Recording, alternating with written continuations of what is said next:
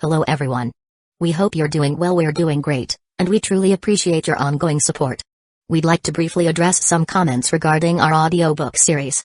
Rest assured, progress is ongoing. That said, your feedback is vital. If there's a novel you particularly enjoy and want to hear more of, please let us know in the comments. Each chapter requires a financial investment, so we can only continue series that receive strong audience interest.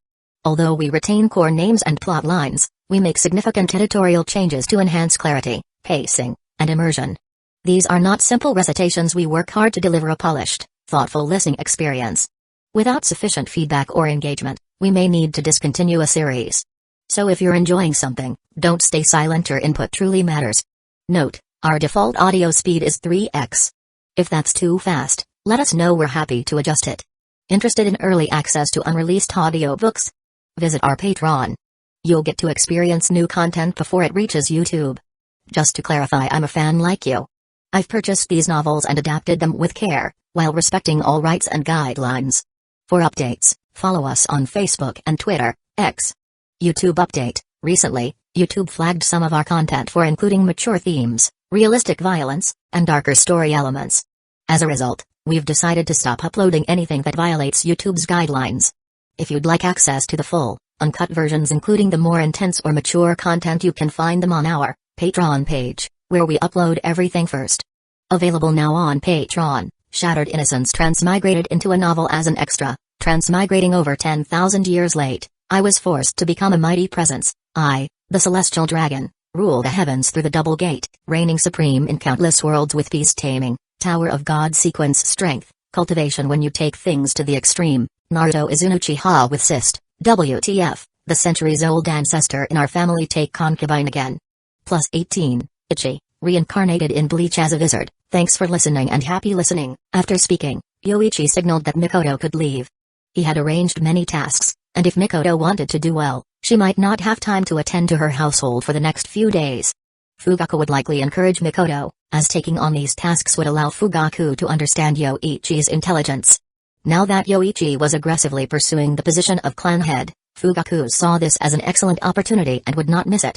Mikoto, carrying a stack of documents, returned home to find Fugaku, who had not gone to the police force and was waiting for her at home. "Mikoto, you're back. How did it go?" After asking, Fugaku noticed the documents in Mikoto's hands, remembering she had not had them when she left. That is. Mikoto's heart skipped a beat. Having just received so much trust from Yoichi and now about to betray that trust upon returning home made her feel very uncomfortable. "Fugaku, these are all the businesses under Yoichi's name. He has asked me to act as a liaison.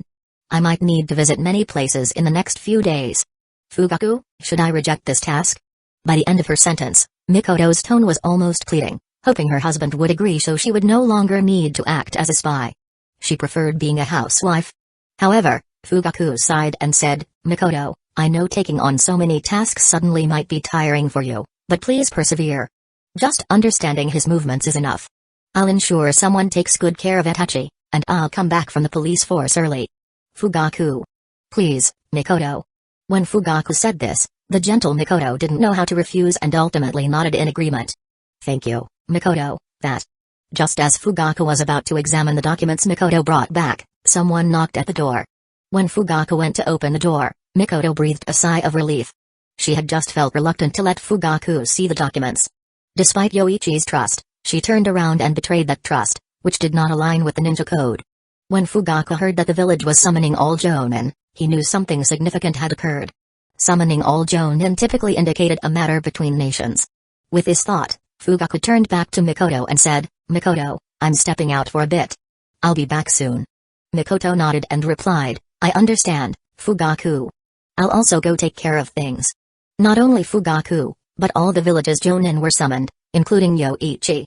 Excluding those on missions outside, the village's jonin gathered at the Hokage's office. The Uchiha clan had a total of 12 jonin who passed the jonin exams, including Yokagawa and Masato Uchiha. Upon arriving at the Hokage's office and seeing them, Yoichi approached and sat together with them in the middle of the room. Once almost everyone had arrived, Hiruzen along with the village advisors, including Danzō, entered the room. After the last incident, Danzō was suspended for 6 months before being reinstated, a decision informed to him by the elder Koharu, due to the lack of concrete evidence to convict him. Looks like everyone is here, so I'll make it brief. Hiruzen surveyed the room and then solemnly said, according to intelligence, the Sand Village launched an attack on Hidden Leaf Village 3 days ago and has already occupied the Land of Rivers. All 5 squads in the Land of Rivers have been annihilated. The room was filled with individuals, few of whom were shocked by the news, as those who were well informed knew about the Sand's preparations for war, and Hidden Leaf Village's real ninja forces were concentrated in Kikyo Castle. Someone asked, Third Hokage, how many did the Sand deploy? Saratobe Hiruzen continued, this time, the Sand likely deployed their main force. Minato encountered a Sand ninja squad on his way back from a mission, led by Raza, the disciple of the 3rd Kusagakure, who is probably the 4th Kusagakure by now. What about the Sand's Jinchuriki? So far, we haven't gathered any information on the Jinchuriki, but since Raza has arrived at the Land of Rivers battlefield, it's likely that the one-tailed Jinchuriki is also present. Hiruzen stated, having learned this information from Minato, he immediately sent Anbu to gather intelligence, but before any could return, frontline reports confirmed the Sand Ninja squad had occupied a Land of Rivers, posing a threat to advance further into the Land of Fire. Based on reports from the front, the Sand might have deployed around 1,400 people, including Raza, the disciple of the 3rd Kusagakure. The ninja squad reserved at Kikyo Castle might not be able to withstand the Sand Village. Hiruzen paused, then decisively addressed those in front, effective immediately, dispatch reinforcements to Kikyo Castle, and we must not allow the Sand Village to occupy the Land of Rivers for long. If they seize its resources, the Sand Village will become increasingly difficult to deal with. The Sand Village's signature was puppet control, with a single Sand Jonin capable of manipulating 3 to 4 puppets simultaneously.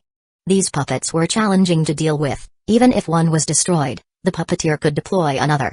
If they continuously obtained resources for puppet making, Hidden Leaf Village would be at a disadvantage. Jiraiya, Minato, lead 10 Jonin squads and a large ninja squad to support Kikyo Castle. This announcement by Hiruzen surprised many, effectively appointing Jiraiya and Minato as the chief and deputy commanders of Kikyo Castle, respectively. While Jiraiya's appointment was unsurprising, being one of the Sannin and having participated in the Second Shinobi World War with formidable strength, Minato's role as deputy commander was a first. Before Hiruzen's announcement, many had anticipated Kushina to lead the reinforcement team. Hiruzen added, from now on, the village enters a state of war. Fugaku-san, the police force must increase its patrols more strictly than before to prevent spies from gathering intelligence. Fugaku nodded in response, rest assured, Hokage-sama. Everyone, the movements of the Rock and Cloud villages are unclear, but both are known for their military might. Starting today, all Jonin are to cancel all missions and remain on standby in the village. Hiruzen spoke gravely, with the Sand Village employing a tailed beast already posing a challenge. If other villages also joined the conflict, Hidden Leaf Village would face grave danger. If only Kushina could control the Nine Tails' power. Chapter 94. That's how it is. I can't leave the village for missions now, as we might be called to the battlefield at any moment. You'll be coming with me, Yoichi said to his students and subordinates. They would certainly be joining him on the battlefield. Kurenai clenched her fists with some excitement and said, Yoichi-sensei, don't worry, we won't let you down. Before she could finish, Yoichi slapped his hand on her forehead, warning her, if you get excited like that again, I'll assign you 100 D-rank missions. I guarantee you won't be leaving the village for a year, saving you from dying on the battlefield and causing your father, elite Jonin, to blame me. Tsunoda's brother, Nawaki, died because he stepped on a trap while overexcited about a gift he received, and even Orochimaru couldn't save him in time. With Kurenai's current state, stepping onto the battlefield would nearly guarantee her death. I understand, Yoichi-sensei. After being warned, Kurenai quickly tempered her excitement. She knew Yoichi never spoke empty words. If he said something, it meant it would happen.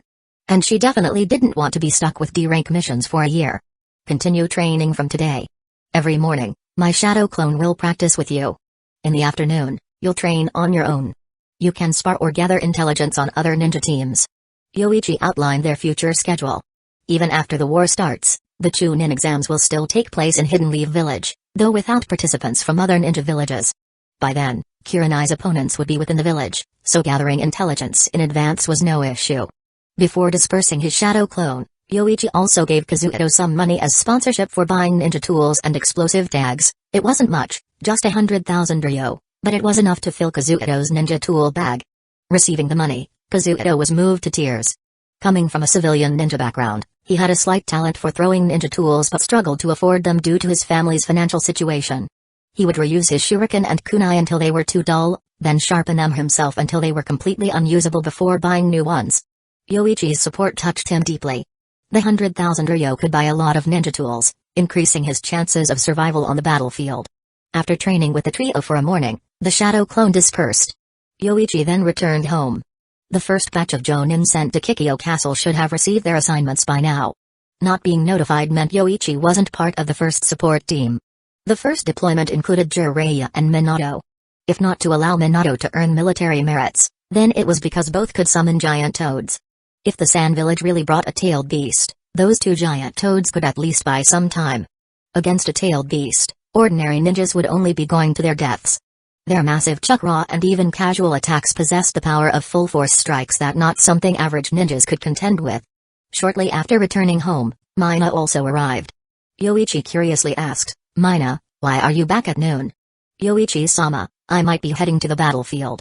Mina, seeing Yoichi, said with a tearful face, "The medical team is selecting some who are skilled in detoxification, and my previous performance was too good, so I was chosen." After thinking for a moment, Yoichi said, "I'll ask for you to stay. Next time, go to the same battlefield as me? Let's not. This time, I'll be leading the team. If I achieve something, I'll be able to assist Yoichi-sama later." Mina was tempted by the offer but remembered Yoichi's hope for her to become the head of Hidden Leaf Village's hospital, so she firmly rejected the tempting proposal.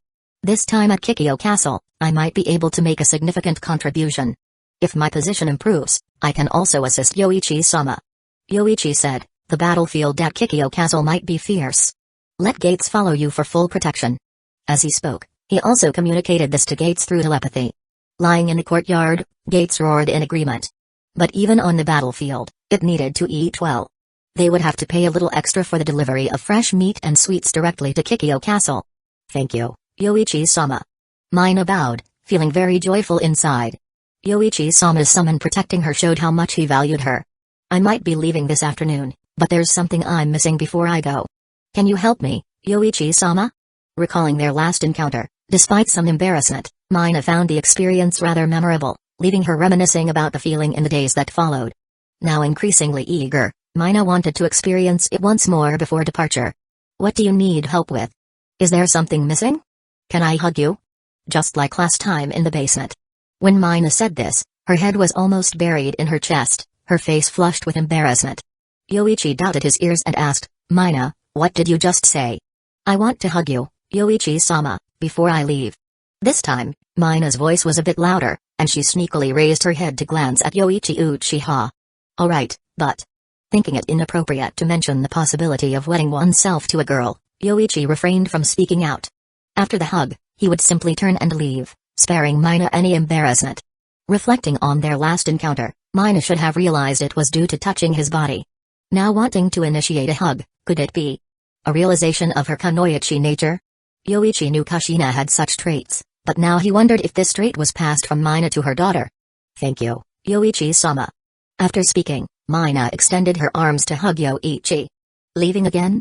Kushina was displeased upon hearing that Minato was departing, especially since he had promised to rest and spend time with her after his last mission, only to be gone again soon after.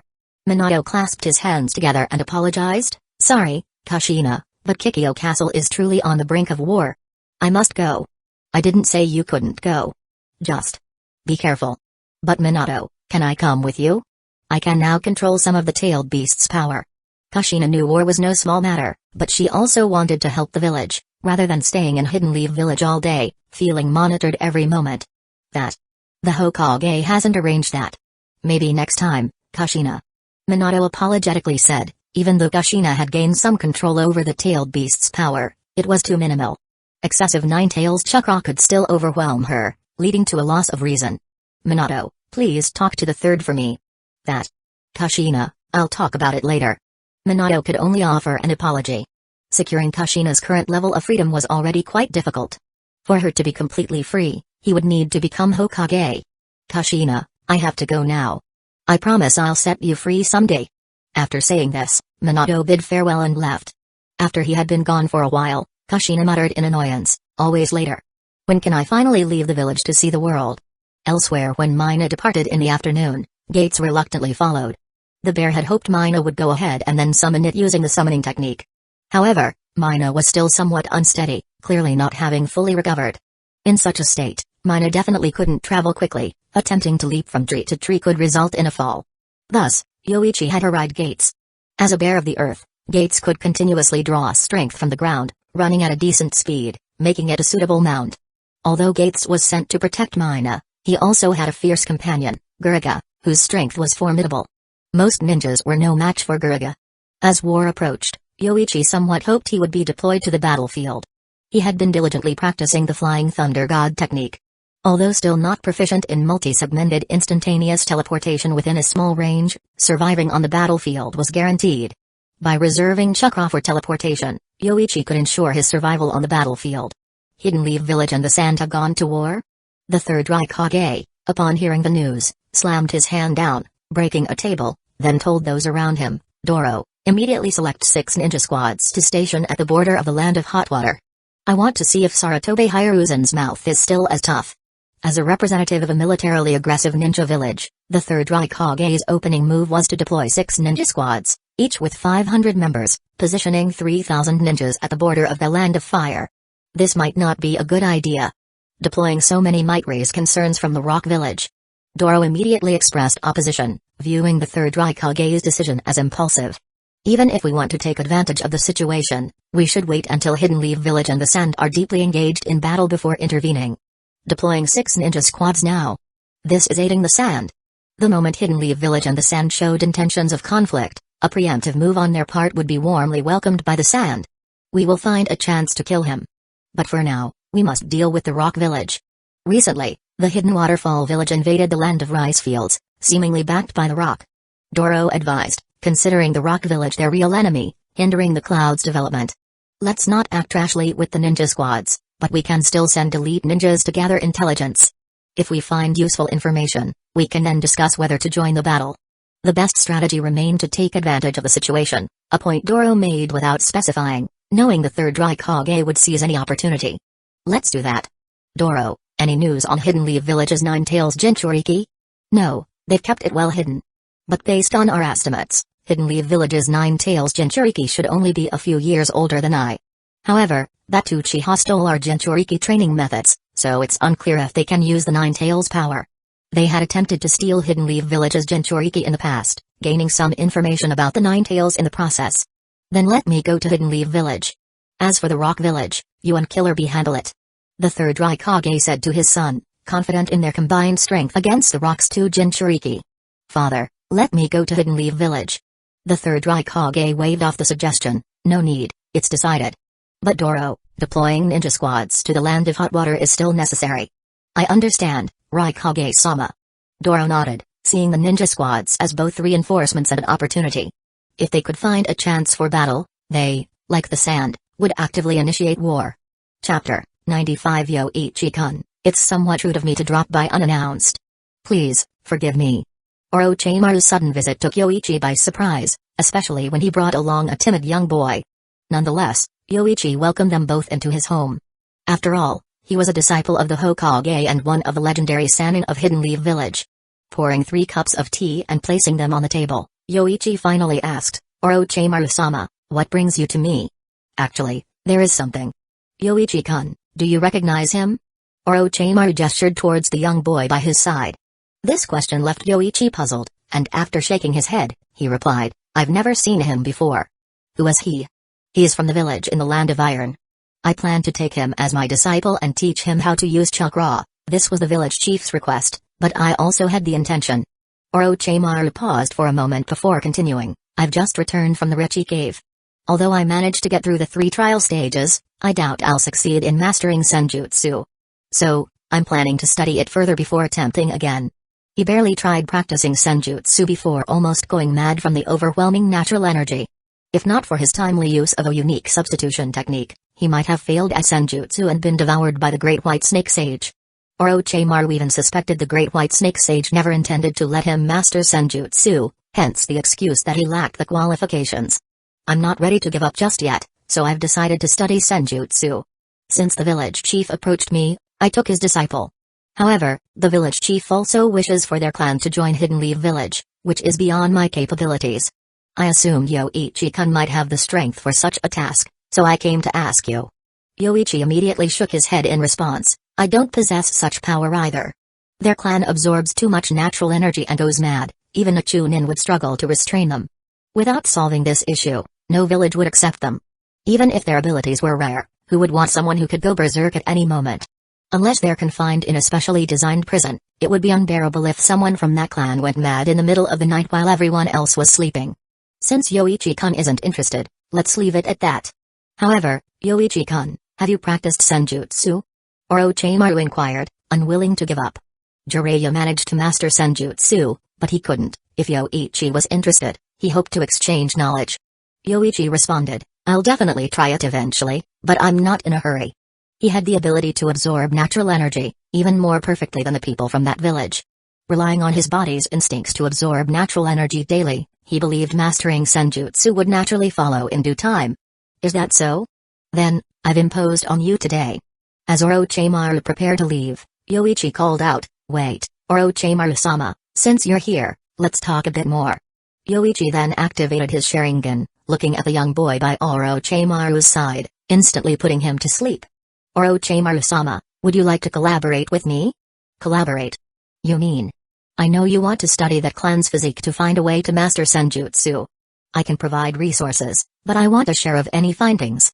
Orochimaru's initial dream was to learn all ninjutsu, which later evolved into uncovering all truths of the world. Eventually, realizing the limits of human lifespan, he sought immortality. However, his pursuit of immortality was also in preparation for understanding the truths of the world. It's undeniable that Orochimaru, a researcher at heart, played a significant role in the chaos of the ninja world with his research. I don't lack resources, but I still owe you a favor, Yoichi-kun. Including this, I can agree. Orochimaru didn't outright refuse but wanted resources in return, also considering this as repaying the favor for the information about the Rechi Cave. Being one of the legendary Sannin, he likely didn't lack resources. Tsunade could mobilize medical supplies if willing, and Orochimaru surely had his ways. However, since Orochimaru agreed, Yoichi Uchiha considered his goal achieved. The cursed seal enhances a ninja's power significantly, making it ideal for training subordinates. With many Chunin in the Uchiha clan, equipping them with cursed seals would make their strength comparable to that of a special Jonin. Orochimaru-sama, we will have many opportunities to collaborate. In the village, no one else is more suitable to work with you than me. Yoichi continued, I not only have a lot of money to buy many test subjects, but I also have secret techniques collected from Hidden Cloud's village, all of them. He had brought back Hidden Cloud's village's secret techniques, keeping some after giving a portion to Kinji. With the Flying Thunder God technique and reanimation jutsu yet to be fully researched, he had no time for Hidden Cloud's village's techniques. Hidden Cloud's village's secret techniques. As Orochimaru pondered, Yoichi turned and left the living room, soon returning with a scroll he placed on the table. This is a compilation of Hidden Cloud's village's secret techniques, names only. I obtained it during a mission. The most valuable techniques, of course, wouldn't be shared. Yoichi had also acquired blueprints for the Chakra Cannon, a weapon decades ahead of its time, from Hidden Cloud's village. Orochimaru, after quietly reviewing the scroll, expressed his approval with a smile. Impressive, Yoichi-kun. I agree to the collaboration. Working with you is akin to working with the Uchiha clan. I look forward to a fruitful partnership. Of course, I understand your dream, Orochimaru-sama, to master all truths of the world. It's a noble goal. With the collaboration agreed upon, Yoichi wouldn't skimp on compliments. Orochimaru, satisfied with Yoichi's understanding, shared the same ideal. They then discussed the details of their first collaboration, including the necessary research equipment, test subjects, and materials. Orochimaru, proficient in Earth style, would handle the location.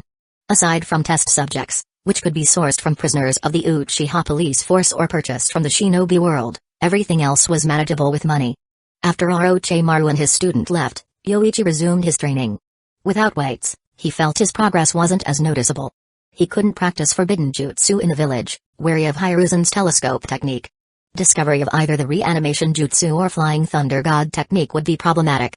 Mikoto didn't visit him today, and despite being busy, he felt something was missing without this mature wife by his side. Kurenai, are you also training? Asuma, passing by the training ground, saw Kurenai and approached her excitedly. How about we go eat after training? My treat. Kurenai declined, thanks, Asuma, but I have to go home tonight. Plus, shouldn't you be training? The village is on the brink of war, we could be called to the battlefield at any moment. Asuma responded, "Of course, I'm training. But it's also important to balance work and rest. Constant training is unsustainable." "Sorry, Asuma. Yoichi-sensei set a training plan for us. If we don't complete it, we'll be punished." Asuma scratched his head. "That's too strict. And we haven't even seen your teacher. He's not slacking off, is he?" Haha. After laughing, Asuma noticed Rumi and Kazuto giving him stern looks, realizing he might have misspoken. "Asuma, you were always ahead of us in the academy. How about a spar now?" Rumi's tone was cold. She deeply respected Yoichi-sensei, who looked after her, a member of the Hyuga branch family. She felt invisible within her clan but valued under Yoichi-sensei's guidance. "Let's not, Rumi." Kazuto intervened. "What if Asuma loses? We're all classmates." Asuma, unable to accept being inferior, especially since he was only second to the genius Kakashi in the academy, challenged. "Fine, let's do it. Individual or team?" Kazuto clarified. "Obviously, a team. On the battlefield, we rely on our teammates." "Alright." Asuma finished speaking and then called out to the training ground outside, standing Chuji and another classmate. "Chuji, Iwashi. It's really troublesome, I don't want to do this." "Forget it, Chuji, it's quite interesting, let's have a match." Chuji didn't have much interest, he just finished training and couldn't raise any energy, but Iwashi was quite interested in having a match, because in Class 1, the other two were stronger than him, and he had also been training hard. Now that he encountered other opponents, he naturally wanted to show his strength. "Go ahead, with me watching here, there won't be any problems." Sarutobi saw that his younger brother liked that girl, but he was not good at expressing himself. But with him watching, even if it was a match, it wouldn't cause any trouble. Rumi whispered to Kurenai, "Kurenai, I know you have feelings for Asuma, but when it comes to Yoichi-sensei, you won't show mercy, right?" "Who has feelings for Asuma? Don't talk nonsense, we are just classmates." Kurenai was a bit anxious and quickly clarified, then reassured Rumi, "I won't show mercy later, don't worry." Then the two teams quickly discussed the match. The location was limited to this training ground and the surrounding forest, the method was not limited, and the training kunai and shuriken were used. Clap clap. Kurenai clapped her hands twice, attracting everyone's attention to her, then gestured and repeated, "Everyone, don't go too far, otherwise it will take too much time." Her voice was clear, and her ruby-like pupils were also very beautiful. When Kurenai spoke, she directly attracted the attention of Iwashi and Asuma. After all, before graduating from the ninja academy, Kurenai was the most beautiful girl in their class. But seeing this scene from a distance, Sarutobi was surprised and said, "This Kanjutsu technique. Was it taught by Yui-senpai?" Then, after shouting the start, Kurenai and her team almost at the same time threw many smoke bombs, helping Kurenai to block the vision. At the same time, Rumi and Kazuto retreated. The two of them couldn't see anything in the smoke bombs, staying inside was useless, so they would definitely come out at the first time to help Kurenai trap the people inside. Kazuto, relying on the memory just now, directly threw out 6 kunai with steel wires, hoping to trap one person's position. And in the smoke bombs, Rumi, relying on the Byakugan, quickly rushed towards Asuma's 3 people. Facing the well-coordinated attack of Kurenai's team, Asuma's 3 people didn't even react at the first time. Although Class 1 also talked about the spirit of the team, it definitely didn't have such a tacit understanding. And Class 8's usual imaginary opponent was Yoichi, the shadow of the leaf, and they had tried all kinds of cooperation methods, even thinking about using poison. "Get out of the smoke bombs!" Asuma shouted, but just as the 3 of them were about to retreat, Chuji shouted, "There are kunai, and steel wires." Noticing the incoming ninja tools, Chuji hurriedly wanted to dodge these attacks, but his vision suddenly flickered, and after stumbling under his feet, he was directly entangled by the steel wires around his legs and then fell to the ground. And in front of Asuma, a Byakugan suddenly appeared, which made Asuma's heart skip a beat. The gentle fist of the Hyuga clan was very powerful at close range, and even he didn't want to try it. But since Rumi had gotten close, she naturally wouldn't give Asuma a chance to retreat. With a slightly fierce Byakugan, she shouted and attacked directly. On the other side, Iwashi was dodging left and right, and it was hard to get out of the range of the smoke bombs, but as soon as he came out, he saw Asuma had been cut into 2 pieces, and Chuji's head was on his body. Seeing this, Iwashi directly screamed in shock and then fainted, Kurenai, feeling a bit sorry, as she seemed to have overdone it. Soon, Class 1's 3 people were all defeated, and after Kurenai dealt with Iwashi, she went to help Kazuto, and then the two together came to the place where Rumi and Asuma were fighting, ready to make a move, but was stopped by the suddenly appearing Sarutobi. "Alright, let's stop here. Asuma, you guys lost." Asuma said unwillingly. I haven't used ninjutsu yet. Face the reality, if you can't even admit defeat, then you've lost even more completely. Hearing the elder brother say this, Asuma, even if unwilling, could only lower his head. Forget it, Asuma, it's just a match, we'll go back first. Kurenai greeted Asuma, and then she, Rumi, and Kazuto left. Their training was almost done, and it was time to go home to rest. Then Sarutobe helped Iwashi dispel the Genjutsu, called the three people over, and said, I originally thought your team's cooperation was not bad, but compared to Class 8, you're still far behind, and the three of you didn't even realize that you were hit by Genjutsu at the beginning. Although it's only a Genjutsu that affects the senses, your basics are too poor. Starting tomorrow, you should also start from the basics. Chapter 96 Yoichi-san, this month's welfare payments have all been distributed, and many clansmen asked me to convey their thanks to you. Mikoto said in a gentle voice. After seeing Yoichi nod without speaking, she moved on to the next topic. The ninja game has been released and will launch today in 6 cities within the Land of Fire. Advertisements have been placed in advance. Yudo-san is very confident, he believes the ninja game will be a big hit. But now, with Hidden Leaf Village about to go to war, is it really a good time to sell games?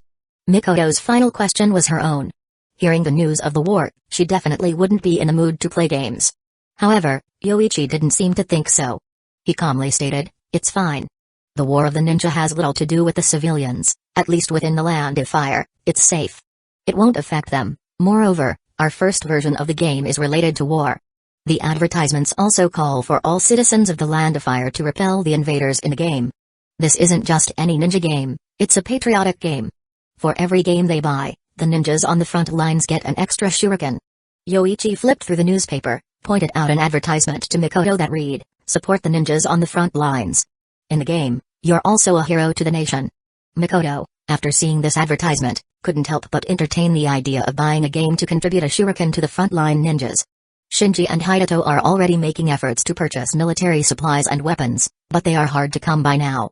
All the major ninja villages are also buying, so they can only try to ensure the shares previously agreed upon. After hearing this, Yoichi shook his head and said, with the war starting, naturally, it's not that easy to buy.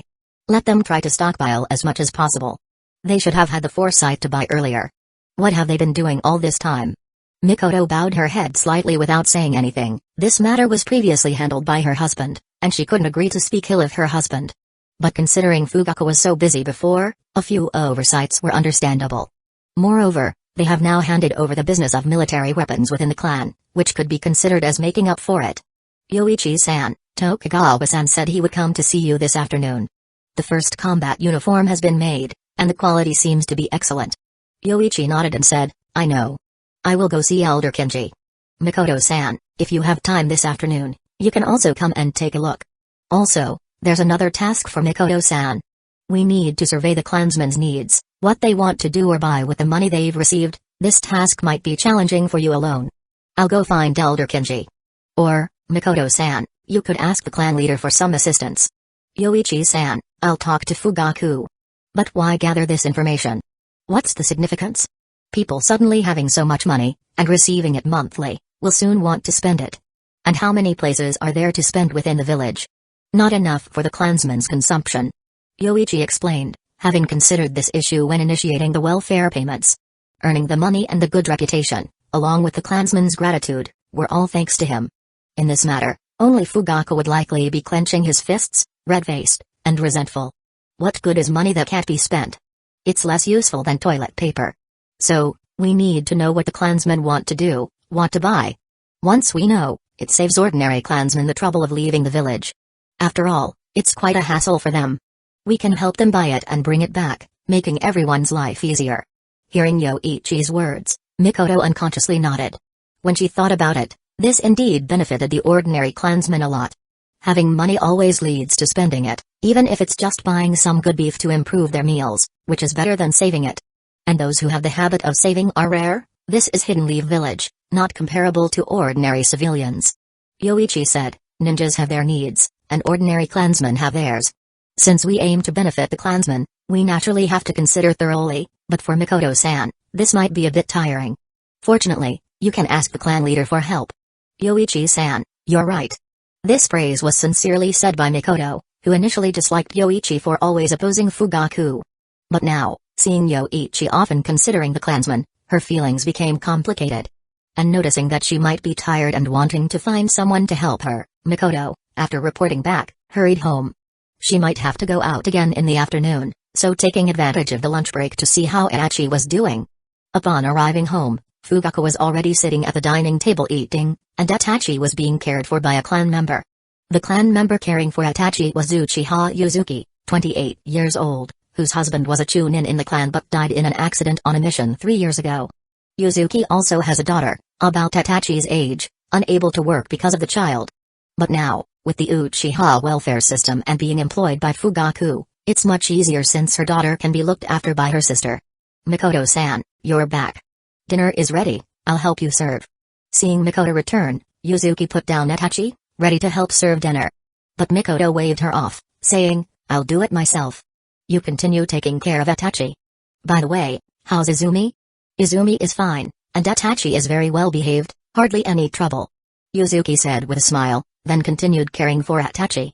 After dinner, Mikoto spent some time with Itachi, but it wasn't long before she was called inside by Fugaku. Mikoto, what did he tell you today?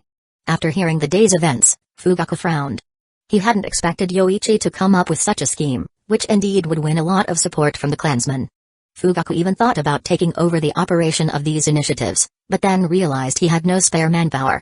The guard team was almost in a state of combat patrol, and after some thought, he gave up on the idea. Mikoto, when doing this task, try to downplay Yoichi's reputation as much as possible, and emphasize your contribution. Your actions will also reflect on me. He definitely didn't want Yoichi to become the clan leader. Now, every time he saw Yoichi, Fugaku couldn't help but remember the blade that almost struck his neck a year ago. If it were someone else, someone with extraordinary abilities, Fugaku might consider stepping down as clan leader. But for Yoichi, there would be no compromise or relinquishment of the clan leader position. Facing someone who had previously harbored the intent to kill him and nearly succeeded, Fugaku couldn't possibly forgive or understand him. Hearing this, Mikoto was momentarily taken aback, then quickly said, Fugaku, this isn't his taking credit for someone else's work? Mikoto, it's not taking credit. It was an idea you both came up with, and I will never allow Yoichi to become the clan leader. Fugaku's tone became firmer, and his expression more stern. The room fell silent for a few minutes before Fugaku spoke again. Mikoto, I hope you can understand me. Yoichi once wanted to kill me, and his personality is not suitable for being the clan leader. Please, help me this one time. Fugaku, this way. Please, Mikoto, help me this time. Mikoto felt her breath catch. After a while, she reluctantly spoke, I understand. I'll do as you say, Fugaku. Thank you, Mikoto. Seeing Mikoto agree, Fugaku's face finally showed a smile. Then, the room suddenly fell silent. Mikoto was about to get up to attend to the task assigned by Yoichi-san, but considering the complexity of gathering preferences and that it wasn't something she could easily accomplish alone, she said, Fugaku, could you find a couple of assistants for me? The upcoming tasks might keep me busy, and it's a bit much for me alone. Fugaku's face showed difficulty as he replied, the guard team is also busy. Mikoto, I'll try my best to find someone. Mikoto originally intended to suggest finding 2 ordinary clansmen who could read and write, but seeing the troubled expression on her husband's face, she suddenly felt reluctant to speak further. I understand. I'll go check on Itachi. In the afternoon, Tokugawa brought back a ninja combat uniform with a smile. Lord Yoichi, this is the final version of the ninja uniform. Its layered structure is exactly as per the specifications you provided, and its defense is beyond imagination. At least, I can't damage it. Tokugawa is a chunin with a rare earth chakra nature within the Uchiha clan. After the combat uniform was made, he used 3 jutsus on it, unable to cause any damage. Not even kunai, shuriken, or explosive tags could damage this combat uniform. Let's go see Elder Kenji. Tokugawa-san, you've done a great job this time. After Yoichi finished speaking, he patted Tokugawa on the shoulder, who, feeling somewhat embarrassed, modestly said, it's nothing, all thanks to Lord Yoichi's specifications and that spider's effort. Right, my summoning beast has started breeding and is being kept in isolation. Next month's silk production can make 17 combat uniforms. The silk produced by his spider also contained chakra. It was already difficult to cut through with kunai, and after undergoing dozens of compression cycles and essence extraction, only 10 pounds of silk could make 1 combat uniform. Moreover, the uniform is incredibly light, weighing less than 300 grams, but offers significant protection. Holding it, Yoichi felt it weighed less than a few kunai. The two went to Kenji's house and were welcomed inside after ringing the doorbell.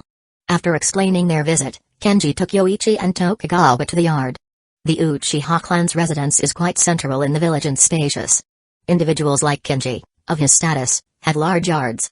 Yoichi's original house was small, but after bringing back Mina and Gates, he built a larger house on the edge of the clan's land, with a sizable yard for training.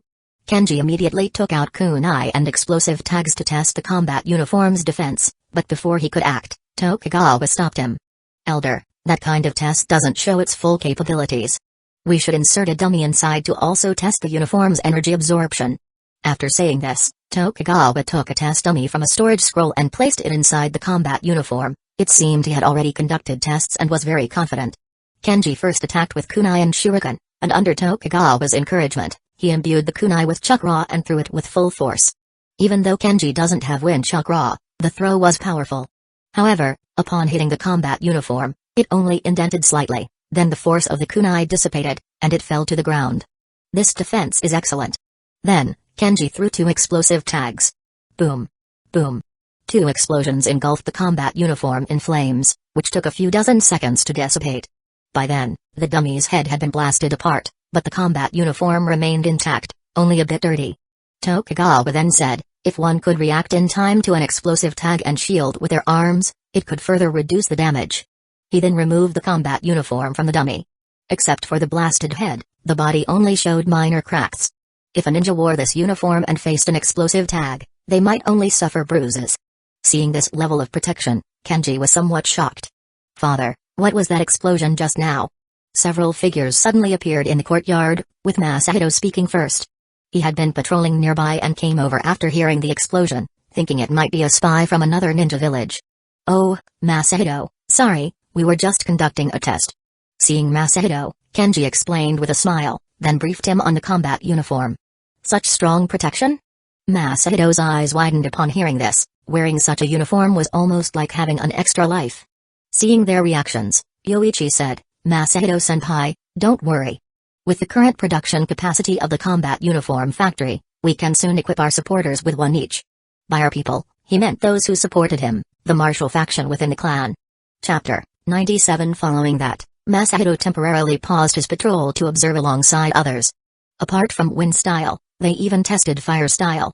Originally, the spider silk was highly susceptible to high temperatures, but after being processed through a special technique, its heat resistance significantly improved, making it unaffected by explosive tags. A fireball lasting 4 or 5 seconds failed to scorch the ninja combat uniform. It also had an impressive energy absorption capability, reducing the force of general heavy blows by 60% when they hit the uniform. Next month, we will have 17 sets of combat uniforms. Reserve 2 for me, and distribute the rest to clan members undertaking dangerous missions first. Yoichi said, after fulfilling the needs of our clan members, we can consider external affairs. However, even if production increases, it will take more than a year. Tokugawa added, even with non-stop production, it would take about 18 months to provide one for every clan member. Kenji remarked, Yoichi, such combat uniforms are treasures. As for the clan leader, I know, the good stuff should naturally go to our people first. Those who oppose me definitely won't get it. Yoichi stated that money wasn't the issue, but ninja combat uniforms were different. If Tsunada's brother had worn one, stepping on an explosive tag would at most result in serious injuries, not death. A life-saving treasure like this couldn't be easily given away. Tokugawa-san, ensure the key machinery, crucial for the process, is destroyed rather than falling into the wrong hands. Don't worry, Lord Yoichi. The machinery will explode if it leaves the sealed area, ensuring no one can steal it. Tokugawa confirmed, with the sealing technique set up by Mina involving explosive tags, acting as a trap. Kenji had no part in distributing the combat uniforms, leaving Yoichi to handle it entirely. With the plan to support Yoichi as the next clan leader, Kenji was thorough in his support, offering help and advice but rarely interfering in Yoichi's decisions. Now, members of the Hawk faction respected Yoichi immensely. Those around his age, or even older, referred to him as Lord Yoichi. Having established a reputation as Hidden Leaf Village's Lightning Blade and creating the Uchiha welfare system, Yoichi became the leader of the hardliner faction, despite being only 16. Next month, Yoichi decided to keep 2 of the newly made ninja combat uniforms for himself, distribute 10 to the security team members like Masahito, and give the remaining 5 to hardliner clan members who had been deployed to the battlefield. After discussing this matter, Yoichi left. With no missions and needing to be on standby in the village, Yoichi's shadow clones trained Kurenai and others, while his real body practiced nearby. His swordsmanship had improved significantly over the year, having sparred with Kakashi solely on swordsmanship skills. Although Yoichi was at a disadvantage, his occasional counterattacks were taken seriously by Kakashi. According to Kakashi, Yoichi's swordsmanship was about speed and ferocity.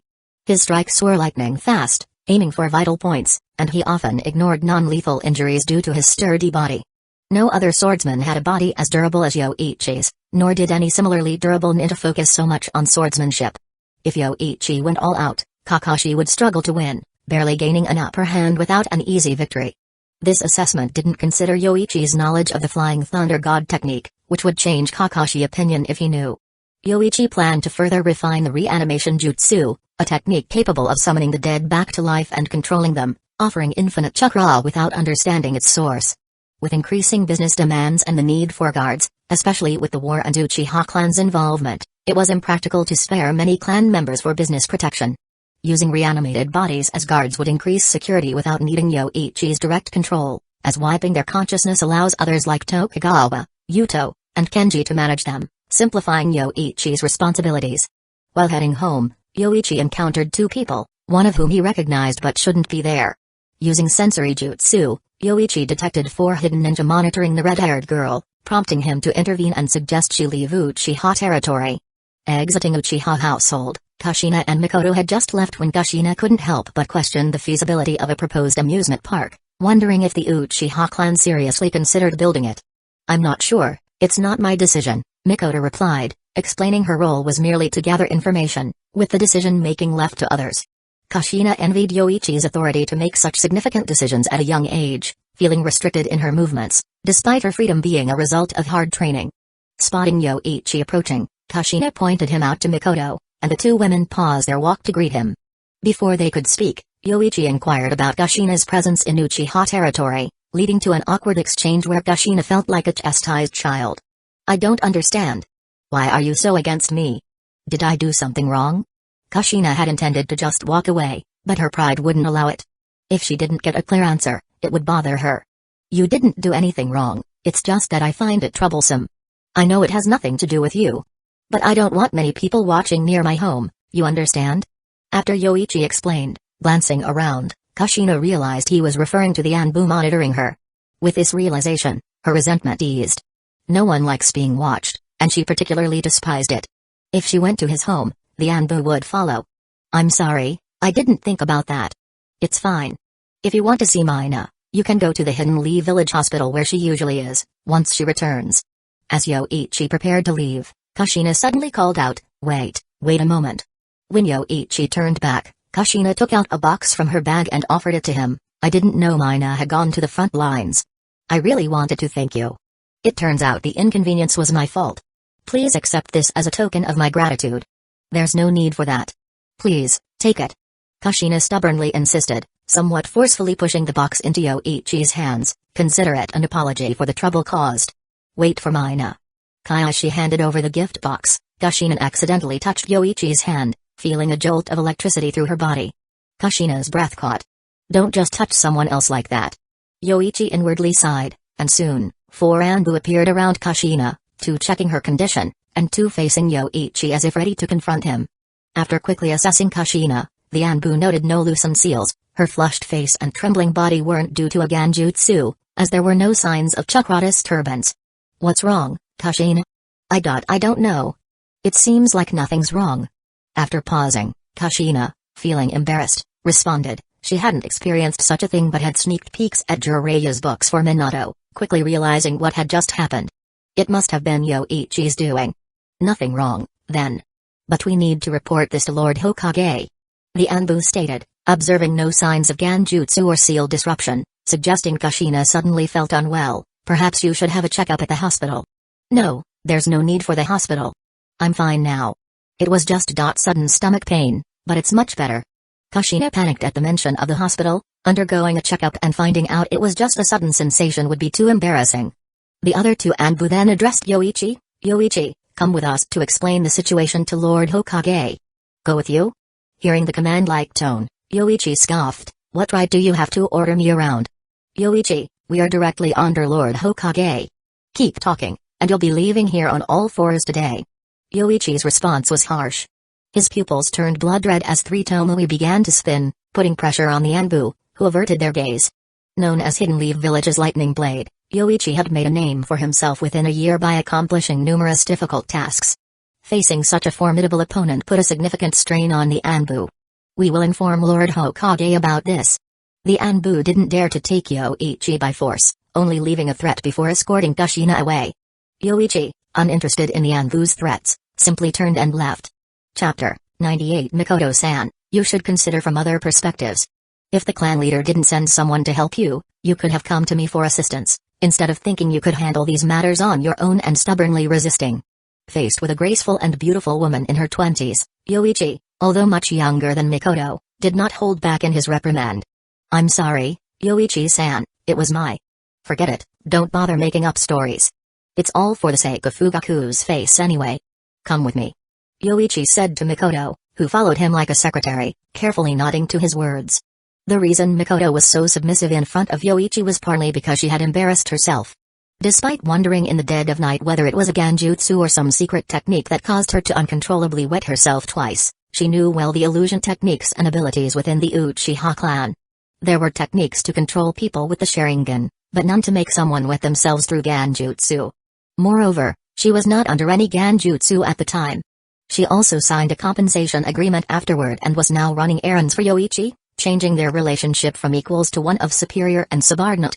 Moreover, Mikoto felt she had made two mistakes today. One was not seeking Yoichi's help when she needed assistance, which wasted time. The other was speaking with Kushina, sensing Yoichi had some resistance towards Kushina. Thus, she acted like a timid secretary behind Yoichi, accepting his lecture. Yoichi-san, about Kushina. Can I not speak with her?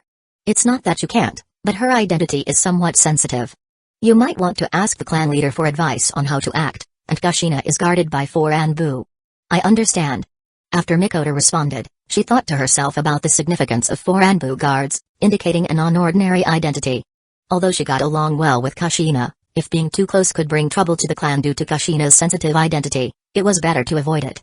I'm merely concerned about the hassle, but if you find you get along well with her, then being friends is no problem. Just remember you are a member of the Uchiha clan, and we do not suffer bullying. Hearing Yoichi's words, even though Mikoto was not of the combative sort, she felt a slight pride and was moved deep down. Also, if you're going to represent me in business dealings outside the village, remember to change your outfit. Change my outfit. What should I wear? Ninja attire and casual wear are forbidden.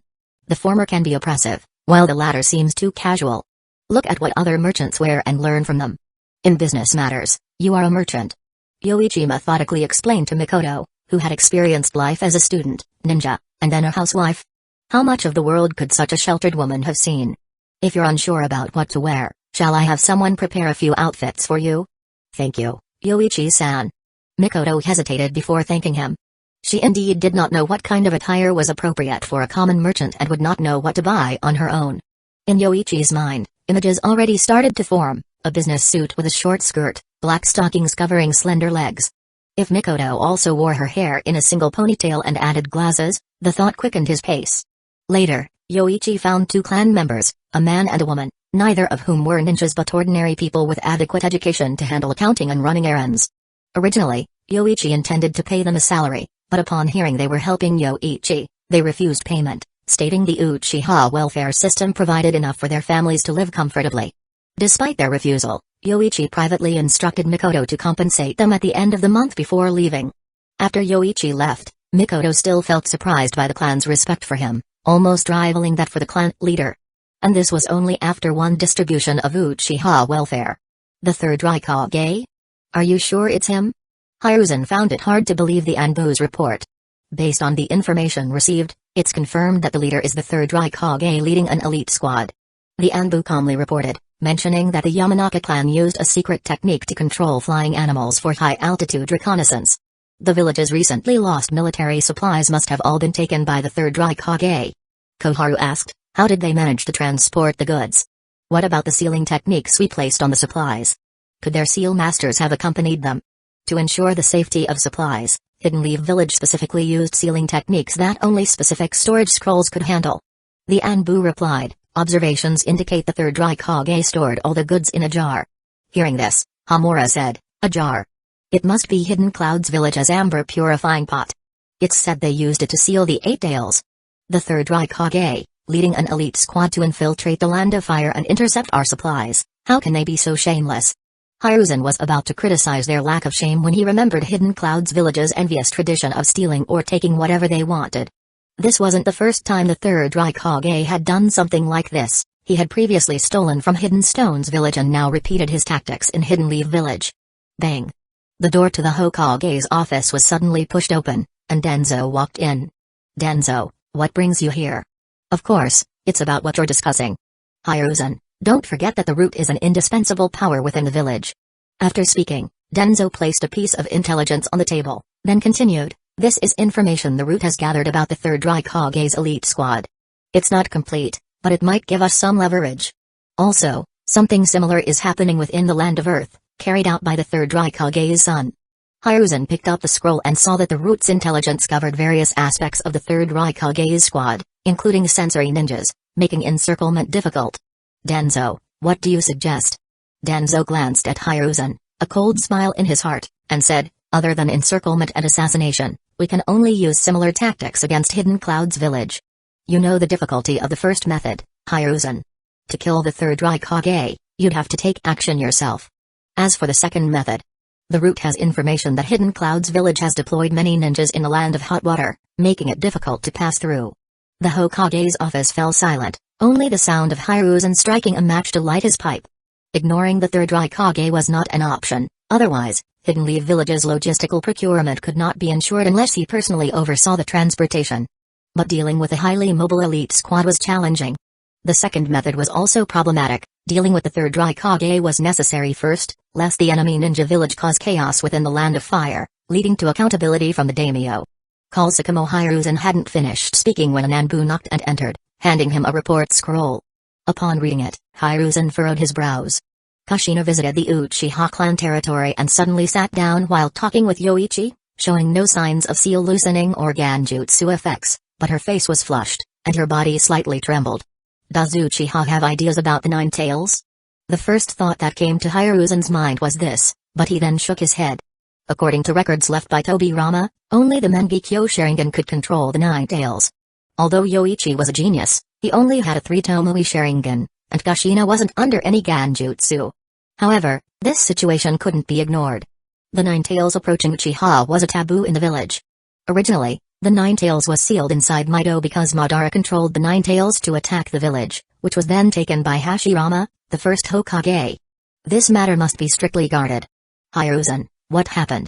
Noticing Hiruzen's frown after reading the scroll, Danzō couldn't help but ask out of curiosity. Just a minor issue, I'll deal with it later. Hiruzen discreetly put away the scroll. If Danzō knew this involved Yoichi, he would definitely argue. Notify Sakamo and Orochimaru to come here. After receiving the order, the Anbu left the Hokage's office, and Danzō asked, are you planning to have them both lead elite ninja squads against the third Raikage? Their strength is sufficient, but it'll be difficult to kill him. Sakamo, although an exceptionally skilled wind-style ninja, would struggle against the third Raikage. What do you think? How many ninjas would it take to kill the third Raikage? Hiruzen asked irritably. With many ninjas, the third Raikage would simply flee, given his mobility. Hidden Leaf Village ninjas might not be able to catch up. With an equal number, it would be difficult to kill the enemy, especially since the third Raikage could fight the Eight Tails for 3 days. Even if he personally took action, finding an opportunity would be tough. Only an equal number of outstanding elite ninjas could hold the third Raikage back. As long as they kept him occupied without any gains, he would leave. Hiruzen didn't lack the desire to kill the third Raikage, it was just that the opportunity was slim. Moving out might be a waste of time, so driving the enemy away was the best choice. Soon, Sakamo and Orochimaru arrived at the Hokage's office. Hiruzen directly said to them, Sakamo, Orochimaru, I have a mission for you. After explaining the third Raikage's destructive activities in the Land of Fire, both Sakamo and Orochimaru's faces showed seriousness. Orochimaru quickly guessed Hiruzen's intention. Sensei, you plan to have me and Sakamo-senpai stop the third Raikage? Yes, they also have sensory ninjas, So encirclement and assassination are unrealistic. We only need to hold him back and prevent any destruction. Our goal will be achieved. Hiruzen exhaled smoke slowly and continued, they have 13 people. Sakamo, can you and Orochimaru handle 3 squads with confidence? Sakamo thought for a moment, then said, if it's just holding back the 3rd Raikage, I'm confident. However, I hope the 3rd Hokage provides support in terms of ninja squads. His implication was clear, elite ninjas were needed. In this situation, Chunin would essentially be useless after a few jutsu due to chakra depletion. Sakamo, tell me your plan. The Inoshikacho trio would be effective in restraining the 3rd Raikage's subordinates with their teamwork. The Hyuga, in Yuzuka clans can ensure we don't lose track of them. Lastly, I hope for wind-style ninjas. Wind trumps lightning. Due to their geographical environment, most Hidden Clouds village ninjas have lightning nature, so confronting them with wind-style ninjas would be more effective. Village ninjas skilled in wind-style. Hiruzen pondered for a moment but couldn't name many. Ninjas with this chakra nature were rare, and those who mastered wind-style to an excellent degree were even rarer. Suddenly, Hiruzen turned to Danzō beside him, realizing he had a proficient wind-style user right there. He knew his old teammate's strength. Danzō had specialized in wind-style techniques to an even greater extent than him. Danzō felt a chill down his spine, immediately noticing Hiruzen's gaze. Hiruzen, are you trying to sideline me? Cough cough. Danzō quickly reacted, coughing twice and showing his bandaged hand and right eye, injuries he had recently sustained. Although healed, the bandages remained. If necessary, I can go. Hamura, seeing Danzō's condition, said with some compassion, Danzō, have your injuries healed? These wounds are trivial. Koharu also spoke up, leaving the village, what about the route? The village heavily relies on the route's intelligence, and with your injuries, it's better not to force yourself. Contributing to the village, how can it be considered forcing? After speaking, Danzō glanced at Hiruzen, waiting for him to speak up. However, before Hiruzen could respond, Sakamo preempted, 3rd Hokage, I hope Yoichi Uchiha can join this mission. Although young, his strength is considerable and will greatly aid our mission. As for other squad members, I'll leave it to the 3rd Hokage. Yoichi, okay, I'll notify him. Thinking of the recent intelligence about Kushina, Hiruzen felt it was also a good idea to send Yoichi on a mission outside the village, at least keeping him away from the Jinchuriki of the Nine Tails for a while, and immediately agreed to Sakamo's request. Chapter 99 Sakamo-senpai, this really isn't an easy task. Though his words carried a hint of complaint, Yoichi still got up to gather his ninja tools. Hiruzen had initially planned to have the Anbu notify Yoichi, but Sakamo, having accepted this mission, took it upon himself to inform him directly at the Uchiha clan territory. Yoichi-kun's strength is trustworthy. However, I apologize for roping you into this mission, considering that the 3rd Raikage might directly engage in battle, which is why I hoped for Yoichi-kun to join. Sakamo honestly expressed his intentions without any ulterior motives towards Yoichi, purely because of 2 reasons. Yoichi is exceptionally strong, and with him, there's a chance to provoke the 3rd Raikage, it's fine. I was looking for a reason to leave the village for a bit anyway. Plus, with Sakamo-senpai part of the mission, I feel reassured. Despite saying so, Yoichi prepared thoroughly, gathering medicines and various ninja tools. He even wore his ninja battle uniform, something Yoichi initially hadn't planned to do, given his already formidable physical condition. But considering the enemy was the 3rd Raikage, who had decades more experience with lightning style, chakra mode and could battle the 8 tails for 3 days and nights, caution was warranted.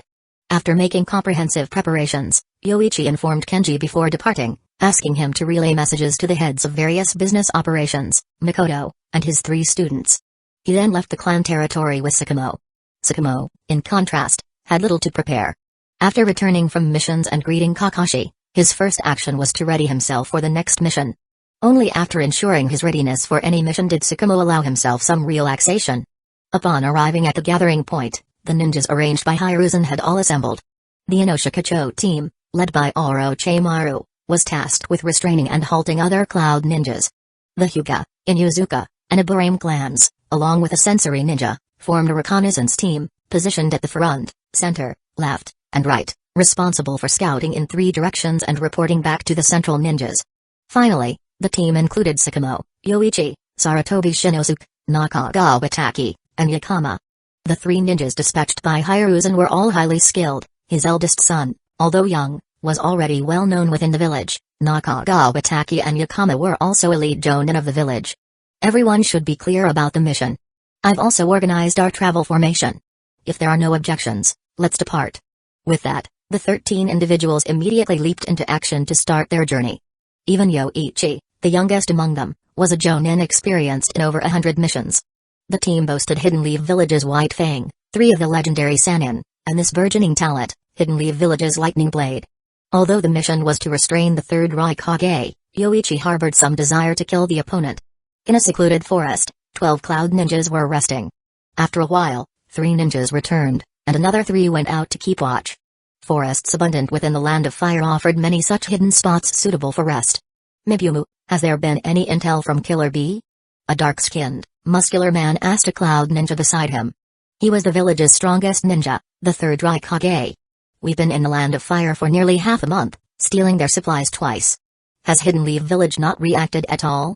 The ninja named Mibumu shook his head. "There's no news from the Land of Earth yet. However, Hidden Leaf Village won't tolerate our actions for long. They're likely to have dispatched someone by now, possibly even searching for our trail. Raikage-sama, perhaps we should slow down. This is, after all, the Land of Fire." Mibumu wouldn't be so concerned if they were in a land of fields, but here, in enemy territory, Hidden Leaf Village could easily mobilize a large force to encircle them. "Don't worry. Trust in B's sensory abilities. If Hidden Leaf Village sends a large force, we'll leave immediately. Mibumu-senpai, please be assured. I'll use my sensory jutsu every 10 minutes to stay vigilant." The speaker was Hidden Clouds Village's B, the village's most potent sensor ninja, whose sensory range even surpassed Hidden Leaf Village's Byakugan. Hearing B's assurance, Mibumu felt somewhat relieved but still inquired, "Raikage-sama, should we send the amber purifying pot back first? Let's wait another 7 days to see if a third opportunity arises." The third Raikage said gravely, "If a third chance comes, we'll teach Hidden Leaf Village a lesson. If not, we'll return to the Land of Hot Water." His temperament might be fiery, but he wasn't recklessly aggressive. The opportunity he mentioned included not only looting supplies but also ambushing Hidden Leaf Village ninjas. Should a chance for retaliation arise, the third Raikage wouldn't miss it. However, he wouldn't stay in a Land of Fire just for vengeance, as that wouldn't befit a Raikage. After resting for a while, the cloud ninjas gradually regained their chakra and stamina. However, when B used his sensory jutsu again, he suddenly frowned deeply, then quickly alerted the third Raikage, "Raikage-sama, ninjas are approaching. However, there are only 3 of them, one of whom is a sensor ninja, likely Hidden Leaf Village ninjas looking for us." Sensory jutsu can be mutually detected, so when B noticed the Hidden Leaf Village ninjas, they also detected him. "Only 3 ninjas? Don't rule out the possibility of more following. Raikage-sama, they are getting closer, and now there are not just 3, but 10 more ninjas have appeared." Within B's sensory range, 10 additional ninjas suddenly materialized. "Have the guards returned?" After speaking, the third Raikage further inquired of B, "Is that all? It seems they are unaware that I am leading the team, thinking instead that it's just a regular elite squad. If they knew of his presence, they likely would have sent more ninjas.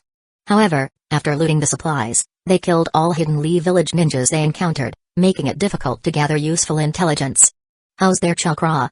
After carefully sensing, B reported, 2 have substantial chakra, but not close to Raikage-sama's level. 1 has more chakra than Mibumu-senpai, but the remaining 10 are similar. It doesn't seem to be the third Hokage or the Nine-Tails Jinchuriki. Prepare for battle, let's teach these Hidden Leaf Village fools a lesson. "Yes, Raikage-sama." Armed with this intelligence, the third Raikage confirmed his suspicions that Hidden Leaf Village was unaware of his presence, mistakenly sending an elite ninja squad to eliminate them. Unfortunately, the third Hokage miscalculated. "Move to the plains we passed earlier." The third Raikage ordered a move, and all cloud ninjas followed. Most required open, flat terrain for combat. If the terrain was heavily obstructed, the third Raikage's strength would be the first to be affected. Upon reaching an open field, the third Raikage looked to B, who again employed his sensory jutsu, then pointed ahead, "They're here." Several ninjas appeared within the third Raikage's sight. With both sides having sensory ninjas, any tactics like encirclement were futile. The white-haired ninja, and there's Orochimaru, that Uchiha bastard. Upon spotting Yoichi, the third Raikage's anger instantly surged. This Uchiha, who had stolen the secret technique for controlling tailed beasts from Hidden Clouds Village, destroyed Hidden Clouds Village's ninja technique building, used Ganjutsu to hypnotize him, and nearly killed him. Seeing him, the third Raikage's fury became uncontrollable. "Mibumu, watch out for that Uchiha bastard's Ganjutsu. Today, I'll slaughter him." On the other side, upon spotting the Cloud Ninja Squad, Sakamo also noticed the third Raikage's rage, turning to Yoichi. Yoichi-kun, it seems our plan might just work. Before their departure, the plan, proposed by Yoichi and agreed upon by Orochimaru, Sakamo consulted the team, with Shikaku responsible for planning. Killing the third Raikage might be difficult, but they decided to eliminate the cloud ninjas around him as a lesson. The plan had two crucial objectives: effectively restrain the third Raikage and swiftly eliminate the other cloud ninjas. The former was assigned to Yoichi and Sakamo, and the latter to Orochimaru, Inoshikacho, Sarutobi Shinosuke, Nakagawa Taki, and Yakama. Restraining the third Raikage was risky, so they aimed to quickly eliminate the other cloud ninjas. Otherwise, even Hidden Leaf Village's White Fang and Lightning Blade would be hard-pressed against the third Raikage. Yoichi-kun, it's up to you. I understand. Yoichi chewed on his soldier pill, preparing to restore his chakra, then swiftly charged at the cloud ninjas. Orochimaru followed closely, with other Hidden Leaf Village ninjas executing the prearranged plan, distinctly moving to either side. Fire style, Great Majestic Flame Annihilation Jutsu. Gathering chakra and just before reaching the cloud ninjas, Yoichi unleashed a sea of flames from his mouth. Long-term absorption of natural energy altered Yoichi's chakra, combined with Godzilla's heat release, making his fire style surpass all Uchiha. The fire style is too wide, retreat. Without needing the third Raikage's order, the other cloud ninjas immediately knew to withdraw, forming a squad formation to retreat and avoid the fire style technique. Earth style rampart. Orochimaru followed with a jutsu, but deliberately controlled it, creating continuous earth walls that divided the battlefield into two areas, with the most dangerous third Raikage on the left. It's a success, Sakamo-senpai, Yoichi-kun. Hearing Orochimaru's signal, Sakamo and Yoichi, without hesitation, wrapped themselves in lightning, dashing towards the third Raikage's direction. Chapter 100 Fire style blocked the view, and earth style disrupted the formation, slicing the battlefield in two. Two jutsus completely separated the dozen cloud ninjas into two groups. Then, under Orochimaru's lead, the leaf ninjas unleashed a series of jutsus, forcing the cloud ninjas to continually retreat, preventing them from regrouping with the third Raikage. Ninjutsu, Shuriken Shadow Clone Jutsu. Fire style, Majestic Flame Jutsu. Wind style, Great Breakthrough. Wind style, Vacuum Sphere. While deploying these jutsus, the leaf ninjas targeted their attacks well, using fire style enhanced by accompanying wind style, not only amplifying the power of the fire style jutsus but also countering the cloud ninjas' lightning style. Under the barrage of consecutive jutsus, the dozen cloud ninjas were forced into a continual retreat, quickly becoming separated from the third Raikage. However, these cloud ninjas were elites. Even after being separated, they maintained their squad formation. Mabumu coldly said, "You think separating us from the Raikage-sama will make him vulnerable? Such a foolish move. The ninjas delaying the Raikage-sama will soon be dead. Hey, that's not for you to worry about. But you, Mabumu of the Cloud, still undertaking missions with the Raikage at your age?" Orochimaru sneered, then bit his finger, smearing blood on his palm. "Now, let's see who can last longer." Summoning jutsu. Boom. 3 giant snakes appeared beneath Orochimaru. He didn't summon Manda this time. Due to a sacrificial issue last time, he had a confrontation with Manda. Although the dominance issue was settled, Manda was likely still resentful. Today's significant occasion was not the time for Manda's summoning. These 3 giant snakes were to create opportunities for the others, perfect for causing chaos in the battlefield, with Orochimaru being the most suitable for this task. The others eyed the cloud ninjas with cold determination. After the battlefield was divided again, they would exert all their efforts to kill these cloud ninjas. On the other side, a violent and burly figure of lightning charged fiercely, its speed comparable to lightning itself, striking hard against a similarly natured lightning figure. The 2 bolts of lightning were similar, but the third Raikage's lightning style, chakra mode, refined over decades, was unimaginably ferocious. Only when facing the third Raikage could one truly feel the indescribable pressure. Boom. The smaller figure of lightning was sent flying, clashing with the third Raikage's 4 fingers, emitting a clear metallic sound upon contact. After the collision, Yoichi was sent flying, even losing grip on his Raijin. "Uchiha bastard, you must die today."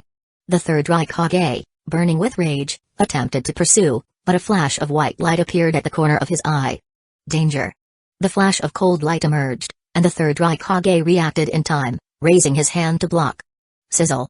However, the third Raikage realized that before his hand even touched the white light, the thunderous flow around his palm started crackling, nearly disrupting his lightning style armor. Is it wind style?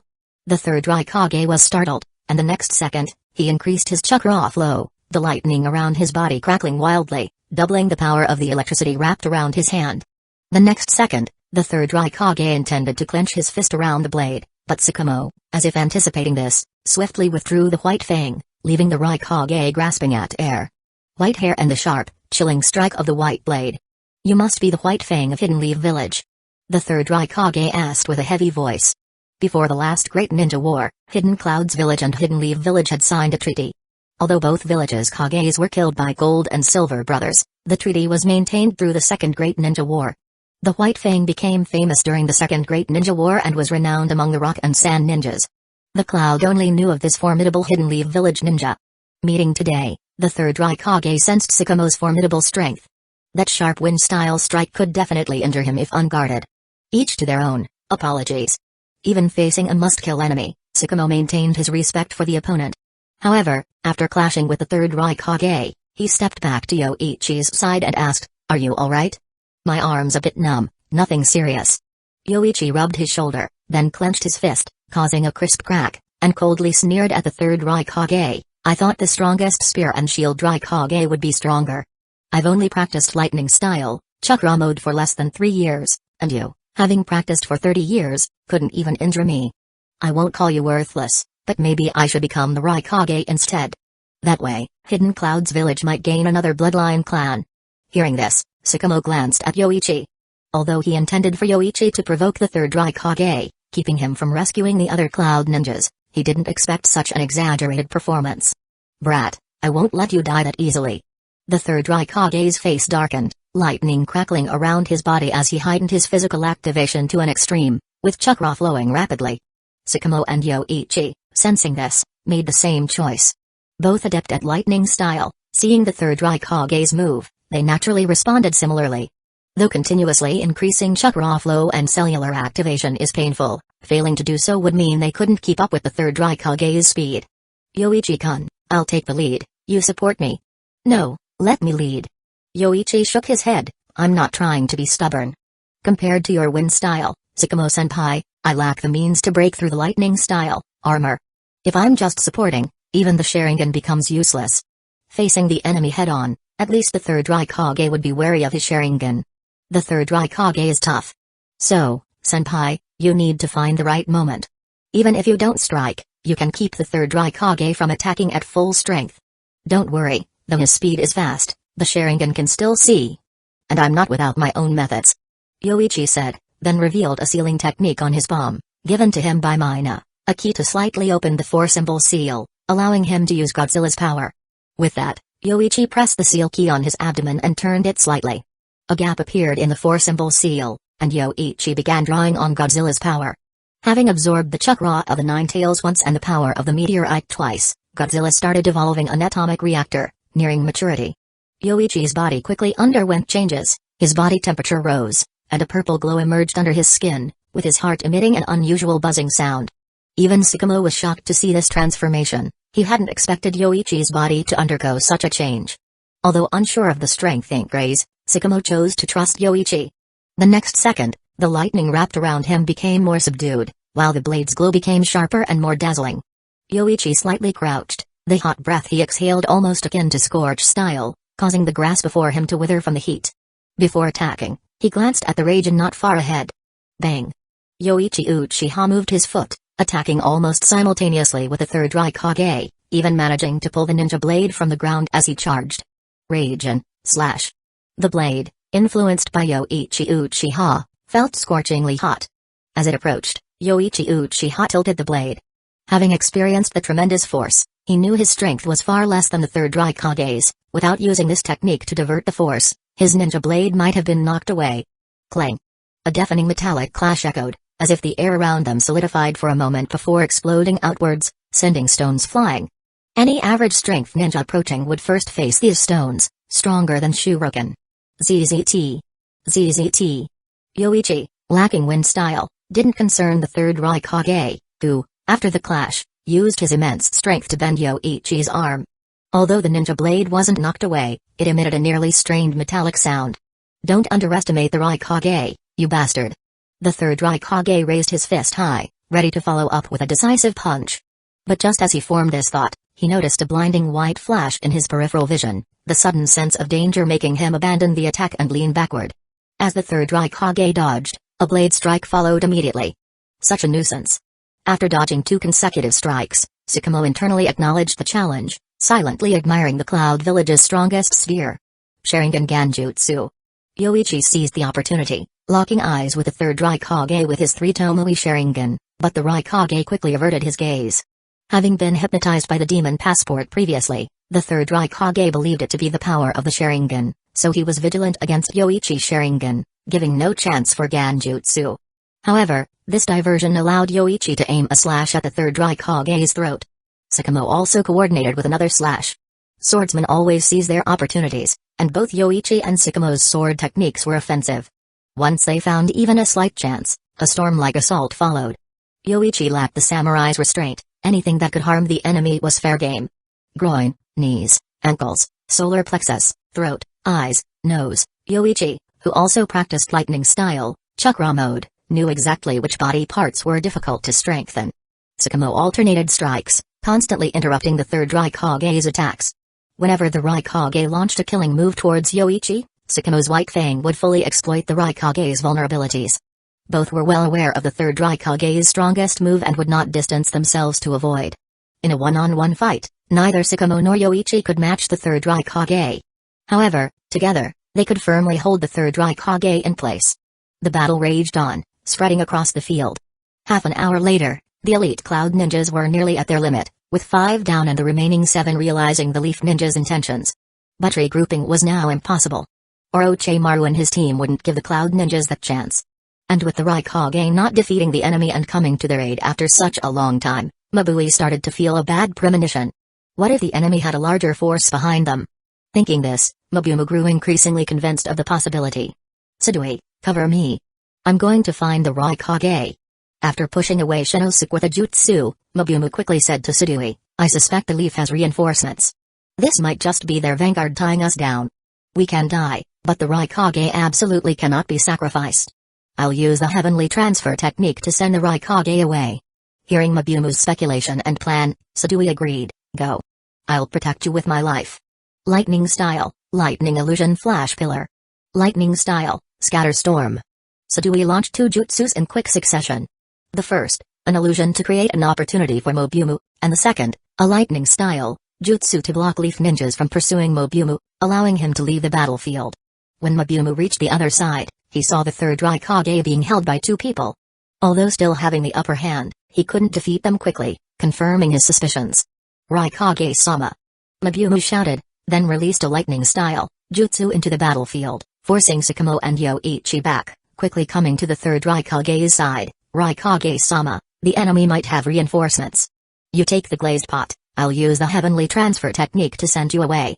No, Mabumu. There's no Raikage who abandons his subordinates to flee. Raikage-sama, if we continue like this, no one will escape. This is a decision made by all of us and our contribution to Hidden Cloud's village. Mabumu, with wide eyes, spoke, not knowing how long his comrades could hold out. But with these 2 Leaf Ninjas holding the Raikage, and still within the land of fire, no one would escape if they didn't leave now. Hurry, Raikage-sama. After speaking, Mabumu prepared to use the heavenly transfer technique, resolved to die if necessary to send the third Raikage away. Tsukumo-senpai, they're trying to escape, it's Hidden Cloud's village's heavenly transfer technique. Yoichi, seeing the teleportation jutsu forming under the third Raikage, immediately guessed their plan. Tsukumo intended to intercept, but Mabumu had already started forming seals. Thinking of escaping? Not so easy. Yoichi's transformation closely mirrored Godzilla's, minus the tail and dorsal fins, starting with a purple glow from his limbs, the same as when Godzilla charged his attack. Buzz. Buzz. Buzz. The purple light converged in Yoichi's throat, him feeling an intense heat about to erupt. Boom. A beam of dazzling purple light shot from Yoichi's mouth, like a meteor streaking across the sky, instantly piercing Mabumu and the third Raikage's arm holding the glazed pot. Mabumu. But Mabumu, with a gaping hole in his chest, smiled, forming the last seal with his hand. Teleportation. Chapter 101. The person was teleported away, but the third Raikage left something behind. A segment of a robust and hardened arm, the cut completely carbonized, an amber purifying pot, and Mabumu, who even in death wore a smile, surely believing he had sent away Hidden Cloud's village's greatest hope. But in reality, Hidden Leaf Village had no reinforcements coming. The village's mission was merely to hold off the Cloud Ninja Squad led by the Third Raikage. However, at Yoichi's suggestion, there was a slight change in the mission. Cough, cough, cough, cough. Yoichi didn't care about the spoils of war. He felt like his throat was about to cough out, and his body was unbearably hot. Yoichi-kun, are you alright? SSSSS. Sakamo attempted to help Yoichi up but immediately felt like touching a burning stove upon contact with his body. Although he quickly withdrew his hand, he still got slightly burned. Yoichi struggled to use the sealing key on his palm, pressing it against his abdomen and turning it counterclockwise to close the loosened 4-symbol seal, stopping his body temperature from rising further. But in just that short moment, the grass around his feet had already withered from the heat. Yoichi weakly pointed towards another battlefield, and Sakamo immediately understood, knowing the Third Raikage had been dealt with and that he was being asked to assist elsewhere. Yoichi-kun, is your body okay? I'll quickly take care of the others and then have Makachi help you heal. Makachi, the sensory ninja in the team, also knew a bit of medical jutsu. After speaking, Sakamo left to handle the other battlefield and arranged for someone to treat Yoichi. That one move looked like a forbidden jutsu, directly piercing through one of the Third Raikage's arms. After Sakamo left, Yoichi was still in severe pain, contemplating whether to consume a senzu bean for immediate recovery. However, after reluctantly taking out the bean, he hesitated and put it back, deciding to bear the discomfort. Although in distress, Yoichi felt no life-threatening danger and, with the Third Raikage teleported away, considered the mission essentially complete. What remained was to return to the village for treatment. And it seemed the Third Raikage had left behind something valuable. Yoichi, barely standing, slowly made his way to Mabumu's body, taking the amber purifying pot into his arms and preserving a piece of Mabumu's flesh with a storage scroll. This seemed to be one of the 6 paths tools, specifically for sealing tailed beasts but also capable of storing other items. The flesh was for future experiments with reanimation jutsu. Mabumu's ability to use the heavenly transfer technique alone made it worthwhile to revive him through reanimation jutsu. A tool the Uchiha ancestors now returned to the hands of an Uchiha, not to be taken by anyone else. After a while, the battle ended, and Sakamo and Makachi hurried to Yoichi's side. Makachi checked him and immediately used Palm Sage Jutsu to heal. Yoichi-san, you have varying degrees of burns all over your body, with the throat being the most severe. I can only provide temporary relief. You'll need detailed treatment back in the village. But you will certainly recover once there. Yoichi weakly nodded, unable to speak. The strain of that atomic breath was too much for him. Not just him, but even Godzilla within him was exhausted. Even without the 4-symbol seal, Godzilla wouldn't stir, now in a deep slumber. A young Godzilla wouldn't normally release atomic breath, having just developed its atomic reactor. But Yoichi had forcefully extracted its power, and now, not degenerating was fortunate. It would need to absorb the power of 3 or 4 more meteorite chakras to recover. Is this the Third Raikage's arm? Sakamo-senpai, Yoichi-kun, this could have been a minor achievement, but with his arm, it's now a significant feat. Orochimaru, surprised to see the additional arm beside Mabumu, commented. The strongest shield of Hidden Cloud's village fleeing in such a sorry state? It was a shock. Sakamo Hatake had briefly explained the situation to the others, noting that had they not momentarily overlooked Mabumu, they might have had the chance to kill the Third Raikage today. If they had sent word back to the village and the ninja army arrived in time, they could have captured the Third Raikage. Killing a village's Kage would have been a massive blow to their morale. Unfortunately, they had been too conservative from the start. Hiruzen also regretted it, but what's done is done, and regretting now served no purpose. Danzō, hearing about the amber purifying pot, immediately objected. According to intelligence, this is one of the 6 paths tools used by Hidden Cloud's village for transporting strategic materials and sealing tailed beasts. Its strategic value far exceeds personal use. I believe it should be surrendered to the village. Lord Danzō, there's no precedent for that in the village. The Third Raikage's arm was taken down by Yoichi-kun. Orochimaru, after a light chuckle, said, besides, Yoichi-kun entrusted me with its safekeeping. If I were to surrender it to the village, he might just come knocking on my door, and I certainly don't want to clash with Hidden Leaf Village's lightning blade. Hearing Yoichi's name filled Danzō with rage. That wicked Uchiha, he thought, would have to be dealt with someday. Hiruzen, Koharu, Hamura, what do you think? Koharu and Hamura remained silent. The tool's value was immense, and giving it to the village seemed appropriate. But technically, the village had no right to demand it, especially since Yoichi, a staunch representative of the Uchiha clan's hardliners, had just made a significant contribution. Hiruzen took a puff from his pipe and then said to Orochimaru, "Just hand over the supplies inside the amber purifying pot to the logistics department. As for the rest, do as you please. Sakamo, regarding your team's contribution, I'll discuss it with Koharu, Hamura, and Danzō before informing the village." "I understand, Third Hokage." "Yes, Sensei." Chapter 102. I didn't expect you to push yourself so hard. Although you've gained significant fame, it's still best to be cautious, Yoichi. Kenji advised as soon as he heard that Yoichi had been taken to the hospital. He was the first to arrive. Relieved to find that the issue wasn't serious and that Yoichi only needed a few days of quiet rest, Kenji finally relaxed. Currently, Yoichi's main injuries were to his body's meridians and throat. Although the medical ninja who examined him were puzzled about how one could damage their meridians without any visible skin injuries, such injuries were still quite troublesome to treat. With Tsunada's departure and 2 medical teams dispatched to the front lines, the healing capabilities at the Leaf Village Hospital were at their weakest. Although there were still medical jonin available, treating meridian injuries required extreme care. "I understand, Elder," Yoichi wrote on a piece of paper. His throat, even with medical ninja treatment, would need at least 3 to 4 days before he could speak. He missed Mina greatly at this moment, thinking that if she were here, she would probably have him discharged in a day. And she would take care of feeding him and all other miscellaneous tasks. "Good, you're okay. Take this time to rest properly. Do you need me to find a clan member to take care of you?" "Let's not, I'm not used to others taking care of me." He was mainly uncomfortable with strangers caring for him. He was not incapacitated and could move slowly. After staying a while longer, Kenji left to let him rest. With no one else in the room, Yoichi slightly released his seal to check on Godzilla within his inner space, planning to see Godzilla's condition. During the previous battle, when he emitted a beam of radiation, he felt as if he and Godzilla had merged together, with Godzilla's actions inside him almost synchronized. Now, with Godzilla in a deep slumber, Yoichi could still feel he had control over Godzilla's power. However, both were seriously injured. Godzilla was like an empty shell now, barely growing a new atomic reactor when Yoichi forcefully extracted and released radiation.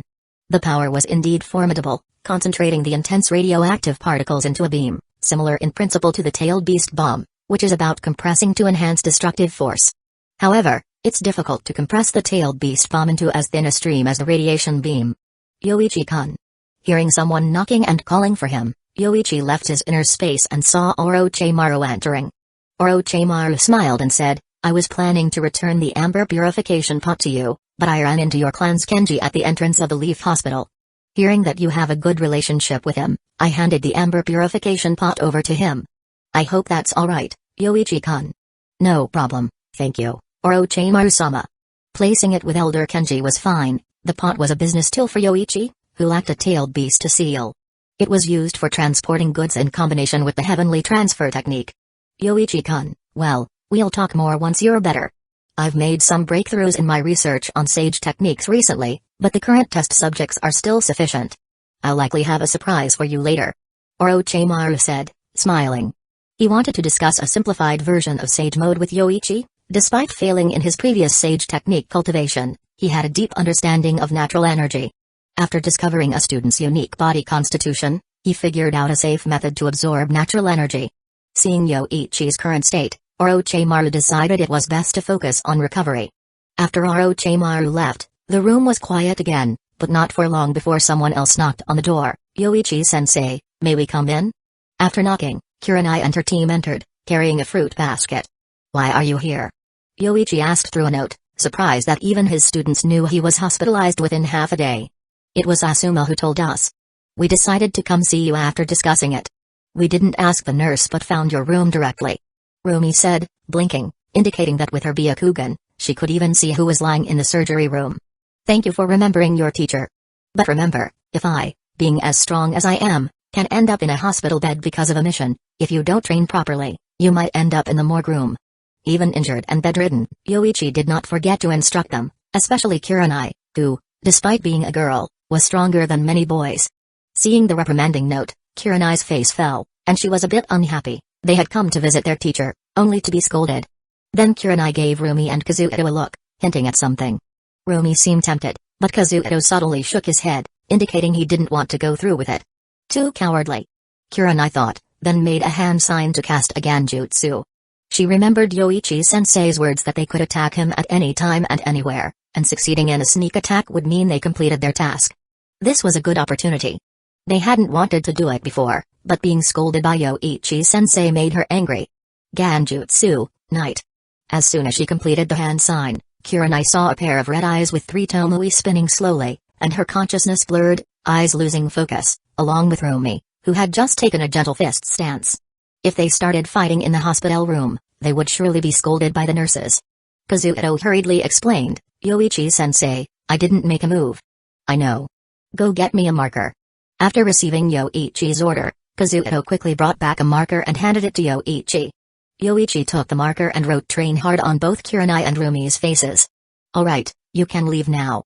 Their Ganjutsu should wear off by the time they leave the Leaf Hospital. After waving them off, Kurenai and Rumi walked out of the room like puppets, followed by Kazuto. Once outside the hospital, Kurenai and Rumi came to their senses and were confused about their location. You two were trying to sneak attack Yoichi-sensei but ended up hypnotized by his Sharingan. Oh, and you might want to wash your faces first. Kazuto advised. Then, Kurenai and Rumi noticed the writing on their faces, with Kurenai clenching her fists in anger. I will succeed next time. Rumi sighed. Kurenai, Yoichi-sensei is too strong. He's only a few years older than us, but I feel he's even stronger than our clan head. It's better to give up. No, there's always a way. Kurenai refused to give up, but they decided to wash their faces first and then wait to ask their father for a way to counter the Sharingan. Fugaku, I'll leave this matter to you. It's not a demand but a need for the village. We can exchange something with him if he agrees, even if it involves forbidden jutsu. If you're busy, you can ask someone close to Yoichi-kun and the Uchiha clan to relay this message. Hiruzen kindly requested Fugaku's help. Now that the amber purification pot was returned to Yoichi, its significance to the village was immense, so he wanted to negotiate an exchange with Yoichi. However, he heard that Fugaku and Yoichi didn't get along well, so he hinted that Fugaku might want to find someone else to talk to Yoichi. After Yoichi's recent achievements, it was difficult for Hiruzen to bring up the matter, and among the Uchiha, only Fugaku had significant influence. I understand, Third Hokage. Although Fugaku was uncertain, he agreed. He planned to discuss it with Kenji after returning. If Kenji disagreed, there was nothing he could do. Being the clan head was stifling, especially with Yoichi's obvious desire to lead, forcing him to make changes. Patrolling day and night, completing missions, and fighting for the police force's reputation were part of his duties. Leaving the Hokage's office, Fugaku pondered the matter, finding no solution until he realized he was already home. Clan head, you're back. Yozora hurried to help him with his shoes, then continued, Mikoto-san is busy, Itachi just finished eating and is now studying. I'll prepare lunch for you. Due to the police force's 3-shift patrol, Fugaku sometimes missed meal times. After lunch, Fugaku went to the study, previously a bedroom but now often used by Mikoto for work and paperwork. Knocking and entering, Fugaku found Mikoto busy with documents. Fugaku, you're back? Mikoto glanced up, then continued her work, summarizing recent earnings and the success of the ninja game's first week, surprised by the game's profits and the clan's needs. Fugaku, do you want to see? Mikoto hesitated but asked, feeling like a spy but obliged to fulfill Fugaku's requests. That guy really knows how to stir things up, especially during a war, Fugaku commented dismissively after seeing the game's earnings, disapproving of the unconventional money-making methods. Mikoto wanted to remind him that she had organized the documents, but decided against speaking out. Fugaku, did you need something? Checking on you. Mikoto, will you report these to him? Since Yoichi completed a mission against the Cloud Ninja and broke the third Raikage's arm, Fugaku referred to him dismissively. Seeing Yoichi's profitable ventures, Fugaku grew uncomfortable with his influence within the clan. These aren't urgent, and Yoichi is hospitalized. Let's wait for his discharge. Mikoto, why don't you go today and also relay a request from the third Hokage? He wants to speak with him. Fugaku suddenly mentioned Hiruzen's request, hoping Mikoto could mention it first. He planned to discuss it with Elder Kenji. If that didn't work, he had no other options. After some thought, Mikoto agreed to visit Yoichi on Fugaku's behalf and convey the Hokage's message. Although Fugaku was initially reluctant to use his name in the request, considering Mikoto was assisting him, he reluctantly agreed. Mikoto prepared to leave, picking up the documents and buying some fruit on the way to the hospital, a customary gesture for visiting an injured person. Walking on the street, Mikoto felt the gazes of others on her. Arriving at the Leaf Hospital, she inquired about Yoichi's room and headed upstairs. Yoichi, being wealthy, had a private room in the hospital. Knocking on the door, Mikoto was surprised to see a young girl with black hair and red eyes answer, causing her to hesitate before asking for Yoichi. "You're at the right place. Yoichi-sensei is here. Please come in," Kurenai said. Once inside, Mikoto saw Yoichi, freshly bandaged, and introduced herself as visiting on behalf of Fugaku. "Come in.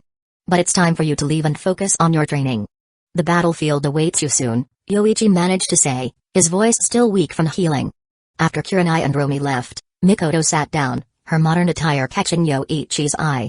Her tailored suit accentuated her figure, and the short skirt highlighted her well-shaped legs, complemented by subtly sheer black stockings. Indeed, Mikoto-san's attire was a different experience from Mina's white stockings. Noticing her outfit, Yoichi asked, "Mikoto-san, what brings you here?" Chapter 103. Some reports, mainly about the profits from the ninja game and a summary of the clan's needs.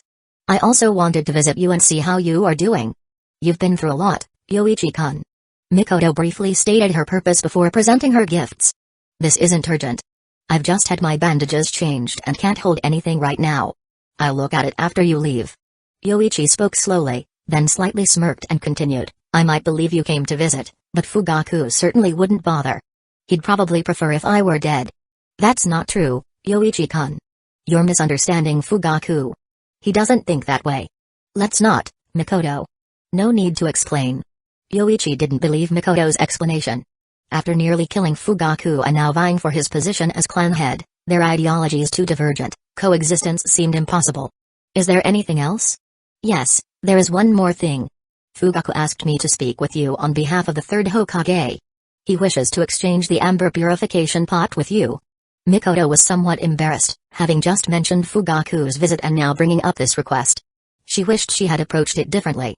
"As expected, Mikoto-san, please tell Fugaku to inform the third Hokage that this matter is not up for negotiation. The item is mine, and I won't exchange it." Yoichi scoffed. It was just like Fugaku. Mikoto didn't know what to do next. Fugaku had only asked her to pass on the message, but Yoichi-kun seemed somewhat upset upon hearing it.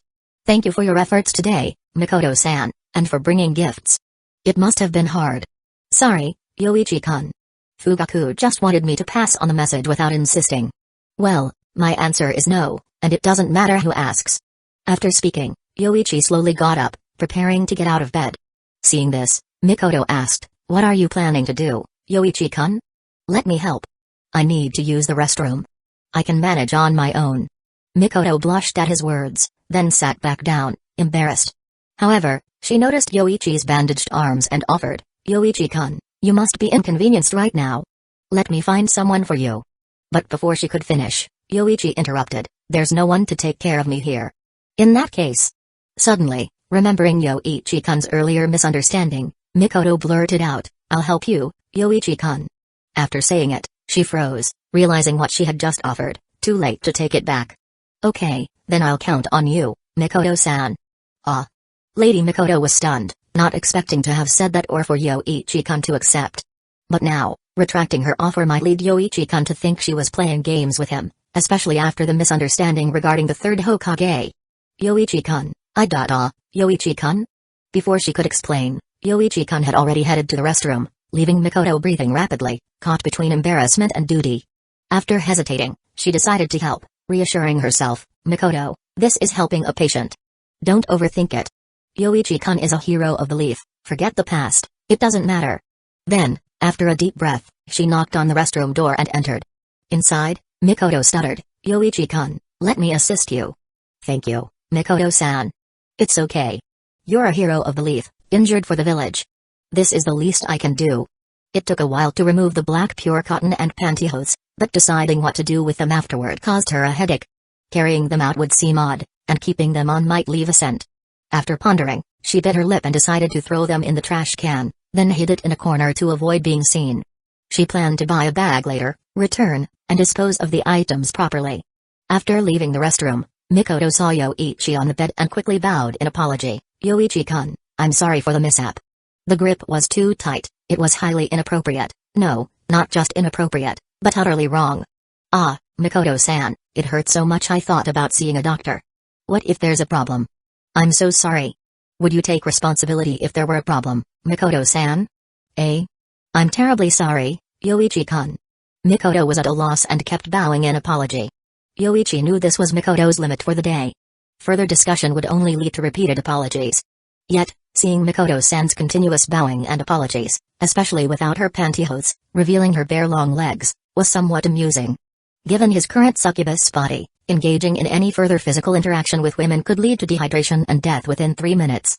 Let it be, Mikoto-san. You should go. Yes, I'm very sorry, Yoichi-kun. Mikoto bowed again in a flurry, then took the documents and left. After she departed, Yoichi thought to himself, what an easy person to deceive. Not long after, Mikoto knocked and re-entered, her face flushed as she said, sorry, Yoichi-kun, may I use the restroom again?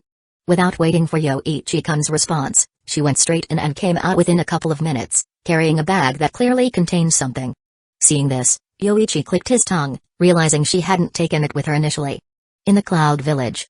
Suddenly, a figure appeared on the platform for the heavenly transfer technique. The Cloud Ninjas guarding the area were shocked to find that the person transported back was the third Raikage, who had lost an arm. Someone, quickly go inform and call for medical ninja. The notion of the Raikage being injured was unimaginable to many Cloud Ninjas, who believed only a rampaging Eight Tails could harm their leader. Yet, they had to accept the reality before them.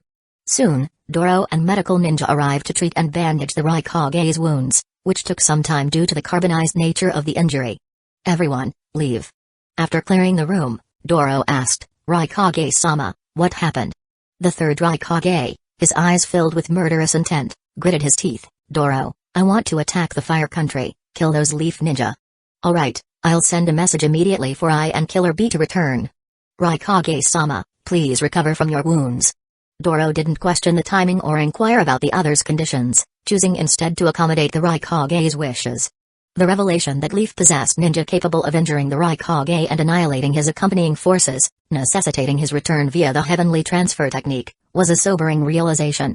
Planning for war against Leaf meant ensuring stability with the Rock Village to avoid a two-front conflict. However, with I and Killer B away on a mission in the Earth Country, this posed a challenge. As Doro left to convey the message, he convened the Cloud Village's leadership to discuss the situation, committed to fully supporting the Raikage's decision. After expelling the third Raikage from the scenario, the Fire Country's northern borders saw a significant gathering of ninja, a precaution by Hiruzen. Shikaku served as the temporary commander, a strategic choice made in anticipation of conflict with Cloud Village.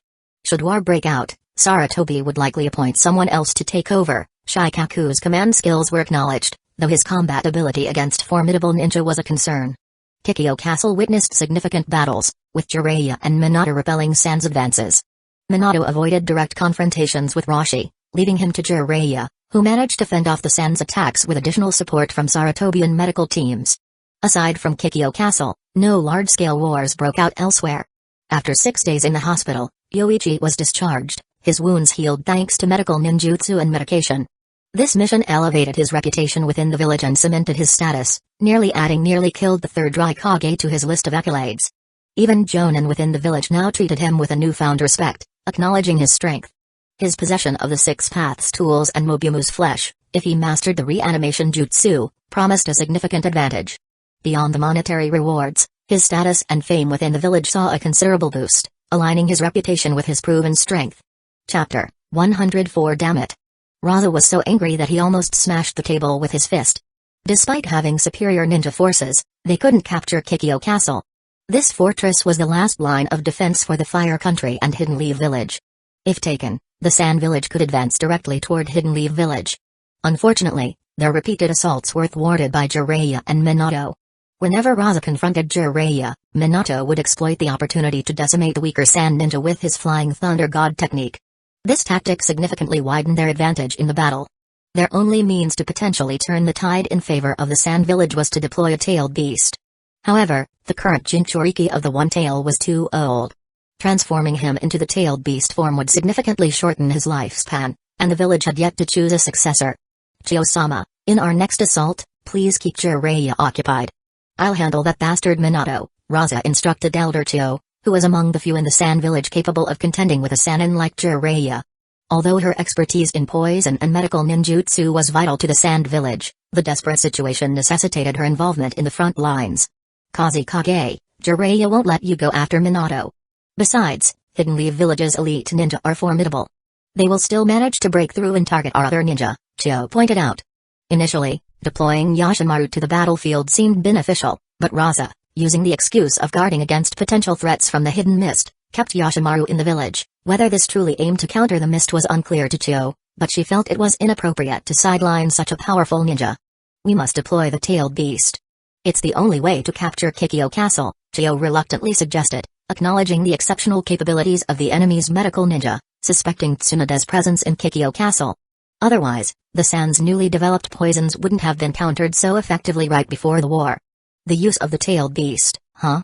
Raza hesitated, aware that deploying the tailed beast without capturing Kikyo Castle would lead to even greater losses, as the Jinchuriki might have to withdraw from battle due to his diminished lifespan. In such a case, they'd have to relocate the Jinchuriki or wait years to capture the One Tail again. I'll do my best to maintain his physical condition. The medical team will focus on ensuring his well-being, aiming to sustain him until after the war when we can transfer the tailed beast, Chio sighed, thinking the situation wouldn't be so dire if the third Kazekage were still in charge. Thinking of the third Kazekage reminded Chio of her grandson, Sasori, whose defection remained a mystery to her. Had Sasori not defected, the Sand Village would undoubtedly have a significant advantage in the war against Hidden Leaf Village. After much contemplation and considering the increasing number of wounded, Raza made a decisive call: deploy the tailed beast. Tell Bunpaku, the battle begins the day after tomorrow. Hidden Leaf Village's medical capabilities were superior, their lightly wounded could return to battle after just a couple of days. In contrast, the Sand lacked medical ninja and herbs, leaving many of their injured out of action for weeks. The disparity was evident. Let Bunpaku target Kikyo Castle with a tailed beast bomb, breaking through Hidden Leaf Village's defenses, then we'll eliminate their medical ninja and see what they can do. Raza clenched his fists, thankful that the Sand had been pillaging metal resources from the river country, significantly easing their burdens. The daimyo of the river country now meekly submitted to the Sand, fearing assassination like his father. Previously, resource allocations were negotiated, but now everything belonged to the Sand. With this thought, Raza felt slightly better, though lamenting that the current looting of mined metals was only a temporary solution. If they could control the mines longer, puppeteers in the Sand Village would never lack materials for creating puppets. However, their immediate goal was to capture Kikyo Castle and force Hidden Leaf Village into a peace treaty. Kikyo Castle. Even at night, the medical team was busy treating the wounded. Another skirmish outside Kikyo Castle resulted in over 20 casualties among the hundreds involved. Due to the sheer number of injured and the medical ninjas' limited numbers, treatments had to be prioritized by the severity of injuries. After attending to the critically wounded, Mina, holding a bottle of extracted poison, headed out. "Hey, little girl, give me some treatment," Jiraiya called out to Mina as she passed by. He had sustained a flesh wound from Raza's sand gold during their encounter, losing a good amount of blood. Mina stopped at his request, frowned, but adhered to the medical ninja's creed and inspected his wound. Finding it not too severe, she signaled another ninja, Asami-senpai, "Please dress Lord Jiraiya's wound." "Aren't you going to use medical ninjutsu?" "No need." Afterward, Mina hurriedly left, and another medical ninja came to Jiraiya's aid to apply medicine and bandage the wound. "Lord Jiraiya, the medical team is under tremendous pressure. For injuries that aren't severe, we're resorting to this treatment method. If a critically injured ninja arrives and the medical ninja have depleted their chakra, it would be dangerous." "I see, sorry about that. I wasn't aware." "No problem. But just now, Mina-senpai was on her way to produce an antidote. She discovered a new poison used by the Sand, and she's rushing to prepare countermeasures for the frontline ninja, hence her hurry." "Is that so? Impressive." Jiraiya remembered Mina, who had studied under Tsunoda and belonged to the Uzumaki clan. What stood out to him was her riding a bear to Kikyo Castle, leaving a strong impression with its speed and stamina comparable to a ninja's, understanding human speech, and even having its meals delivered. Jiraiya's injury was actually minor, and he could endure the pain without it affecting his combat ability. Moreover, the medical team was indeed overstretched. After depleting a certain level of chakra, it's a medical ninja's rule to conserve chakra for potential emergencies. Before leaving, Jiraiya suddenly asked, "Is she the best you have here?" Asami was taken aback, then nodded, "Yes, currently there's no one in the medical team more skilled than Mina-senpai. Her speed in treating injuries is several times faster than others." "I see." Jiraiya nodded and left the medical camp to discuss the Sand's recent actions with others. Their sudden attack was swiftly repelled, but Jiraiya and the rest sensed a scheme behind the Sand's actions, yet without sufficient intelligence, they couldn't pinpoint the Sand's intentions. "Lord Jiraiya, you've arrived." Shikaku greeted Jiraiya upon his return, sharing their speculation. The Sand may launch another assault soon, possibly targeting our medical team this time. They attacked our patrol units today. The next strike could happen any moment. Should we dispatch scouts? Jiraiya pondered, then recalling what he heard in the medical camp, he suggested, the sand has developed a new poison, and our medical team is already working on an antidote. Let's wait for the antidote before sending out scouts. A new poison. No wonder some ninja, despite having antidotes, still perished today. Shikaku frowned, concerned about the danger to scouts without antidotes, as even minor scratches could prove fatal, leaving no chance for treatment. In that case, Jiraiya was about to speak when a deafening explosion sounded outside. Boom. The shockwave caused Jiraiya and others to stagger. The explosion seemed to originate from Kikyo Castle itself. Stabilizing themselves, Jiraiya, Minato, and Shikaku immediately left the building to stand on the rooftop. Looking into the distance under the moonlight, they saw a gigantic creature. Ha ha ha ha, die, humans, all of you, die. Wind style, vacuum bomb. Following Shikaku's maniacal laughter, the massive sand hand patted its round belly, then swiftly spat out several chakra-filled wind orbs towards Kikyo Castle's walls. Boom. Boom. Boom. Each wind orb possessed the destructive power typically seen only in elite ninja, but now, Shikaku easily unleashed them, quickly demolishing the walls of Kikyo Castle. Even with protective barriers on the walls, they couldn't stop Shikaku's vacuum bombs. Jiraiya-sensei. Go, Minato, Shikaku, the counterattack is yours to command. Jiraiya bellowed, having previously organized 2 wars with Shikaku's strategies, effectively repelling the Sen's assaults. While Jiraiya and Minato confronted the Sen's powerhouses, preventing them from overwhelming ordinary leaf ninja. Summoning Jutsu. Both ninjas invoked their summoning jutsu, and in the next moment, 2 enormous toads appeared in Kikyo Castle amidst a cloud of smoke. Is that a tailed beast? Jiraiya, why is it always such a hassle with you? This guy's strong. Jiraiya quickly said, sorry, but I'm counting on you to stop him, or the leaf ninja will suffer greatly. Minato added, Game Obunka, Ramekin will help you. Please. It's for Minato. Jiraiya, you always bring trouble. Game Obunka grumbled, drawing his knife, uncertain even with Ramekin's help against this foe. Minato, let's go. Before Jiraiya could finish, a massive sand gold appeared on the other side of Kikyo Castle, changing his expression. He knew Raza wouldn't let him easily confront the One Tail. If he assisted Game Obunka against the One Tail, Raza would take advantage of other leaf ninja. Lord Jiraiya, Minato, the 4th Kazekage Raza and Chio are attempting a sneak attack on our camp's rear. We need you and Minato to intercept them. Here's their location. After receiving Inoichi's message, Jiraiya and Minato exchanged glances, then told Game Obunka, sorry, we have to stop the invaders. The One Tail is up to you. You go, Ramekin and I can handle this monster. The toads, weapons drawn, leaped towards Shikaku as Jiraiya and Minato departed. Damn it, die. Shikaku, seeing the toads attack, furiously countered. The 3 giants clashed under the moonlight, their every strike causing the earth to tremble, far beyond the reach of ordinary ninja. Mina, it sounds like it's getting closer. Should we evacuate?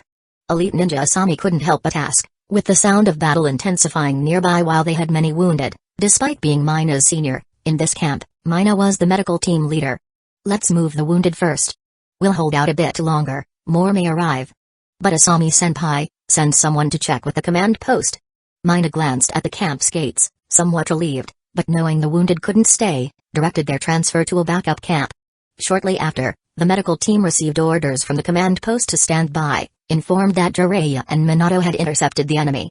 Soon, more wounded were brought in, and Uzumaki Mina and her team commenced treatment.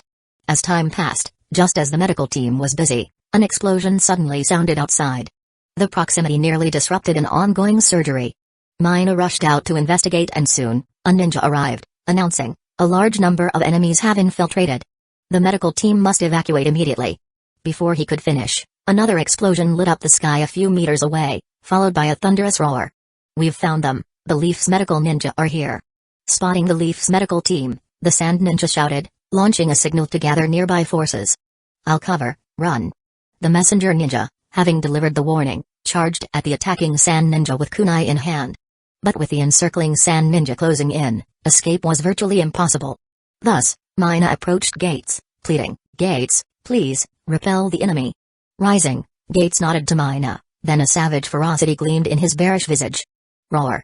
A thunderous roar shook every ninja to their core, and they saw, emerging, a massive black bear standing over 20 meters tall under the moonlight. Chapter 105 It's a summoned beast, a black bear. Don't be afraid, kill it. A sand jonin shouted, emboldening his comrades. The ninja world was no stranger to gigantic wild beasts, and with proper coordination, explosive tags, and ninjutsu, even these massive creatures could be brought down. They considered such a large target as nothing more than a live practice dummy. The bear's size and loud roar were not intimidating. Roar. A more resounding roar filled Kikyo Castle, and the next moment, Gates glowed with a pale yellow light, a magical shield protecting both him and Mina, who he had placed on his back. The shield was also meant to protect Mina, as Gates had been commanded by Yoichi to safeguard her, and she often fed him delicious treats. Gates, be careful not to harm any leaf ninja, Mina cautioned, worried that Gates might accidentally harm bystanders in his rage. Roar. Gates growled in response. Although he and Mina hadn't formed a soul contract and couldn't communicate verbally, he understood her perfectly. Boom. Gates slammed his enormous bare paws on the ground, and a second later, a yellow light circle emanated from beneath him, spreading rapidly. Ninjutsu, puppeteer's play. Boom. Boom. Boom. Clang clang. Wherever the yellow light reached, Sand Ninja felt as if a massive weight pressed down on them, pinning them to the ground or rooftops, cracking the ground beneath those who fell and smashing through roofs, sending those above plummeting down. Leaf Ninja widened their eyes in surprise, unable to comprehend the sudden turn of events as Sand Ninja were forced down, their bodies glowing with a faint yellow light. What's happening? Only a few Chunin and Jonin remained standing, but even they felt immense pain, especially internally. Within a kilometer radius, Gates had applied a 10-fold gravity jutsu, forcing the Sand Ninja to endure 10 times their usual weight. Though they could lift heavy objects using chakra, their internal organs weren't trained for such strain. Their hearts, lungs, and stomachs now bore 10 times the usual gravitational force, overwhelming the Sand Ninja. Normally, circulating chakra to their limbs would allow them to lift heavy weights, but this strategy didn't alleviate the internal pressure. Some Sand Ninja managed to distribute chakra throughout their bodies to mitigate the damage, a tactic Yoichi had used against Gates. The more chakra they spread, the less they felt the gravitational pressure. Damn it, don't underestimate the sand. PFFT. A kunai flew, slicing the throat of a sand puppeteer. Leaf Ninja observed the Sand Ninja's body curiously. Why was he moving so slowly? Roar. Another roar from Gates, followed by the ground sprouting stone spikes towards the Sand Ninja. Those who saw it coming jumped away, only to be hit by Leaf Ninja's thrown kunai and ninjutsu. Under the influence of the gravity jutsu, the Sand Ninja's speed was severely reduced, maintaining half their usual speed took all their effort in chakra manipulation. For Genin who couldn't stand, the stone spikes pierced them through the heart. They couldn't even get up. It's the summon of Yoichi Uchiha, counterattack, kill these Sand Ninja. Leaf Ninja quickly received the message and, exploiting their immunity to the gravity effect, rapidly moved to eliminate the attacking Sand Ninja. However, upon hearing this, the Sand Ninja immediately sought to kill the conspicuous black bear. But Gates' magical shield was not easily broken.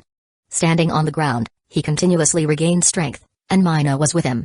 Her adamantine sealing chains were incredibly versatile, capable of binding and blocking ninjutsu with significant force. Sand Ninja attempting to approach Gates were ensnared by Mina's chains, flung high, and then smashed by Gates' enormous paws upon falling, a bloody spectacle even Jonin found hard to escape. With Gates' fierce participation, the Leaf quickly eliminated all infiltrating Sand Ninja. The Sand initially sent 13 squads to assassinate the entire medical team at Kikyo Castle's rear. They hadn't anticipated encountering such a formidable summoned beast guarding the medical team. A Leaf Ninja approached Mina. Mina-san, the front lines are in dire straits. Can your summoned beast assist? Mina was in a dilemma. She couldn't normally command Gates, who acted more out of loyalty to Yoichi's orders and his own whims. Gates, do you want to? Before she could finish, Gates turned to leave. He wouldn't have acted if the Sand Ninja hadn't leaped at his face. But after taking a few steps, Gates stopped and fiercely looked towards the outskirts of Kikyo Castle, sensing a similarly ferocious beast preparing to attack. Roar. Gates roared a warning, but sensing the growing energy outside, he roared again, standing on his hind legs. Gates, what's wrong? Mina asked, puzzled. Ignoring her, Gates continued to gather strength, his form enlarging, his bare paws concentrated the Earth's power, and he opened his mouth to form a golden energy ball. The glow intensified until, sensing the enemy's energy ball about to launch, Gates struck first. Beast King's Roar Bomb. Boom. The golden energy ball blasted from Gates' mouth, the powerful shockwave demolishing nearby houses. The path of the Beast King's Roar Bomb tore a deep trench, destroying everything in its wake. Outside Kikyo Castle, Shukaku, having sent the two toads flying, was also readying a tailed beast bomb, aimed at the castle. Ha ha ha, humans, die. Die. But after launching the tailed beast bomb, Shukaku saw a golden energy ball flying from the castle, striking his tailed beast bomb directly. The collision between the tailed beast bomb and the Beast King's roar bomb created a blinding white flash and a deafening explosion, sending a powerful shockwave that flipped Kikyo Castle's walls and carved a massive crater in the ground, even dispersing clouds in the sky with the blast's force. Damn it! Shukaku, being closer, was blown away by the explosion, tumbling on the ground, while Gamabunta and Ramekin, less severely injured, couldn't maintain the summoning jutsu. A puff of smoke signaled their return to Mount Mayabaku. That damn beast, daring to ambush this Shukaku-sama, and the old monk, how could you fall so quickly? You're all damned. Shukaku cursed continuously but soon turned to sand, dispersing, revealing a gaunt figure walking out from the sand. Seeing Shukaku vanish, Sand Ninja quickly surrounded and evacuated the Jinchuriki, Shukaku's host, without looking back, fulfilling their mission to retrieve the Jinchuriki if Shukaku disappeared. Before leaving, they launched a signal flare into the sky, then hastened back to the sand village. This was their mission, to immediately retrieve the Jinchuriki if Shukaku disappeared, without concerning themselves with anything else. The flare exploded in the sky, catching the attention of Sand Ninja on various battlefields. Raza, engaged in combat with Jiraiya, noticed the signal and scoffed, "Jiraiya, it seems your Leaf Ninja are doomed. That explosion just now must have been the tailed beast bomb. If you don't want all of Hidden Leaf Village's ninja to die here, either bring out your Nine Tails Jinchuriki or vacate Kikyo Castle." Raza was curious whether Hidden Leaf Village's Nine Tails Jinchuriki could fight. The Jinchuriki hadn't appeared in a second Great Ninja War, as if Hidden Leaf Village was hiding him. Keep dreaming, Raza. Jiraiya's hands formed seals, his hair rapidly growing longer and harder like steel. But in the next moment, it was entangled by Raza's control over Sand Gold. The two were evenly matched. If Jiraiya summoned the Great Sage Toads and entered Sage Mode, he might overpower Raza. However, Raza wouldn't give Jiraiya the chance to prepare, and there was no nearby terrain to exploit for a delay. Let's call it a day. Next time the sand attacks, Kikyo Castle will be your graveyard.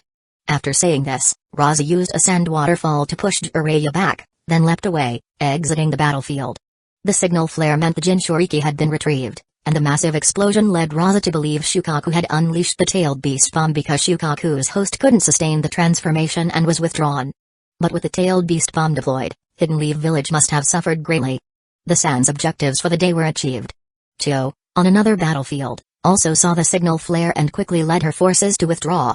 This time, Chio unveiled her true prowess, the Puppet Brigade technique, an S-rank puppetry secret art, controlling 10 intricate puppets in combat.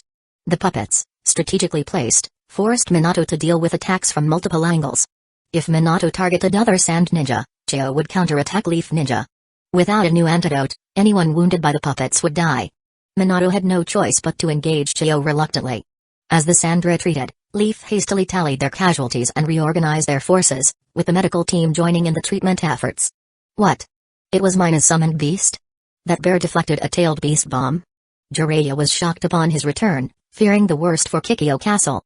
But hearing Shikaku's report, he found the castle's damage less severe than expected. Still, the news about the bear astonished him. How could such a powerful summoned beast be hidden without reporting to the village? Jiraiya also wondered about Gamabunta and Ramekin's condition. Summoning jutsu. Summoning a small toad, Jiraiya inquired, "Kyosuke, how are Gamabunta and Ramekin?" "The injuries are severe, they won't move for a month." Jiraiya, whom were they fighting against? It was the One Tail. That monster, no wonder they were so badly hurt. "Alright, I'm returning. If you want to summon them for battle, best wait a month." "Understood, Kyosuke. Tell Gamabunta and Ramekin to rest well." After sending Kyosuke back, Jiraiya pondered, Shukaku, the One-Tail's Jinchuriki, was injured? Shikaku shook his head. "We couldn't get close enough to check at that moment. By the time we arrived, the Jinchuriki had been taken away.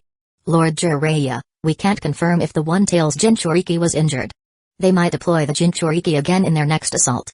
Jiraiya felt a headache coming on, knowing the Sand wouldn't give up on using their Jinchuriki. But Hidden Leaf Village couldn't risk unleashing the Nine Tails, it might end disastrously for them.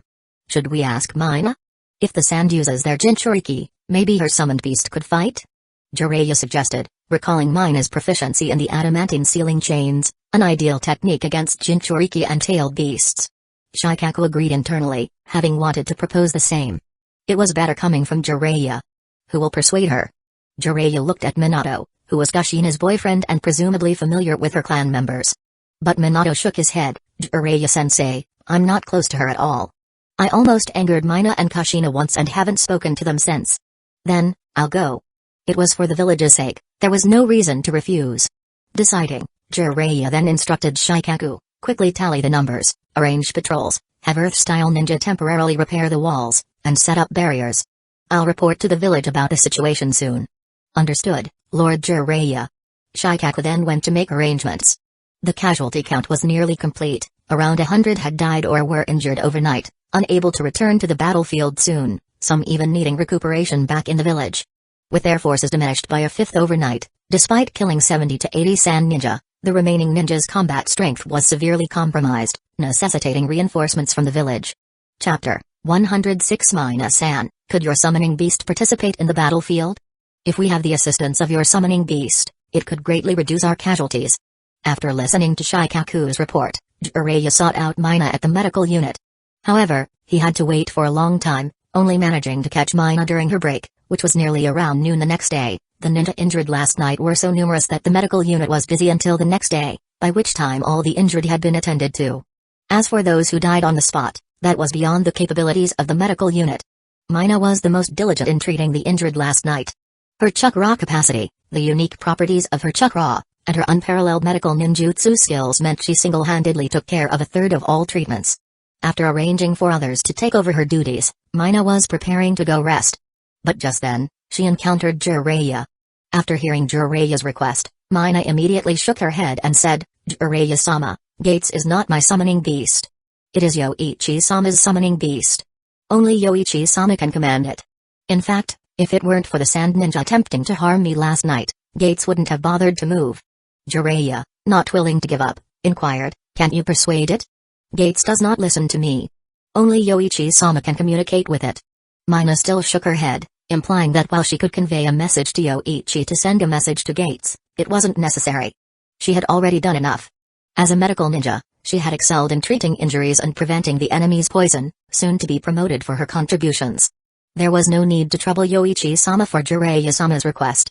Perhaps, Jiraiya-sama, you might consider asking Yoichi-sama directly.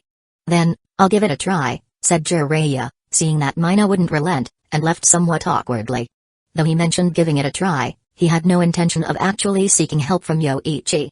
After Jiraiya left, he decided to follow Shikaku's advice and request reinforcements from the village. According to their intelligence, the Sand Ninjas still had at least 2,000 ninjas in the river country, while Hidden Leaf Village only had 300 ninjas in Kikyo Castle. If the Sand continued to attack twice more, they would face a significant number of casualties and might have to abandon Kikyo Castle. The news quickly reached Hidden Leaf Village, but the situation in the village was also not great. The third Raikage's retaliation came quickly. Although Hidden Leaf Village was prepared, facing the aggressive Cloud Ninjas, the village atmosphere couldn't help but become somewhat tense. With 3,000 Cloud Ninjas indicating Hidden Leaf Village would need to prepare at least 4 ninja squads, 2,000 Hidden Leaf Village ninjas to confront the Cloud Village. Fortunately, the third Raikage had lost an arm, significantly weakening his power. In the Hokage's office, surrounded by smoke, one piece of bad news after another almost overwhelmed Hiruzen. Now, he was pondering over his pipe how to deal with the upcoming challenges. This situation was different from the Second Shinobi World War when they proactively went to war to establish their authority after the death of the second Hokage to prevent being underestimated by other ninja villages. After making a plan, they aggressively attacked, severely hitting the Rain Country's morale, nearly shattering Hanzo's dream of the sixth great ninja village, and gaining an upper hand in wars against the rock and sand. However, they didn't go to war with the Cloud, as the second Hokage was killed by Gold and Silver brothers, but the second Raikage also died at the hands of those Cloud ninjas, giving Hidden Leaf Village no reason for revenge. Suddenly, the door to the Hokage's office was forcefully opened, revealing Danzō. Sarutobi put down his pipe and asked, Danzō, any news? Somewhat. The Rock has deployed at least 300 ninjas along the border with the Grass Country, though it seems they have no intention of invading. Besides the Grass Country, we've also found quite a few rock ninjas in the Waterfall Country. As Danzō reported, he placed the intelligence scroll on Sarutobi's desk. The Waterfall Country, heading east, borders the Iron Country, which interestingly demarcated an area for ninjas to pass through on their territory. This area is somewhat desolate but perfectly allows rock or cloud ninjas to borrow paths from each other. Doesn't the Waterfall Village have any pride as a ninja village? They even have the 7 tails. Sarutobi frowned as he opened the scroll to closely examine the intelligence. Root's methods of gathering intelligence from other countries proved to be somewhat more effective than Anbu. Root didn't shy away from using any means necessary to complete their missions. Sarutobi was aware of Root's training and mission execution methods. If he were managing Root, he might not have been able to do as Danzō did. Yet, the village needed the starker aspect, as now, to gather specific intelligence on the rock's troop distribution, Root's existence was essential, which is why Sarutobi tolerated and even reinstated Danzō. The Waterfall Village has big ambitions. They lack a leader like Hanzo but harbor his dream. They naturally want to gain benefits, so they align with a major country. Danzō casually mocked the Waterfall Village before continuing, while the rock is guarding against us, they're also wary of the cloud. Given the relationship between the rock and cloud, they probably despise the cloud more. Sarutobi, what's your plan? Let's discuss it with Koharu and Hamura. After some thought, Sarutobi decided to call for a meeting. He wasn't as decisive as before. Danzō noticed this and sneered internally. If it were the Sarutobi from the Second Shinobi World War, a decision would have already been made. Soon, Koharu and Hamura arrived at the Hokage's office. They had been classmates and teammates for decades, and Sarutobi had grown accustomed to relying on them for advice. After sharing Danzō's intelligence and the situation at Kikyo Castle with them, Koharu and Hamura quickly grasped the current state of the ninja world. Upon review, they realized the Fire Country was in a precarious position with too many potential battlefronts and not enough new ninjas. Sarutobi, what's your plan? After adding some tobacco to his pipe and lighting it, Sarutobi said, for the Cloud Front, I'm thinking of having Sakamo lead 3 ninja squads to hold them off, and keep Orochimaru in the village. Given the uncertain movements of the rock, they needed to keep some forces in reserve, especially since the mist, although currently docile, might seize the opportunity to cause trouble. Sending Sakamo to deal with the situation in the hot water country is a good idea, but the cloud's aggressive stance this time means giving him too few men won't be enough. Hamura added. Once Sarutobi made a decision, he and Koharu would address any oversights. The 4 of them discussed and soon decided on who to send and how many ninjas to deploy against the Cloud Village. Danzō had hoped to take command of the Eastern Front, believing Sarutobi's moment of weakness was an opportunity to gain significant merits. He set his sights on the Cloud Village, aiming to gain more prestige than Jiraiya by defeating the Cloud. With the merits of being a disciple of the second Hokage and his war contributions, he hoped to compete for the title of the 4th Hokage. Danzō thought the 3rd Raikage's injury, combined with his advantage in wind style over lightning style, gave him significant confidence. However, Sarutobi flatly rejected his proposal. Sakamo was also a formidable wind style ninja, and the route needed Danzō for leadership and intelligence gathering. Sarutobi, Koharu, and Hamura then started to detail their plan, deciding who to send and how to manage logistics and medical support. Master of Dreams, a partial ability of the Dream God, capable of creating anything within dreams. Actions within the dream follow the rules of reality, and the memories and sensations from the dream can transfer to the real body. This was a new ability for Yoichi, one he found potent and believed would become even stronger with proper development. Abilities related to gods or rules, when effectively utilized in certain aspects, could be terrifyingly powerful. The Master of Dreams was one such ability. Let's give it a try. Understanding how to use this ability requires experimentation, though I'm not sleepy right now. Yoichi, after some thought, went out to the Hidden Leaf Village Hospital to buy some sleeping pills for forced slumber. Upon returning home, he also summoned a small snake that could understand human speech, asking it to watch over his body while he slept. This snake, recommended by Orochimaru from the Rechi Cave, held great potential. With proper training, it could reach levels similar to his own.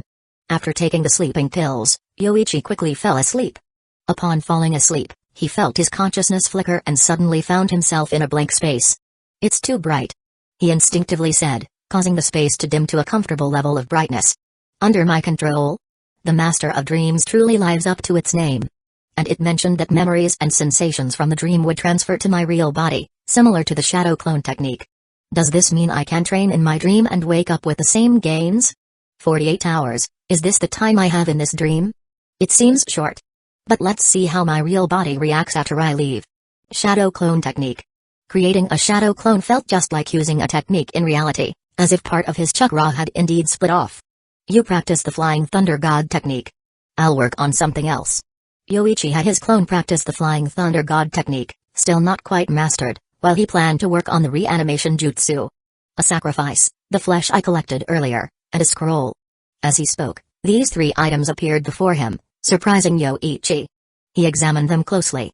The sacrifice was an unconscious stranger, ready to be used for the reanimation jutsu. The flesh was indeed from Mabumu, and the markings on the storage scroll were made by him personally.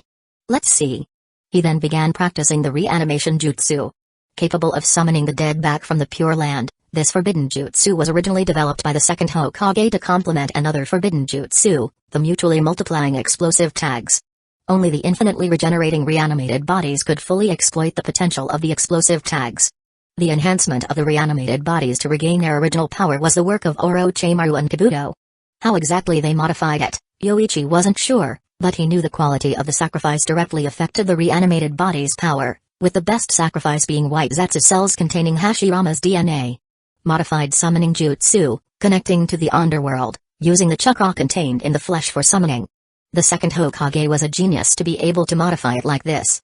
In his first attempt, Yoichi merely followed the procedure without considering enhancing power. Getting the reanimation to work was the first sign of success.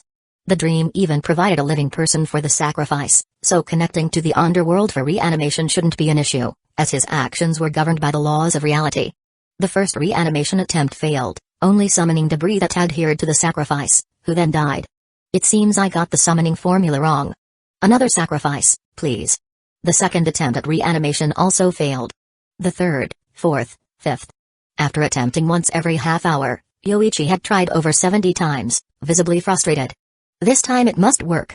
Having made almost every conceivable mistake and taking notes to remind himself, Yoichi aimed to avoid the errors made in the previous 70+ attempts.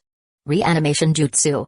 The summoning formula activated, and debris began to gather on the sacrifice, quickly taking Mabumu's form. It worked. Yoichi was elated as the reanimated body did not disintegrate, indicating the critical step of the reanimation jutsu was successful. Next, he inserted a control talisman into the reanimated body's head. Having prepared the control talisman in advance, he was finally able to use it after more than 70 attempts. After inserting the talisman, Yoichi awakened Mabumu's consciousness. "How am I here?" "Silence," commanded Yoichi, and Mabumu immediately fell silent, though still glaring angrily. "Use the shadow clone technique at full strength." Following the command, Mabumu executed the shadow clone technique, managing only 3 clones. Only 3 clones at full strength. His chakra is less than that of a chunin. Yoichi's disappointment was evident. This reanimated body's quality was the lowest here, but at least the reanimation was a success. For improvements. The strength is related to the sacrifice, so increasing the reanimated body's control is necessary. Orochimaru and Kabuto must have modified the control talisman. Otherwise, Kabuto controlling dozens of reanimations would be too taxing. Yoichi pondered, realizing that controlling a single reanimated body already required a bit of effort, and managing 2 would consume all his focus. The experimentation continued. Chapter 107. It's difficult. It's best to wait for Mina to return. We have too little knowledge about sealing techniques, and the talisman improvements show no effect. Even with ample time, Yoichi tried several times, but with virtually no effect. His control remained as it was. His current use of the impure world reincarnation was basically the initial form of the forbidden jutsu, erasing consciousness and turning the reanimated body into a mere shell. Unlike Orochimaru's impure world reincarnation technique, which could erase all consciousness except for the combat awareness. In essence, the issue was a lack of accumulated knowledge. Curse marks and sealing techniques are deeply interconnected, and his skill in sealing techniques was mediocre, or rather, non-existent. This Master of Dreams should have other uses, otherwise, with just this little functionality, can it even be considered a master? Yoichi glanced at the time, only 3 hours left, and his shadow clone was still practicing. This was somewhat abnormal. Yoichi suddenly noticed this issue. Using ninjutsu here consumes chakra, but it also recovers, albeit the recovery speed here was unusually fast. About 5 times his usual chakra recovery rate. Normally, it would take a day to recover after depleting his chakra, but in this dream, it only took a bit over 4 hours. Based on his chakra volume and recovery speed in the dream, unless using long-distance flying thunder god technique, it was hard to deplete his chakra, allowing for continuous practice. There should be other abilities besides this. Since even the consciousness of a cotton doll can be made so real, could it be possible to summon real people, like Mikoto-san? When Yoichi used this ability, many people flashed through his mind, ultimately hesitating between Mina and Mikoto. However, considering if it were possible to bring the real consciousness of a person, pulling Mina from the battlefield could lead to issues. Mikoto-san was different. She barely did household chores in Hidden Leaf Village. The busiest she got was helping him with paperwork. As soon as Yoichi finished calling out Mikoto's name, the space in front of him rippled like water waves, suddenly changing the scene. It seemed like Fugaku's house, with an open door leading to a study, and Mikoto was leaning over a desk filled with documents. Am I in Mikoto-san's dream, or has the dream space turned into Fugaku's house? Yoichi? How did you get here? Mikoto suddenly woke up. Seeing Yoichi at the doorway, her heart started racing with surprise. Since coming back from the hospital, she hadn't visited Yoichi for a few days. She was supposed to report to him but didn't go, always remembering the embarrassing incident at the hospital. Hence, she had been procrastinating for several days. Me? I specifically came to see Mikoto-san. After what happened at the hospital, I went for a checkup, and the doctor told me I can't have children. It's all your fault, Mikoto-san. Yoichi began with a straight face, spouting nonsense. This was a dream, and he had many things he wanted to try. No, could it really be? Hearing this, Mikoto instantly covered her mouth in shock. She just wanted to escape the awkwardness of that day, never imagining that her actions could lead to such severe consequences. Yoichi, I'm so sorry, I didn't do it on purpose. Saying sorry won't do, Mikoto-san. How will you compensate me? Yoichi coldly approached Mikoto, taking the opportunity to appreciate her appearance in a tight waistcoat and short skirt, indeed pleasing to the eye. I don't know, Yoichi, I'm terribly sorry. I'll do my best to compensate you. Just tell me, and I won't refuse if I can do it. Mikoto hurriedly apologized, not realizing the gravity of her mistake. Of course, you can do it, Mikoto-san. You wouldn't be unable to handle this matter, would you? As Yoichi approached Mikoto and extended his hand to wrap around her tightly clothed waist, he pulled her into his embrace. Yoichi. Mikoto was startled by the closeness. She could feel her breath heating up Yoichi's face. Too close. She was a married woman and definitely should not engage in such acts, especially in her own home where Fugaku could return at any moment. Thus, Mikoto tried to struggle violently to leave Yoichi's embrace. However, as she began to push him away, she heard Yoichi whisper in her ear, Mikoto-san, haven't you realized yet? This is your dream. Dream? Correct. You've been thinking about it, so I appeared in your dream. And Mikoto-san, are you sure you don't want to compensate? After doing something so terrible, do you plan to act as if nothing happened after some time? No, Yoichi. This is your dream, Mikoto-san. You wanted me here, and you also want this to happen. Everything in this dream is your own will. My own will? Confusion flashed across Mikoto's face. She indeed noticed something odd about this place. It was too quiet, and if Yoichi had visited, the caretaker would have at least informed her. Correct. And Mikoto-san, do you really want to resist? Seeing Mikoto's hand stop pushing him away, Yoichi Uchiha's hand holding her waist slid down further. 1 hour later Mikoto suddenly woke up, but the scene in front of her changed instantly. She was facing a desk and a pile of disorderly documents. The documents were wrinkled, with sweat stains on them. The Yoichi from just now disappeared, leaving Mikoto stunned for a moment before she hastily looked down. Her clothes were properly worn, not a button misplaced. Was that truly her dream, albeit too vivid? She felt sweaty all over and experienced a soreness around her waist. Was it because she slept in an awkward position on the desk? As Mikoto got up, she felt the chair was wet. Her face flushed with embarrassment, and she hurriedly grabbed some paper to dry the chair. Lady, are you okay? Did you have a nightmare? Kazumi knocked on the door twice, asking with concern. Is the name of the caretaker? I'm fine, Kazumi-san. By the way, did anyone visit just now? No, I've been cleaning at the front door, no visitors. Then thank you for your hard work. Please rest a bit after you finish cleaning. After Mikoto reassured herself, her heart slightly eased. That indeed was a dream, otherwise, how could she suddenly return to the study from her bedroom, fully dressed? So, it was a dream. Her voice carried an inexplicable emotion, a mix of relief and an indistinct sense of loss. However, thinking back to that dream, Mikoto wondered if it was really a product of her constant thoughts. Although she indeed thought about the incident at the hospital, was today's dream truly what she desired deep down? Once the time is up, you immediately wake up, with memories and sensations truly transferred back to the body in reality. And it's only been 2 hours, Yoichi woke up and checked the time. Precisely 2 hours had passed since he took the sleeping pills. He clearly remembered the impure world reincarnation technique, and Yoichi also felt an improvement in his Flying Thunder God technique. Continuous practice for 48 hours significantly enhanced his control over the technique. Using the dream dominance for practice with 10 shadow clones was manageable for him, allowing for extended periods of training. Thus, for Yoichi, sleeping for 2 hours was equivalent to 200 days of practice. 3 rounds of this amounted to nearly 2 years of training experience. Such a fortune. And with Mikoto-san, in the dream space, he directly broke through 3 layers of her bottom line, eventually making her face her wedding photo in the bedroom. Fugakuga, such a powerful ability. Yoichi immediately gave his first use of Master of Dreams a perfect rating, though he wished for more time. He left the dream space solely because time was up. He then picked up the sleeping pills, took 2 more, and went back to sleep. Soon, Yoichi fell into a deep, dreamless sleep. Upon waking, Yoichi Uchiha noted the time spent sleeping and couldn't help but quip, a waste of effort, no wonder it's only a partial ability, there's a limit to the number of uses. This ability was apparently once a day.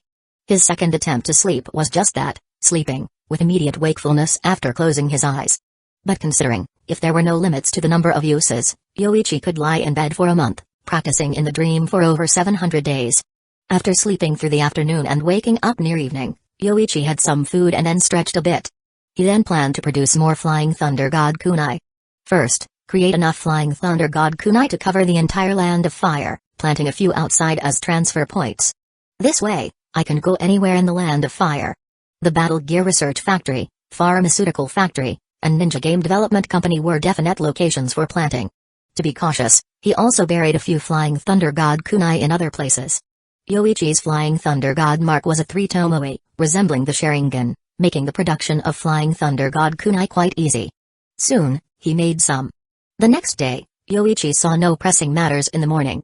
He initially planned to use the Master of Dreams then, but decided to wait until evening. By then, Mina should also be resting, allowing him to pull her into the dream space to help improve control over the Impure World reincarnation technique and curse marks. With improved control and reduced effort to manage the reanimated bodies, Yoichi Uchiha could immediately start enhancing the sacrifice's strength, bringing the reanimated bodies' power infinitely close to their original level. This way, collecting more Jonin-level corpses during wars would provide him with a force of fully obedient, fearless Jonin-level fighters. When Yoichi was about to proceed with his training, Orochimaru suddenly paid him a visit. Having heard that Yoichi had been discharged from the hospital for 2 days, Orochimaru invited him to the laboratory for a visit. It was about a simplified version of Sage Mode that Orochimaru had developed. With the precision equipment provided by Yoichi, the sample of the youth capable of absorbing natural energy, and Orochimaru's own insights from practicing sage art, he managed to invent a simplified Sage Mode in such a short time. Yoichi, actually creating the curse mark so quickly was due to an inspiration that came by chance. However, it's not a perfect Sage Mode, but a degraded version. It's quite similar to that clan's physique but controllable, so there won't be incidents of going berserk. As for other aspects, it resembles that clan quite a lot. Orochimaru said with a smile, referring to changes in appearance. Absorbing too much natural energy without proper control could lead to various transformations. Although Sage Mode from Ruchi Cave wouldn't turn a person into stone, it could drive them mad. Soon, the two entered the laboratory. Located in a very secluded area of Hidden Leaf Village, on the opposite side of the Forest of Death, Orochimaru even kept several large snakes, over 10 meters long, at the entrance to hide the entrance to the underground laboratory from others. The ventilation was excellent underground, and the space was vast. Upon entering, Yoichi saw Orochimaru's apprentice, who already showed signs of training. It seemed Orochimaru didn't entirely use him as an experimental subject. Look, Yoichi, these are the test subjects. For the newly developed Sage Curse Mark, I can control it.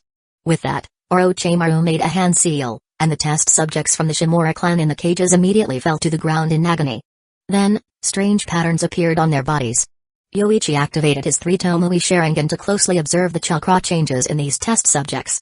After the strange patterns covered their bodies, their skin changed color, and their bodies underwent transformations. Their arms thickened, horns grew on their heads, and bulging tumors appeared on their backs. This transformation is quite noticeable. Yoichi commented. The strength enhancement was also significant. The person's chakra was average, but after entering the second state, their chakra increased threefold. Perhaps due to the test subject's initially low chakra, such a dramatic increase was seen. For others, there would likely be a significant boost as well. People with average talent should not activate the second state of the Sage Curse Mark for more than 5 minutes, otherwise, even with the Sage Curse Mark, They won't be able to withstand the erosion of natural energy, ultimately leading to death. This inspiration came from the White Snake Sage, who enjoys biting people to help them practice Sage mode. Orochimaru handed over a scroll with the methods for practicing the Sage Curse Mark. This Sage Curse Mark isn't the effect I desired, but it's good for training subordinates. Yoichi, I need to continue my research. Here's what I need. Orochimaru aims for a more perfect Sage mode. This Sage Curse Mark, in terms of absorbing and utilizing natural energy, falls short of the original, and the Sage Chakra produced is also inferior. Everything depends on the Sage Curse Mark to control natural energy. Besides the scroll for practicing the Sage Curse Mark, Orochimaru also handed over another scroll with a list of materials he needed, including experimental materials and the 2 secret techniques from Hidden Cloud's village that caught his attention last time. Yoichi looked over the list and agreed, no problem, these will be delivered to you soon. As for the test subjects, I'll purchase them outside the village. Can Orochimaru-sama bring them in himself? Of course, I'll wait for your notice, Yoichi. Chapter 108 From Orochimaru, Yoichi received 2 versions of the Sage Curse Mark.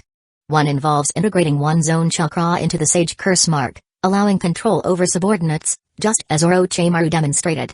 Those who are given the Sage Curse Mark cannot resist Orochimaru's control, a technique seemingly developed to cultivate subordinates, fitting Orochimaru's style. The second type does not integrate one's own chakra into the Sage Curse Mark, it purely uses the technique to control the absorption of natural energy. Ninjas with the Curse Mark can actively absorb natural energy through the Sage Curse Mark, thereby creating Sage Chakra.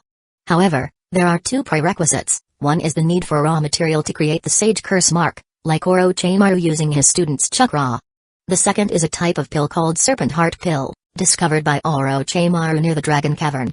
Made from a certain herb, it allows one to quickly adapt to the final state of the Sage Curse Mark. Otherwise, even with the Sage Curse Mark controlling the speed of natural energy absorption, the person receiving the Sage Curse Mark for the first time would die from the invasion of natural energy. Before leaving, Orochimaru gave Yoichi 20 Serpent Heart Pills. As for the raw material, Yoichi had plans already. His ability to absorb natural energy was stronger than anyone from that clan. Using his chakra to create the Sage Curse Mark would surely result in a more potent effect than Orochimaru's upon entering the second state. After obtaining the method, Yoichi planned to find an opportunity to practice it in the dream space. That place is truly a treasure. Tonight, after entering the dream space, Yoichi intends to try creating Hashirama cells. If possible, he would deploy 80 shadow clones to continuously experiment until the perfect sacrifice is created using Hashirama cells. Without training or consuming a lot of chakra, just experimenting, 80 shadow clones could totally manage, especially since chakra recovers quickly in the dream space. Though 80 shadow clones would be a significant burden on Yoichi, it would be manageable in the dream space. Yoichi-san. Yoichi was on his way back to the clan's area when he suddenly heard someone calling him. Turning around, he saw a man with distinctive white hair and stopped to greet him. Sakamo-senpai, are you just coming from the Hokage's building? Heading out on a mission? Sort of. I was just about to look for you, Yoichi-san. How are you feeling now? Sakamo asked with a smile, then glanced around before saying, let's go for some red bean soup, Yoichi-san. I prefer spicy food, but red bean soup works too. Let's go, Sakamo-senpai. Yoichi could tell Sakamo wanted to talk to him about something. Although not fond of red bean soup, he agreed to go. It must be said, Sakamo is a man with few flaws, especially evident when on missions together. With him around, one can feel assured. Moreover, he's very courteous. He visited Yoichi during his hospital stay, leaving precisely after 10 minutes, showing concern without overstaying his welcome. Following Sakamo to the dango shop, it was quiet in the morning. Sakamo let Yoichi sit first while he went to order. He ordered 2 servings of 4 different types of dango and 2 red bean soups. From a distance, Yoichi could tell Shikaku had a sweet tooth. However, the culinary world of the shinobi is quite limited. At least within Hidden Leaf Village, the options are mundane, with barbecue, izakayas, and sashimi considered top-notch. No wonder Akiraku Ramen caused such a stir upon opening. It's not the Leaf Ninja's fault, they just haven't seen much of the world. After placing the order, Sakamo glanced back at Yoichi and then turned to the owner, saying, make one of the red bean soups spicy. A jonin from Hidden Leaf Village? Yoichi perked up at this, wondering if that was his order. Quite considerate of him. But caring too much about others isn't always good. When the food arrived, Yoichi ignored the bowl of red bean soup sprinkled with a bit of chili. Even if he didn't like sweets much, the sweet bean dango was still better than spicy red bean soup. Tsukumo-senpai, did you want to talk about something? It's about the village. Yoichi-san, you were in the hospital the past few days, so we didn't call you over to discuss. Tsukumo spoke straightforwardly. The Cloud Village wants to start a war with the Leaf. Tsukumo-senpai, have you been assigned a mission to lead a ninja squad against the Cloud Village? Yoichi asked, surprised by the rapid retaliation from the third Raikage. He had barely been discharged for a few days before the Cloud's retaliation arrived, likely decided right after the Raikage recovered from his injuries. Right before I left the Hokage's building, I had accepted the mission. It's going to be tough, but I'll do my best to stop the Cloud. After saying this, Tsukumo looked at Yoichi and continued, Yoichi-san, I hope you can join me on this mission. Your strength and command are reassuring qualities in a teammate. Yoichi didn't immediately respond, considering this could be an opportunity. He had been waiting for a war to make a name for himself, to become a hero of the Leaf and lay the groundwork for his bid for Hokage. Once he became the 5th Hokage, Yoichi Uchiha planned to reform his village. Now the opportunity had come, but Yoichi Uchiha still needed to discuss it with his clan. Tsukumo-senpai, I personally would like to join you on the mission and can bring more clan members. However, how many I can bring needs to be discussed with my clan. When do we leave? In 3 days. The ninja squad, logistics, and medical ninjas will be ready. Yoichi-san, I need your answer by tomorrow so I can inform the 3rd Hokage. If Yoichi-san's clan members could join, that would make this mission even more secure. The Uchiha clan has many ninjas who haven't taken the Jonin exams. Generally, after completing over 100 B-rank missions, with a Tutomui Sharingan, and reaching peak chakra levels, anyone with sense would have Jonin level strength. Even more so, there are special Jonin among them. But they often struggle to apply for Jonin exams. If not for the Uchiha clan's unity, even if the exams were challenging, with clan support, there would be at least 5 times as many Uchiha Jonin as there are now. Then, tomorrow. Yoichi said, I'll visit Tsukumo-senpai tomorrow morning. Regardless of the clan's decision, I'm likely going anyway. He considered giving some clan members the Sage Curse mark before the war. With the Sage Curse mark, even Chunin clan members could have Jonin level strength for 5 minutes. Tsukumo didn't hide the fact that they were going to war from Yoichi, knowing he would definitely join the fight. Informing him in advance was not an issue. After chatting for a while, Yoichi bid farewell to Tsukumo. Upon returning to the clan area, he visited Kenji's house to inform Elder Kenji about going to war. Elder Kenji didn't ask many questions. After hearing Yoichi's plans, he called Seijun and Yokawa. He was old and couldn't remember all the clan members' names. Asking them about capable clan members was a better choice. Once everyone arrived, Yoichi shared his plans again. The Leaf was sending 3 ninja squads, so Yoichi wanted to bring 50 clan members, ensuring sufficient numbers and his ability to look after them. 50 is manageable, but we can't move the Jonin, Yoichi-san. Uchiha Seijun said, all Jonin have been ordered not to leave the village without cause. We'll have to look among the Chunin and gain in. But if too many Chunin leave, the clan leader will definitely inquire and obstruct. Then form them into Chunin squads for me. 12 Chunin, 36 gain in. I have a curse mark technique that can enhance their strength, giving clan members with Chunin strength the power of Jonin for 5 minutes once the curse mark is activated. Yoichi briefly explained the Sage Curse mark, even intriguing Yokawa. I'll personally apply the Sage Curse mark. Here are some serpent heart pills to ensure the safety of those receiving it. It might be painful, though. Pain is nothing.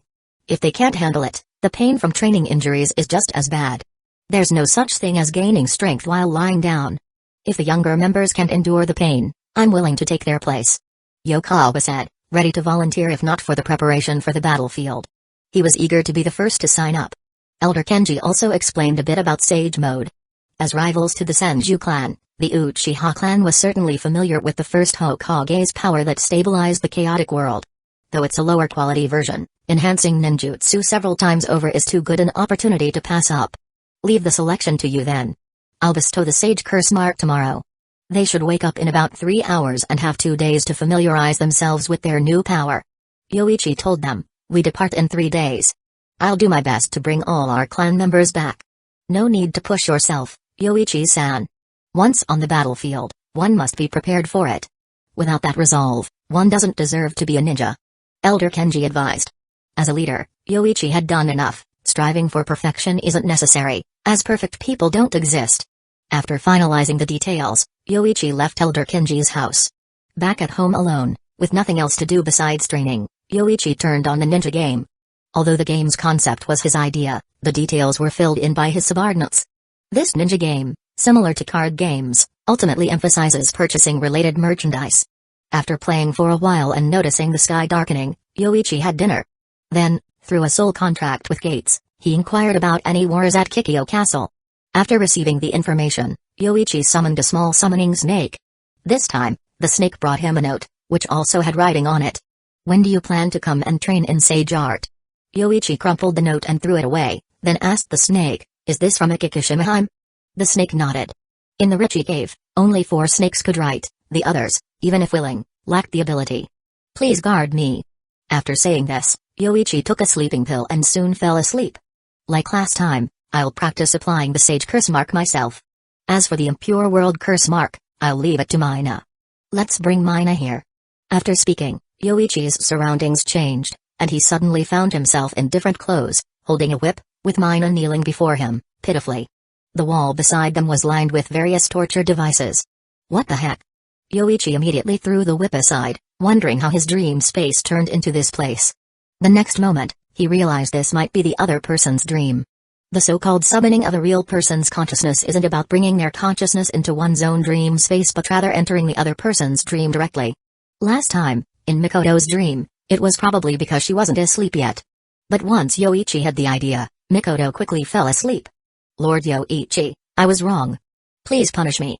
Mina, seeing Yoichi discard the whip, thought he was going to use other torture devices to punish her, so she spoke out loudly.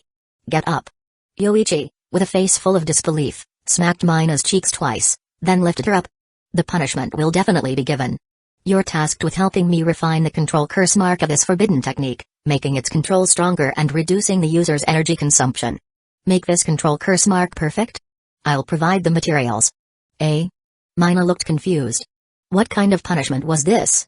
Yoichi waved his hand, creating 50 impure world bodies in the dream space, and showed the forbidden jutsu scroll to Mina, then told her, "Study well. If you don't finish, I'll never use those torture devices to punish you again." While saying this, Yoichi's mouth twitched twice. It was the first time he realized Mina had such peculiar tastes. "I will definitely complete it." After speaking, Mina turned to study the forbidden technique, muttering, "This shouldn't be happening. Why am I having this dream? Well, it's just a dream. I'll definitely figure it out." Seeing Mina start studying the seals, Yoichi breathed a sigh of relief and went on to study the sage curse mark. Leaving the torture room, he finally saw the familiar dream space outside. The place he was in before was Mina's dream. Chapter 109. 2 days were clearly not enough for Mina to improve the control seals for the impure world reincarnation technique, but it allowed Yoichi to become very proficient with the sage curse mark. Here, he could simulate living beings and serpent heart pills. In just 2 days, Yoichi administered the sage curse mark to over 100 people. Although there were initial failures resulting in death, the latter 70 to 80 recipients all survived. By the end, Yoichi had a deep understanding of the sage curse mark, ensuring a 100% survival rate. After concluding his work, Yoichi then visited Mina. However, upon seeing Yoichi, Mina hurriedly apologized. "I'm sorry, Yoichi-sama, I haven't improved the control seal yet. I'm disappointed in you." Yoichi's expression darkened. He picked up a whip from the torture table and lashed Mina 10 times. Mina bit her lip, bracing herself against the table. "If there's no progress by tomorrow, it'll be reduced to 7 lashes. No, 5. What?" Mina was already displeased at the mention of 7 lashes, but her face fell even more when the number was reduced to 5. Then, Mina quickly assured, "I will definitely do it, Yoichi-sama." If this could motivate Mina, he was willing to adapt. "Go back, and don't speak of this to anyone." "No one." "Yes, I understand, Yoichi-sama." Yoichi checked the time. It was exactly 48 hours before he left the dream space and opened his eyes to the ceiling of his bedroom. "I forgot to ask Mina how long it would take to improve. If it can't be done within a month, then the dream space will be gone." Yoichi thought, realizing he'd have to wait for Mina to return to the village to slowly try. Apart from Mina, Kushina is also a formidable sealing master. But she's not one of us, and this involves the impure world reincarnation technique. It wouldn't be good if she leaked it. Yoichi quickly dismissed the thought. His relationship with Kushina was merely formal, limited to greetings. Even though Kushina and Mina were close, he didn't want Kushina to know about the impure world reincarnation technique. Who knows if Kushina would inform Minato upon learning about the forbidden technique, leading to a chain of reports until the upper echelons of the Leaf were aware. "You've worked hard today, go back." Yoichi spoke to the Richie Cave snake in the corner, then added, "Tell Akikishima not to rush me. I will eventually go to the Richie Cave to learn sage art." The two types of sage art from the Richie Cave were quite useful. One combined light and sound in the White Rage technique, a powerful control type of sage art, impenetrable even by Susanoo. The other could control inanimate objects, not strong in attack but able to alter the environment, controlling the enemy. Typical battlefield crowd control abilities. Unfortunately, he didn't have time now, and Yoichi also wanted to let his body adapt to natural energy before attempting to learn sage art. The longer the adaptation, the less dangerous the training would be. After returning from the Eastern Front, if there was enough time, he would go to the Richie Cave to train in sage art.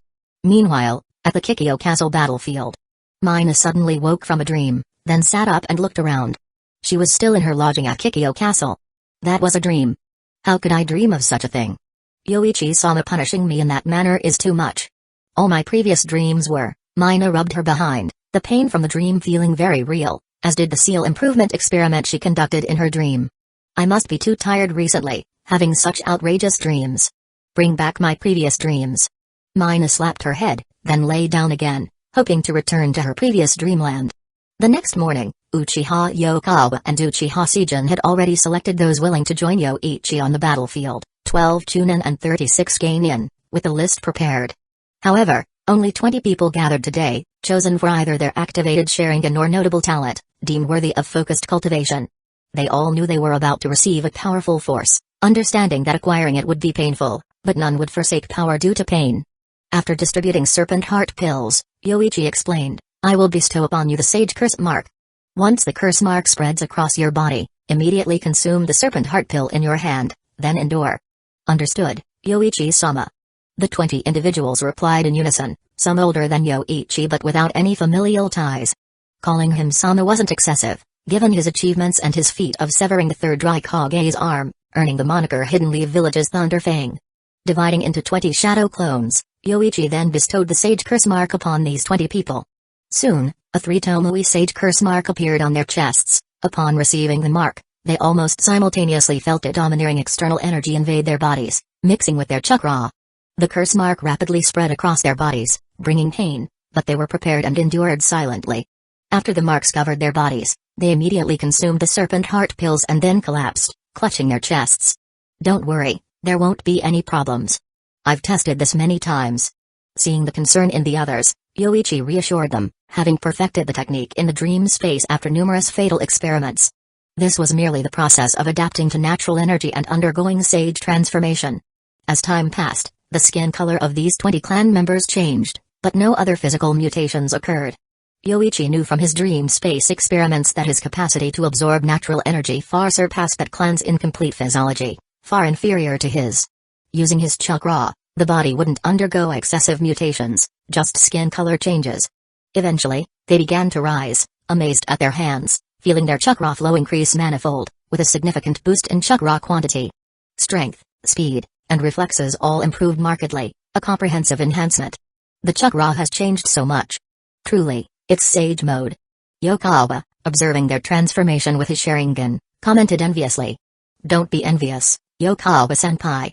Once we have more Serpent Heart pills, all our clan members will have it. By the way, Yoichi-san, the clan head knows about this." Uchiha Yokawa approached and spoke, referring to the previous day's recruitment for the battlefield, not the Sage Curse Mark. What did the clan head say? After inquiring, there was no further action. But something feels off. Fugaku, the clan head, may lack ability but wouldn't interfere in this matter. If there's any targeting, it would only be against me.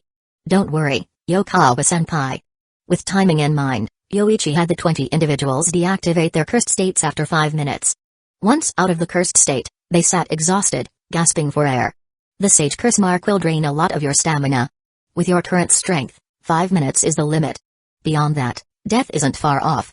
This is for your survival. The first state of the curse mark could be activated frequently, consuming less stamina, but the second state of the Sage Curse Mark was a desperate trump card. Understood? Yes. The 20 Uchiha clan members nodded eagerly, having tested their newfound strength, which indeed was formidable and offered an all-around boost. After advising them to familiarize themselves with their power over the next 2 days, Yoichi left to find Sakamo. The Hatake family, just father and son, had a not-so-small house, especially with their own training field for practicing kenjutsu. Without beating around the bush, Yoichi told Sakamo he could bring 50 people, including 12 chunin and 36 genin. Including his 4 students, it made no sense for the elite jonin to remain in the village. Yoichi-san, you'll be the captain of the ninja squad. I'll speak to the 3rd Hokage about it. Sakamo said, having already assigned the Eastern Front's overall commander and his deputy. All that remained were the captains of the 3 ninja squads and those managing other affairs. With Yoichi's strength and reputation, leading a squad was entirely within his capabilities. The mission in the Land of Rivers and the ambush on the 3rd Raikage's Cloud Ninja Squad proved Yoichi was a reliable teammate. Alright, then I'll wait for Sakamo-senpai's news. After Yoichi left, Shikaku went to the Hokage building to find Hiruzen. When Sakamo explained his intentions, Hiruzen was initially hesitant.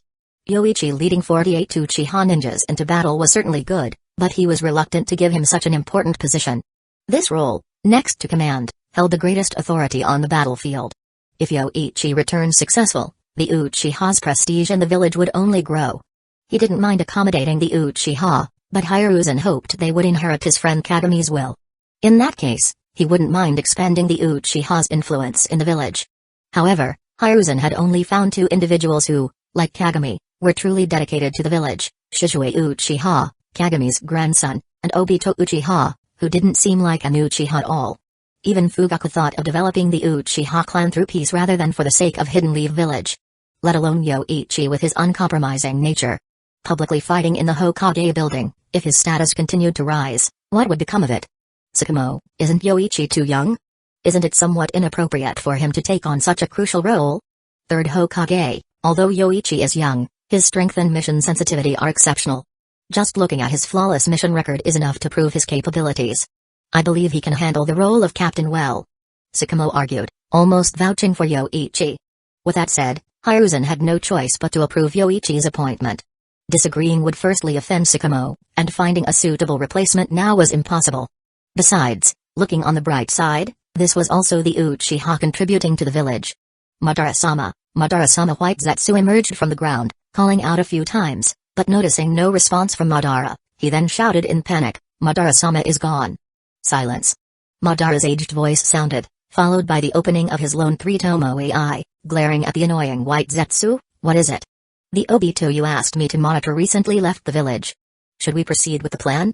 But, there's another Uchiha genius in the village, Yoichi Uchiha, and his temperament resembles that of Obito Uchiha, almost like a combination of the two. Is that so? Does he have any close associates? It seems not. He often trains alone. Alone. Without love or the chance to lose it, it's difficult to awaken the Mangekyo Sharingan. The strength of 3-tomoe is average, not fitting for his plans. No need then. Continue to observe Obito. Also, the plan is not in a hurry. Even for an Uchiha, a body around 10 years old is hardly capable of sustaining the activation of 3-tomoe or the Mangekyo. Don't bother me without reason. Madara warned White Zetsu with a glance. People like Obito, who have intense emotions, can awaken stronger powers after losing love. As for the plan, there's no rush. 9 years old is still too young, the body isn't sufficient to support the activation of 3-tomoe or the Mangekyo. Go and gather information on negotiations among the 4 ninja villages. Understood, Madara-sama. But could you give me more clones? With so many tasks at once, it's difficult to accomplish them with so few clones. Wait. Madara said, then closed his eyes to silence. Behind him stood the massive form of the Judomazo, providing him with chakra and life support, while numerous white zetsus crowded its surface. Chapter 110. After going to bed at night, Yoichi arrived in the dream space as scheduled. First, he entered Mina's dream and found himself holding a chain, the other end of which was around a neck? And in his other hand was a whip, poised as if he had swung it countless times before. Yoichi twitched at the corner of his mouth, wondering what was going on. How had he ended up equipped with both items in just one day? He threw aside the whip and chain, then, using his power to dominate the dream space, recreated the progress Mina had not finished from yesterday. Then he lifted Mina off the ground and brought her to a table, instructing her, continue with yesterday's research, forget about everything else. Ah. This dream again? No, I want to go back to the dream I just had. Mina's face showed her confusion before she hurriedly shook her head, wanting to return to the beautiful dream she had just been having. However, without Yoichi's permission, Mina couldn't return to that dream.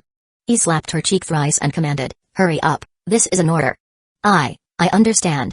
After being slapped, Mina trembled and then, blushing, agreed to comply. "I'll check on you later. If there's no progress." Yoichi controlled Mina's dream, ensuring she couldn't return to her previous dream. "I understand." Seeing Mina become compliant, Yoichi felt reassured and left. After Mina started her research, it was pointless for him to wait there, so he returned to practice using his shadow clones.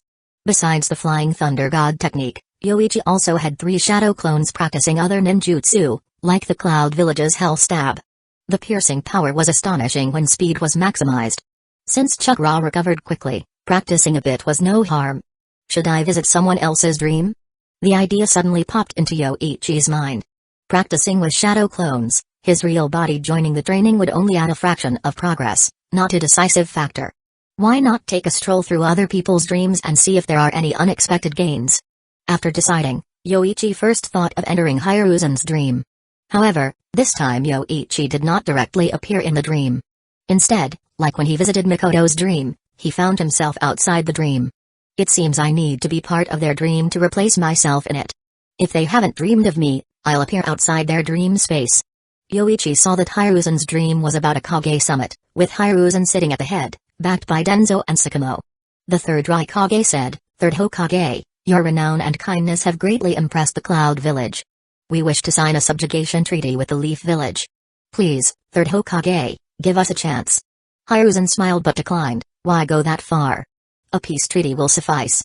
The third Raikage, looking admiringly at Hiruzen, said, "Without you, Third Hokage, the Cloud Village would never be convinced. I am willing to lead the Cloud Village to submit to you." The third Tsuchikage, Onoki, also said, "The same for me. To me, the third Hokage's magnanimity surpasses even the first Hokage's. The Rock Village is willing to sign this subjugation treaty. The Sand Village is also willing to sign. Apart from the third Hokage, I have never admired anyone else. Third Hokage, we are sincere. Please agree."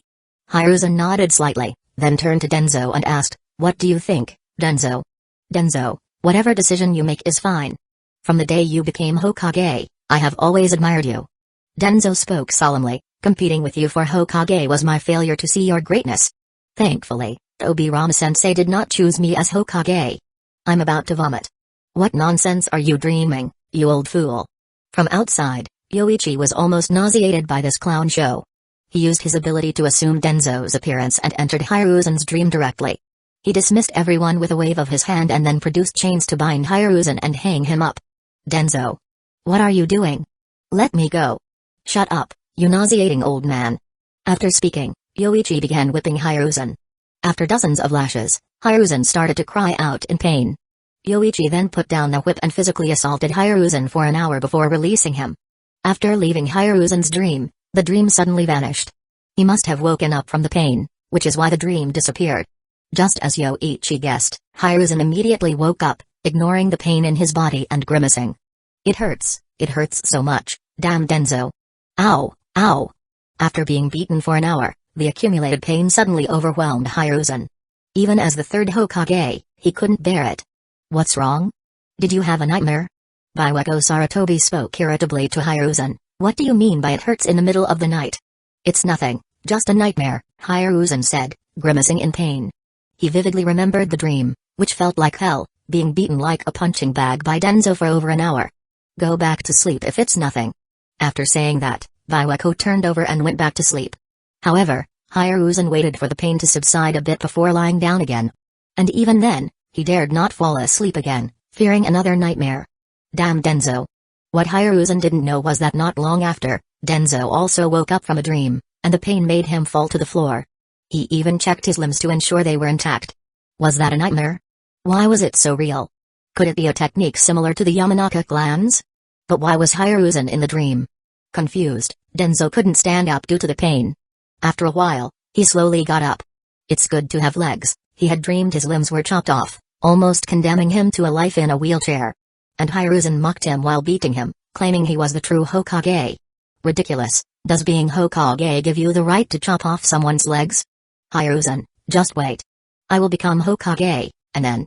After dealing with Danzō, Yoichi went to check on other people's dreams. Tsukumo originally wasn't dreaming, but after Yoichi pulled him into a dream, he began practicing kenjutsu. Yoichi watched for a while but found it boring and left. In Kurenai's dream, Yoichi directly appeared, which means his student had dreamed of him, thus replacing him in the dream upon entry. However, Kurenai was circling Yoichi with a proud face, laughing and saying, "Sensei, convinced now? Just ask me, and I can release the Genjutsu and let you out." What wishful thinking. Yoichi suddenly spoke, then picked up Kurenai and spanked her a few times before putting her down. Under Kurenai's shocked and embarrassed gaze, Yoichi said, "Thinking you can trap me in a Genjutsu? You're 100 years too early." After saying that, he left Kurenai's dream. Next, Yoichi checked a few more people's dreams, but either they weren't dreaming, or their dreams were uninteresting. Moreover, those people weren't related to him. What is Kushina dreaming about? Could I enter her body's ceiling space? Yoichi suddenly thought, recalling that Jinchuriki could meet their tailed beasts in dreams or unconscious states. If he entered Kushina's dream, could he meet the Nine Tails and extract some chakra from it? Deciding to experiment, he found that Kushina wasn't dreaming and couldn't make her dream. However, he sensed Kushina's consciousness in a certain place. Yoichi directly followed with his ability. A vast world unfolded before him, the ground beneath his feet like a mirror, creating ripples with every step. This doesn't seem like a dream. It appears I've come to Kushina's ceiling space through this ability, or I followed her consciousness here. Yoichi noticed a gigantic creature in the distance, with a tiny human figure in front of it. That must be the Nine Tails. Yoichi was familiar with the chakra. He had once stolen a portion of the Nine Tails chakra from Kushina, an overwhelming sensation of hatred. Fortunately, Godzilla consumed it, or he would have struggled to utilize the Nine Tails chakra. The ability to control dreams can't be used? It can only be used to leave here. Yoichi discovered bad news. Kushina's ceiling space didn't seem to count as a dream. He could enter and exit, but all other abilities were ineffective. Good thing there's still the Sharingan. Yoichi's eyes turned into the Sharingan, with 3 Tomoe slowly rotating in his pupils. Although not yet the Mangekyo, his Dujutsu was strong among those with 3 Tomoe. He then headed towards Kushina and the Nine Tails, maintaining a medium distance. A few body flicker techniques would get him there, but he concealed his presence as he approached. Kushina. Everyone is using you, everyone hates you, even that Uchiha despises you because you sealed me inside you. Now we can't separate. I understand you best. Only I can help you escape this situation. Only by believing in hatred, believing in my power, can we. Intense hatred continuously emanated from the Nine Tails, affecting the entire ceiling space. Merely approaching would subject one to the chakra's negative emotions. Shut up, Nine Tails. I won't believe you. Kushina glared defiantly at the Nine Tails. Whenever she slept, she could dream of the Nine Tails. Previously, she avoided it, but now she actively sought it out to train and accustom herself to the hatred in the Nine Tails chakra. I will succeed. I will get used to your chakra, accept your hatred. Ha ha ha ha. Foolish words, foolish people. Kushina was interrupted by the Nine Tails' roar, coveting my power. You captured and sealed me, confining me to a place without sunlight. Since you want to accept hatred, try it then. The Nine Tails willingly released its chakra, instantly covering the space in a blood-red energy, a hatred tens of times stronger than before. Even with the Sharingan activated, Yoichi Uchiha couldn't help but be affected. Nine Tails, you. Kushina was the most affected, being in her body's ceiling space. When the Nine Tails released its negative emotions through the chakra, she felt it most acutely. Hatred, death, loneliness, violence, all these negative emotions directly caused Kushina's face to show signs of becoming a tailed beast. Her body in her home, lying in bed, also slowly manifested blood-red tailed beast chakra. What's wrong, Kushina? You wanted to accept my chakra, didn't you? Afraid to try now? Human child, stop talking big. I won't give up. Despite the pain on her face, Kushina didn't give up, intending to slowly accustom herself to the tailed beast chakra through this training method. Then, 4 adamantine chains extended from behind her, directly binding the Nine Tails' limbs, intending to control its indiscriminate release of tailed beast chakra. Fool, you fell for it. Hidden nearby, Yoichi spoke up. Although he didn't know the Nine Tails' plan, the excited emotion on its face gave something away. After the adamantine chains bound its limbs, the Nine Tails' struggle stopped, but the chains' binding points emitted negative emotions 10 times denser than before. The intense negativity turned the Nine Tails' chakra deep red. The adamantine chains, condensed from Kushina's chakra, were manipulated by the Nine Tails, which had planned to use its denser negative emotions to transmit back through the chains, attempting to make Kushina lose control. It hoped to kill the Jinchuriki and free itself by causing her to become uncontrolled. In an instant, Kushina screamed in terror, as if she saw mountains of corpses and seas of blood, countless resentful spirits complaining to her, wanting to drag her into eternal damnation in hell. This was supposed to be a step in training with the Nine Tails Chakra mode, but for Kushina at her current strength, reaching this step was a bit premature. Yes, that's it. Accept all my hatred. The Nine Tails thought gleefully, seeing a chance to free itself soon. However, before it could rejoice, the Nine Tails suddenly saw someone appear and stand in front of Kushina. Chapter 111. Absorbing someone else's chakra is difficult from the outside unless one naturally possesses such ability or uses secret techniques, like the Rinnegan's sealing absorption or wood style, etc. However, inside Kushina, no secret technique is needed to absorb the Nine Tails chakra, it freely emanates, beyond the seal's control within Kushina. Tail Beast chakra is a unique life energy that can significantly accelerate Godzilla's growth. The negative emotions within the Nine Tails chakra seem to have no effect on Godzilla. After absorbing the Nine Tails chakra, Godzilla simply fell asleep, seemingly less affected than when absorbing meteorite energy. Overexerting Godzilla's energy during the battle with the third Raikage caused it to fall into a deep slumber from which it has yet to awaken. Now presented with the chance to obtain the Nine Tails chakra, Yoichi didn't want to miss out. Upon reaching Kushina's side, Yoichi placed his hand on her shoulder. Without much effort, he felt a continuous flow of chakra pouring into him. The malicious and negatively charged chakra was uncomfortable, but within Yoichi's tolerance. The Sharingan also has a suppressing effect on Tailed Beast chakra. For Kushina, it felt like grabbing a lifeline. Suddenly, someone appeared beside her to share the burden of negative emotions and the Tailed Beast chakra. Unsure of who it was, her instinct to avoid being consumed by the Nine Tails prompted her to share the chakra with this newcomer. This shared burden significantly relieved Kushina, helping her escape from the hellish negative emotions. Minato, is that you? Yoichi? What are you doing here? Kushina, feeling the warm hand that pulled her from despair, initially thought it might be Minato, but turned to find Yoichi. Last time, he had embarrassed her among the Uchiha, causing her surprise and confusion. Why would Yoichi be here, in her internal sealing space? Don't just stand there, hurry up and use the adamantine sealing chains to absorb the Nine Tails chakra. Why? Why would I do that? Kushina, puzzled by Yoichi's suggestion, protested, the Nine Tails chakra is too hard to control. Actively absorbing it would surely overwhelm me, putting me in danger. Stop arguing. Without me, you'd already be under the Nine Tails influence. Just absorb it, I'm here to help you. What are you afraid of? But Kushina hesitated, but feeling the pressure on her lessened until the escaping Nine Tails chakra vanished, she stopped objecting.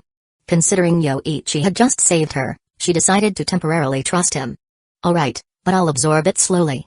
If anything goes wrong, I'll seal the Nine Tails with a sealing jutsu. Deciding, Kushina began to form hand signs. The next moment, the adamantine chains wrapped around the Nine Tails suddenly tightened, drawing in the Tailed Beast's chakra through the chains. After absorbing a large amount of the Nine Tails chakra, Kushina quickly felt unbearable pain and knelt, her face twisting into a near-frenzied expression, and her body showing signs of a second-stage Tailed Beast transformation. However, Yoichi quickly took in the Nine Tails chakra, easing the pressure on Kushina. Once she recovered, Kushina realized, you're absorbing the Nine Tails chakra. I'm saving you. Without me, you'd already be under the Nine Tails influence. But, aren't you absorbing the Nine Tails chakra? The two aren't mutually exclusive. Focus on absorbing the Nine Tails chakra. This way, you can also control its power faster. Train well, you also want to master the Tailed Beast's power soon and escape your current situation, right? Yoichi's words struck a chord with Kushina, reminding her of her imprisonment, loneliness, and restrictions as a Jinchuriki. Though she had met Minato, his increasing duties meant less time together, and she faced rejection when leaving the village. Then, I'll listen to you for now. Kushina, somewhat persuaded, deeply understood the Jinchuriki's plight and was more aware of it from Yoichi, who had been unwelcome even in the Uchiha clan's territory. If there was a way to escape her fate, Kushina would try anything. She had always attempted the Cloud Village's method for controlling tailed beasts, albeit too hastily today. Following Yoichi's instructions, Kushina continued to draw in the Nine Tails chakra. With Yoichi sharing the bulk of it, Kushina became more proficient in controlling the remaining Nine Tails chakra. Foolish humans. The Nine Tails, seeing its plan fail and its bindings growing tighter while its chakra was absorbed, roared in anger. Regardless of its protests, the chakra was still being absorbed. After a while, Yoichi announced, That's about enough. What do you mean by enough? Kushina, confused by his statement, found herself covered in a tailed beast cloak, with the signs of tailed beast transformation on her face and 3 chakra tails swaying behind her. The chakra she had just absorbed, mostly taken by Yoichi, left only a small part in her body. But this was enough for Kushina, as her progress tonight exceeded that of the past half-year. As Kushina pondered, she suddenly found herself in an unfamiliar place. Where is this? Yoichi waved his hand. That's not important. What matters is not to tell anyone about this. I can help you control the Nine Tails power in the future. Why can't I tell anyone? And you want the Nine Tails chakra, don't you? Kushina's suspicion was evident, and she recalled the previous incident, her voice dropping. And about last time, that was your doing, making me embarrass myself in public. What did you say at the end? Speak up, who can hear you? Yoichi feigned innocence, then shifted the topic. Wanting the Nine Tails chakra doesn't conflict with helping you control the tailed beast. Aren't the benefits obvious to you? Other villages Jinchuriki are becoming heroes on the battlefield, while you're still under surveillance in the village, facing rejection elsewhere. Or do you have a better method to control the tailed beast? Don't forget, the method you're using to control the tailed beast. I risked my life to steal from the Cloud Village, and for that, I was hunted by the third Raikage. Just now, I saved you from the Nine Tails control. Is this how you repay a favor? Using moral and shame against those with strong senses of duty and embarrassment is effective. A gentleman may be deceived by the right means, roughly the same idea. Hearing Yoichi's words, Kushina felt a strong sense of guilt. Indeed, he had just saved her, and after obtaining the method to control the tailed beast, she had decided to thank him. Repaying kindness with enmity. If you plan to repay kindness with enmity, go ahead. I guess I understand you now. But if you do, you'll always have flaws in your heart, and you'll never be able to control the Nine Tails power. Those with flaws in their hearts cannot accept the Nine Tails chakra's negative emotions. Kushina's guilt intensified, feeling as if many were accusing her of ingratitude, including Mundo, blaming her. I won't tell anyone. I won't let others know. Wait, who said I was going to tell? Can't I just ask?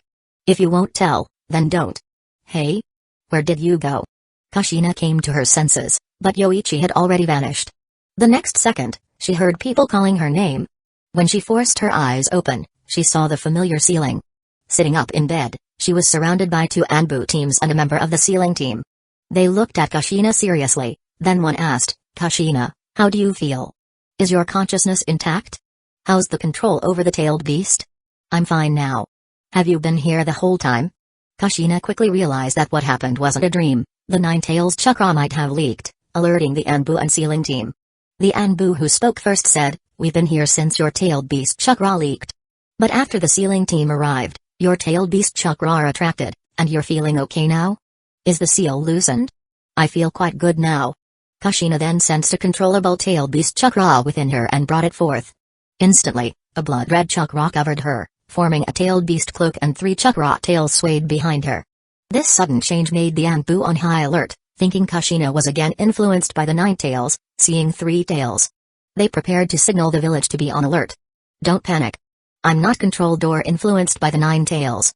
After some training, I've become more proficient in controlling the Nine Tails chakra. This is under my control. Kushina quickly explained, not wanting the Anbu to send out an alert signal, as she wouldn't be able to rest all night. Then, she retracted the tailed beast cloak and gestured to them, I'm fine now. Don't worry. Seeing Kushina wasn't affected by the tailed beast chakra, the Anbu relaxed their alert stance, and the team leader put away the signal flare. However, he still asked to confirm by having the sealing team check the seal and then make a report. Kushina agreed, sure, check it. The sealing team checked Kushina's seal, confirming no looseness or abnormalities, and nodded to the Anbu team leader. After receiving the information, the team leader asked Kushina some questions about her training progress and details. Kushina answered honestly, but when it came to Yoichi, she hesitated, eventually omitting his involvement. It became her own perseverance that overcame the Nine Tails chakra influence, gaining more control over it. You did well, Kushina. I'll report this to the Hokage. The team leader said, then signaled his subordinates and the sealing team to leave Kushina's home, and he also departed. Kushina's sudden display of strong tailed beast chakra was good news for the village.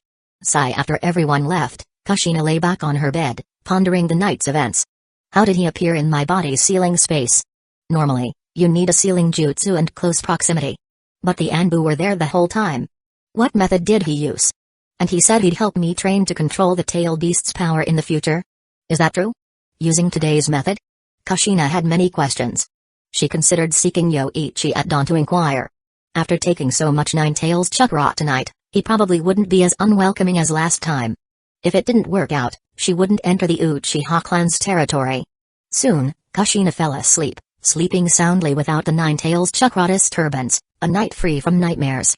After leaving Kushina, Yoichi found his dream time running out. He didn't deal with the Nine-Tails chakra immediately but went to check on Mina's progress. This time, Mina surprised him by strengthening the control seal for the reanimation corpses and even modified the seal to allow 2 sub-seals to control them, essentially creating a second remote control. Yoichi was pleased with this progress, complimented Mina, and, to her anticipation, spanked her a few times before leaving her dreamscape. This is getting ridiculous. I might actually have to use this method with Mina in the future. I should find a way to correct this. After ending his dream time, Yoichi woke up. He then opened a compartment of the 4-symbol seal and fed all the Nine-Tails chakra to Godzilla. With such a substantial supply of life energy, Godzilla quickly recovered, its body heating up again and the atomic reactor inside glowing faintly. Yoichi, satisfied with the observation, noted, "It's recovering quickly. At this rate, a few dozen more times could possibly evolve it to its final form." Chapter 112. The proficiency of the Flying Thunder God technique was improving, as was the control over the impure world. The animosity between Hiruzen and Danzō was also being stoked. It was uncertain if they would carry the grievances from their dreams into reality. He also obtained the Nine-Tails chakra, allowing Godzilla to recover and replenish.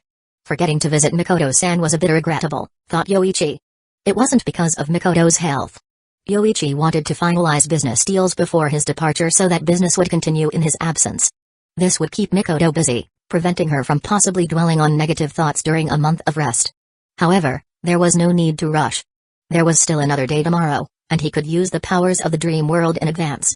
Yoichi reflected that his only current weakness might be his lesser amount of chakra compared to the true monsters of the ninja world. However, compared to others, his chakra was exceptionally abundant. The lightning-style chakra mode that hardened his body and increased his speed, his sword techniques that carried the piercing nature of lightning, the insight and ganjutsu of the 3 Tomoe Sharingan, the life-saving Flying Thunder God technique, and the lethal radiation heat blasts of the Godzilla mode. Even ninja of the 5 Kage level could fall to him if they were careless. Ordinary ninja were no match for Yoichi, unless, like the assassination of the 3rd Raikage, tens of thousands of ninja were used to deplete his chakra, and that too, by sealing away the Flying Thunder God technique. However, that would be quite difficult. If Yoichi wished to escape, no other ninja village could stop him. Increasing his own chakra by sealing a tailed beast was one method, but not suitable for him. Having Godzilla inside was enough, sealing another tailed beast would likely lead to mutual destruction. Then there were the Hashirama cells, which could be considered a miraculous item in the ninja world for decades. If only Hashirama had the habit of cremating bodies, starting with Uchiha, then Zetsu's plans would have been delayed by hundreds of years. Unfortunately, he was fond of research. Fusing with Hashirama cells also benefited the Sharingan, not fearing blindness anymore with the Mangekyo Sharingan, in addition to increased chakra and healing abilities. However, Yoichi had not yet fully studied Hashirama cells. Although he could manifest Hashirama cells in the dream space, integrating them perfectly into a test subject required much more time for fusion. Especially since Yoichi was not a research-oriented individual, his methods were purely built on the failures of test subjects. Can't sleep, might as well practice with the Star Stone, thought Yoichi, deciding to go to the basement to practice with the Star Stone after lying in bed for a while. Preparing in advance and waking up immediately when the time came ensured safety. He had practiced with the Star Stone a few times, and besides a slight increase in chakra, there were no other changes. A night's practice slightly enhanced the power of his Sharingan. This time he clearly noticed the change in his Sharingan, confirming his speculation about the Star Stone. In the morning, after breakfast, Yoichi went out to meet his 3 students to inform them that they would be departing for the battlefield tomorrow. Upon hearing the news, the father of Kazuhito, a blacksmith, showed obvious concern. It's common for ninja from civilian families to fear war, whereas ninja families are accustomed to life and death. Kurenai and Rumi's families were prepared, with Yoichi also meeting Kurenai Shinku, a famous jonin in the village known for manipulating enemies with ganjutsu. If not for the ganjutsu fame of the Uchiha and Kurama clans, Shinku's ganjutsu might have been considered the best in Hidden Leaf village. When Yoichi arrived to inform them, Shinku treated him politely, only mentioning that his daughter was causing trouble for Yoichi before leaving it at that. As for Rumi, Yoichi didn't even meet her parents, only her older sister. Tomorrow they would depart for the Eastern Front. Today was spent preparing. As Yoichi passed by a ninja tool shop, he saw many ninjas stocking up on tools.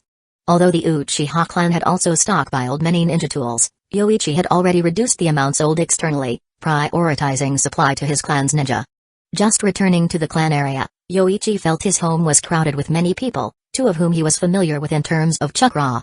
Upon reaching his front door, Yoichi greeted Mikoto-san and Kushina. "What brings you both here?" "I came because of what happened last time.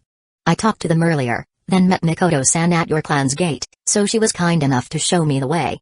"That should be fine, right?" Kushina looked directly at Yoichi, referring to the incident of sealing something within her last night. She came to inform Yoichi that she hadn't spoken of his actions and to inquire how she might assist in controlling the tailed beast's power. If she could control the tailed beast's power sooner, she wouldn't have to be monitored and confined. However, she was stopped by the Anbu in the morning because of the incident at the Uchiha clan area, causing concern among the Anbu. After multiple explanations from Kushina, and her showing some improvement last night, the Anbu reported to Hiruzen, allowing Kushina permission to visit. Yoichi then turned to Mikoto-san, who, feeling his gaze, remembered the dream, blushing slightly and looking away. "I came to report on previous matters. There have been quite a few tasks accumulating that I need to report to Yoichi-kun." "Then let's go inside. I also have some arrangements to make before leaving, so let's discuss everything at once." After Yoichi spoke, he headed inside. Kushina followed, but upon taking a few steps, she realized someone was missing and turned back to see. "Mikoto, what's wrong?" "Nothing." Mikoto regained her composure and then followed inside. It was Kushina's first visit to Yoichi's home, and she noticed the nice decor. The house's only distinctive feature was its size, capable of accommodating 10 people easily, though currently only Yoichi and Mina resided there. After seating them in the living room, Yoichi served them tea and asked, "Both of you have matters to discuss. Kushina, would you like to start?" "Let Mikoto speak first.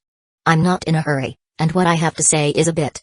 Kushina hesitated, limited by regulations regarding the Nine Tails and her status as its Jinchuriki, which was highly confidential in the village. Then, "Mikoto-san, please go ahead. What you have to report about clan finances and upcoming plans might take a while." Yoichi reminded them, preferring to listen to Mikoto-san's report last when undisturbed. However, Kushina seemed not to understand the implication and shook her head. "No issue. I have plenty of time every day, usually with little to do." "Then let me start." Mikoto began, her thoughts inevitably drifting to the dream and her embarrassment at being in Yoichi's presence. "Let's move to another room. I have some new tasks for you. Kushina, feel free to help yourself to anything in the fridge if you're hungry." Yoichi stood and headed upstairs, with Mikoto hesitating before following. After their departure, Kushina muttered, "I'm not hungry," but eventually got up to check the fridge, driven by curiosity more than hunger. Yoichi and Mikoto entered a sparsely furnished room on the second floor. After sitting down, Yoichi immediately inquired about the accumulated tasks. Mikoto presented organized files for Yoichi's review, allowing him to prioritize. The assistant's work was commendable. As Yoichi reviewed the documents, he found the pharmaceutical factory's profits and expansion plans required no immediate action, unless threats from ninjas or imitation arose. The ninja game strategy was successful, with growing weekly profits. Military weaponry faced challenges due to monopolization by the 5 great nations, but a new business involving magical goats showed promise. After a year, the breeding of magical goats had expanded significantly. Yoichi had tried them at Kenji the Elder's house, finding no change in taste or effect, making them ready for sale within the clan or externally. Mikoto summarized the clan members' needs well. "Mikoto-san, you've done an excellent job. It was a waste to have you as just a housewife before," praised Yoichi, then addressed the tasks Mikoto had presented. Trusting clan members with their business ideas, Yoichi planned to let Mikoto purchase land near the clan area for a market and entertainment venues, anticipating population growth in Hidden Leaf Village. After Yoichi finished, Mikoto had noted everything, asking if there was anything else. "Nothing for now. These tasks will keep you busy. We'll discuss more when I return from the battlefield." Then, Mikoto began, recalling a specific part of the dream, her face reddening as she glanced at Yoichi, worried about the consequences of her actions in the dream and whether Yoichi had sought medical advice. "Mikoto-san, something else?" Yoichi noted Mikoto's demeanor, her casual attire highlighting her gentle nature. "About last time, I accidentally squeezed too hard. Has it gotten better?" Mikoto asked, deeply embarrassed. Yoichi, amused by her concern, adopted a pained expression, misleadingly suggesting he was unsure of his condition due to impending battlefield duty and his unmarried status. Mikoto, feeling guilty, wondered how to help, suggesting Yoichi try a method herself, which Yoichi feigned offense at. Clarifying her intention, Mikoto was taken aback when Yoichi suggested she assist him, a proposal she initially refused due to her marital status. Yoichi's words amplified Mikoto's guilt and sense of responsibility, leading her to reluctantly agree to help. Why is this taking so long? I should have spoken up earlier. Why did I let the second person speak first? If I had, I might be home by now, Kushina lamented after finishing her pudding, feeling bored and alone. Contemplating a visit upstairs to remind them, she quietly approached their room, hearing a suspicious sound that reminded her of eating popsicles as a child. Annoyed at being made to wait, Kushina considered confronting them about enjoying ice cream without her. Chapter 113 Yoichi, after returning to the dream space with the Nine-Tails chakra, felt today's gains were significant. Although he only plundered for 10 minutes today, he likely seized 1% of the Nine-Tails' entire chakra, of which he took 4 parts. This was slightly less than last time, but such an amount of chakra could significantly evolve Godzilla. With over 20 days left, he could plunder 1% of the Nine-Tails chakra daily from Kushina, accumulating nearly a quarter of the Nine-Tails chakra. This was no small amount, equivalent to half of the Nine-Tails, and the processed Nine-Tails chakra was sufficient to activate the Nine-Tails chakra mode. Looking at it this way, it seems a bit wasteful to let Godzilla consume it. Keeping it as a trump card could be better. Besides, Godzilla also has the Star Stone as an energy source, not lacking food. After considering the strength of the Nine-Tails chakra mode, Yoichi decided to store the Nine-Tails chakra for now. If there was danger in the war, he would use the Nine-Tails chakra mode. If there was no need to use the Nine-Tails chakra wastefully in the war, he would feed it to Godzilla.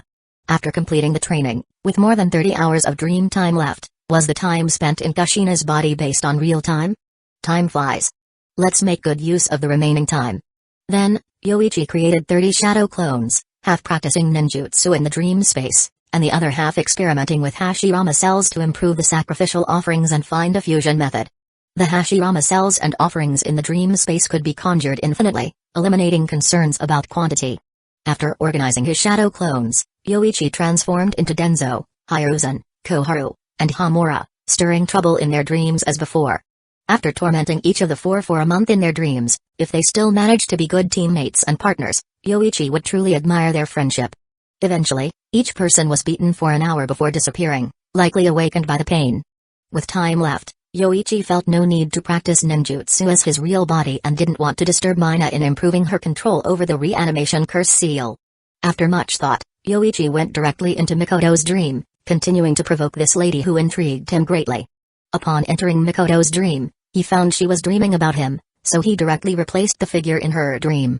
In Mikoto's dream, she was seriously reprimanding him, even calling him her husband, which surprised Yoichi. Considering their intimacy in dreams was only twice, he didn't expect Mikoto's attitude to shift so quickly from husband's enemy to husband. After some thought, Yoichi decided to continue the dream, playing the role of Mikoto's husband. However, he slightly altered the dream to include a son named Sasuke for them. In Mikoto's dream, the ninja world was safe, and their family of 3 lived leisurely days, with Yoichi occasionally exercising husbandly privileges. Kaya! Mikoto screamed, then woke up suddenly. Thanks to her uncontrolled scream, Fugaku also awakened, noticing Mikoto's sweat in the moonlight and asked, "Mikoto, did you have a nightmare?" It was Fugaku. Realizing her surroundings, Mikoto understood it was just a dream and apologized for waking him. "It's okay. You've sweated a lot, it seems you're under a lot of stress lately. Try to rest early." After comforting her, Fugaku went back to sleep. Recently, the police force's duties were heavy, focusing on patrols and eliminating threats around Hidden Leaf Village. Seeing Fugaku lie down, Mikoto quietly went to the door and left the room. Her sweat wasn't from the nightmare but from the activities in the dream, leading to extensive sweating. And whether it was a nightmare, Mikoto wasn't sure but felt no aversion to the dream. Familiar home and room, only the husband and son were different. Blushing at the thought of choosing Yoichi-kun as a husband despite their age difference, she surprisingly felt no aversion or hesitation in the dream. Sasuke. Remembering the son from her dream affectionately calling her mom, Mikoto's heart nearly melted. While cleaning herself, Mikoto wondered if she and Yoichi-kun had a son, would he really be Sasuke? No, Mikoto, what are you thinking? You're already married, and there's a significant age difference with Yoichi-kun. Mikoto shook her head, forcing herself not to dwell on the thought. But after cleaning up and returning to bed, she couldn't help but wish to continue the dream. Tomorrow is Yoichi-kun's day to head to the front lines. I hope Yoichi-kun returns safely, otherwise, who will handle all these tedious matters? We leave the land of fire in your hands. Hiruzen spoke solemnly, then Sakamo stepped forward, bowing slightly. Please rest assured, Hokage-sama. We will fulfill our mission. Then, turning to the accompanying Jonin, Sakamo said, lead your teams. After departing from Hidden Leaf Village, set up camp at the designated location. Move out. Yes. Over 20 people responded, disappearing with the body flicker technique from the Hokage building's rooftop. A 1,500-person force couldn't depart all at once. While feasible for civilians, it was impractical for ninja. The reconnaissance team had already left, followed by the large ninja force. Yoichi, leading his students and a ninja force under 5 Jonin, departed at noon. Upon arrival, the first group had nearly completed setting up camp. Yoichi also assigned personnel according to regions. His 3 students' tents were near his, given special consideration as his students. Once everyone arrived, barrier teams set up barriers around the camp. With over 1,500 people, the camp was spread out to prevent the Cloud Village's Jinchuriki from targeting them with tail beast bombs. Considering the 3,000 Cloud Ninja in the land of hot water, they felt undermanned. After camp setup, Yoichi headed to the command tent for a meeting. Soon, all Jonin had arrived, with only Jonin participating. First, let's discuss the intelligence we've gathered. This war is highly unfavorable for us. It's confirmed that the 3rd Raikage and Killer Bee, the 8 Tails Jinchuriki, are here. Whether the 3rd Raikage's son, A, is present is still uncertain. There are also many renowned Cloud Jonin, like Hidden Cloud's village Kodo and Izaza. Following the 3rd Raikage's defeat in the Land of Fire, they've brought a large force for revenge. We cannot be complacent. After Sakamo finished, he distributed the intelligence for everyone to review. After reviewing, he asked, any thoughts? Any strategy to repel the Cloud Ninja is welcome. With no responses, Yoichi inquired, Sakamo-san, what's our goal with the Cloud Ninja? To make them retreat to the Land of Lightning or to eliminate as many as possible? Prioritize one goal. If they focus on us, it'll be hard to eliminate Cloud's lower ranks. Sakamo explained, highlighting the battlefield's dynamics where strong ninja rarely allow opportunities for enemy Jonin to massacre their lower ranks. Yoichi suggested, can we use your second Shinobi World War strategy against the Sand Village? After considering, Sakamo asked others for their opinions. If Sakamo-san isn't present and the 3rd Raikage attacks forcefully, we might not be able to stop them, a civilian Jonin commented, acknowledging the challenge of facing the 3rd Raikage and Killer Bee without Sakamo's presence. Let's secure the borders first. They might have the same idea, and our logistics are crucial. Cloud Ninja have advantages in infiltration. We need to be cautious. Sakamo-san, let's start with small elite teams spread out for reconnaissance, forming teams based on Cloud Ninja characteristics. Many Jonin offered suggestions, some proven effective in previous wars. Sakamo nodded, with fewer numbers than our opponents, besides fixed mission teams, let's form 30 squads to strictly guard the borders. Yoichi remained silent, considering the potential of using Godzilla as a trump card to kill the 3rd Raikage. However, the 3rd Raikage wouldn't be fooled again, not likely to be hit by a heat ray as before. He underestimated Yoichi's capability, not expecting a heat ray attack capable of quality change. With major techniques unlikely to hit, Yoichi felt disadvantaged against the 3rd Raikage without Sakamo's presence, unsure of defending the ninja camp from his assault. Revealing forbidden techniques could change the situation, but Yoichi wouldn't use them unless absolutely necessary. Yoichi-kun, will you lead your squad, or shall I reassign members to you?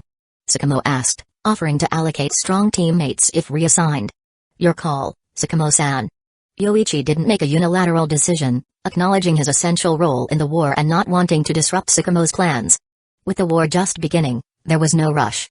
Then, I'll reassign 3 teammates to you. As for your students, let them take missions within the camp for now. Yoichi, being the strongest ninja in the camp besides Sakamo, naturally had other arrangements. Raikage-sama, Hidden Leaf Village's ninja force should now be in this area. Yesterday, we lost 3 scouts tasked here, Izaza pointed out on the map, indicating a large area requiring further reconnaissance to pinpoint Hidden Leaf Village's camp. Discovering the camp would allow positioning the Jinchuriki nearby for a tailed beast bomb assault. Hidden Leaf Village was likely aware, hence would deploy many teams to prevent Cloud from locating their camp. A full-scale assault was the last resort, with the battlefield's chaos making it challenging for Jinchuriki to be effective unless at the forefront. Search thoroughly. Deploy 50 teams to uncover Hidden Leaf Village's camp location, even if it means turning the area upside down. The third Raikage ordered, aiming to locate Hidden Leaf Village's camp for a decisive strike. "How's Yujito doing?" Isaza inquired. She hadn't started communicating with the tailed beast when we left. "It might take a while before she can join the battle, uncertain if she'll make it in time." Yujito, the new Two Tails Jinchuriki, was talented but had been in the role for less than 2 months. An accident with the previous Jinchuriki forced a hurried replacement, leaving them short on a key combatant. Just securing the Two Tails' recognition to join the battle, even for a few minutes, would suffice. The third Raikage recalled his previous defeat, eager for revenge. Gaining the tailed beast's recognition allows it to assist the Jinchuriki in battle.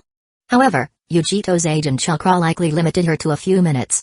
Yet, a tailed beast's destructive power makes those minutes more than enough. Chapter 114. This person is Uchiha Kanta. He will lead you in executing battlefield missions. You must follow him closely and learn well. On the battlefield, being careful is far more important than powerful ninjutsu for survival. Yoichi summoned Kurenai and the other two in front of him, and then spoke to them. Standing next to him was Uchiha Kanta, 9 years his senior, possessing the Tutomui Sharingan and the Curse Sage transformation. His strength in combat could handle a Jonin once unleashed. He might have to join other ninjas to form a spearhead team, later on, to carry out different missions, leaving no time to accompany Kurenai for less challenging tasks. "Yoichi-sensei, aren't you going to lead us anymore?" Kurenai's gem-like red eyes blinked as she looked at Yoichi, the other two feeling similarly anxious upon hearing that he would no longer lead them. "I will be undertaking other missions, which are too dangerous for you, and what you need most now is battlefield experience. This is something you can learn well from Kanta-senpai." Yoichi comforted them. "He has participated in the last Great Ninja War and has completed more B-rank missions than all of my missions combined. What you lack most right now is this experience. Follow Kanta-senpai closely. I do not wish to see any casualties in Team 8 due to a moment of negligence. Yoichi-kun is too kind, but I will do my best to impart my experience to you." After Yoichi had made his decision, Kurenai and the others respectfully greeted Kanta. Soon, the four of them formed a squad, mainly engaging in tasks like patrolling around the camp, setting traps, manning guard posts, and clearing enemies. Kurenai and her companions were in a period of growth. They now needed battlefield and combat experience to refine their abilities. However, no matter how quickly their strength improved, it was still precarious. A minor mishap in combat could lead to their demise. After arranging for his 3 students, Yoichi then went to the second ninja platoon, where he still served as the platoon leader. Details about the ninja platoon's arrangements had already been made clear in previous meetings. Selecting standout elite ninjas, such as those proficient in 1 or 2 offensive ninjutsu, and then reorganize teams based on their ninjutsu skills and specializations. For the rest, just standing together and throwing shuriken, kunai, and exploding tags would suffice. Indeed, this type of ninja was common. After graduating from the Ninja Academy, they were assigned to Chunin teams or learned under the guidance of Chunin and Geinin instructors in a standardized manner. Typically, they weren't taught ninjutsu. After learning how to utilize chakra better, they were assigned to the ninja platoon.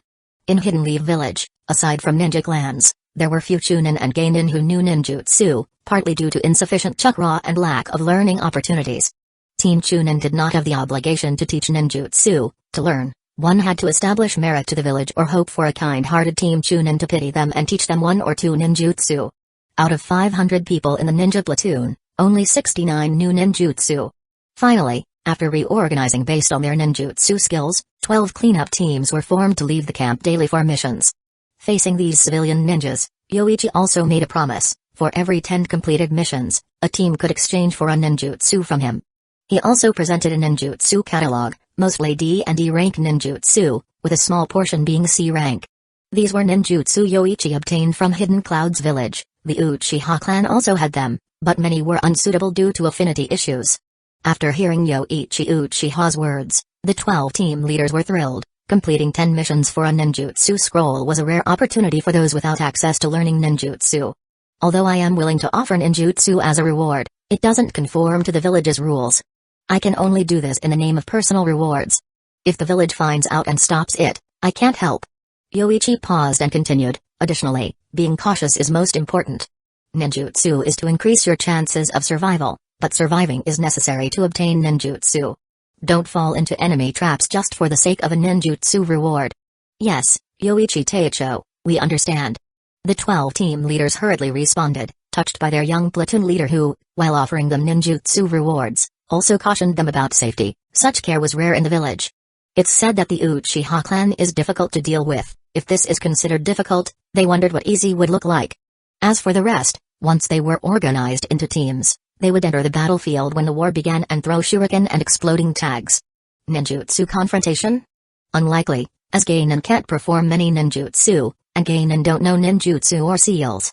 They're better off saving their chakra for throwing shuriken and kunai. Sasuke Uchiha releasing the Great Fireball technique at graduation stunned Kakashi, proving that it's uncommon for Geinin to know one. In the entire ninja world, only the Rock Village could perform combined ninjutsu attacks. Not counting Jonin, just letting the major ninja villages Chunin and Geinin duel, Rock Village would be the strongest. Their Earth-style ninjutsu can combine to exponentially increase their power. After sorting out the ninja platoon affairs, Yoichi delegated other tasks to several team leaders, then went to find Sakamo. Chapter 115. Do we really have to help Hanzo deal with that Akatsuki organization? Abure Murayama asked after they left Hidden Rain Village. He had heard the condition Hanzo had mentioned. It sounded simple enough, something Hanzo could handle himself, but why leave it to them? Before we came, the Root had already gathered some intelligence on Hidden Rain Village. It seems that the Akatsuki organization was spontaneously formed by some ninjas from the Rain. They appear to be seeking peace through negotiations with major countries. Hanzo is wary of such an organization? Danzō paused, finding it somewhat unbelievable. Hanzo was a ninja revered as a demigod, although Hidden Rain Village had lost to Hidden Lee Village and Hidden Sand Village in the last war. Hanzo himself had not been defeated.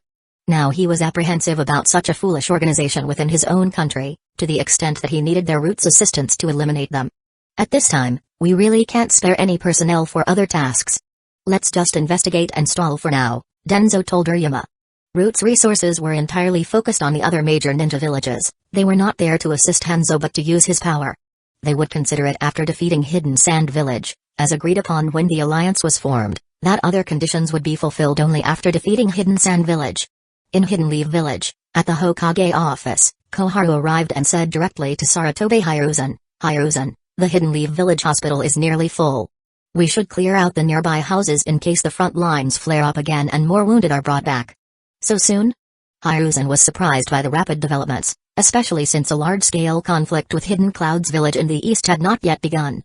Kikyo Castle sent in 70 to 80 severely injured at once. You know how big the Hidden Leaf Village hospital is and how quickly we're using up medical supplies. I'm not even sure if we can get more from Hidden Stones Village, Koharu complained to Hiruzen. You shouldn't have let Tsunade leave. Hemophobia is just an excuse. You know her capabilities better than anyone. Even if she's afraid of blood, she could still perform healing with the help of her slugs. Hemophobia is merely a psychological trauma triggered by the sight of blood, but even without looking, Tsunade's medical ninjutsu is still the best in Hidden Leaf Village. There were so many ways, yet Hiruzen agreed to let her go, significantly increasing the medical pressure on Hidden Leaf Village. After all, Tsunade alone could change the course of a battlefield with her medical skills. Hiruzen smoked silently, not responding.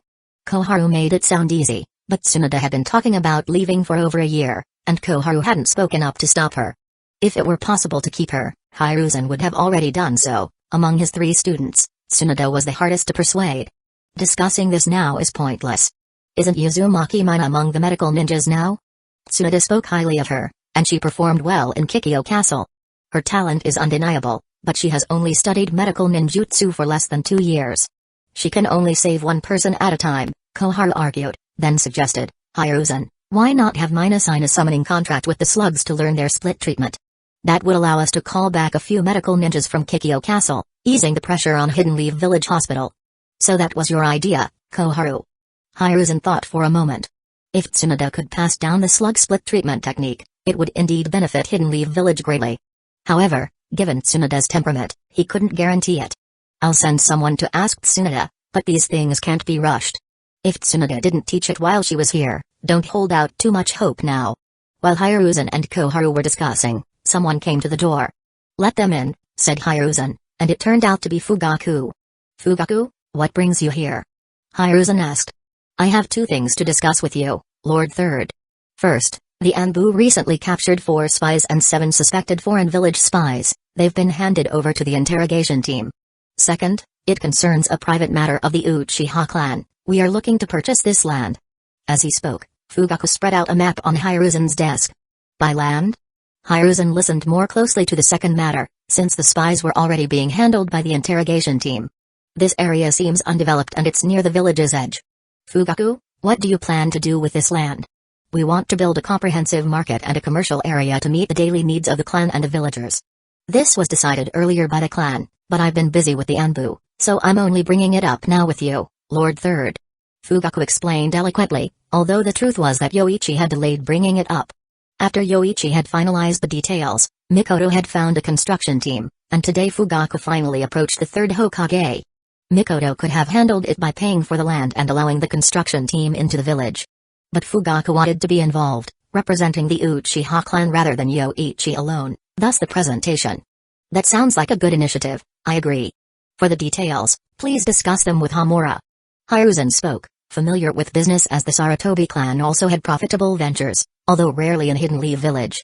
Given the small population of Hidden Leaf Village, big moves were likely to lose money, but Hiruzen didn't dwell on this, as he had many other matters to attend to daily. After getting approval, Fugaku met with Hamura to discuss the price and sign the contract before heading home. The success of the commercial district was a result of Fugaku's leadership and negotiation with the village, which would boost his prestige at the next clan meeting. When Fugaku returned home, Mikoto, dressed in a fitted dress, came out to greet him. Fugaku, is it done? Yes, it's 5 million. After we pay, construction can start. Mikoto, mention this at the next clan meeting. Discuss it now. Shouldn't we wait until it's spilt? Let's talk about it at the next meeting. Mikoto didn't think much of it and said, Fugaku, I need to leave the village tomorrow. Please finalize this quickly. Is it urgent? Fugaku Uchiha asked. Not really urgent, just that there's nothing else lately. What's wrong, Fugaku? Mikoto paused, realizing she was indeed rushing.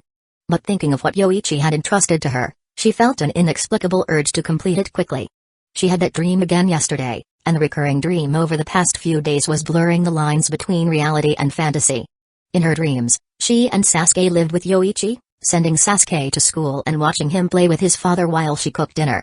In her dreams, she and her husband, Yoichi, were still passionately in love, as if their marriage of 6 or 7 years couldn't dampen his enthusiasm. Mikoto, are you alright? No, I'm fine, Fugaku. If there's nothing else, I'll go prepare my things. Mikoto was startled out of her thoughts by Fugaku's voice, answering him with a slight panic before hurrying to the study. Fugaku watched her leave, frowning slightly before sighing. Sorry, Mikoto, hang in there a little longer. He knew Mikoto had been sleeping poorly recently, often waking up startled at night, and still had so much to do during the day. But as long as he could suppress Yoichi's influence, he would make it up to Mikoto later. It's Hidden Leaf Village's lighting thing. Run, get the message back. Several Hidden Clouds Village ninjas on a covert mission suddenly encountered 3 Hidden Leaf Village ninjas. Seeing the leader, the captain of the Hidden Clouds Village team panicked and shouted. As Hidden Leaf Village's greatest enemy and a person marked for death by the Third Raikage, Yoichi's appearance and characteristics were well known throughout Hidden Clouds Village. Any Hidden Clouds Village captain would need to send a message upon sighting Hidden Leaf Village's lighting fang. But they had no chance. ZZZT. A sound of thunder rang out, and just as the Hidden Clouds Village captain began to form hand seals for a jutsu, a blade wrapped in lightning appeared in his view. PFFT. The blade pierced his heart, causing intense pain, and in that moment, all his strength seemed to drain away. So fast. After uttering these words, the Hidden Clouds Village ninja's vision filled with darkness as he died. Yoichi withdrew rage and glanced at the fleeing Hidden Clouds Village ninjas, then created 2 shadow clones, disappearing from the spot with a flash of lightning. After he left, 3 Hidden Leaf Village ninjas approached to handle the body. The captain's strength is incredible. We didn't even get a chance to engage. Of course, just look at our respective skills. This squad is dedicated to serving Captain Yoichi. Inyuzukagi spoke up, Hugakira, you're Byakugan for scouting the enemy. I'm from the Inyuzuka clan, and there's Ito-kun, who knows some medical ninjutsu and barrier techniques. Our job is just to help the captain locate the enemy and clean up the tracks. Is there any intelligence on him? Nothing but ninja tools. There are no traps in the tool pouch either, so it looks like we can resupply, though I don't have much need for anything. I've hardly used any kunai these past few days. Ito Yamari spoke, passing the tool pouch to the others. He had already disposed of the unsafe soldier pills and scrolls, leaving only kunai, shuriken, and exploding tags. Kira shook his head, not needing the tools. Gi, however, took the pouch and extracted the exploding tags. I'll take these exploding tags. I used up some making traps the other day, Perfect for refill. Ki remarked, I used to think the legend of Hidden Leaf Village's lighting fang was a bit exaggerated, but seeing Captain Yoichi in action, it seems we might have underestimated his abilities. That Jonin from Hidden Clouds Village didn't last long against him. Kira added, the captain's speed is too great, plus his body control and swordsmanship. Most ninjas can't react in time. He has the Byakugan, which allows him to see the flow of chakra within the body. In his observation, Yoichi's chakra flow was 4 times faster than theirs. Kira couldn't imagine the pain associated with such rapid chakra flow. Increasing his chakra flow to its fastest could cause unbearable pain to his meridians and body. He couldn't fathom the pain Yoichi might endure with such chakra flow, yet his face showed no sign of it. Soon, Yoichi returned with 3 tool pouches, seeing the scattered ninja tools on the ground, realizing they had already been searched. Ki spoke up, Captain, you're back. We've already resupplied, but these guys didn't carry any mission-related intelligence. Alright, destroy the bodies and let's move on to the next area, Yoichi said, tossing a tool pouch onto the corpses. The 3 watched as a fireball struck the bodies and tool pouch, the exploding tags inside igniting instantly. After leaving the area where they encountered the Hidden Clouds Village squad, Yoichi stopped for a moment, then asked, do you guys need a break? He looked at the other 2, then shook his head, no need, Captain. We hardly exerted ourselves. Just give the orders. Finding the enemy is also important. Without you, I couldn't locate them. Yoichi pulled out a map, inviting the others to gather around. We've nearly cleared this area, but since the mission has been so light, I don't plan on returning yet. I'm thinking of checking out this area next. What do you think? The 3 exchanged glances, then Kira quietly reminded, Captain, that area seems to be a supply route for Hidden Clouds Village. Yes, with you guys, I don't think there's much chance of us getting surrounded by a large force. If we encounter a Hidden Clouds Village squad, I'm confident I can ensure your safe return. With the Flying Thunder God technique at his disposal, he only needed to hold the enemy off while the others escaped, ensuring his own safety. Then we'll follow your lead, Captain. We trust you. Ki spoke up. After several days together, they had came to understand Yoichi Uchiha's way of handling things. Although he wasn't very talkative, he took the lead against enemies, handling the strongest targets himself. And with his formidable strength as a guarantee, unless he was sending them to certain death, Ki and the others would follow Yoichi's commands. In just 10 days, they had taken down 5 Hidden Clouds Village squads, reinforcing their trust in Yoichi. Out of 20 Hidden Clouds Village ninjas, 15 had fallen to Yoichi's region. Chapter 116. During the 10 days of mission execution outside, the team subsisted on dry rations to replenish their energy, taking shelter in concealed spots amidst the mountains. This was nothing out of the ordinary for ninjas. Even the lowest rank Genin, fresh out of the ninja academy, would quickly adapt to this routine. Yoichi, during this period, spent his days targeting and eliminating Cloud Ninja. By night, he would go into hiding to rest and recuperate his strength. Their team also considered hunting Cloud Ninja at night, benefiting from their combination of 2 types of Dujutsu, in Yuzuka clan techniques, and sensory ninja skills, which made the darkness an excellent camouflage. However, the Cloud Ninja were not fools, aware of the Byakugan, a Kekkai Genkai of Hidden Leaf Village, they rarely chose to undertake missions at night. Even those Cloud Ninja teams operating outside would find a concealed spot to hide. This initially led to Yoichi's team wasting a lot of energy at night, eventually causing them to give up on the idea. At night, Yoichi rarely took turns keeping watch. The task was divided among the 3 members of Ki's team. It wasn't due to the privilege of leadership but rather out of their own volition. Given they had little opportunity to exert themselves against the enemy, if they also had Yoichi, their main force, keeping watch at night, they would have felt like they were not contributing enough to the mission. Yoichi now employed his Master of Dreams ability every day, wishing he could use this formidable skill 24 hours a day. After entering the dream, the first thing was to have Mina investigate and refine the control seals for the Edo Tensei bodies. Once she improved the control seals, Yoichi planned to entrust her with experimenting on the enhanced sacrificial rituals. Mina's expertise in human anatomy and control far exceeded Yoichi's, and at the very least, she could determine the specific reasons behind the failures in merging with Hashirama's cells and document them. Furthermore, Mina harbored no objections to such experiments. In the realm of dreams, new test subjects would appear as soon as one was used up, and all necessary materials were readily available. Hence, her response was somewhat slow, and to this day, she still believed it was all part of her dreams. However, enduring the same nightmare for over 10 consecutive days made Mina slightly doubtful. Orochimaru's experiments on Hashirama cells involved 60 children, and in the end, only Yamato survived. Thus, Yoichi could have minor test on 300, or even 600 subjects in the dream space. With enough time, they could manage thousands of trials to finally discover a method for successfully merging with Hashirama cells. After making arrangements with Mina, Yoichi then sought Kushina to assist her in controlling the extraction of chakra from the Ninetales. Over the past few days, their cooperation had become exceedingly synchronized, and recently, Kushina had also begun attempting to sense the negative emotions within the Ninetales chakra. With Yoichi by her side, she wasn't afraid of losing control due to the influence of the Ninetales chakra. Once accustomed, Kushina planned to try controlling the tailed beast's power on her own. Over these 10 days, Yoichi had already taken a substantial amount of chakra from the Ninetales. Kushina often grumbled about it, either hoping that Yoichi's Genjutsu would last longer or feeling that he was taking too much chakra. Yoichi didn't pay much attention to Kushina's complaints. He took as much chakra as he did because he could handle it. Those who couldn't, simply had to endure. After obtaining the tailed beast chakra from Kushina, Yoichi would then visit Mikoto in her dreams, playing the role of a loving husband. This ability, the Master of Dreams, was indeed miraculous. He had grown fond of it. In Mikoto's dreams, he found the only warmth he could feel amidst the perilous battlefields. Especially since Mikoto had become increasingly bold in her dreams. Just yesterday she had embraced Yoichi's head, calling him in a term of endearment. If not for knowing these were Mikoto's genuine reactions, Yoichi might have thought she was just a figment of the dream he created. Doro-sama.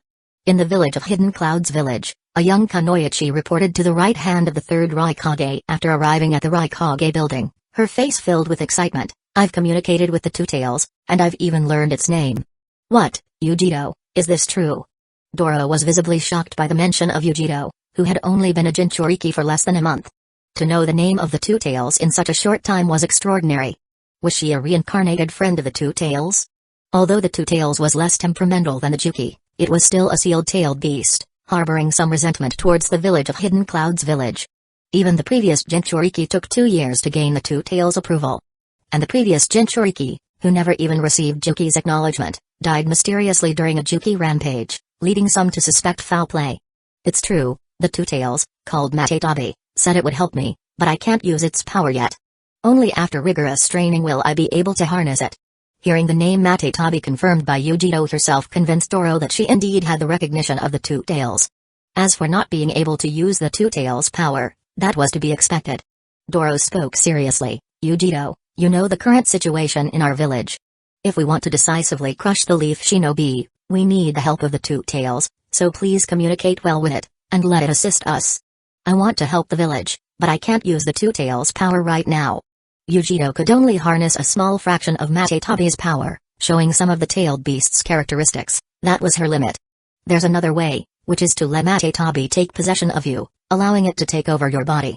Doro continued. Although the possession by the tailed beast might last only for a short duration, perhaps no more than 5 minutes, Matetabi's power should be enough to give us a significant advantage on the battlefield. With the 8 tails also persuading, it shouldn't be a problem. Then, I'll go and talk to Matetabi. I'll try my best to persuade it. Yujito nodded, eager to contribute to the village and quickly become a hero. After Yujito left, Doro prepared to inform the third Raikage of this news. If Yujito successfully persuaded Matetabi, then soon Hidden Clouds Village's frontline would have 2 Jinchuriki. Even if Matetabi could only hold out for a few minutes, that duration would be a terrifying nightmare for the enemy.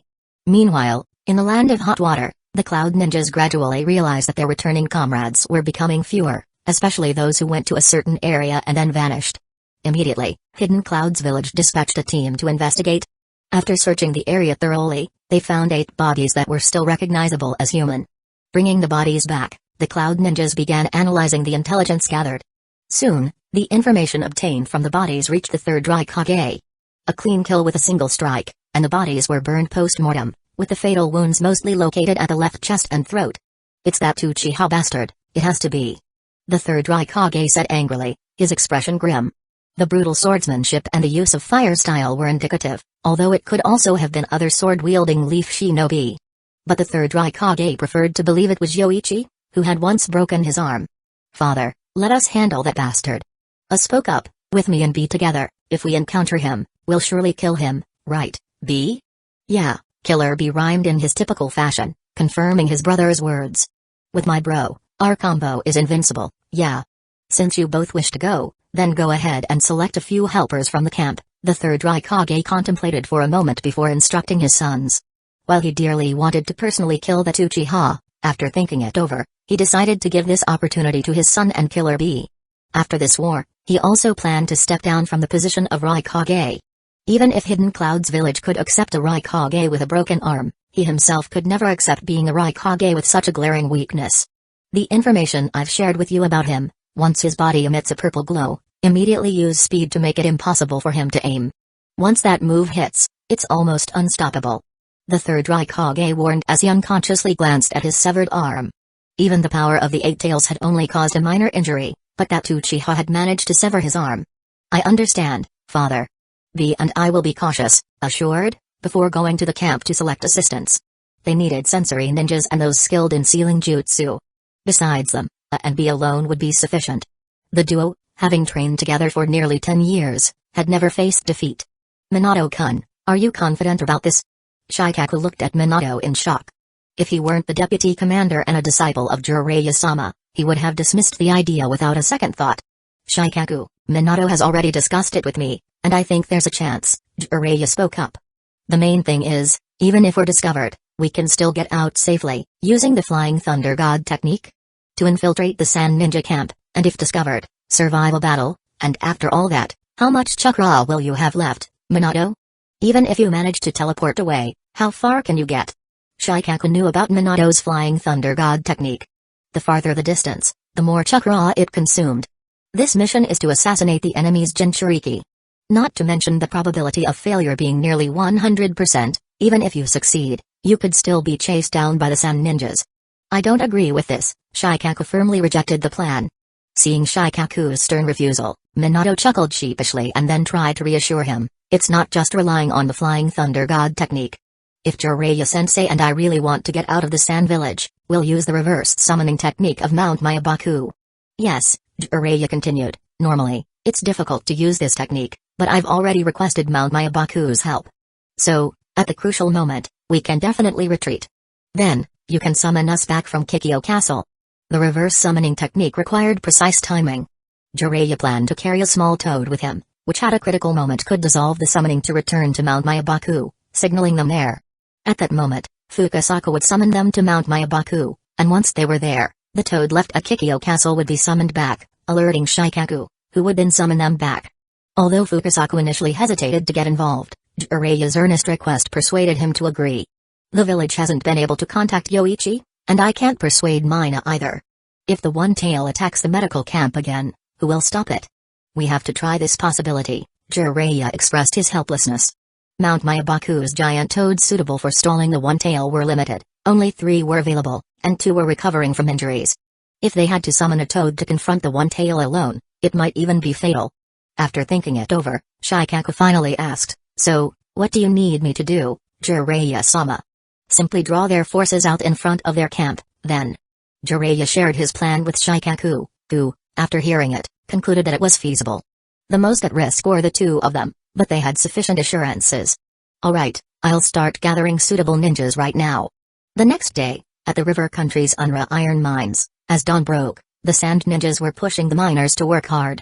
These people were civilians from the river country, so the Sand Ninjas used them without any concerns. As long as they didn't die from exhaustion, they were pushed to their limits. However, suddenly, a giant toad burst forth, wielding huge twin swords at the Unra iron mines, slashing at the Sand Ninjas. Ordinary Sand Ninjas couldn't handle such a massive summon beast, especially one armed with twin swords. Behind the toad, over 100 Leaf Ninjas also charged out, making the Sand Ninjas think that a major force from Leaf had arrived.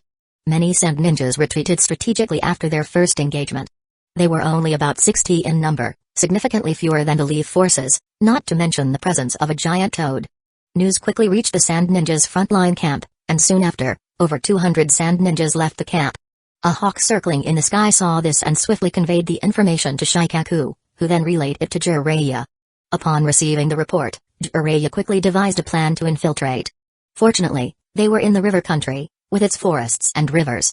If they were in the deserts of the wind country, even a fool would suspect a frog appearing in the desert.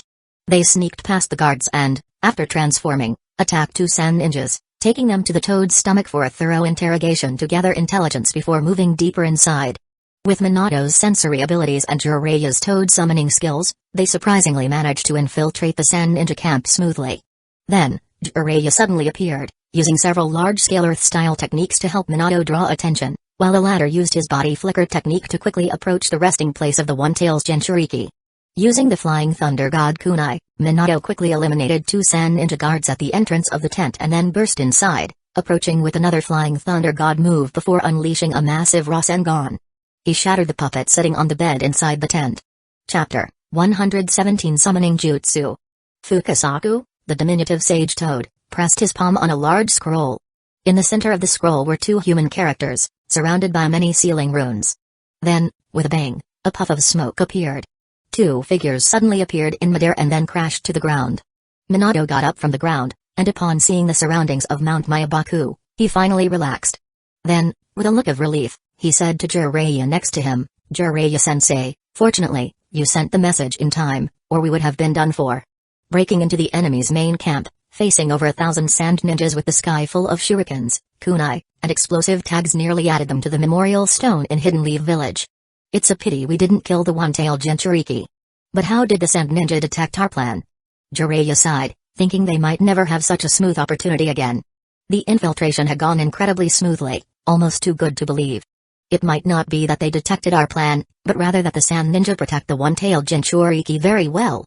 Minato also felt it was a pity, saying, they probably prepared a backup tent for the One-Tail from the start. Those sand ninjas knew it was a decoy, only the sand ninja upper echelon knew where the One-Tailed Jinchuriki really was. Jiraiya frowned, it seems assassination isn't realistic anymore, we'll have to find an opportunity on the battlefield. No one else had their level of infiltration skill. Let's head back then, Jiraiya-sensei, and Fukasaku-sama, thank you for your help this time. Minato quickly thanked the sage toad nearby. If not for Fukasaku-sama, they might have been caught by the furious sand ninja even after escaping using the Flying Thunder God technique. Little Jiraiya, don't rush to go back, the Great Elder has something to discuss with you regarding a prophecy, and little Minato, you should listen too since you are also a contractor of Mount Mayabaku. Fukasaku told the 2, a privilege not granted to ordinary contractors, but these 2 were mentioned in the Great Elder's prophecies. Although the Great Elder did not yet recognize little Minato, little Jiraiya said Minato might be the savior, so he was included. A prophecy from the Great Toad Sage? Let's see what it is about, it might concern the entire ninja world. Upon hearing this, Jiraiya stood up and said to Minato, let's go, Minato. You haven't met the Great Toad Sage yet, right? He has truly seen the Sage of the 6 Paths and has lived for over 1,000 years. Met the Sage of the 6 Paths. Minato swallowed hard, the legendary figure inspiring awe, and then obediently followed. Although he was a contractor of Mount Mayabaku, he had only recently earned Gamabunta's recognition, allowing him to stand on Gamabunta's head during combat. He hadn't visited the true Mount Mayabaku many times. After a long walk, Fukasaku led Jiraiya and Minato to the Great Toad Sage. Great Elder, Great Elder. It took several calls from Fukasaku to wake the Great Toad Sage. It's Fukasaku, what do you need? Knowing the Great Toad Sage often forgot things, Fukasaku reminded him, you asked me to call little Jiraiya, he is here now, so please speak with him. Little Jiraiya. The Great Toad Sage slowly repeated the name, and Jiraiya stepped forward, ready to listen. Who is little Jiraiya? Fukasaku face-palmed, then shouted, didn't you dream about the prophecy and ask for little Jiraiya? Oh, little Jiraiya, eh? Which of you is little Jiraiya?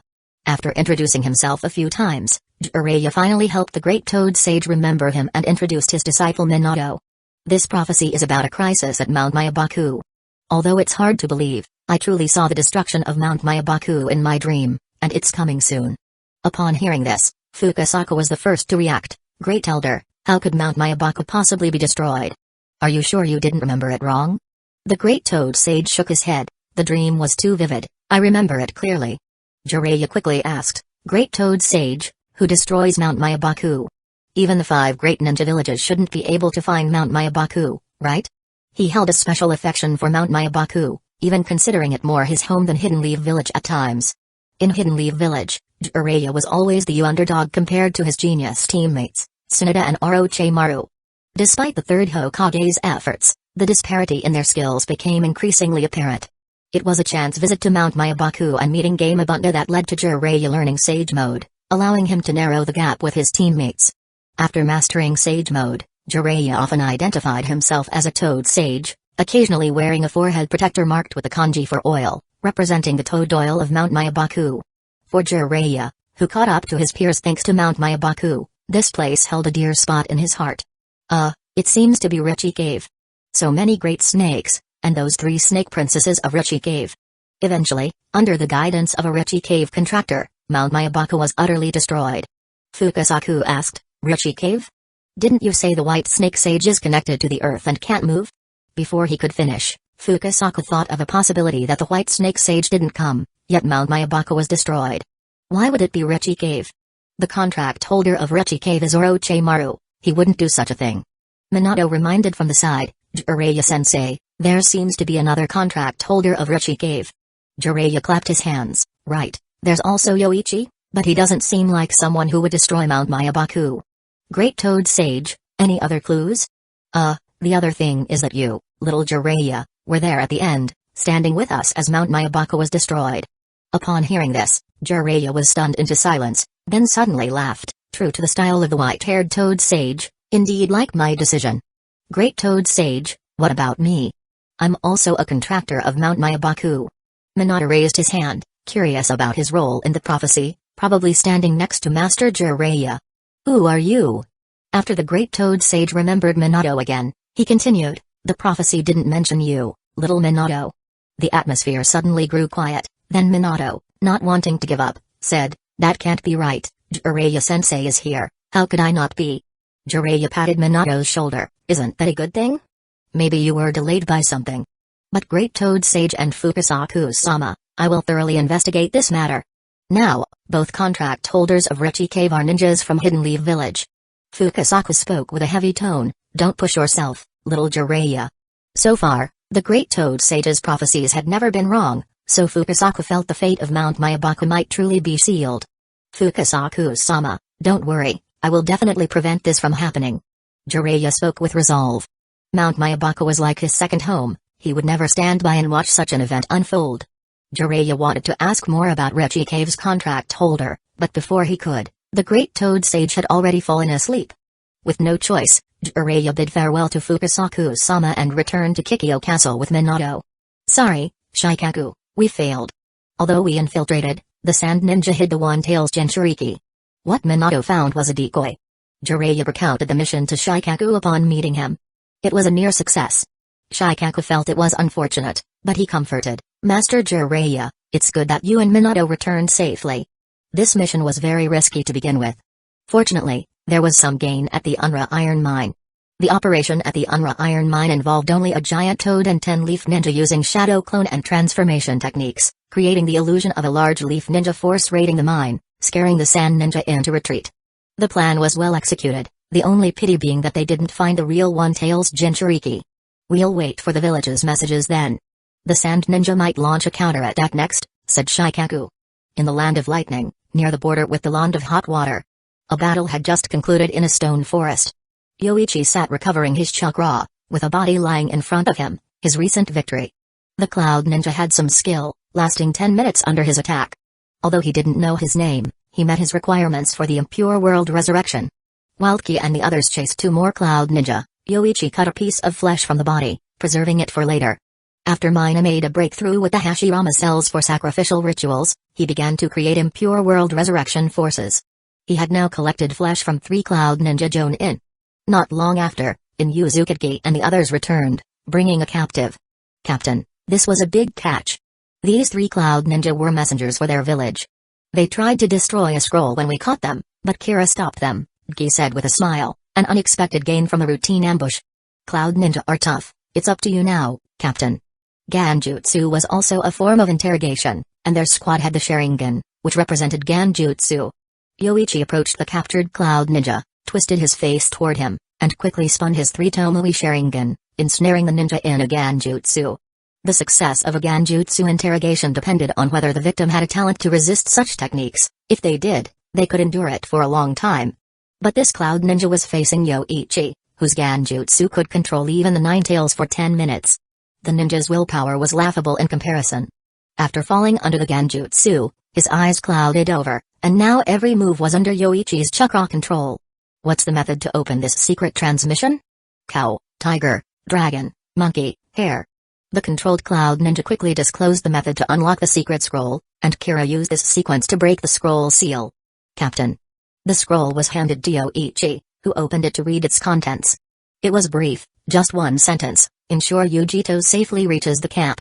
Gi, puzzled, asked, Yujito? Who is she? Do we have such a person in Cloud Ninja? Could she be a noble from the land of lightning? After all, they use the word protect, so her power must be low. Kira speculated, but Gi quickly countered, why would a noble from the land of lightning come to the front line? They are all a bunch of life preservers. No need to guess, she's the Two-Tails Jinchuriki. Yoichi interrupted the two, then continued, she's probably only about 10 years old, might have just become the Two-Tails Jinchuriki.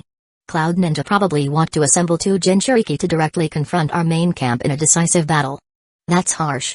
Gi's jaw dropped in shock, then he hurriedly said, Captain, we need to get back quickly and report this to Tsukumo-sama. Go back for what? Yoichi pointed to the name on the transmission scroll, since we know the Two-Tails Jinchuriki is coming, let's wait for her here. This.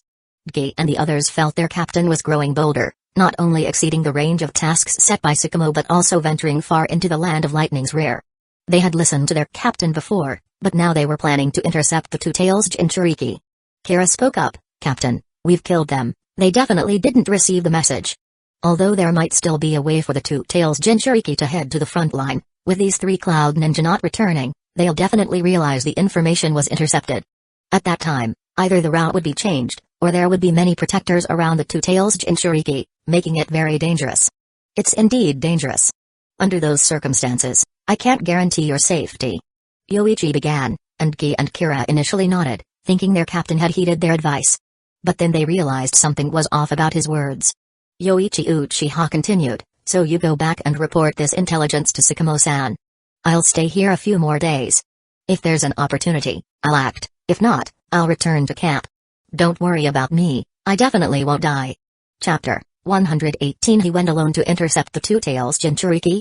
Upon hearing this, Tsukumo was initially shocked, instinctively grabbing the White Fang's Tanto, intending to support Yoichi. However, he quickly realized that even if he went now, he wouldn't be able to find Yoichi, and the Hidden Leaf camp needed him. Why didn't you persuade him to come back? Moreover, the mission has already overrun by 7 days. Sorry, Tsukumo-senpai, but we couldn't persuade Captain Yoichi.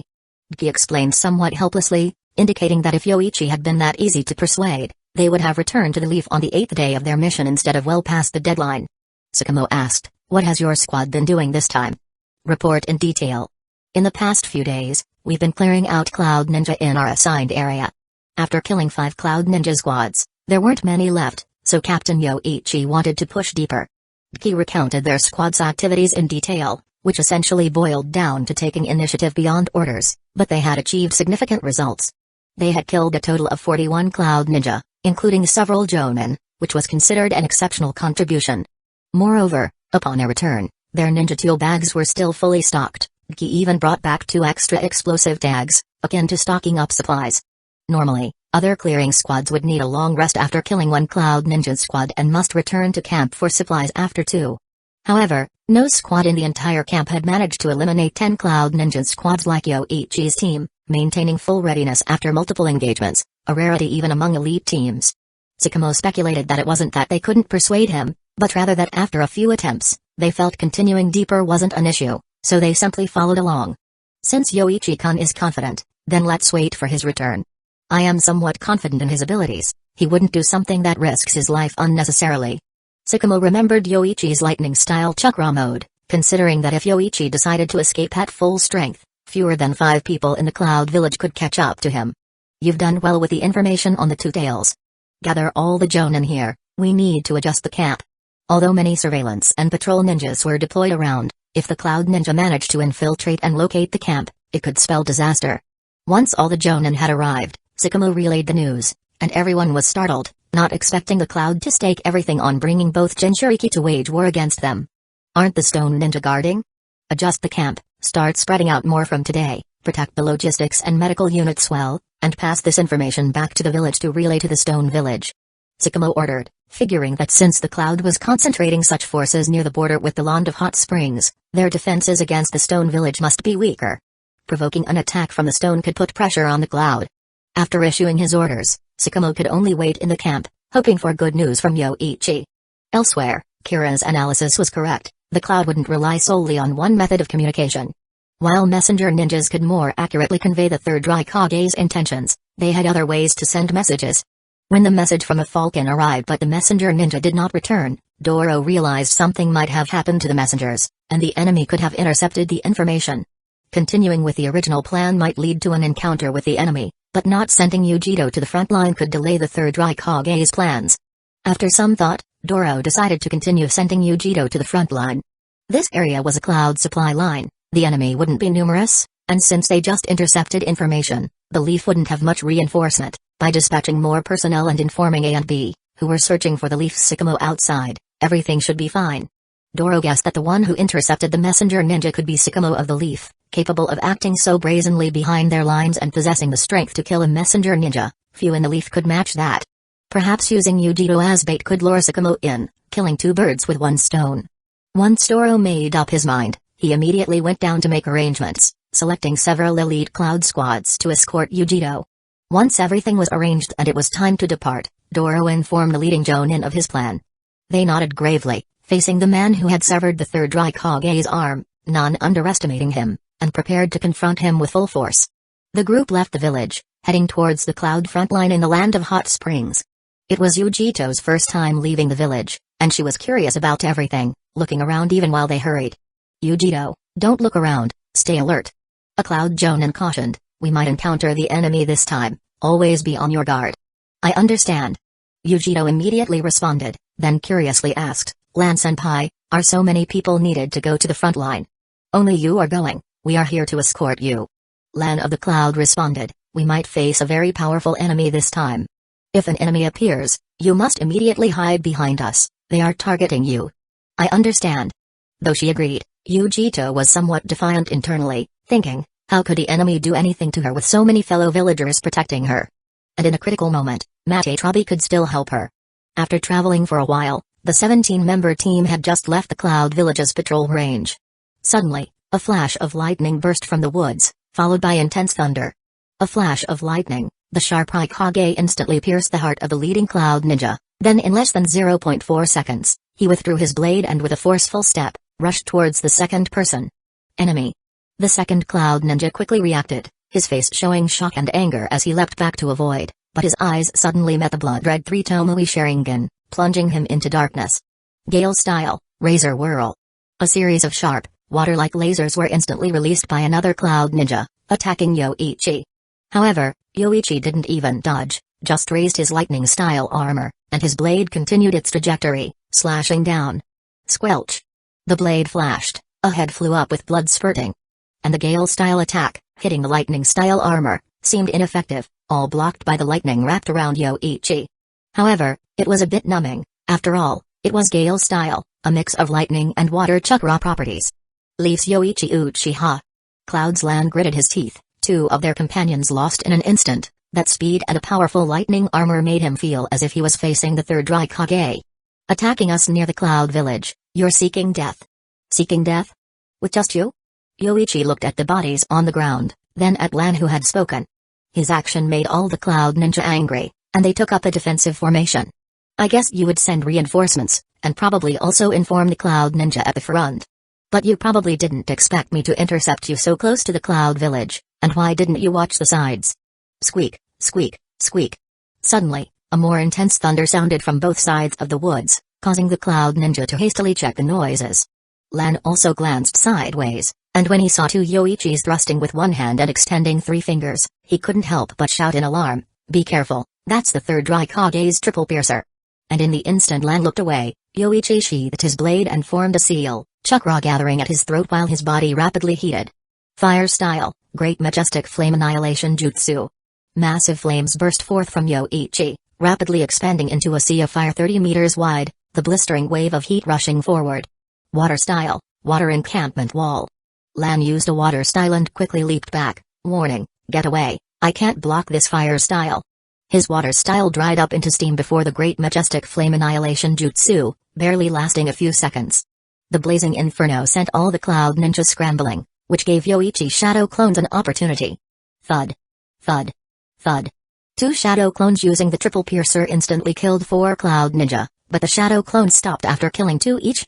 This gave other cloud ninja a chance to use jutsu and explosive tags to drive them back. In almost an instant, Yoichi had killed 6 cloud ninja, his terrifying strength causing Lan of the Cloud to clench his teeth in anger. Take Yujito and leave this place. Ozai, Ziparo, follow me to stop him. After speaking, Lan moved forward to use jutsu. Gale style, Razor Whirl. The other 2 cloud jonin also followed Lan, trying to hold Yoichi in place. Lightning style, Barrier. Lightning illusion, Flash Pillar. The powerful light from the lightning illusion attempted to block Yoichi's vision, but the other side's shadow clones, as Yujito and others tried to escape, immediately followed, one using fire style, Dragon Flame Singing Jutsu. 4 fire dragons swiftly blasted towards Yujito and her group, blocking their escape route. The other shadow clone, wrapped in lightning, charged directly at Yujito. Yoichi's target was clear, the Two-Tails Jinchuriki. Damn it, don't underestimate the cloud. One of the cloud jonin drew a short knife, also using cellular activation, wrapping the blade with swirling lightning. Many cloud ninja knew this technique, and this jonin was one of the best. Die. This cloud jonin, face full of anger, faced the charging shadow clone of Yoichi without flinching, ready to trade lives to stop him. But to his surprise, at the moment of clash, his knife stabbed directly into Yoichi's shadow clone, and the clone showed no reaction. Die, Haboom. The shadow clone vanished, but a shuriken fell from it. Just as the cloud jonin puzzled over this, Yoichi suddenly appeared in front of him, then flicked his blade like a flash of lightning, swiftly slicing across the cloud jonin's throat. Who did you just say was going to die? As his vision darkened, the last thing the cloud jonin heard was this question, but he had no time to ponder as his head fell. The shadow clone carrying the flying thunder god seal vanished in an instant, allowing him to teleport there, bypassing the earlier group of cloud ninja. The reason he didn't have the shadow clone catch up immediately was to let Yujito run a bit further, so that when Yoichi's real body teleported over, he had enough time to kill them all. Those who had just stopped him were jonin. It would take Yoichi Uchiha a minute or two to kill them all, so he simply bypassed this barrier and headed straight for his target. The remaining cloud ninja around Yujito had no jonin left, and they couldn't react to Yoichi's speed. Once close, his blade flashed, blood splattered, and heads flew. Damn it, stop. Yujito, seeing her companions slaughtered before her eyes, became enraged, her emotions resonating with Matatabi, causing red-tailed beast chakra to emerge, as she rushed to attack Yoichi Uchiha. But after killing the last cloud ninja, Yoichi instantly appeared behind Yujito, knocking her out with a hit from the hilt of his blade. The Two-Tails is captured. A smile appeared on Yoichi's face, although it was risky, the objective was achieved. Damn it, put down Yujito. At that moment, Cloud's Lan, Ozai, and Ziparo arrived, surrounding Yoichi on 3 sides. 5 cloud ninja squads, besides them, everyone else was dead. Their comrades' deaths fueled their anger, but Yoichi Uchiha's strength made them feel powerless. Facing Yoichi, they could feel the despair the cloud felt against the third Raikage. Fine, I'll kill you all before I go then. Yoichi still had over half his chakra left, creating a shadow clone to hand Yujito off to, then he slowly raised his Raijin. Lan, Ozai, and B arrived ahead of schedule, discovering a battlefield with traces of a fire jutsu and blood on the trees and the ground strewn with bodies of their villagers. And they saw a leaf ninja removing flesh from Lan's body. Beside him lay a girl, their village's Two-Tails Jinchuriki, Yujito. Damn it, let go of Yujito. Immediately recognized the Uchiha clan symbol behind the leaf ninja, knowing all this was his doing, and shouted angrily. Kill him, B. Right, big brother. The two rushed at Yoichi, their anger urging them to kill the leaf ninja before them, their rationality demanding they rescue Yujito quickly, so they charged. Next time I'll play with you guys. But Yoichi didn't plan to tangle with them any longer, having already gained enough from this mission. He pulled out a smoke bomb, threw it at his feet, and teleported away using the flying thunder god technique just as the smoke began to billow. Boom. In the instant Yoichi teleported away, several enormous tentacles from a tailed beast swept through, dispersing the smoke with their violent motions. Looked around, his anger palpable as he realized the enemy had vanished. Where is he? Chapter 119. The sensory ninja was still behind, and after waiting for others to arrive, I angrily ordered the sensory ninja to immediately track the whereabouts of Yoichi. However, Yoichi left using the flying thunder god technique, using all the chakra in his body, including some stored Nine-Tails chakra, and then teleported to a civilian town on the outskirts of the Land of Hot Water. This was a location where Yoichi had previously left a mark of the Flying Thunder God technique, far from the battlefield. At that time, he had his shadow clone hide the mark there, making it impossible for the Cloud Ninjas to sense from such a distance. After failing to sense anything, I boldly split up with Killer Bee to search. Despite the potential danger, they decided to send out signals before dying. But after searching 3 to 4 kilometers separately, the 4 people could not find Yoichi. In the end, they could only regroup reluctantly. I instructed one of them to send a message back to the Cloud Village, while he and Killer Bee were to inform their leader and then set up defenses at the border to intercept anyone coming through. This was probably the Cloud Ninja's last hope of getting Yujito back. The 2 tails had been stolen, a major incident for the Cloud Village. They had to retrieve it quickly. If they couldn't regain Yujito at the border, they were ready to start a decisive battle. In the Cloud Village, the tailed beasts were a legacy of power, never to be lost. After teleporting away, Yoichi ate some soldier pills and rested for less than 10 minutes before continuing on his way. Although he could have rested more, he felt the 2 tails inside Yujito becoming restless. Even if the Jinchuriki passed out, the tailed beast was still not docile.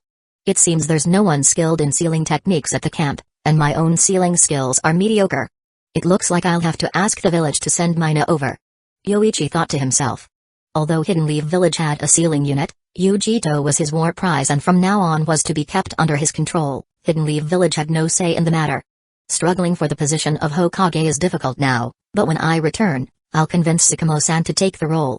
Hokage Sakamo-sama was a better choice than Hiruzen. Unlike Hiruzen and other high-ranking officials of Hidden Leaf Village who followed Tobirama's philosophy, Sakamo adhered to a blend of the samurai way and the original will of fire from the first Hokage. He would protect the village, but he cared more about the comrades of Hidden Leaf Village. Sakamo inherited Hashirama's original ideas, not the will of fire that followed after the death of Madara. Gulp, gulp. Red-tailed beast chakra surged again from Yujito's body, causing Yoichi to frown slightly before using his own chakra to suppress the 2 tails chakra, simultaneously entering the sealing space within Yujito. The Cloud Village used the iron armor seal, not as secure as the 4-symbol seal but still capable of controlling the tailed beast.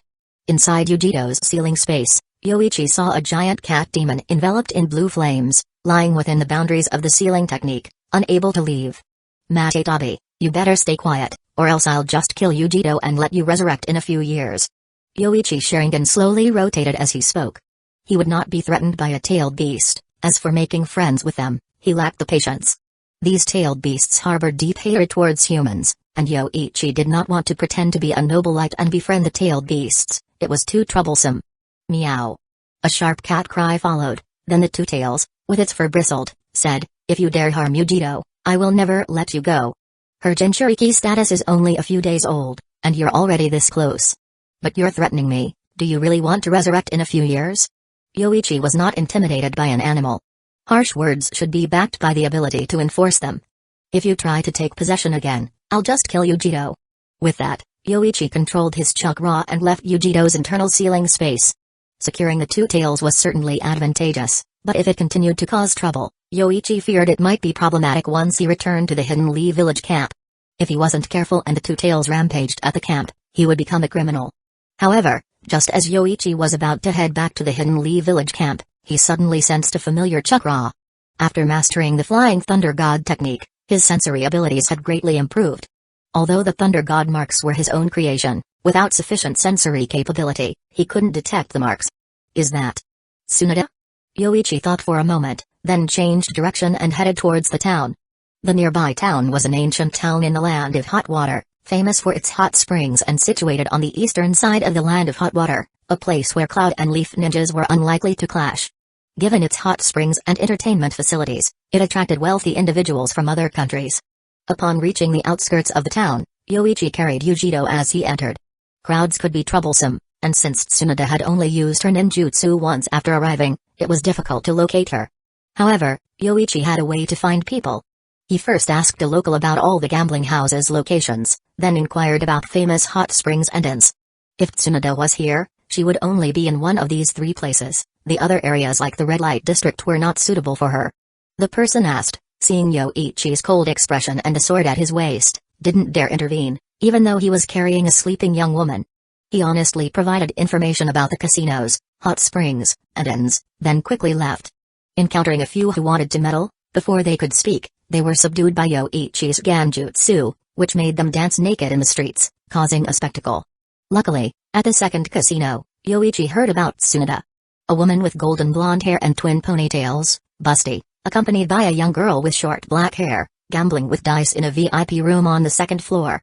As Yoichi reached the second floor, he heard Tsunade's voice. "How about it, big sister? You said one roll decides win or lose. Are you betting high or low this time?" The professional gamblers opposite her, eyes filled with greedy lust, were not lusting after her beauty but her money. They felt lucky, having gambled for many years. This was the first time they encountered someone so easy to win against. They hadn't even used their gambling skills, and this woman was losing money like water. Shizune quickly whispered into Tsunade's ear, "Tsunade-sama, if we lose, we won't even have money left for meals." She now regretted not heeding Yoichi-sama's warning, having impulsively let Tsunade try to recoup losses. Now it seemed they might not even know where to sleep tonight.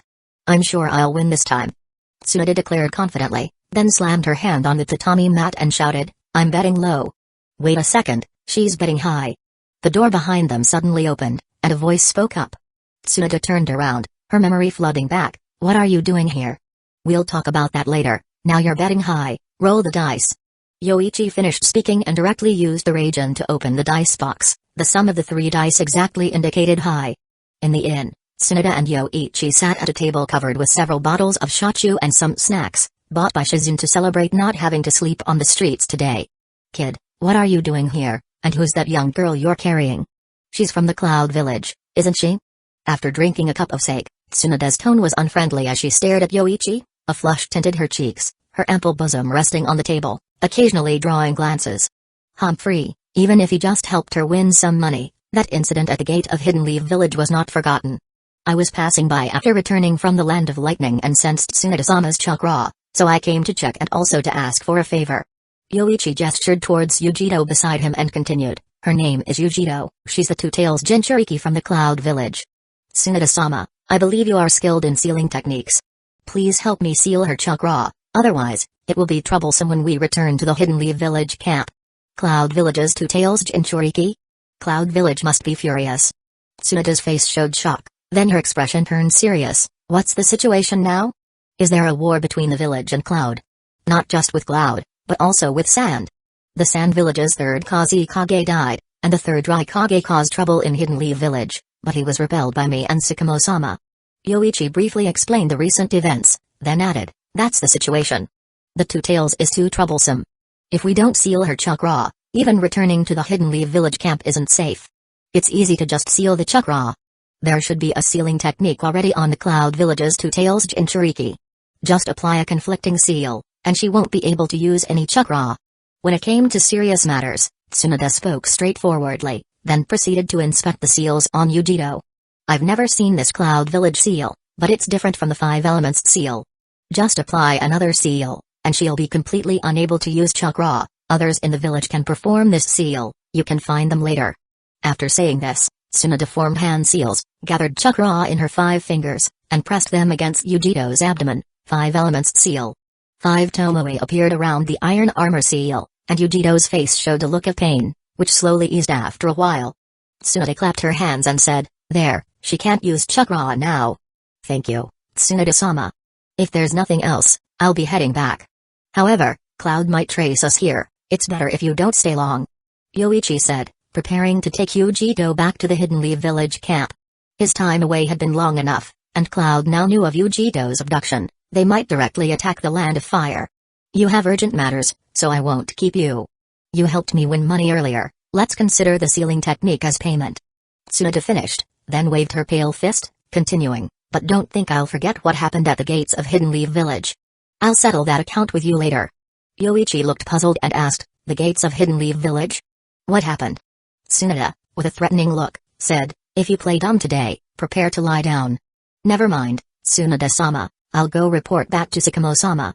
Before leaving, Yoichi paused and then told Shizune, "You should have learned a lesson today. Next time you give money to Tsunade-sama for gambling, I won't be there to help you win." Shizune nodded resolutely and said, "I understand, Yoichi-sama. From now on, I definitely won't give Tsunade-sama money. Go, don't lead Shizune astray." Tsunade, flushed with anger and embarrassment, pushed Yoichi out the door. Today was just bad luck for her, Next time, she would definitely win back. Uchiha brat didn't know anything about gambling. After Yoichi left, Tsunade sat at the table and poured herself another cup of sake, grumbling, "I knew it, winning money just brings bad luck, now I've run into that brat." Shizune asked, "But if Yoichi-sama hadn't helped us win money, wouldn't our luck have been even worse?" "Tsunade-sama, you wouldn't even be able to drink now." "Shizune, you don't understand, that sealing technique just now used up a lot of chakra, isn't that unlucky?" Tsunade argued breathlessly, convinced she was jinxed. "Let's not stay here tonight, Shizune. Let's soak in a hot spring and leave this place, then head to the land of tea." "Yoichi-kun, you're finally back. Who is she?" Sakamo saw Yoichi returning with a Cloud Village girl and immediately guessed the situation. If it was true, Yoichi Uchiha had indeed accomplished a great feat. She's the Cloud Village's Two-Tails Jinchuriki, Yujito. Now her chakra is sealed, and she can't use it. After the chakra was sealed, there was no need to knock her out daily, so Yujito was now conscious and standing beside Yoichi Uchiha. Hearing his words, Yujito spoke angrily, "You better send me back to the Cloud Village, or the Third Raikage will never forgive you." "Forget it. If you want to die, I'll give you a kunai, and you can kill yourself. If you don't want to die, just stay quietly by my side. I don't keep living prisoners." Yoichi warned Yujito, then ordered the ninja outside the tent to lock Yujito in his resting tent. After everyone left, Yoichi said to Sakamo, "Sakamo-san, I'm sorry for taking action without orders." Sakamo shook his head and said, "It's not important. If you hadn't discovered the Two-Tails Jinchuriki's information, we would have been even more passive in the future. You are a hero, Yoichi-kun." Chapter 120. Now, we need to be wary of the Cloud Ninjas. Losing the Two-Tails Jinchuriki, the Cloud Village might act like madmen, possibly scouring our camp and then deploying tailed beasts. Yoichi spoke after bringing Yujito back, prompting Sakamo to call all the Jonin to discuss the situation. The Cloud Ninjas have hidden their hand well. On my way back, I encountered their A and B team combo. It seems that Cloud Village has gathered many strong ninja in the land of hot water. They will likely intensify their efforts to scout our leaf camp. Many had anticipated this situation. The Jinchuriki of a tailed beast is typically one of the most crucial individuals in a ninja village, especially in a village like Cloud that has a detailed method of controlling the power of the tailed beasts. Losing such a figure would prompt a village like Leaf to relentlessly seek their return. Sakamo asked, "Yoichi-kun, do you have any suggestions?" "I don't have many ideas, just to increase patrols around our camp to prevent Cloud Ninja squads from getting close, and to prepare for a potential decisive battle," Yoichi said, acknowledging that their enemy seemed stronger, not only in numbers but also in the caliber of their Jonin and other powerful ninja. Leaf, in this war, did not have the initiative and could only defensively respond. A Jonin suddenly spoke up, "What if we use the Two-Tails Jinchuriki as leverage to force Cloud to withdraw? As long as they abandon the war, we will return the Two-Tails Jinchuriki to them." "How did you become a Jonin? Who was the examiner? What mission did you undertake?" Yoichi cut him off, his tone quite harsh, which suddenly chilled the atmosphere in the tent. "If I recall correctly, he is a Jonin from the Sarutobi clan, named Sarutobi something. Uchiha, if you have objections to my proposal, you could state them directly instead of questioning my ninja rank." Sarutobi Ichiro's face reddened with anger. Even if it's the famous Leaf's region, what gives him the right to question him in such a manner? Did he imply that his Jonin rank was unearned? Absolutely outrageous. "I have already shown you respect. If this time we send back the Two-Tails Jinchuriki in exchange for Cloud's withdrawal, what next? Send the Nine-Tails Jinchuriki or myself? If Cloud demands to take me in exchange for peace, would you send me too? I've said this before and I'll say it again, if you're afraid of dying, you can go back to the village. I'll take care of that portion of the enemy for you, instead of disrupting our resolve here." Yoichi's words were unapologetic, practically pointing out that Ichiro was a coward who should go back to the village. "Also, don't make decisions using my captive. If you want to use a tailed beast Jinchuriki to make Cloud withdraw, the land of hot water still has the 8 tails." "Yoichi-kun." Sakamo interjected with a hopeless expression, trying to calm Yoichi down as the discussion heated up again. Although Yoichi's comments were somewhat extreme, his reasoning was sound. Cloud had already brought the fight to their doorstep with 2-tailed beasts deployed, and sending the 2 tails back could invite further attacks from the thieving-style village. However, these points could have been conveyed to Ichiro more tactfully, without the need for such extremity. "Ichiro-kun, Yoichi-kun's words were a bit harsh, but currently, we cannot possibly return the 2 tails Jinchuriki. If Cloud keeps being erratic, we'll have to face 2-tailed beasts. Yoichi-kun, try not to do this in the future." Sakamo addressed both men, But Ichiro remained angry after hearing these words. To him, Tsukumo's words sounded like a reprimand for him but a mere glossing over for Yoichi. In Ichiro's view, Tsukumo was clearly siding with Uchiha, stepping on him in the process. Let's focus on the essential matter. War is inevitable. We should have been prepared for this when we arrived here. Next, I will assign more people to carry out clearing missions, and they will operate in teams of 2 squads each. Tsukumo told the group, anticipating crazy retaliation from Cloud, who would undoubtedly deploy many elite squads. Previously, a 4-man squad might not handle an elite Cloud team, but an 8-man would be more suitable. Besides joint team clearing missions, their Jonin would also lead elite ninja in similar tasks. If a decisive battle is initiated, we'll also need a plan to handle their 8-tails Jinchuriki. Leave it to me. Yoichi spoke up, I'll handle the 8-tails Jinchuriki and the 3rd Raikage's son.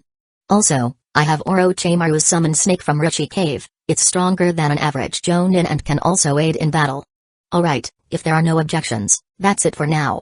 Tsukumo gave a resigned smile, acknowledging that Yoichi-kun really doesn't take any losses. Even though he asked him not to make such harsh remarks, he turned around and used his summon to mock Ichiro. After the heated argument, who could replace a Jonin if not the summoned creature? Eventually, Ichiro was the last to leave the tent, his face very grim. Shikaku came over and patted Ichiro's shoulder, saying nothing, just accompanying him back to the tent. The Sarutobi and the Inoshikacho clans have generations of close ties, and Shikaku was particularly unimpressed by Yoichi's remark about his captive.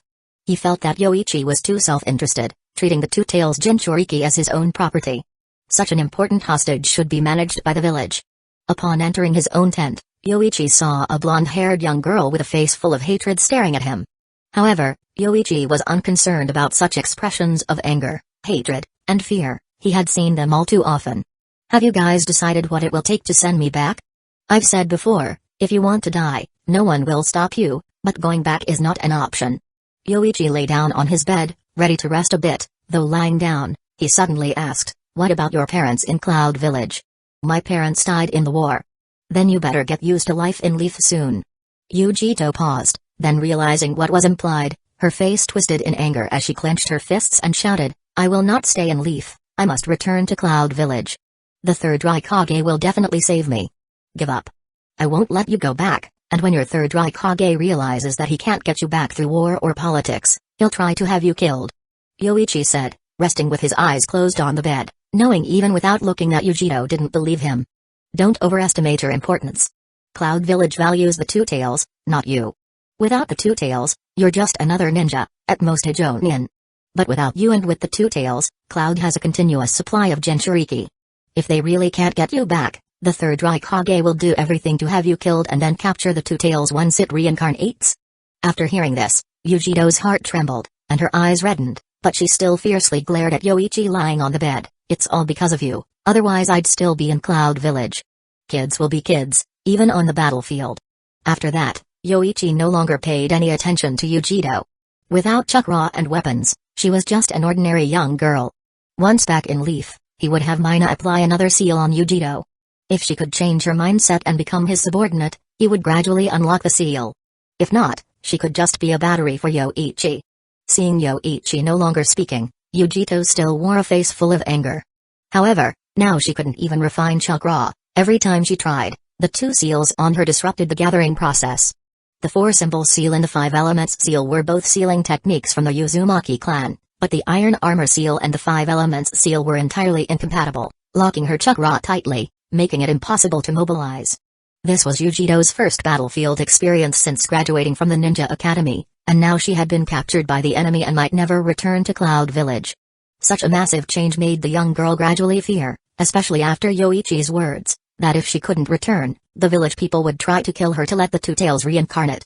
This nearly broke Yujito's psychological defense. Then she too lay down on the bed, curling up, and soon tears silently began to flow. A bed had been prepared in the tent for her. This place was temporarily where Yujito was detained. The 2-tails Jinchuriki was very important, and Yoichi did not trust her anywhere else. In the afternoon, the tent flap suddenly opened, and a head peeked in. Seeing Yoichi, Kurenai walked in smiling and said, Yoichi-sensei, we're back. Who is this? She's an important captive from Cloud, currently detained here by me. Yoichi sat up, saying after resting for a while he felt much better, though soldier pills couldn't restore all his chakra, he still needed food and rest. Kurenai looked at Yujito skeptically a few times, believing she was a cloud captive by the deep-seated hatred in her eyes. But why the tear-streaked face? What had Yoichi-sensei done to her? She then closely observed Yujito, a girl not much older than herself from a rival village. What are you looking at? How's the recent mission going? Never mind, let's go to your tent and talk. Yoichi asked, then led the three to another tent where they began reporting on their recent missions. Aside from reconnaissance, they had performed various tasks, including joining another squad to eliminate a cloud ninja squad that had came to gather intelligence. With Yoichi's admonishment, the Uchiha clan members took relatively good care of Kurenai and her group. Other geinin without such backgrounds didn't receive such favorable treatment. Geinin in the village without connections often had to face growth alongside the death of their comrades. Kurenai and her team essentially grew from the experience of their seniors. Although it was dangerous, such risks were minimized. Well done, but what you've experienced is just the initial stage of the war. What comes next will be 10 times more dangerous, so you must also be 10 times more cautious. Yoichi cautioned the three. In recent days, I've killed dozens of cloud ninja by my hand, many of whom died because they were careless, including some who were far stronger than you. The upcoming war would only be more fierce, and any negligence could mean Yoichi visiting their memorial stones instead. Yes, Yoichi-sensei. The three were soberly admonished by Yoichi, and any slight pride they might have felt was thoroughly suppressed. As expected, Cloud was just as Leaf had predicted, clearly intent on waging war, desperately wanting to retrieve Yujito. Even the third Raikage's plans were extreme. If they couldn't retrieve her, then they'd kill her in the war. Killing Yujito immediately would allow the Two Tails to reincarnate. If Leaf managed to move the Two Tails, it would be too late. Leaf's sealing techniques were far superior to Cloud's, and they had even stolen their method of training with the tailed beast's power. So, after hearing this news, the third Raikage almost sent out 200 squads to engage in a desperate purge and counter-purge with Leaf. Yoichi also continually went to the battlefield, his strength terrifying. Each encounter with Cloud Ninja ended in their instant death. Only Jonin could withstand a few moves against him, but ultimately they too couldn't escape death. His teammates were all sensory-type ninja, helping Yoichi search for enemies and then stand by to prevent being surrounded. In just 10 days, 60 Cloud Ninja died at the hands of Yoichi. In total, Cloud lost 100 ninja in 10 days, with 60% dying by Yoichi's blade. Leaf's Rage, and this title became like the Grim Reaper reaping lives among the Cloud Ninja.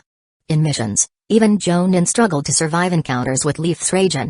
Even the third Raikage considered whether to initiate a decisive battle, as Yoichi was like a ghost on the battlefield, elusive and continuously harvesting the lives of Cloud Ninja. Moreover, what infuriated the third Raikage most was Yoichi no longer destroying the bodies, leaving clear, fatal blade marks representative of him, then dropping the bodies at the border of the land of hot water. Cloud Ninja tasked with collecting the bodies grew increasingly fearful. Comrades who had greeted each other in the morning turned into cold corpses by the next day, and within 10 days, they collected 60 bodies with similar deaths, including their own village's Jonin. Once this news spread, such psychological pressure shackled every Cloud Ninja squad sent out for purging and reconnaissance. None of them wanted to encounter Leaf's Raijin.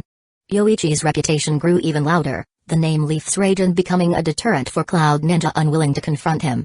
And the news of Yoichi's reputation, along with the Two Tails Jinchuriki and the possibility of Cloud initiating a decisive battle, quickly spread throughout Leaf.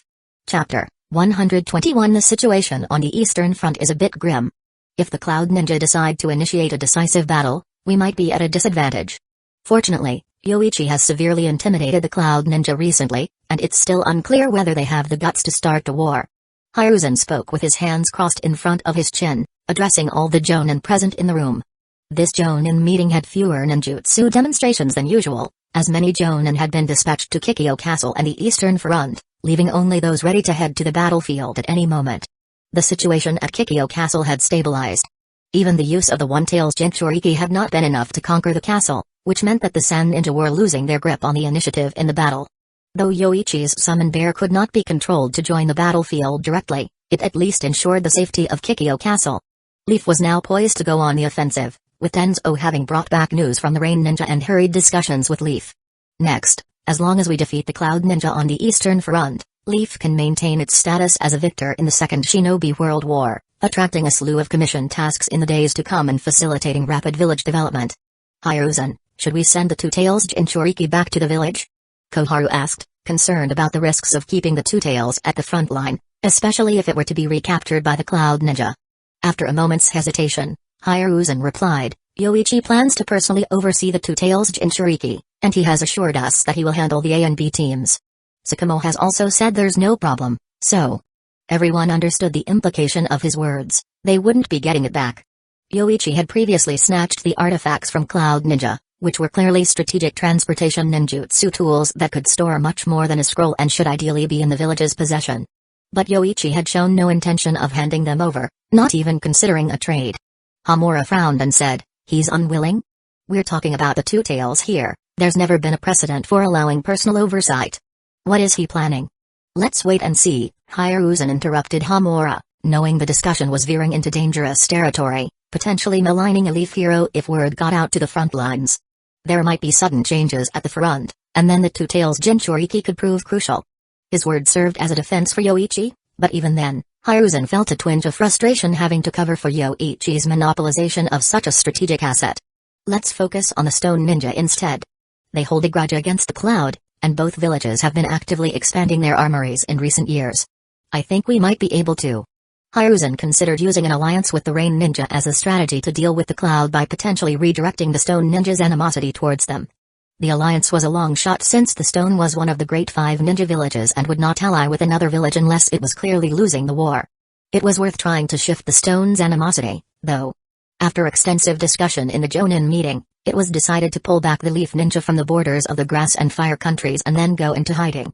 Creating the illusion of withdrawing forces to concentrate on dealing with the Cloud, when in fact, the ninja were still there, just pulled back slightly. If the Stone received this news, they might react in one of three ways: do nothing, attack Leaf alongside Cloud, or take advantage of a fierce battle between Leaf and Cloud to strike back at Cloud and claim their share.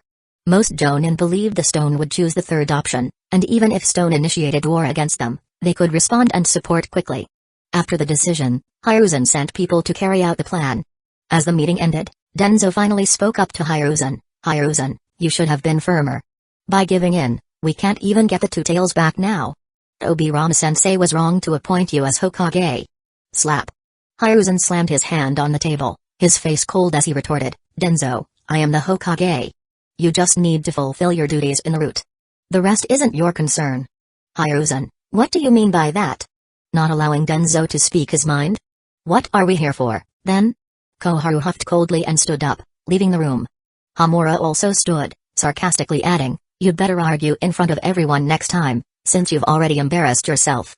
After he left, only Danzō and Hiruzen remained in the room. Danzō, not planning to stay any longer, remarked before leaving, you're not Obirama-sensei.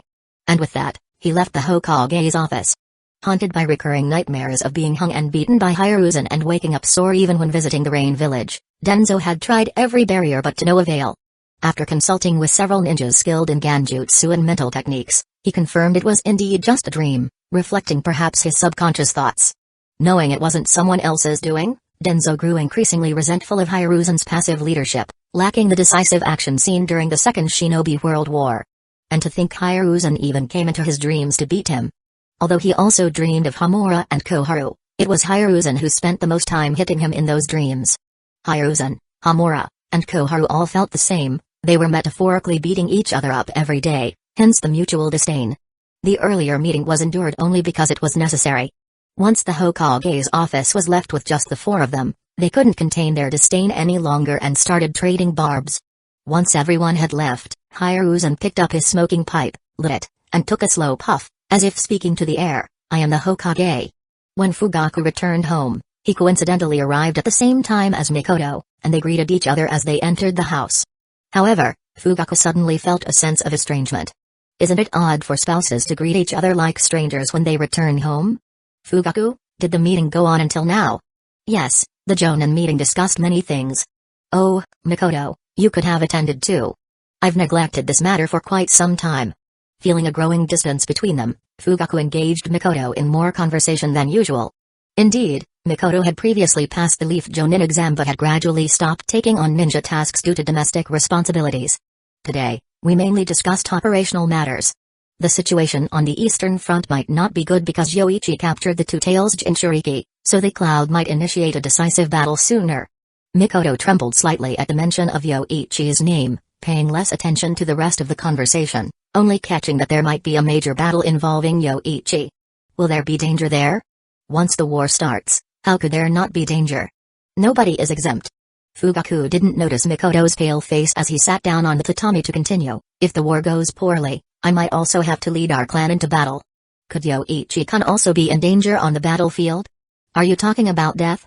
Mikoto, indeed, that's a possibility if he were to die. Fugaku paused, then a thought crossed his mind. If Yoichi died on the front line, wouldn't that mean Mikoto, who was currently in charge of certain clan matters, could take over completely? Although the second elder also had a chance, Mikoto was now the most suitable to oversee these businesses.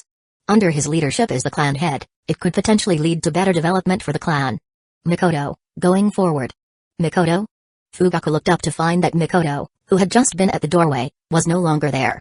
Instead, the helper walked in, carrying a cup of tea for Fugaku, saying, "Clan leader, it seems Lady Mikoto just went back to her room. She looked a bit unwell. And she didn't have an appetite earlier. She asked me to put away her portion of the meal." "I see, she must be very tired. Let her rest well." Fugaku nodded, acknowledging the hard work they had all been putting in recently, which was hardly less demanding than his duties in the police force, probably just exhaustion. "Thank you. Recently, please don't let Itachi disturb Mikoto while she's resting." She nodded. "I understand, clan leader. Itachi-kun is very well behaved, much more so than my daughter. He's already thinking about becoming a ninja to share your burden." "That's good to hear. After all, he's my son."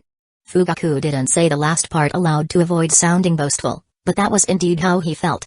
Although he hadn't had time to deal with Itachi recently, Fugaku believed his son would become a great ninja within the Uchiha clan. "Clan leader, shall we have lunch?" "It's ready." "Alright, let's have lunch then."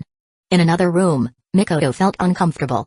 Hearing about the possible danger to Yoichi had left her feeling tight in the chest, a sensation that hadn't eased. That was just a dream, it has nothing to do with reality. Though she kept reassuring herself, Mikoto couldn't shake the unease in her heart. She suddenly felt that everything in the real world was so dull. If only she could stay in the dream world forever. A considerate husband, caring about her son Sasuke. After praying for the front line in her heart, Mikoto, feeling tired, wanted to rest for a while, partly hoping to enter the dream world where she could let go of her irritation. "Mother, would you like something to eat for lunch?" The sudden sound of the sliding door and a child's inquiry startled Mikoto, who then stood up to look at the door. Sasuke. However, seeing Itachi, Mikoto quickly recovered her composure and said, "Sorry, Itachi, I'd like to rest for a bit." "I understand, mother. Have a good rest." After Itachi closed the door and left, he was left wondering, as he walked away, who was this Sasuke his mother had called out. The battlefield with the Cloud Village continued to demand high-intensity purging and reconnaissance missions, now almost 3 months ongoing. On the last day the Master of Dreams' ability was to disappear, Yoichi felt reluctant to let it go, but he stuck to his routine, training, allowing Mina to research, helping Kushina extract the Nine-Tails chakra, and spending a day and a bit more as a husband with Mikoto. But on that final day, he let slip a piece of information, hinting that they might no longer meet in dreams, which made the usually assertive Mikoto panic, thinking Yoichi wanted a divorce. However, after Yoichi shared some news about the dreams and comforted her in their marital bed, the only thing Mikoto felt afterwards was satisfied exhaustion. When the dream ended and Mikoto awoke, she quietly went to wash up, her heart filled with contentment and a slight regret about the shortness of time. But one phrase from the dream stayed clear in her memory: "Until the war ends." Just thinking of these words made Mikoto feel warm all over. Gulp, gulp. After submerging herself in the bathtub, Mikoto thought, did Yoichi-kun also have the same dream? Is that why he said that to me? After the war, is he going to come for me? Thinking of the intense marital life in the dream, which still hadn't satisfied her, Mikoto's body became even more sensitive. After the ability ended, Yoichi drew a relatively ordinary power. Enhanced smell and vision.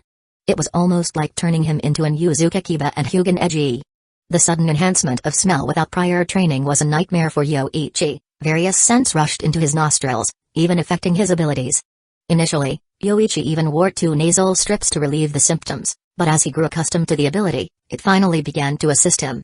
The vision enhancement was also modestly helpful, allowing him to see the legs of ants on the ground clearly but without X-ray vision. Helpful, but limited, and Yoichi still preferred relying on Gi and Kira. The abilities he drew were just weaker versions of theirs. After drawing these 2 abilities, the superpower Roulette suddenly changed. It wasn't a massive change, just a branch appeared. Now the superpower Roulette offered 2 choices. The first was unchanged, as before, randomly drawing 1 superpower a month. The second added a feature allowing the accumulation of draw opportunities. 3 opportunities could be exchanged for 15 days of a previously used power. Yoichi Uchiha chose the second option without hesitation. He had drawn several very useful abilities before, although it meant only using them for 15 days every 3 months. Being able to select them directly was far more beneficial than random draws. He remembered a year when he hadn't drawn a single useful ability. Sometimes, when your luck is bad, it's truly terrible. Only after choosing the Roulette upgrade did Yoichi learn that this upgrade would take some time. Chapter 122 Remoy, is your squad on purge duty today? Yes, and it's in Area A3. A3 area for purge duty? Last time, Elon Senpai's squad encountered trouble there, and I heard their bodies were returned, victims of the Leaf's Ragin. Hearing that his friend was assigned to such an ill-fated location, the Cloud Ninja immediately became worried. What will you do if you encounter the Leaf's Ragin? If it happens, it happens. Even if I die, I won't let him look down on the resolve of a Cloud Ninja. Ramoy's face was determined, though his tone and legs trembled slightly. As an average Chunin, he had been hearing about the Leaf's Ragin slaughtering numerous people these days, sending many bodies to the border of the land of hot water. Even the corpse collection units hadn't gone for a few days, and the bodies had piled up like a small mountain. 3,000 Cloud Ninja have died over this period, a total of 300 ninjas, a number that even made the third Raikage grind his teeth in frustration. Otto brother, is there any way to change the mission? After thinking for a while, Remoy still couldn't overcome his fear. He wasn't afraid of death, but dying at the hands of the Leaf's Ragin seemed pointless. So many had died by his hand over the months, and nothing had changed. The missions are already assigned, what else do you want? What are you guys talking about? A commanding voice startled them, and when they turned around, they saw A of the A and B combination. The ninjas panicked a bit and quickly responded, we said nothing. A glanced at them, then warned, complete the mission properly. In the Cloud Village, we only recognize death in battle, even I am not an exception. He had overheard Remoy wanting to change his mission and initially wanted to severely punish him to teach him the consequences of desertion. But he reconsidered. Fear of the Leaf's Ragin wasn't unique to Remoy. Over the past 3 months, over 100 bodies had been returned, and rumors of the Leaf's Ragin as a Grim Reaper's scythe hanging over the Cloud Ninjas' necks had spread. Punishing Remoy wouldn't change the overall morale. Headed towards the Raikage's tent, knowing they needed to change their approach quickly. Inside the Raikage's tent, along with his father, were 2 other Jonin, who had been following the third Raikage for a long time and held nearly as much authority in the village as a village elder. Father, we can't keep going like this. We should initiate the final battle. Spoke directly to the third Raikage. Our sensory ninjas are inferior to those of Leaf Village in terms of bloodline and secret techniques. We've been dragged around by them this whole time. That Uchiha bastard's reputation is only growing. If this continues, even if we start a decisive battle, we'll be at a disadvantage. In the past few months, over 400 Cloud Ninja had died compared to an estimated 200 from Leaf. The death ratio was over 2-1, continuing like this, the cloud would be slowly bled dry by that Uchiha bastard. And since their sensory ninja couldn't match Leaf's Byakugan and other secret techniques, they couldn't even locate that Uchiha bastard.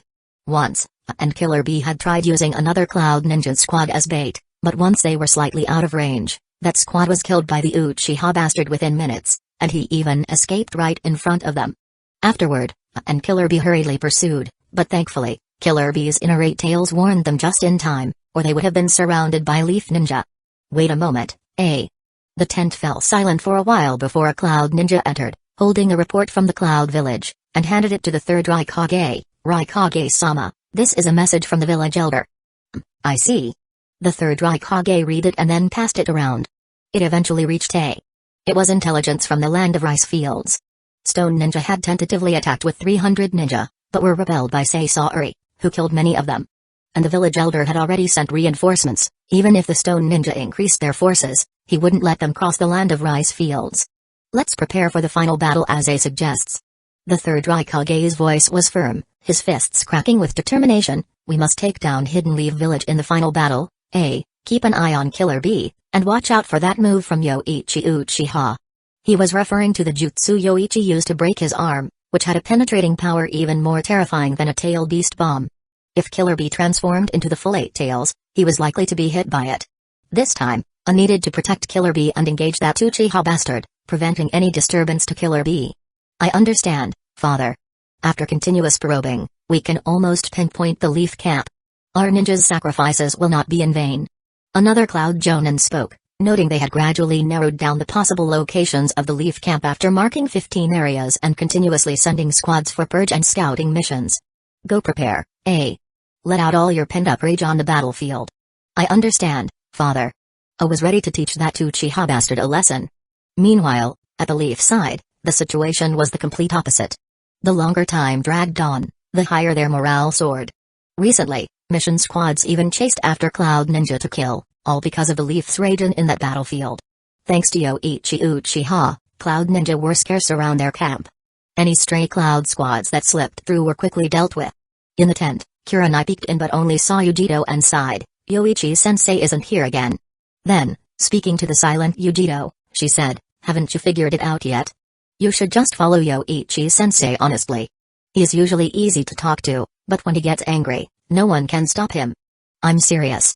Last time I didn't complete a mission, he hung me from a tree and then with a whip. Do you really want to be beaten like that?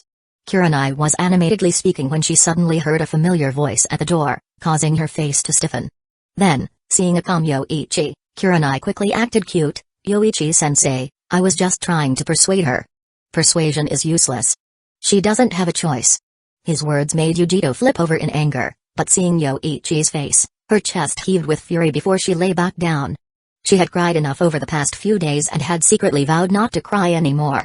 Unable to return to the Cloud Village and lacking the courage to kill herself, Yujito remained in Yoichi's tent, occasionally walking around the camp but largely confined. Forget Yujito for now. What you just said, do you want me to treat you that way in the future? Hey, Yoichi-sensei, I have a mission. I'll head out now. With that, Kurenai hurriedly ran past Yoichi, who didn't stop her. His recent experimentation with ninjutsu had drained him, and he needed to rest. After the Master of Dreams ability disappeared, Yoichi had his shadow clone secretly return to Hidden Lee Village to bring out the Starstone. For the past 3 months, during every break, Yoichi would leave the camp to a secluded area to absorb the Starstone's chakra. Other than raising his body temperature, absorbing the Starstone's chakra offered no other benefits. Even if it radiated a bit during absorption, it would dissipate afterward. The Star Ninja had cultivated for hundreds of years, and the third Star Shadow, who lived during the Warring States period, was even older than Hashirama. He also absorbed Starstone chakra with no issues. Moreover, Yoichi had personally experienced the enhancement of the Sharingan's chakra by the Starstone. Although most of the Starstone's chakra had been absorbed by Godzilla, a small portion was absorbed by his Sharingan. After 3 months of daily absorption, his 3 Tomoe linked together last night, evolving into the Mengekyo Sharingan.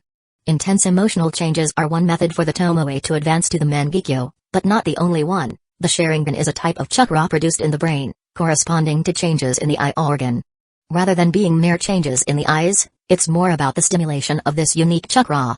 Thus, even without the Sharingan, the ability to use Susanoo after awakening the Mengekyo remains, though the release of Dujutsu requires the eye organ.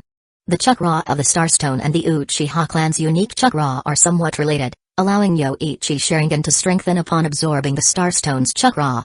3 months of absorption directly advanced his Sharingan to the Mengekyo. After the Sharingan evolved into the Mengekyo, Yoichi's chakra also enhanced, roughly doubling from before.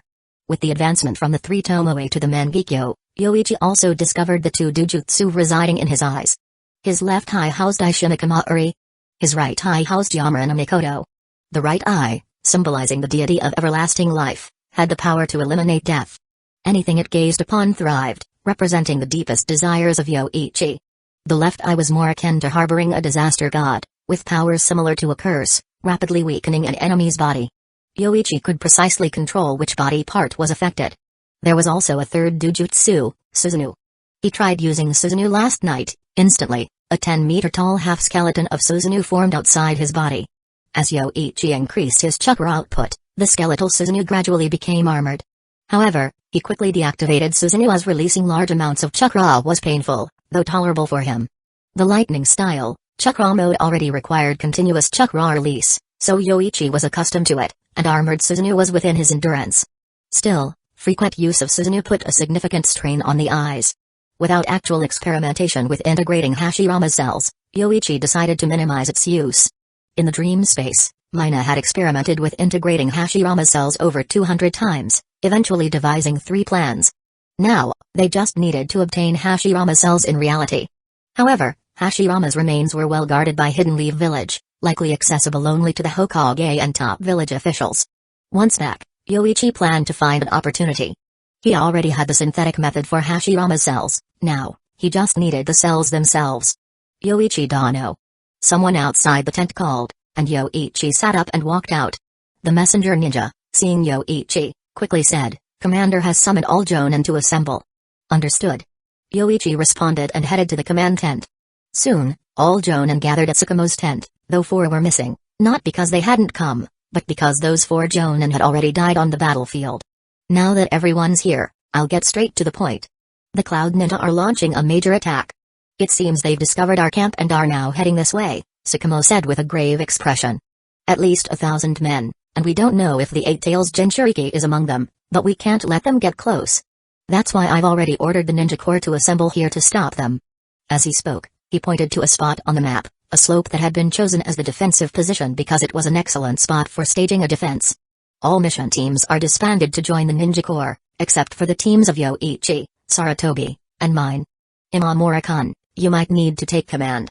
Tsukumo continued, maintaining only 3 Jonin teams, each composed of 6 Jonin and several outstanding Chunin.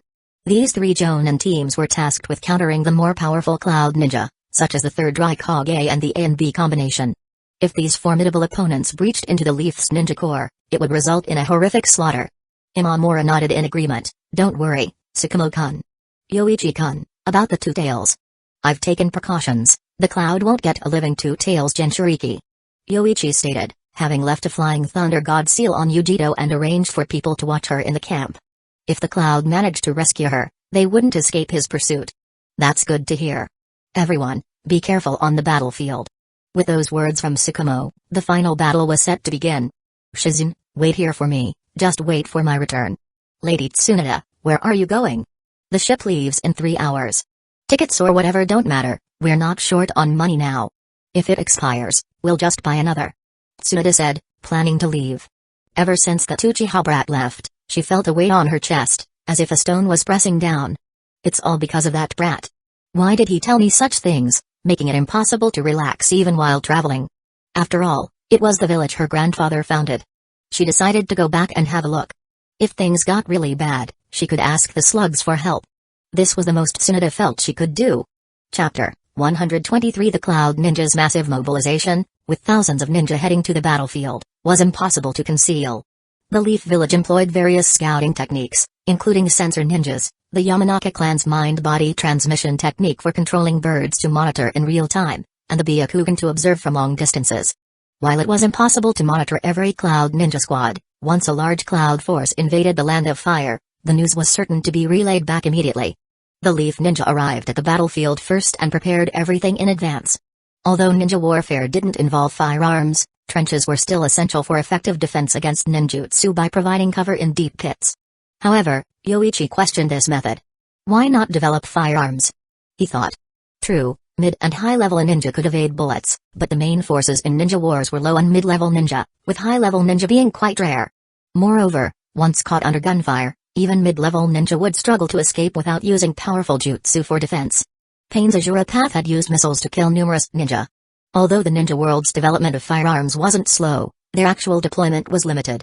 The Cloud Village even secretly researched chakra cannons, which proved dazzlingly powerful when unveiled, having a range even wider than a tailed beast bomb. Soon, Yoichi's senses detected the approaching cloud forces. A member of the Yamanaka clan sitting beside Tsukumo suddenly opened his eyes and reported, "The bird I was controlling flew too low and has been spotted. However, I only saw the third Raikage, I didn't find anyone resembling the Eight Tails Jinchuriki." It was easy to recognize the third Raikage. Yoichi had described the features of the Eight Tails Jinchuriki, but the Yamanaka couldn't spot them in the short time available, suggesting the cloud might have hidden him. Tsukumo responded, "I'll handle the third Raikage. But if the Eight Tails Jinchuriki doesn't show up, they're probably planning to attack our forces with a tailed beast bomb." Despite the third Raikage's broken arm and Tsukumo's proficiency in wind-style jutsu, he was confident in containing the Raikage but was concerned about the Eight Tails. "If they don't want to come out, we'll force them to," declared Yoichi decisively. "Prepare for the tailed beast bomb now, but the cloud may not be able to handle me." With his Sharingan evolved to the Mangekyo level, enhancing his perception and Ganjutsu abilities, along with doubled chakra and lightning-fast speed and reflexes, Yoichi was as formidable as a tailed beast to the Cloud Ninja. As the Cloud forces drew closer, within a kilometer now, Yoichi suggested, "Sakamo-senpai, we should strike first. He who acts first is in control." Both Yoichi and Sakamo were adept at avoiding small-scale jutsu through their speed, though large-scale jutsu posed more of a challenge. "Agreed," Sakamo concluded after a moment of thought. They needed to draw the third Raikage and the Eight Tails Jinchuriki away to another battlefield. Leaving them be would lead to heavy casualties for the Leaf Ninja. Amidst the intensifying thunder, Yoichi's body surged with electricity, lightning wrapping around him in a crackling aura. This was many Leaf Ninjas' first time seeing the Leaf's Raijin in action, just the chakra mode alone being a technique worth learning for a lifetime. With a blast, he shot forward like a sudden current, speeding towards the Cloud forces. Sakamo had already briefed his team to follow up, and he too charged towards the Cloud Ninja camp. "There's the Leaf's Raijin. He is charging at us." A fearful shout echoed through the Cloud camp, followed by a command to attack, unleashing a barrage of shuriken, kunai, and explosive tags towards Yoichi. However, with his enhanced dynamic vision from the Sharingan and the speed from his lightning style, chakra mode, Yoichi easily evaded these attacks. When he closed to within 40 meters, a Cloud Ninja shouted, "Use jutsu." Several front-line Cloud Ninja began forming seals to release jutsu to block Yoichi. But the lightning around Yoichi surged violently as he pushed his chakra flow to its limit. The front-line Cloud Ninja couldn't react in time, only seeing a flash of lightning before two of them were cut down across the neck by Yoichi Uchiha as he sped past them. "Kill him." Enraged that someone dared to charge alone into their formation, several Cloud Jonin shouted, determined to slay the infamous Leaf's Raijin then and there. However, if Yoichi were so easily killed, the third Raikage would have succeeded long ago. His three Tomoe Sharingan spun rapidly, surveying every move around him. With his enhanced dynamic visual perception, the movements of the Cloud Ninja appeared to him as if in slow motion, making it easy for him to anticipate and counter their attacks. In a mere moment, he had closed in, and his Raijin sword, crackling with lightning, pierced through hearts, sliced off heads, and dodged incoming kunai with minimal movements, a testament to his heightened reflexes and speed. As he moved, every kill left a scorched mark, thanks to the electrical discharge from his blade. As he advanced, one brave yet reckless Cloud Ninja attempted a surprise attack from behind, aiming a heavy strike with a sword. Clang! The blade struck Yoichi, but upon contact with the electrically charged aura surrounding him, it shattered into pieces. "Who are you calling weak?" Yoichi sneered, grabbing the Cloud Ninja's neck and effortlessly crushing it. He then swiftly attached an exploding tag to the body and kicked it back towards the enemy lines. Fire style, Great Majestic Flame Annihilation Jutsu. With his body radiating intense heat, Yoichi unleashed a massive wave of fire that transformed into a devastating inferno, incinerating any Cloud Ninja unable to escape its wrath. "Damn it, stop him!" someone yelled from behind. Yoichi turned to see the future Raikage, leap down from above with his fist raised, aiming a powerful blow at him. With a thunderous crash, their fists collided, sending a shockwave through the area. The force of the impact created a crater beneath Yoichi's feet, but his robust physique ensured he remained largely unharmed.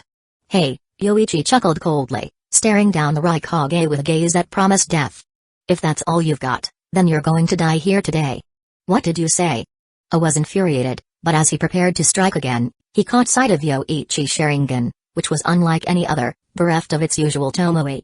Ishimikama reactivated. For the first time, Yoichi deployed his Mengekyo Sharingan technique against an opponent as formidable as the future fourth Raikage. His left eye wept blood due to the strain. I suddenly felt his body weaken dramatically, his chakra slowed, sapping his strength and almost paralyzing his limbs. "I told you, you're going to die." As Yoichi spoke, he drew his Raijin sword and aimed for A's neck. At that critical moment, a massive tentacle swept in, wrapping around A and attempting to drag him away. Although A was rescued, the tentacle was severed by Yoichi's swift strike. "Big brother, what's wrong?" Killer B appeared, his voice laced with concern, not even in the mood for his usual rhymes given the gravity of facing such a powerful adversary. My body suddenly went weak. It wasn't Genjutsu. His Sharingan is special. Be careful, I cautioned, trying to recover. "No worries, I won't go full Eight Tails against him, but Juki will help me," B declared, as he began to transform, enveloping himself in a reddish chakra cloak that formed a skeletal structure and 6 chakra tails. "Brother, let's drive him off the battlefield. It's disadvantageous for us to fight here." "Alright, B. Let's make sure he dies here today." A's strength returned, his body crackling with renewed electrical energy. 2 against 1? "Let's see how it goes," Yoichi said calmly, readying his Raijin sword as he crouched slightly. Meanwhile, Sakamo had successfully drawn the third Raikage away, ensuring that neither side would let their high-level fighters wreak unchecked havoc on their forces. As Yoichi's initial assault had already claimed the lives of over 40 Cloud Ninja, the battlefield was tense with anticipation for the next move. Imamura, seeing Sakamo depart, shouted, "Attack!" Immediately, Earth-style techniques opened the way, followed by a barrage of shuriken, kunai, and explosive tags raining down on the Cloud camp.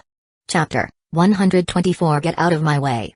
Like red lightning, a figure dashed in front of Yoichi, and in the next moment, the six-tailed beast chakra tails on his back swelled massively and swung down fiercely.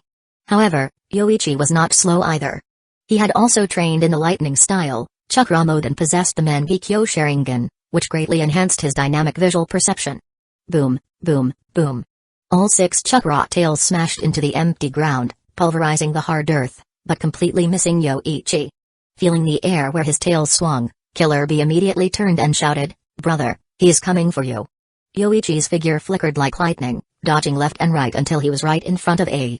Under the pressure of the Sharingan, A had to lower his gaze, avoiding eye contact, but this meant he could barely see his opponent's upper body, a deadly disadvantage for a taijutsu ninja like him.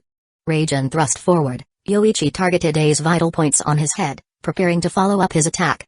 However, he suddenly frowned and leapt upward. A second later, a stretched chakra arm came lashing out. It was Killer Bee, where Ada was at a disadvantage. When Yoichi rushed towards Killer Bee, A turned and struck back with a chakra hand. Then Killer Bee quickly moved to A side, realizing that Yoichi was targeting his brother as the breakthrough point. Training in the same techniques, nearly identical in speed and physical strength, but Yoichi had the Sharingan. In comparison, his brother was at a complete disadvantage. Not being able to look into his opponent's eyes made combat incredibly challenging. "Brother, we're getting pushed towards the center of our formation again." Killer Bee noted they had intended to drive Yoichi away, but under his relentless assault, they were being pushed closer to their own forces' center. This position as a Jinchuriki restrained him from using some of his more destructive jutsu. Meanwhile, the Leaf Ninja were fortifying their defenses with earth techniques while slowly advancing with shuriken and explosive tags toward the Cloud Ninja's position. But now, with these two monstrous figures fighting in the middle of the Cloud forces, not even the Cloud's elite could intervene, leaving others merely to dodge. "Now you must be feeling quite restrained." Yoichi returned, appearing before Killer Bee and A again. He then tapped into the stored Nine Tails chakra within him, his clothing covered with golden chakra, simulating flames around him with many tomoe appearing at his collar. "But for me, this is the perfect battlefield." Decades later, the Susanoo first made its appearance using the Eight Tails and the future Fourth Raikage as stepping stones. Enormous deep blue chakra enveloped Yoichi's body, rapidly forming a humanoid skeleton, which then quickly covered itself in muscle and armor. Within seconds, a 60 to 70 meter tall blue armored Susanoo stood before Killer Bee and A. Using this Susanoo, however, caused Yoichi's eyes to bleed. His Mangekyo was not yet perfected. Although the Nine Tails chakra could cover the Susanoo in armor, it was significantly smaller in size. "Brother, Hucky, what is this technique?" Killer Bee was astounded by the towering Susanoo. Even the chakra blade it wielded seemed over 30 meters long. "This must be the Uchiha clan's ultimate dojutsu, Susanoo. Watch out, B. Its destructive power is comparable to a tailed beast." Juki warned loudly. Though it had never seen Hagoromo use it, Ashura had once earned their recognition after arduous cultivation and was lent their tailed beast chakra. "Brother, be careful, this must be the Uchiha clan's final dojutsu, Susanoo, as destructive as a tailed beast." Killer Bee relayed the information to, but his gaze hardened the next second, calling out in his mind, "Hucky." Yoichi, controlling the Susanoo, drew out a chakra blade and viciously slashed down. But Killer Bee was quick to react, not caring about it at his side, instantly transforming into his full Eight Tails form, using his tentacle to block the blade. Boom!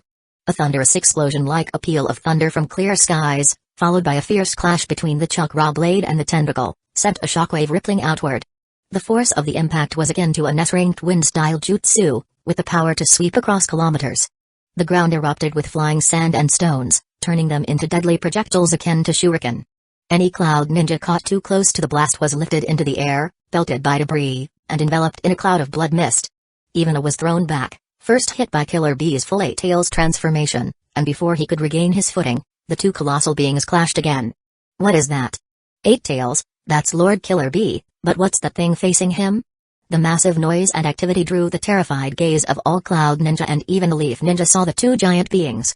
The appearance of the Eight Tails was bad news. If it decided to use a tailed beast bomb, no one could withstand it at the leaf camp. However, the silver lining was the presence of a massive chakra giant combating the Eight Tails, keeping it too occupied to focus on anything else. Imamura recalled Yoichi's words before the battle. Although uncertain, he felt that the deep blue chakra giant was related to Yoichi. Continue the attack on the Cloud Ninja. Leaf's Raijin has tied down the Eight Tails. Imamura skillfully used a morale boost, urging the Leaf Ninja to continue their offensive. With the two behemoths battling it out in the center of the Cloud forces, any remaining fighting spirit they had was surely dampened. Seizing the opportunity to break the enemy, they pressed their attack. Yoichi, after his Susanoo blocked the attack from the Eight Tails, raised another hand, quickly forming a similar chakra blade, and slashing down once more. With his tactical advantage, the Leaf aimed to scatter them completely. Meanwhile, Yoichi, after having his Susanoo block another strike, commanded it to raise another hand, quickly forming a chakra blade to slash down once again. This strike, layered upon another, directly chopped off two more of the Eight Tails' tentacles. Ouch, that hurts, you jerk, idiot. Killer Bee yelled, then quickly gathered a high-density tailed beast bomb in the Eight Tails' mouth and shot it straight at Susanoo's head. But at the last moment, Yoichi dissolved the Susanoo and jumped down from above. As he left Susanoo's head, the giant chakra construct dissolved, but Yoichi, before hitting the ground, formed a smaller, half-body version of Susanoo, without armor. This smaller half-body Susanoo stretched out its arm just before landing, grabbing a who was still in midair, and then Yoichi activated his Mengekyo technique. Ishinikamauri? Damn, not that technique again. As he tried to free himself from Susanoo's grip, he felt a sudden weakness as if he had been ill, and all strength and chakra to resist were gone. The next second, Yoichi pulled out the Raijin sword, swiftly moved to a side, and plunged the blade just above the heart. If you dare fire a tailed beast bomb, I'll kill the future fourth Raikage right now. Yoichi Uchiha held it in front of him, blade against his heart, as he coldly looked at the giant figure before him. His stamina seemed to be waning, he still had chakra, but the intense pain in his eyes was almost unbearable. Especially since he couldn't take down Killer Bee quickly, and once Susanoo's time was up, he expected to face a combined attack from both adversaries. So, taking advantage of A's leap into the air, he decided to dissolve Susanoo and disable her first, simplifying the next steps. A. B. A robust figure rapidly approached, arriving quickly with several others following, reaching the battlefield one after the other. Killer Bee also dissolved his full Eight Tails transformation, coming to the side of the third Raikage, saying, "Sorry, Lord Raikage, I wasn't watching over my brother." The third Raikage interrupted, "No need to say more, B." As a ninja, A was prepared when he went to the battlefield. At that moment, Hidden Leaf Village's White Fang and three other Jonin arrived by Yoichi's side. Seeing him subdue the AB combo, they were pleased, though Sakamo apologetically murmured, "Sorry, Yoichi-kun, I couldn't stop the third Raikage." "It's okay, we won." Yoichi then turned to the third Raikage and coldly declared, "I give you two options, withdraw from the land of hot water within 5 days, admit Cloud Village's defeat, and I'll release him after 10 days, or I kill him right now, and we fight another battle." Hearing this, the third Raikage shouted in rage, "Damn it, Cloud Ninja, do not submit 10 seconds, then I kill him, or force me to act sooner." Yoichi coldly interrupted the third Raikage's futile outburst. A true warrior does not accept threats. The third Raikage hesitated, clearly more of a peace advocate. With the Raijin blade close to A's heart, just a trigger of the lightning style, chakra mode would end his life. 3-2 Cloud Village will withdraw from the land of hot water. The third Raikage shouted loudly. At that moment, it seemed as if he had lost the last of his ninja spirit and the dignity of a Kage, all to bring his son and the future Raikage home. Now a maimed man, he had become a coward, unable to let the Raikage title lose its lineage on his watch. After shouting that, the third Raikage thought to himself that he was an unfit Raikage. Chapter 125 The third Raikage, leading his people, must withdraw from the land of hot water within 5 days, which is separate from the land of fire.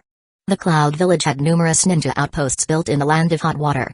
They have always been domineering, monopolizing missions in the land of hot water, so they hold significant influence there.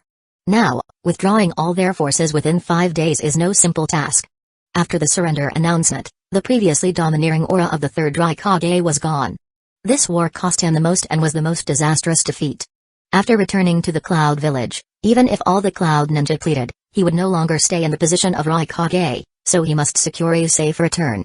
A, not having made mistakes as grave as his, could still become the new hope for the Cloud Village, a hope that must not die here. After the third Raikage, Killer Bee, and other Cloud Ninja left, Sakamo immediately arranged to seal A's chakra and set up medical treatment. A had been bleeding for a long time during the standoff, and his wound was dangerously close to his heart. After handling the battlefield matters, Yoichi sat down exhausted on the ground. The strain of the Mangekyo Sharingan on his body was tremendous.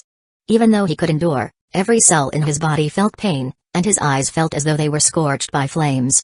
Using the full-body Susanoo was beyond his current capabilities. Despite its great power, which allowed him to even overpower the full 8 tails momentarily, the demand on chakra was immense. Without the 9 tails chakra, his own would probably last only a minute. He had managed about 4 minutes just now, but a third of the stored 9 tails chakra had already been used. Sakamo approached Yoichi and asked, "Yoichi-kun, are you alright? I'll arrange for a medical ninja for you right away." "No need, Sakamo-senpai, let the medical ninja tend to others first. My injuries aren't something they can treat." Yoichi waved off the offer. His greatest pain was from overusing the Mangekyo Sharingan. Having used 2 jutsu and the Susanoo for 4 minutes, his vision was beginning to blur, something beyond a medical ninja's ability to heal. "Wait, that chakra." Yoichi turned his head towards another direction, sensing Tsunoda's chakra. Sakamo, noticing Yoichi's distraction, asked, "What is it, Yoichi-kun? Is there another enemy? It seems like an acquaintance." "Sakamo-senpai, please arrange for the battlefield cleanup. I'll go and check."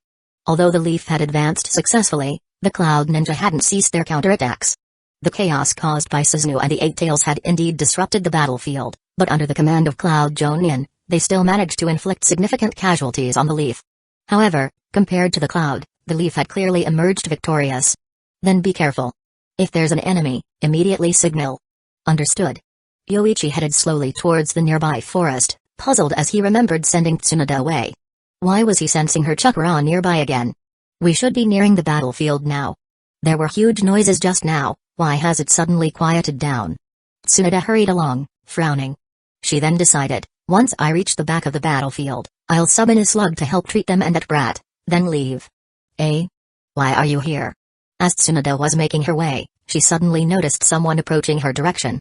Prepared for combat, she relaxed only when she recognized it was Yoichi. "I was about to ask you the same. Didn't I tell you to leave the battlefield? Why are you getting closer?" Yoichi addressed Tsunoda, his gaze pausing for a few seconds on her fair neck. "Cut the chatter. How's the war? How many are injured?" Tsunoda immediately asked, noticing Yoichi's puzzled look. "Take me there. I'll use the slug for treating the wounded. By the way, are you injured?" She noticed old blood stains on Yoichi, mixed into his clothing to form dark spots, which fortunately did not trigger her hemophobia. "The war is over. We won. There are quite a few injured. If you're treating, come with me. I'll try to keep you away from that stuff. You little." Although verbally harsh, Tsunoda felt somewhat touched inside, probably learning about her hemophobia from Mina. She still cared to consider her condition. Afterward, Tsunoda followed Yoichi back to camp, avoiding the medical camp and other bloody sites as the battlefield was still a distance away from the camp. Upon learning of Tsunoda's arrival, Sakamo was overjoyed and personally came out to greet her. "Tsunoda, it's good you're here. We are short on medical ninja. I was even considering sending the wounded back first. Knowing there was a battle nearby, I naturally had to come and check. But I can only use the slug to treat external injuries. For surgeries. I'm sorry." Tsunoda apologetically stated, understanding Sakamo's appreciation. She had heard about Tsunoda's psychological trauma and her avoidance of surgeries. Her helping with the slug division to treat the wounded was a welcome surprise. Summoning jutsu. After inquiring about the number of injured, Tsunoda summoned a 5 or 6 meter tall slug, which then divided into smaller slugs that clung to the various wounded needing treatment. Later, Tsunoda treated all the injured using the slug, showcasing why she was known as the Slug Princess of Medical Ninja. Other medical ninja could treat one at a time, but Tsunoda could treat dozens, even hundreds, and eventually even the entire village through her slugs. After a while, when the chakra transfer stopped, Tsunoda stood up and declared, "Alright, everyone's condition should be stable now. They just need rest and follow-up treatment." Sakamo Hatake again thanked her. "Thank you, Tsunoda." "Don't worry, Sakamo-senpai." Tsunoda waved off the thanks, then puzzledly asked, "Sakamo-senpai, how did the cloud lose? Didn't this brat say you were at a disadvantage?" Indeed, at that time, the cloud had a numerical advantage. But today's victory was purely thanks to Yoichi-kun. Sakamo explained, noticing Yoichi's indifference, and continued, Yoichi-kun used the Mangekyo Sharingan to hold off the AB combo and tied up the 8 tails within the cloud's formation. That's how we won this battle. Mangekyo Sharingan. Tsunade looked at Yoichi in surprise, took a deep breath, and said, "That's impressive. It's a power on par with Grandpa's wood style. Looks like the village is in your hands now, young Yoichi Uchiha. This time you didn't call me a brat, does that mean you acknowledge me now? Humphrey, you're a century early. Don't think I've forgotten that incident." Although Tsunade spoke harshly, swinging her fist, she felt the battlefield no longer needed her presence. Plus, Shizune was waiting for her at the port, so she spoke up, "Since everyone is okay, I'll take my leave." "Oh, do you need treatment?" "I'm fine," said Sakamo. "Yoichi-kun, you should still get checked. You can't just not treat the village's hero." "That's right. With me here, why are you refusing? Don't you trust my medical skills?" Tsunade also spoke up, considering it a minor task since she saw no external injuries on Yoichi, so she wasn't worried about triggering her hemophobia. "Alright then, please." Yoichi no longer declined. He indeed felt some pain, and his eyes were certainly a significant concern, but only Hashirama cells could truly heal them. Tsunade then examined Yoichi's body, pondering a bit before saying, "The rapid chakra flow has damaged all your meridians, almost like the after effects of using the lightning-style chakra mode for several hours non-stop. Find me a tent." After Sakamo arranged everything, Tsunade led Yoichi to an unoccupied tent, patted the bed for him to lie down, and said, "Kid, you really can endure. Others would have been bedridden with this kind of pain. I got used to it when I was training the lightning-style chakra mode." Then Yoichi felt Tsunade's treatment begin, a cool sensation spreading throughout his body, quickly easing the pain. After a while, Tsunade suddenly asked, "I see your eyes seem to be bleeding, the Mangekyo must be a heavy burden. Need me to treat it? If you could alleviate the pain, I'd appreciate it." "I can't promise anything." Tsunade placed her pale hand over Yoichi's eyes, starting treatment with her palm. However, after a while, there was still no effect. "It doesn't work. Simple treatments can't relieve your eye condition. The damage caused by the Mangekyo seems irreversible. To cure it, extensive research would be needed." Yoichi sat up and said, "No need, I already have a method, but it's not feasible right now." The deterioration of his eyesight was a long way off. By then, he was confident he could acquire Hashirama cells. "Since you don't need any more treatment, I'll be on my way," Tsunade said and prepared to leave. The war was over, and the wounded were stable, so she saw no need to stay. "Here, take this with you, Tsunade." Thinking for a moment, Yoichi pulled a shuriken from his ninja tool bag and handed it to Tsunade. It was a specially crafted kunai, unique in that he had hidden the flying thunder god mark on it, not only covered with ink but also wrapped around. "A kunai? Why are you giving this to me?" Tsunade asked, puzzled. "Just take it. It's a good luck charm, don't throw it away after you leave." Tsunade scoffed but kept the kunai in her hand, not discarding it. As Tsunade prepared to leave, Yoichi added, "By the way, Tsunade, if I become the 5th Hokage, come back and help me out, will you? Let's see when you become Hokage, you presumptuous brat." Tsunade didn't look back as she left the tent. Though she regretted not giving Yoichi a piece of her mind for their previous encounter, she decided it was better not to disturb him now that he had become a hero of the village. Plus, Shizune was waiting for her. The news of the victory over the Cloud Ninja spread like wildfire back in the Leaf Village, causing a great stir. Hiruzen read the message 3 times before passing it to Hamura and Koharu. With the weird dreams gone, Saratobi's relationships with Hamura and Koharu had thawed slightly, although his interactions with Danzō remained frosty. Incredible, they actually won.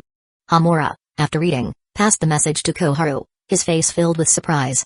"The power of the Mangekyo is comparable to a tailed beast? Unbelievable. I never thought that after decades, another Uchiha would awaken the Mangekyo."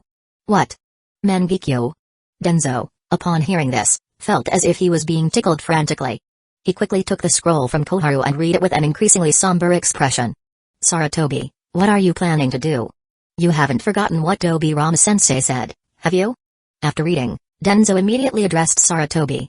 Saratobi frowned and replied, "Of course, I haven't forgotten. But Yoichi has just helped us achieve a victory against the Cloud. Activating the Mangekyo usually requires extreme experiences, which means every Uchiha with the Mangekyo has uncontrollable emotions. Don't forget Yoichi's actions before, the Shimura family was just one instance, not the only one. Has he handed over the 6 Paths tools to the village yet? The 2 Tails Jinchuriki hasn't been returned either, Saratobi. If you keep being naive, then you're betraying Dobirama-sensei's legacy." Danzō's words caused Sarutobi's expression to darken. The two tails, plus his own strength, Sarutobi, think about it for yourself. Hamura and Koharu, swayed by Danzō's words, also started to voice their concerns. If such power lay in the hands of a ninja who obeyed the village, they would only rejoice. But this power in the hands of an Uchiha, especially a militant one. Sarutobi, Danzō is right this time. The Uchiha clan's power is growing too strong. Indeed, Sarutobi, you must respond. You are the Hokage of the Leaf Village. Both urged Sarutobi, and Danzō, seeing their unanimous opinion, couldn't help but smirk internally. As long as the three of them agreed, Sarutobi would certainly reconsider whether his decisions were mistaken, which was where his indecisiveness lay. I'll think about it. After a while, Sarutobi slowly said, at least until after the war. Chapter 126 Yoichi-sama. This time, upon Yoichi's return to the clan's resting camp, he was met with gazes from his clansmen, thrice as fervent as before. Previously, the clansmen respected Yoichi for the benefits he provided and his formidable strength shown during the Hidden Leaf Village Kumo battles. Now, their admiration came from the depths of their hearts, as he had unleashed the Uchiha clan's ultimate power. The Mangekyo Sharingan was legendary within the Uchiha clan. Since Madara's death, it had been ages since any clansman had activated the Mangekyo Sharingan. Yet today, they witnessed its awakening in Yoichi. How are our people? 7 have fallen. The final counterattack by the Cloud Ninja was fierce. They were responsible for holding off the enemy. Even though Hidden Leaf Village had the upper hand in the situation, the Cloud Ninja were not to be underestimated. Their desperate counterattacks could still inflict significant casualties on Hidden Leaf Village. Don't worry, their families will be well compensated, Yoichi reassured, as his clansmen nodded without saying much, accepting the harsh realities of the battlefield, not like fresh academy graduates. Yoichi-sama, you have truly elevated the Uchiha's name this time. Don't worry, the Uchiha will eventually become the first great clan of the ninja world. Yoichi said with a smile, then instructed them to prepare for their return, except for those staying at the border to build ninja outposts. The rest were to return to Hidden Leaf Village. They fought as a family, and none were left behind. Returning to his tent, Yujiro still wore a face filled with deep resentment, but she seemed somewhat desperate now, having just learned that the son of the third Raikage, had been captured, making her feel like she couldn't return. With the Cloud Ninja defeated, the chances of negotiating her return through peaceful means became even slimmer. 5 days later, Sakamo had arranged everything. He dispatched ninja to the Land of Hot Water to survey the area, confirming that the Cloud Ninja had completely withdrawn and had them submit a defeat document before releasing Guy. The wound on Ai's chest had been treated, though it would leave a scar. Before leaving, I didn't say a word, likely ingraining this humiliating experience deeply within himself. The border now had enough ninja for surveillance and defense, and soon Sakamo led a large group of ninja back to the village. The ninjas traveled quickly. It didn't take a day from the Fire Country's border to the village. However, if there were trains, the ninja could save a lot of strength and chakra. Upon returning to Hidden Leaf Village, the returning ninja were warmly welcomed by the village. The Hidden Leaf Village High Command, to boost the village's morale, extensively publicized the defeat of the Cloud Ninja on the Eastern Front throughout the village. Now all the villagers knew their village had defeated the invaders and protected their homeland. The returning ninja could truly be called heroes of Hidden Leaf Village. Both Sakamo and Yoichi, renowned ninjas, received particularly enthusiastic receptions, with villagers and fellow ninja cheering loudly upon seeing these famous figures. Yoichi approached Sakamo and asked, "Sakamo-senpai, are we heading to the Hokage's building now?" Sakamo nodded and said, "Yes, we need to give a post-war report. I believe all the Jonin are already there, we can head straight over." Understood. Yoichi then called over to Uchiha clansmen and instructed, "Kanta-kun, Koki-kun, please take care of Yujiro. After you bring her to my house, just watch over her for a while. Except for Elder Kinji's people, don't bother with anyone else." "Yes, Yoichi-sama." As Kanta had just finished speaking, 2 members of the Anbu appeared beside Yoichi using the body flicker technique, then said to him, "Yoichi Uchiha, the Hokage orders that the 2 tails Jinchuriki be placed under the surveillance of the Anbu." However, Yoichi paid no attention to these 2, continuing to speak to Uchiha Kanta, "If someone tries to take Yujiro away, arrest them for espionage.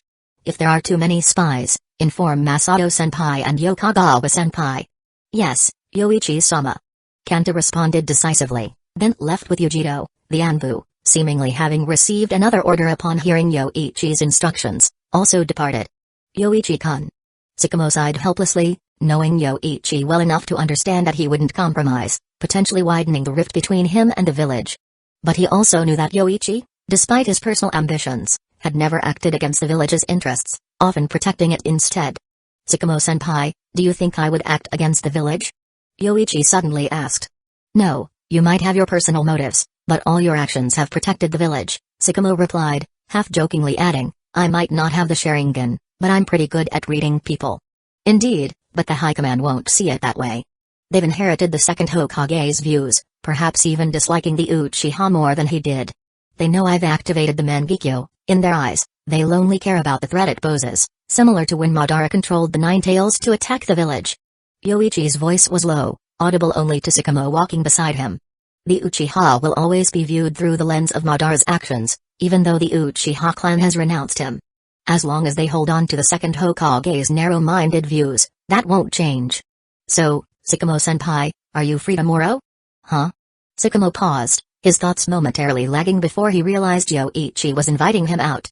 He smiled and said, "Yes, Yoichi-kun, you're welcome to come over. My red bean soup isn't bad either." Yoichi's expression changed slightly, and he quickly said, "I like sweets, no need to add chili." Arriving at the Hokage's building, just as Tsukumo had said, all the jonin from the village were already there. They were the last batch to arrive from the battlefield. "Tsukumo-kun and Yoichi-kun, please have a seat," said Hiruzen, his expression unchanging as if the Anbu's earlier denial to take the two-tails Jinchuriki hadn't been his doing. There were still a few seats empty at the front, so Tsukumo and Yoichi took their places there. While Tsukumo sat in the standard kneeling position, Yoichi casually crossed his legs, not accustomed to the uncomfortable formalities due to a leg injury. The message scroll was quite brief. "Tsukumo-kun, could you elaborate on what happened on the battlefield?" "Of course, Third Sama." Then, Tsukumo began detailing the events on the Eastern Front, having prepared thoroughly before their return. He described everything that had happened since the war began, including Yoichi's achievements, capturing intelligence, and killing 200 to 300 Cloud Ninja. This record of achievement made all the jonin take notice, fully justifying Yoichi's title as the Grim Reaper. Especially noteworthy was Yoichi's activation of the Mangekyo and his use of Susanoo to hold off the Eight Tails, ultimately capturing I from the A+B combo, who was slated to be the next fourth Raikage. It could be said that the Eastern Front was largely brought to an end by Yoichi's efforts alone. He was the primary contributor to the victory. After Tsukumo finished his report, Hiruzen nodded and said, "Thank you for your efforts. This quick end to the battle spared us much in terms of resources and casualties." Tsukumo responded, "This is what Hidden Leaf Village Ninja are meant to do, Third Sama." However, Koharu suddenly spoke up, "You shouldn't have let the Cloud Ninja surrender at that time. The village should have taken over. Now, apart from a surrender document, we have nothing, and knowing the nature of those Cloud Ninja, the effect of this defeat document won't last long." Advisor Koharu, there was no choice at that time. Yoichi-kun was barely able to fight again, the third Raikage was difficult to handle, the Cloud Ninja forces were already mobilizing, and most importantly, the Eight Tails Jinchuriki was unharmed, Tsukumo explained, now realizing the village high command's attitude towards the Uchiha. There had indeed been unfavorable actions in the past, but at that time, it seemed only Danzō held that view. However, it now appeared that the other two advisors and even the third Hokage had similar views to some extent. If we hadn't let the Cloud Ninja retreat, we might have ended up in a mutually destructive battle or been dragged down by them. There was no other choice. Tsukumo concluded, not knowing at the time that Yoichi still had Nine Tails chakra, and thinking that was the inevitable outcome, hence why he left the decision-making to Yoichi on the battlefield. In his view, having the Cloud Ninja retreat and admit defeat was the best option at the time. The decisions made by Yoichi-kun and Tsukumo-kun at the time were not wrong, since the war ended in victory. "Let's not discuss other matters," Hiruzen interrupted Koharu, then added, "Thank you for your hard work. The ninja returning from the Eastern Front should rest for a while, and their achievements will be recorded. If there's nothing else, let's conclude today's meeting." Hiruzen didn't bring up the matter of the Kikyo Castle battlefield, where Jiraiya and Minato, his disciple and grandson, were involved, but the progress there was nowhere near as quick as in the Land of Hot Water, only highlighting Tsukumo's wisdom and Yoichi's strength. As the jonin meeting dispersed, Yoichi didn't expect Hiruzen to dissolve the meeting so quickly. He had thought Hiruzen would raise the issue of the Two Tails Jinchuriki. After the meeting, Yoichi greeted Tsukumo as he left the Hokage's building and headed towards the Uchiha district. Several Uchiha clansmen, all from the warrior faction, automatically followed Yoichi after leaving the Hokage's building. Following the strong is a common trait among most Uchiha clansmen. Previously, Yoichi had earned the moniker Hidden Leaf Village's Raijin, and now, with his victory in the war after activating the Mangekyo, he was poised to lead the warrior faction.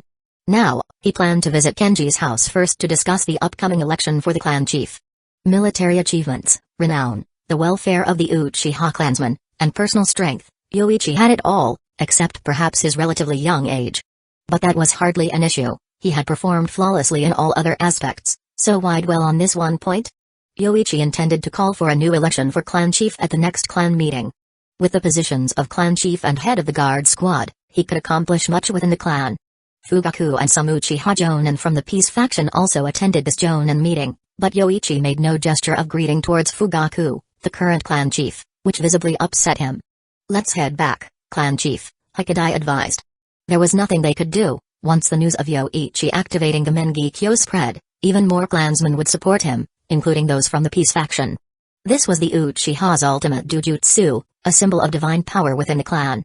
And now Yoichi had openly expressed his desire for the clan chief position, making it even harder for Fugaku. Thinking this, Hikadai couldn't help but sigh internally. It wasn't that Fugaku lacked ability, but his opponent was simply too strong. Like a mission assignment looking for a ninja, although a Chunin might suffice, who would choose a Chunin if a Jonin or Kage-level ninja was available?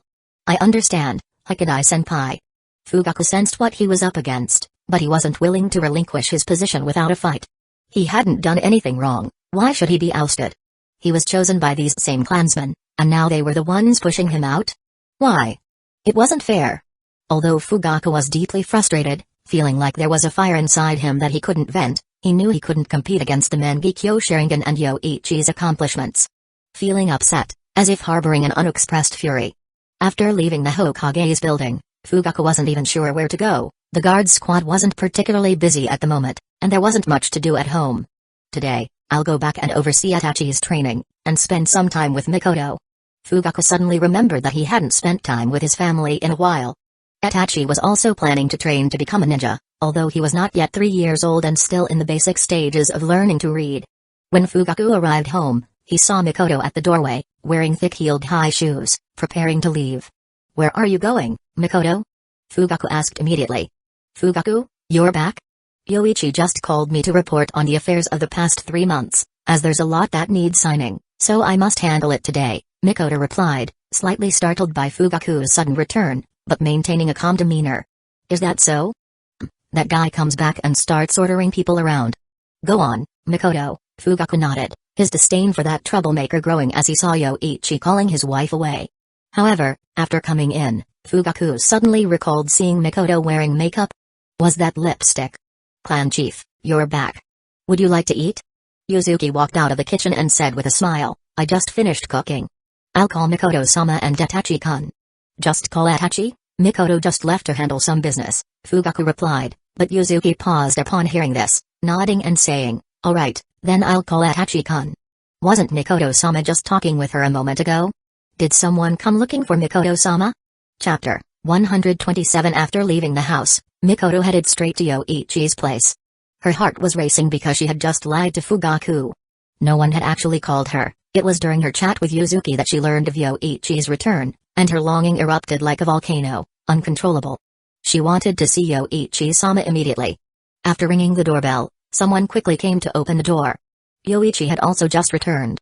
After showing Yujiro to her room, he was about to head upstairs to rest, but he heard the doorbell ring. Turning around to open the door, he found Mikoto-san and greeted her with a smile. "Welcome, Mikoto. Yoichi-sama calls me that even in my dreams." Mikoto's heart thumped wildly, feeling as if she were returning to that dreamlike existence. "I'm back." "No, I mean, sorry for the intrusion." Caught off guard, Mikoto almost thought of this place as her own home. Blushing, she entered, took off her high-heeled shoes, and slipped her delicate feet, sheathed in black silk stockings, into the guest slippers before following Yoichi inside. "Yoichi-sama, I came today to report on matters. There's been a lot accumulated over these 3 months. Let's talk upstairs. There's a captive from the Cloud Village on the first floor." Yoichi interrupted, then invited Mikoto upstairs just as before. Mikoto's face flushed, recalling their last encounter, but then a young girl with golden braided hair and a deeply troubled expression emerged from a room on the first floor. "She is the Two-Tails Jinchuriki from the Cloud Village, now my captive. There's no other place for her yet, so she's staying here for now. That's why I mentioned the first floor is inconvenient. Come with me, Mikoto-san." Yoichi invited her upstairs and then turned to warn Yujiro, "Stay in your room and behave." The place is surrounded by Sharingan users, so if you try to leave, Humphrey.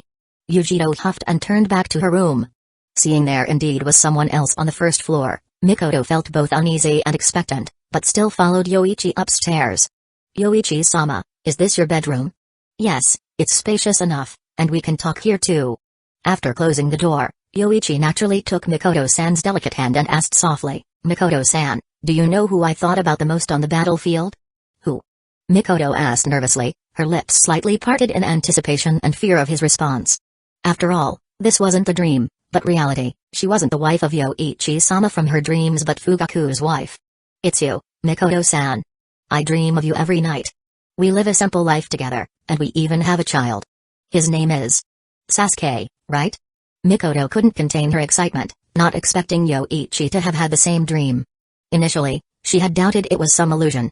But she was, after all, an Uchiha Jonin, and Yoichi-sama was on the battlefield, fighting. How could he cast illusions on her? So, it must be a coincidence that they shared the same dream. Yoichi, perfectly surprised, then took Mikoto-san's other hand and said, Mikoto, you dreamt of Sasuke too? Yes, Yoichi-sama, what a coincidence. Mikoto, seeing the intense look in Yoichi's eyes, felt as if she was burning under his gaze, her breathing becoming more rapid. Mikoto, the first thing I wanted to do upon returning was to find you, but I was delayed by some matters. Now that you've came to me, I'm so happy. But, Yoichi-sama, I am Fugaku's wife, it was just a dream. Mikoto, I don't want you to be his wife anymore. Divorce Fugaku. Yoichi said, noting the risks and infrequency of their secret meetings. Mikoto had to consider her family, so it would be better to just divorce Fugaku. This way, even if Mikoto was with him, no one could criticize her. I know he's been forcing you to gather information from me, using his wife for such purposes. He shouldn't be your husband, Mikoto. You just agree, and I'll handle the rest. Just the fact that he forced you to gather information from our clansmen is enough to strip him of his position and send him to prison. Mikoto was tempted but shook her head. Yoichi-sama, he is. After all, Itachi's father, going to prison is too. Are you still thinking about him?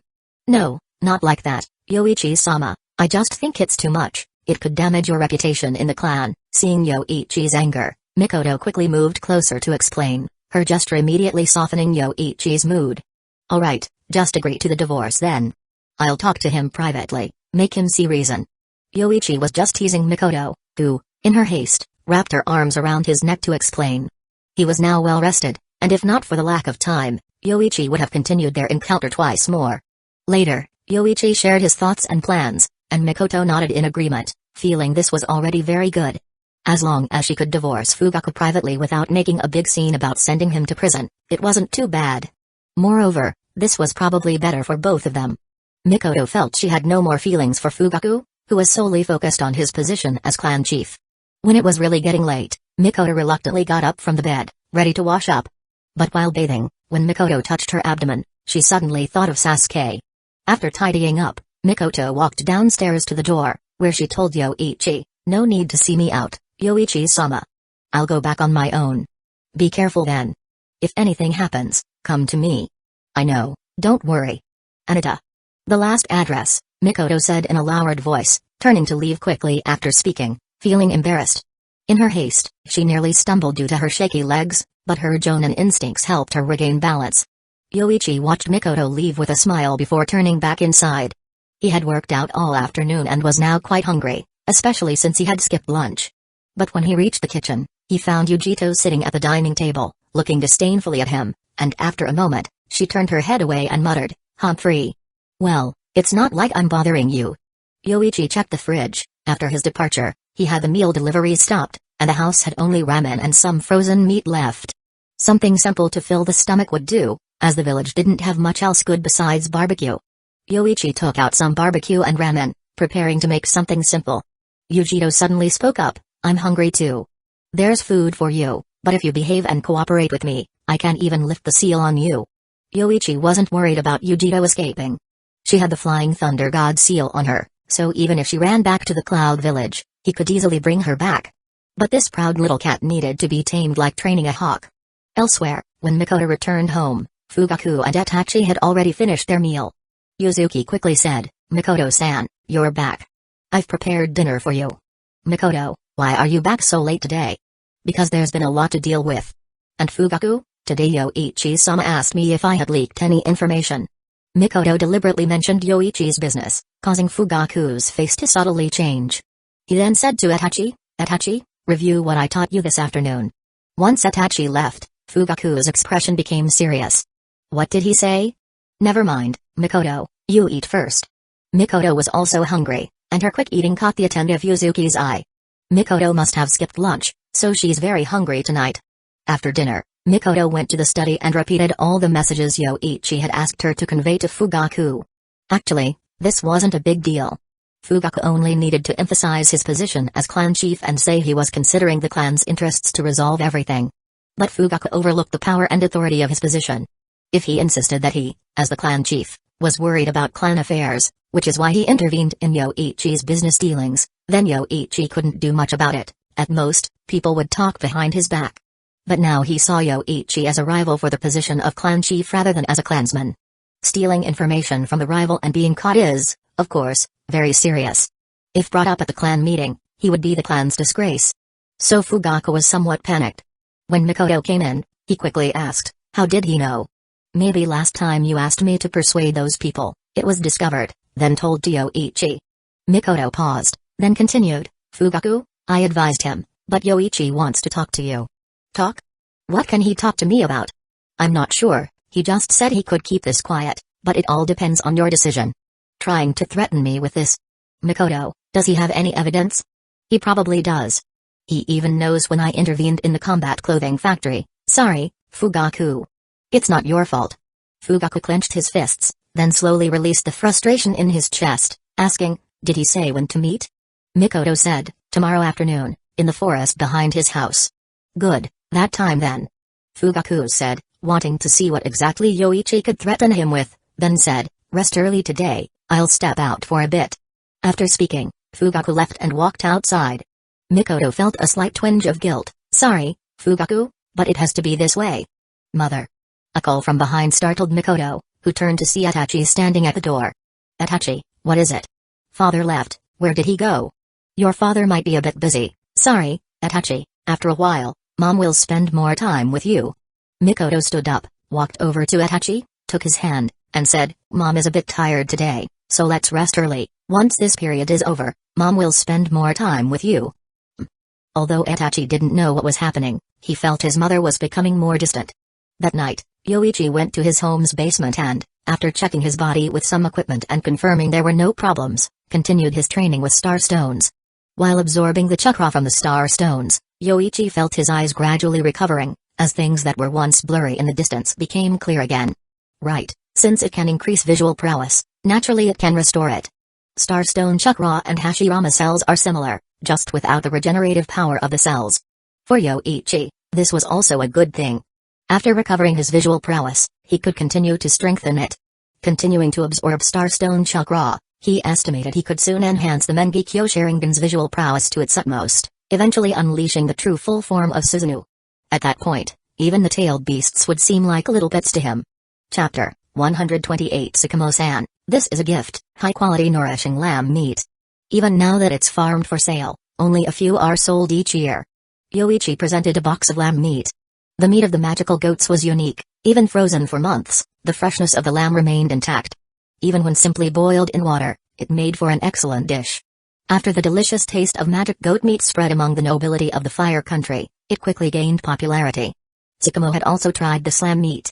Initially, Kakashi brought some back, and indeed, it was a delicacy unmatched by any other in the shinobi world, addictive even upon first taste. This kind of gift, I truly cannot refuse. Thank you, Yoichi-kun. Please, come in and try the red bean soup I've made. Sakamo accepted the gift box with a smile, then welcomed Yoichi inside. Yoichi felt a bit odd as he entered. Why would one serve red bean soup to a guest? But once inside, he just hoped the red bean soup was the regular kind. The living area in front of the Hatake house wasn't very large, but counting the dojo for sword practice and the courtyard, it was quite spacious. Not long after Yoichi sat down, Sakamo brought over the tea and sweets for the guests, along with the red bean soup. Sakamo-senpai really likes sweets, huh? Yoichi tasted a bit to ensure it was just regular sweets, relieved. He was worried Sakamo remembered his last comment about liking spicy food and might have prepared a spicy filling for the dumplings. Yoichi-kun, what brings you here today? Well, it's about serious matters. I wanted to ask if Sakamo-senpai has any intentions of becoming the Hokage? Yoichi put down his red bean soup and asked directly. Hokage, huh? Sakamo didn't seem surprised. Instead, he looked thoughtful and then responded, to take on the responsibility of protecting everyone in the village. If it's entrusted to me, I would certainly accept. But to actively seek out the position, I might not have that much motivation. Even though I am a shinobi, every member of the Hotake family finds a principle to believe in for life. I've found my principle, and it's just slightly different from being Hokage. Yoichi sighed inwardly after hearing this. He felt it was a pity to hear that Sakamo didn't wish to be Hokage. Sakamo-senpai, as I mentioned before, if the next Hokage continues to uphold the second Hokage's will, it's inevitable that the Uchiha clan will clash with the village. It won't be the village that gets destroyed, it will be the Uchiha clan that vanishes. Yoichi spoke calmly, I'll be taking on the role of clan head soon, and I also aspire to be Hokage. So, I hope you become the fourth Hokage first and give the Uchiha clan a fair chance. Sakamo was slightly surprised by this statement, then said, Yoichi-kun, that sounds a bit exaggerated. Not at all. Because of Madara's actions, the second Hokage and his successors will always see our clan as untrustworthy. The evolution of the Sharingan requires intense emotions, which further cements their perspective. The second believed the Uchiha posed a rebellion risk, and his followers will continue to uphold this belief. If we want a Hokage they choose to make a change, we must either remove them from power or ignore them altogether. Sakamo-senpai, who else in the village could accomplish this? After some thought, Sakamo realized that no one could really break out of the teacher-student cycle, not even Orochimaru. His dealings with Orochimaru, though limited, made it clear that Orochimaru had his own beliefs and aspirations, which were not focused on the Hokage title. Once in power, faced with tedious tasks, the Hokage might delegate village matters to others. This would just be entering another cycle with Orochimaru's teacher and the former leaf advisors. Sakamo sighed, Yoichi-kun, can't we get along better with the next generation? If by that time you become the Uchiha clan head, it's not impossible that the fourth Hokage could accept you. I see no reason to follow someone inferior to me, or even to align with them. If I were to run for the fourth Hokage now, the current third Hokage and the leaf advisors, along with their networks, would do everything in their power to stop me. So, the chances of me becoming the fourth Hokage are slim, as there is no fairness. Yoichi paused, then continued, my abilities are strong enough to enrich every member of the Uchiha clan, and eventually, I could do the same for every villager. I have the capability, but not the platform. If someone else becomes Hokage, then the Uchiha clan and the village cannot coexist peacefully. Sakamo-senpai, do you think the third Hokage or the next one would want the two-tails Jinchuriki? Sakamo didn't respond. The importance of a Jinchuriki was clear, and it was unlikely they would agree. His faith in Yoichi stemmed from several interactions, believing Yoichi wouldn't act against his principles. Although Sakamo didn't know why the third Hokage hadn't demanded that Yoichi turn over the Jinchuriki during the Jonin meeting, it was clear that the village's high command wouldn't easily let go of that idea. Yoichi-kun, I need to think about this. Sakamo didn't immediately refuse this time. If a civil conflict truly arose between the Uchiha and the village leadership in the future, that was not something he wanted to see. Right now, there is absolutely no one else who could compete with Sakamo-senpai for the position of fourth Hokage. Once Sakamo-senpai becomes Hokage, you can provide fairness to the Uchiha clan. Then, you'll see, the leaf will become the center of the shinobi world. Yoichi was now confident he could persuade Sakamo to accept the role of Hokage, even if he was reluctant. Even a few years in the position would suffice. In those years, Yoichi was confident he could become the next Hokage. There wasn't enough time to influence things during wartime, and a new Hokage might be selected as soon as the war ended. I understand. I'll make a decision when the time comes, Yoichi-kun.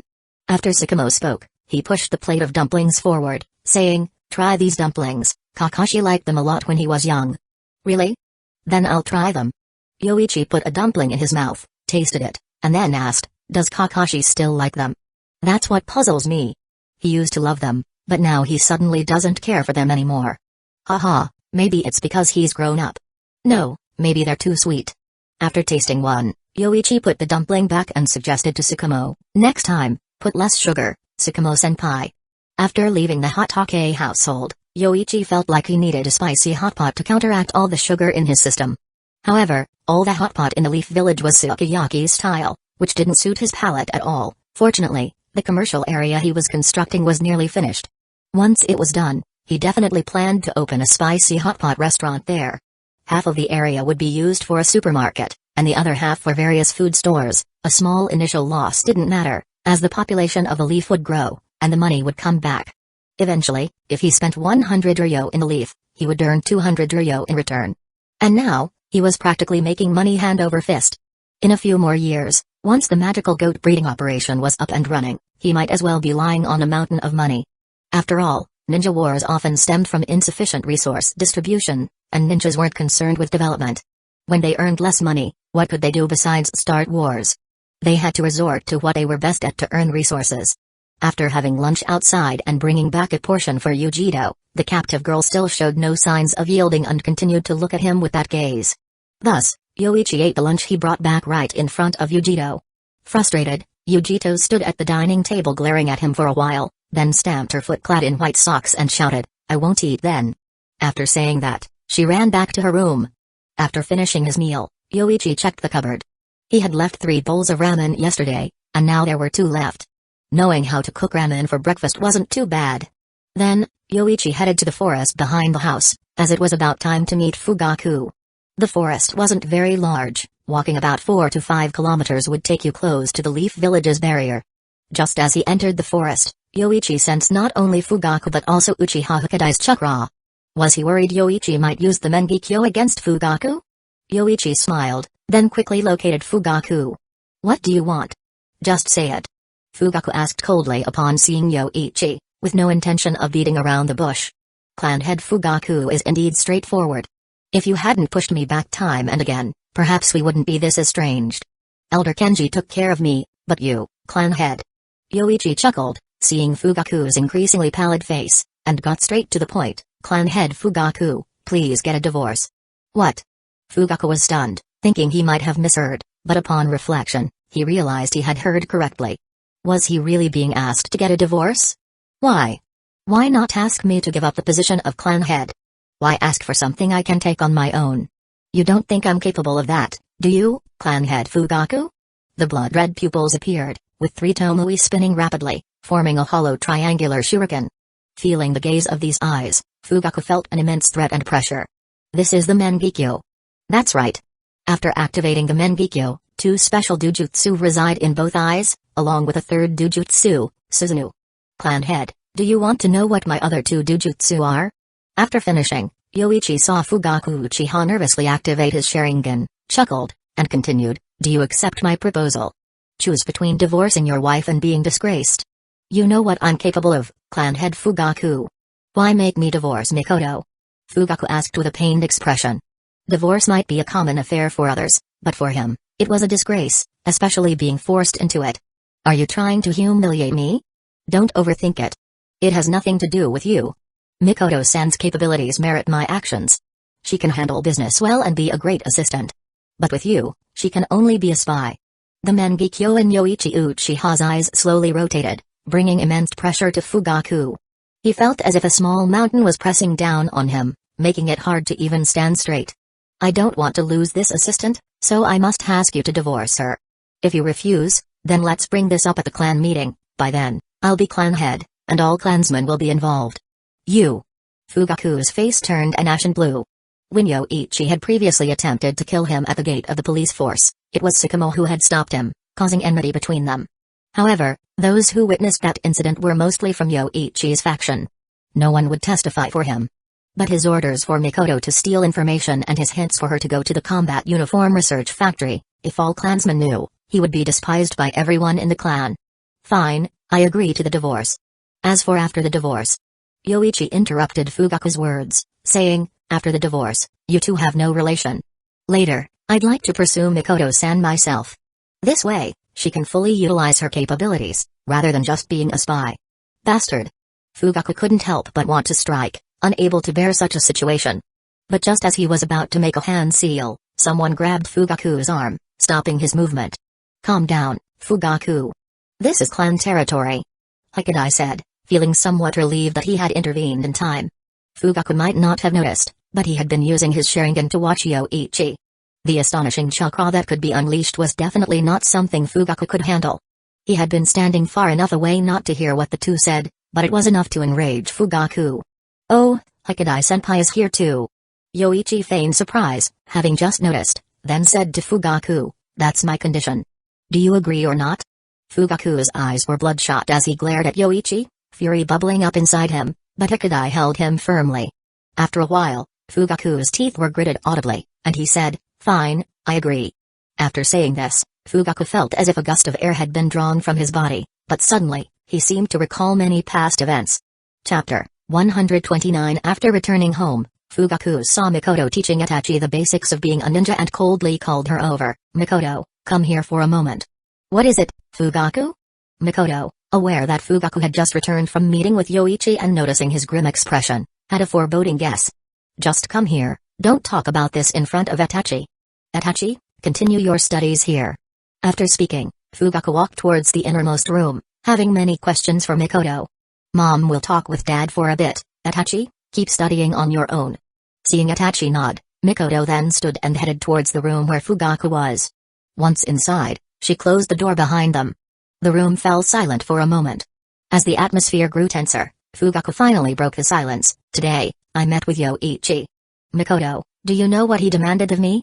Mikoto hesitated before responding. "Did he ask you to give up the position of clan head?" "No, not that, Mikoto. You should know." After agreeing to a divorce, memories suddenly flooded Fugaku's mind, recalling many things he had previously overlooked.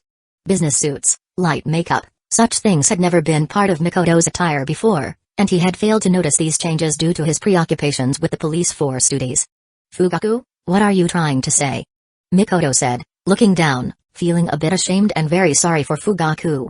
"Mikoto, you were involved in this matter, weren't you?" Fugaku spoke coldly, though his fists under the table were clenched tightly, veins bulging. "I've already agreed to Yoichi's terms. We'll get divorced tomorrow, but before that, I want to understand clearly, Mikoto, when did it all start?" The room quieted down again, the heavy atmosphere persisting. Suddenly, Mikoto spoke, "It's always been like this. I didn't want to be a spy. Yoichi-san trusted me, but I betrayed that trust.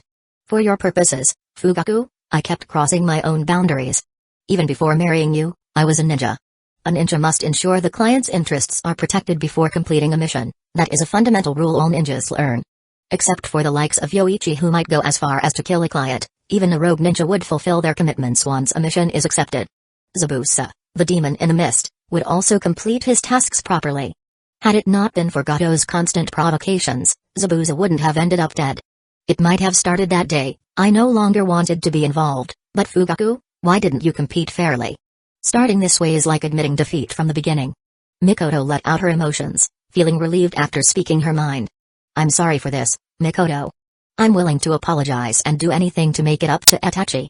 "I'm sorry, Fugaku, but the divorce was my idea, not related to Yoichi-san." After speaking, Mikoto stood to apologize, making her promise not to neglect Itachi. "There's no need, Itachi is my son, I won't let him recognize someone else as his father." Fugaku said, eyes closed, and after a moment, tears of blood streamed from his eyes. "It hurts so much, so this is what it feels like. Must one lose everything to gain such power?" In one day, he had lost his family and was about to lose his position as clan head. Betrayed by those closest to him, except for Itachi, he felt he had lost everything. "That's it then. I'll go with you to finalize the divorce, and I'll move out with Itachi. As for the position of clan head, I won't give it up. From today onwards, I consider you an enemy." Just as Fugaku finished speaking, they heard Yuzuki outside. "Itachi, why are you standing here?" The two inside the room stopped talking. Although their marriage had deteriorated to the point of divorce, they still cared for Itachi. Fugaku wiped the blood from the corner of his eyes, then went to open the door, indeed seeing Itachi outside. Although surprised that Itachi had approached silently, Fugaku began sternly, "Itachi, didn't I tell you to study on your own? Why are you here?" "I had a question I wanted to ask father." "Wait a bit, I don't have time now. Yuzuki-san, please take Itachi." After sending Itachi away, Fugaku turned back to continue discussing with Mikoto. However, after Itachi's interruption, both were unsure how to proceed. "Let's just do it. Since there is no love left, there's no need to keep up a facade of marriage." Fugaku was filled with anger but found it hard to vent it on Mikoto, even though she had betrayed him. "Take care of yourself." What about Itachi? Mikoto quickly asked, concerned. Although there was no love between her and Fugaku, Itachi was still her son. If you want to see Itachi and he doesn't mind, I won't stop you. With that, Fugaku left the room. Mikoto, left alone, breathed a sigh of relief after confirming the divorce with Fugaku, but how had he found out about everything? Could it have been Yoichi-san who told him? No, Yoichi-san wouldn't do that. Did Fugaku find out on his own? Regardless of how the secret was leaked, Mikoto felt it was a terrible mess. She wanted to go to Yoichi-san right away, feeling secure only by his side. But since the divorce hadn't been officially processed, she couldn't just leave the house and would have to wait until after the divorce was finalized. She also planned not to stay in this house. As for where to live, Yoichi-san would likely arrange something. Thinking back to the noise at the door earlier, Mikoto felt a pang of guilt. Itachi, I'm sorry. The next clan meeting was in half a month. Small clan meetings occurred monthly, while large clan gatherings took place every 6 months.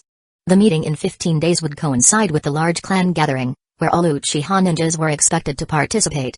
These ninjas essentially represented all clansmen, and the Naka Shrine's main hall was spacious enough, though it was rarely used. Yoichi felt he had done enough: the clan's welfare, his battle achievements, his reputation, even the Mangekyo Sharingan. If he couldn't become clan head with all that, it would mean a betrayal by the clansmen, but he was certain of his election. Where are you taking me? The blonde-haired girl, Yujito, followed behind Yoichi, still bearing a look of deep resentment as if her facial expression had become fixed. Yoichi Uchiha said, I'm taking you around Hidden Leaf Village. You'll be a Hidden Leaf Village ninja in the future, better get used to it. I am a cloud ninja. I won't become a Hidden Leaf Village ninja. Yujito stomped her foot, her voice louder, drawing the attention of people on the street. You can be louder, but I should tell you, the war between Hidden Leaf Village and the Cloud just ended. There are many in the village who lost family members to the Cloud. If they beat you up because of what you just said, I won't intervene. After Yoichi finished speaking, he continued walking forward. Yujito, hearing this, glanced around and indeed noticed some hostile glances from adults who were much taller than her, even the younger ones.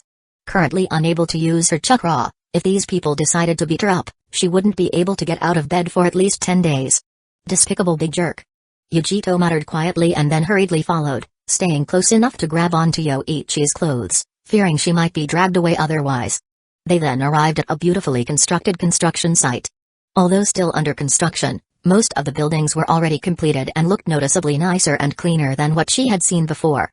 What is this place? This will be a supermarket and food street. This half with about a dozen stores will all serve various types of food, and this part will be a supermarket where you can buy anything. Yoichi explained.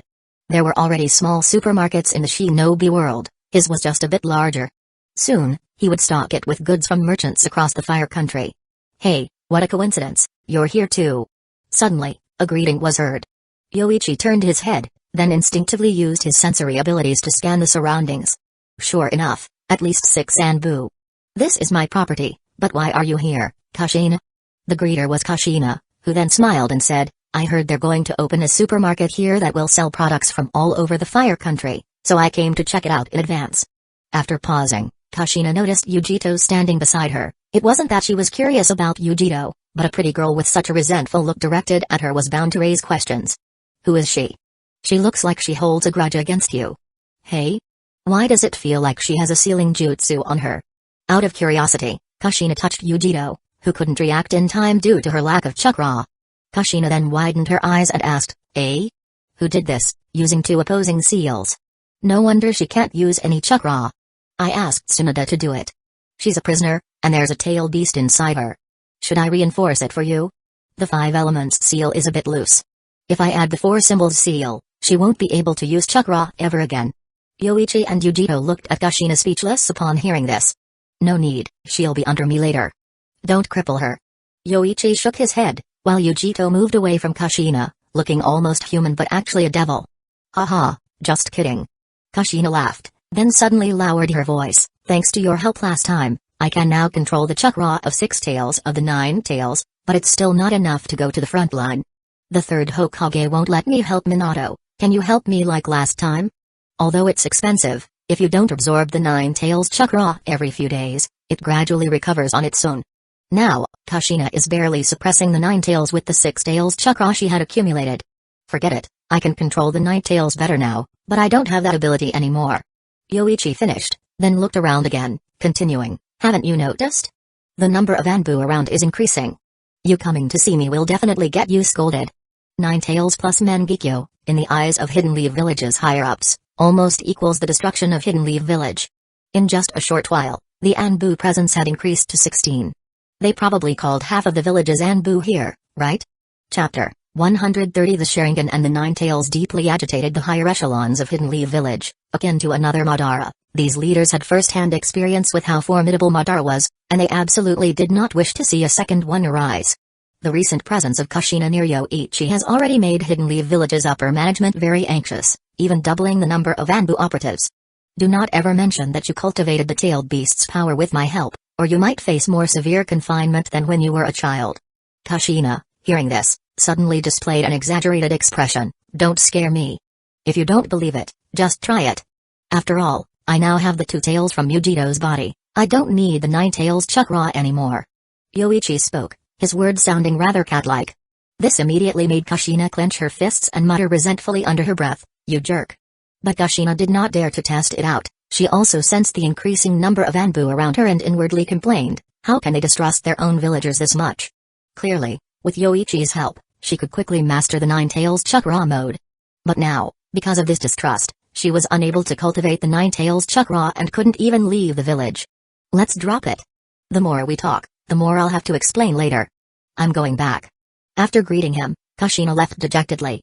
She had initially wanted to ask Yoichi to help her absorb a bit of the Nine Tails chakra again after her application to enter the battlefield was rejected, but now she could not only not absorb it, she had to suffer questioning because she spoke to him.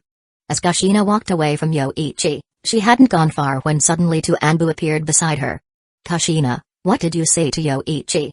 "You were told not to approach him, as it's not good for stabilizing the tail beast inside you. You're full of, if Yoichi were to take half of the Nine Tails chakra, that big fox wouldn't bother me for a month." Kushina internally cursed them. These people know nothing yet order her around endlessly. Do they not want her to control the tailed beast's power? "I didn't say anything, just greeted him. Mina and I are friends.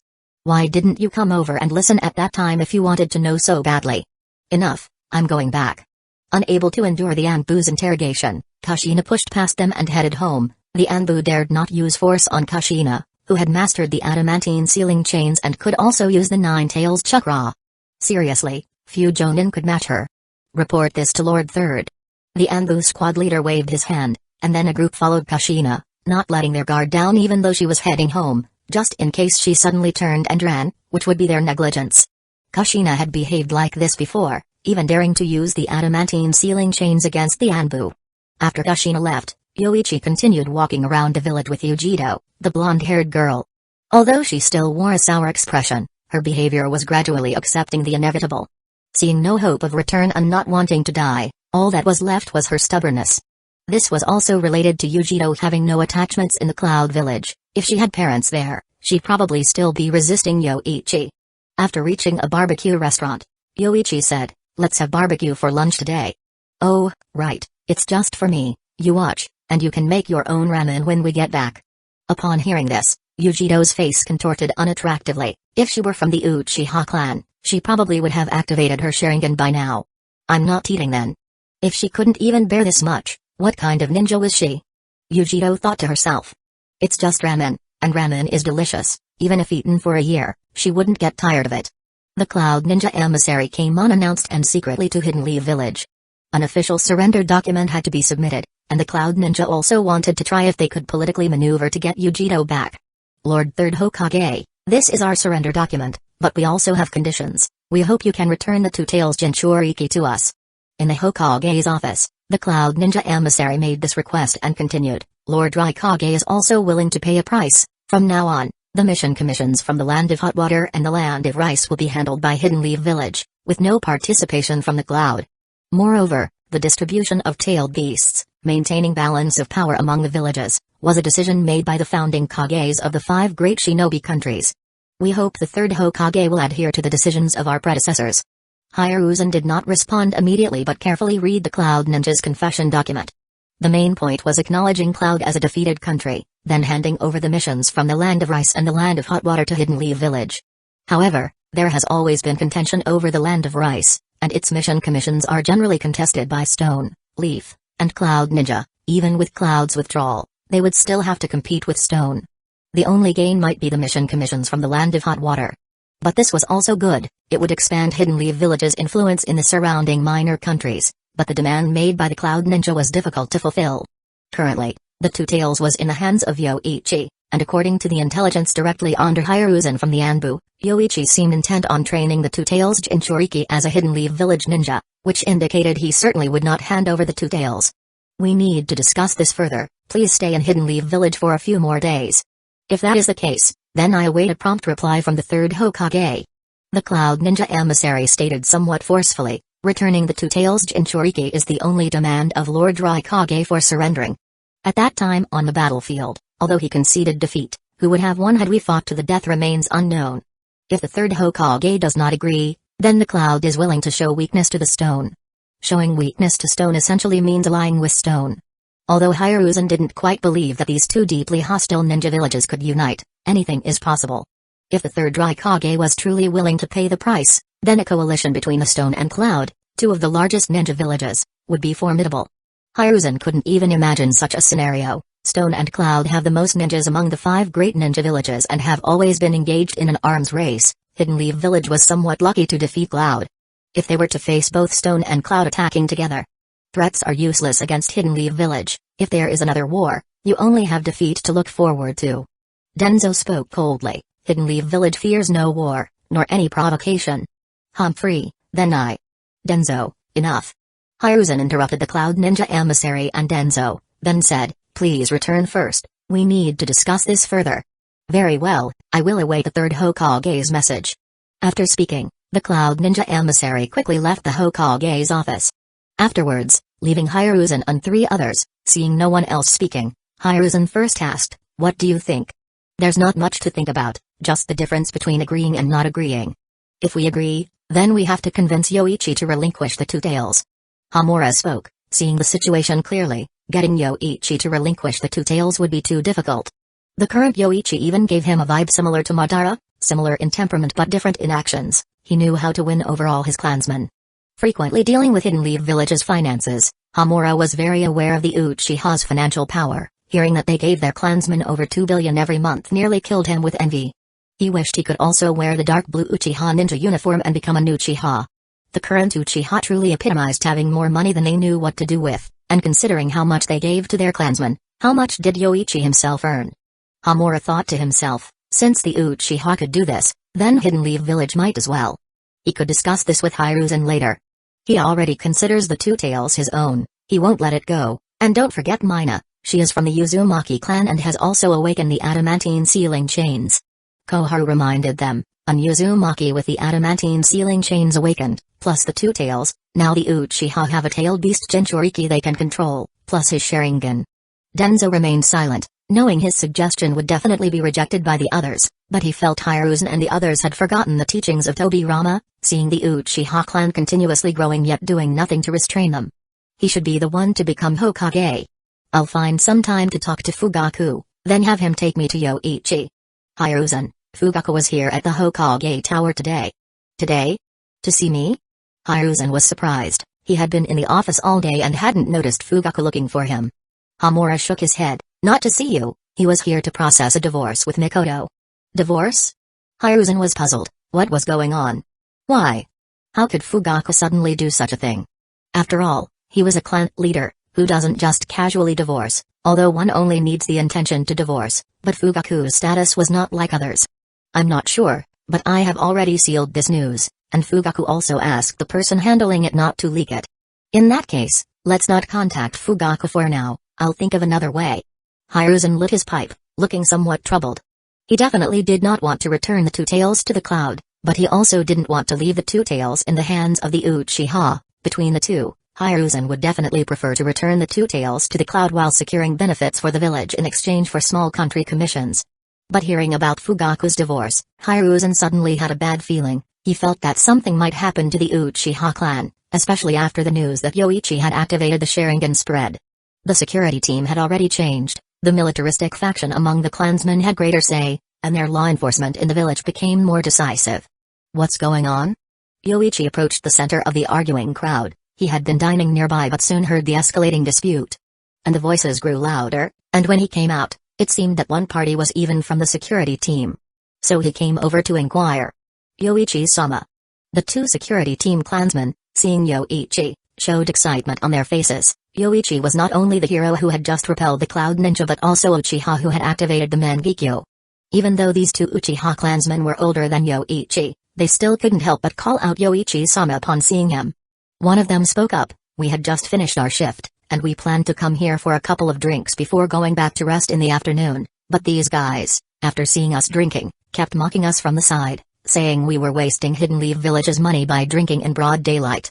Yoichi nodded after listening. Ninjas have 3 prohibitions to adhere to, but drinking a couple of drinks after a mission isn't something anyone can manage, and if it were strictly investigated, from the Hokage down to the Geinin, no one would escape.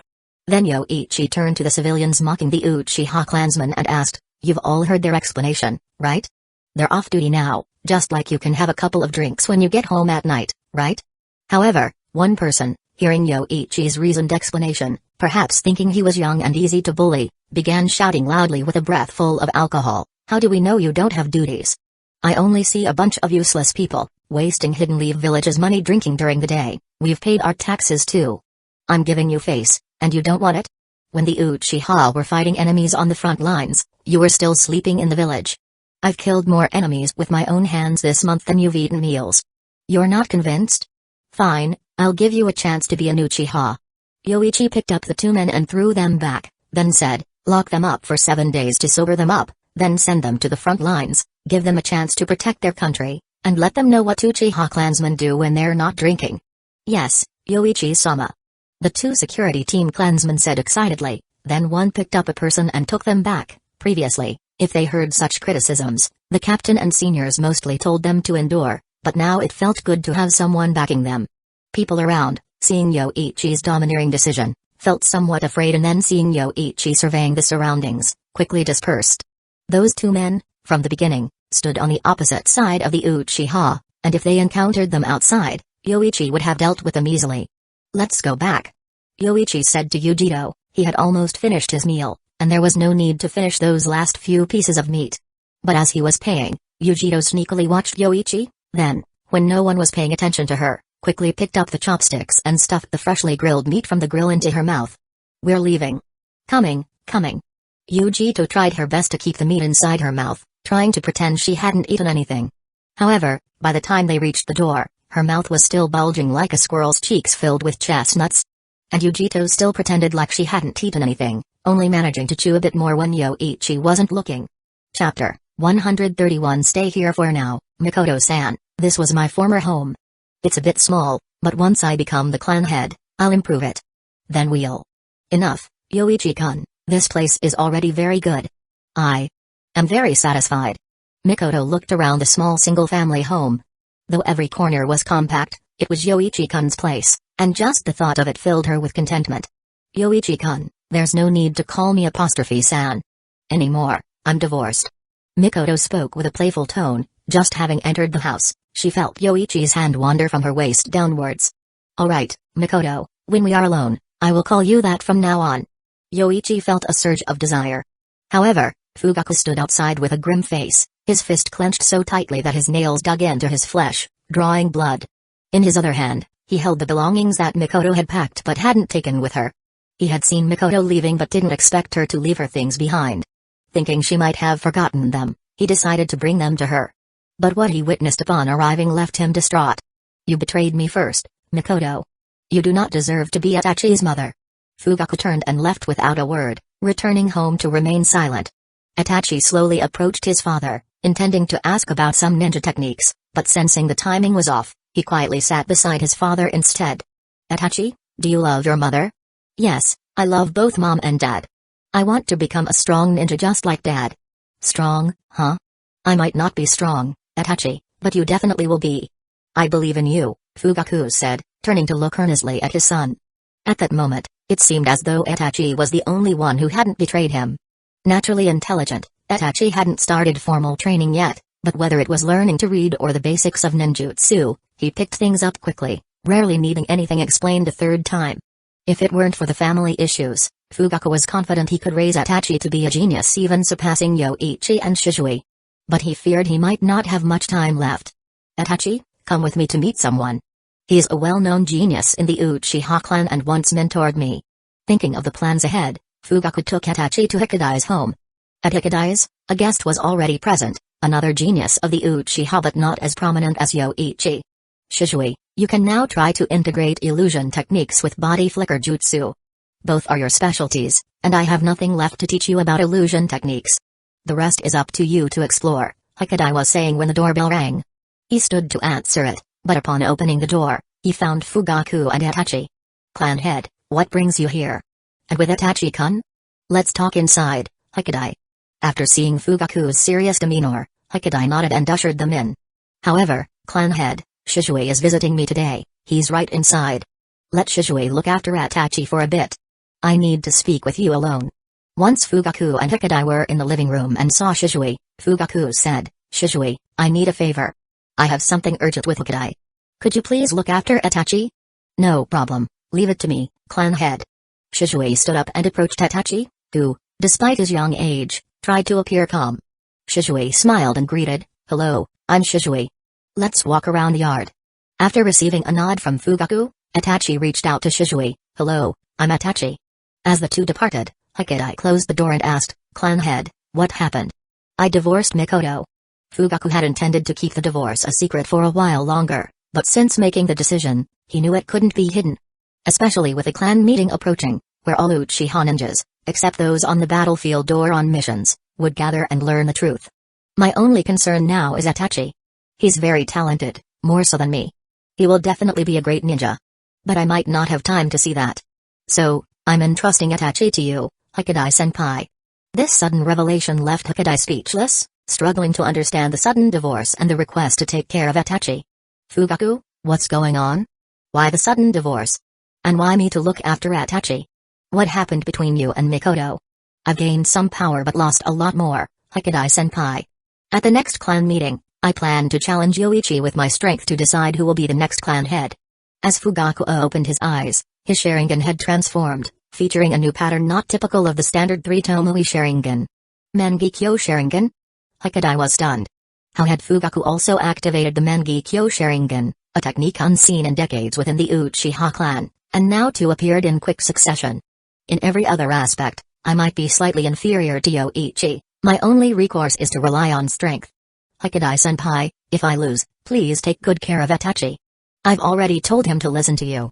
If it comes to that, you won't need to consider me the clan head anymore."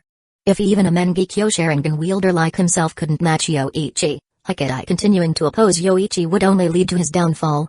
From that confrontation at the guard post, Fugaku recognized Yoichi's ruthless decisiveness. Even among kinsmen, he could distinguish his enemies. "Fugaku, don't do anything foolish. Living is more important than anything else." Hikadai spoke gravely, trying to persuade him. "Don't you want to see Itachi grow up? He's only just over 2 years old. I've made up my mind. Even if you've decided, it won't change my decision. Remember, you used to come to me for advice on illusion techniques." Hikadai patted Fugaku's shoulder, asserting his role. "I am, after all, the captain of the guard. Yuzuki-san, where's Itachi? And why are these things out here?" Mikoto returned home, her cheeks flushed.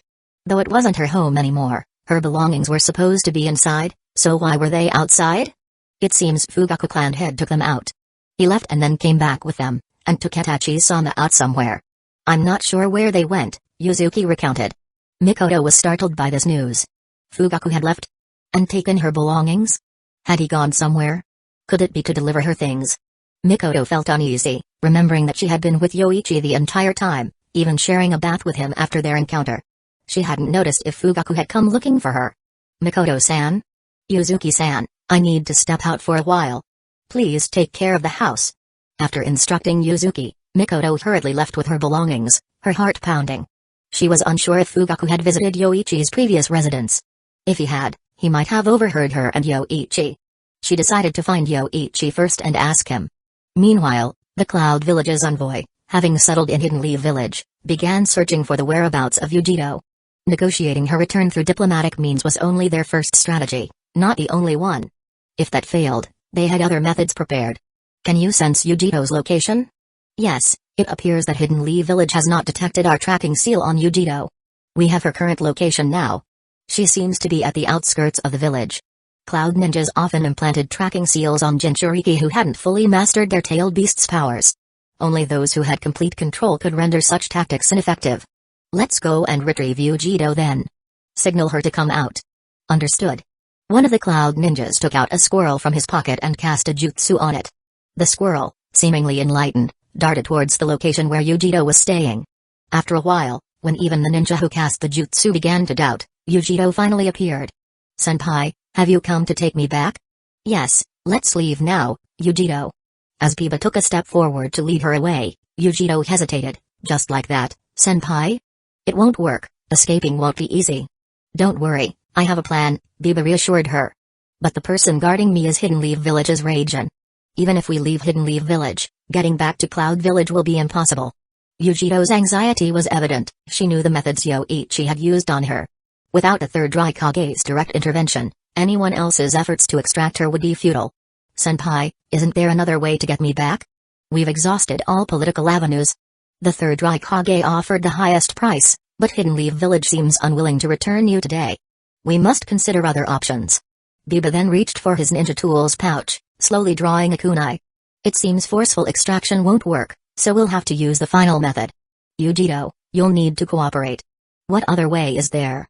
I'll cooperate fully, Yujiro replied, her eyes lighting up with hope. When a tailed beast dies, it reincarnates in an environment suitable for its rebirth, and the third Raikage has confirmed the site for Matetabi's rebirth. I'm sorry, Yujiro.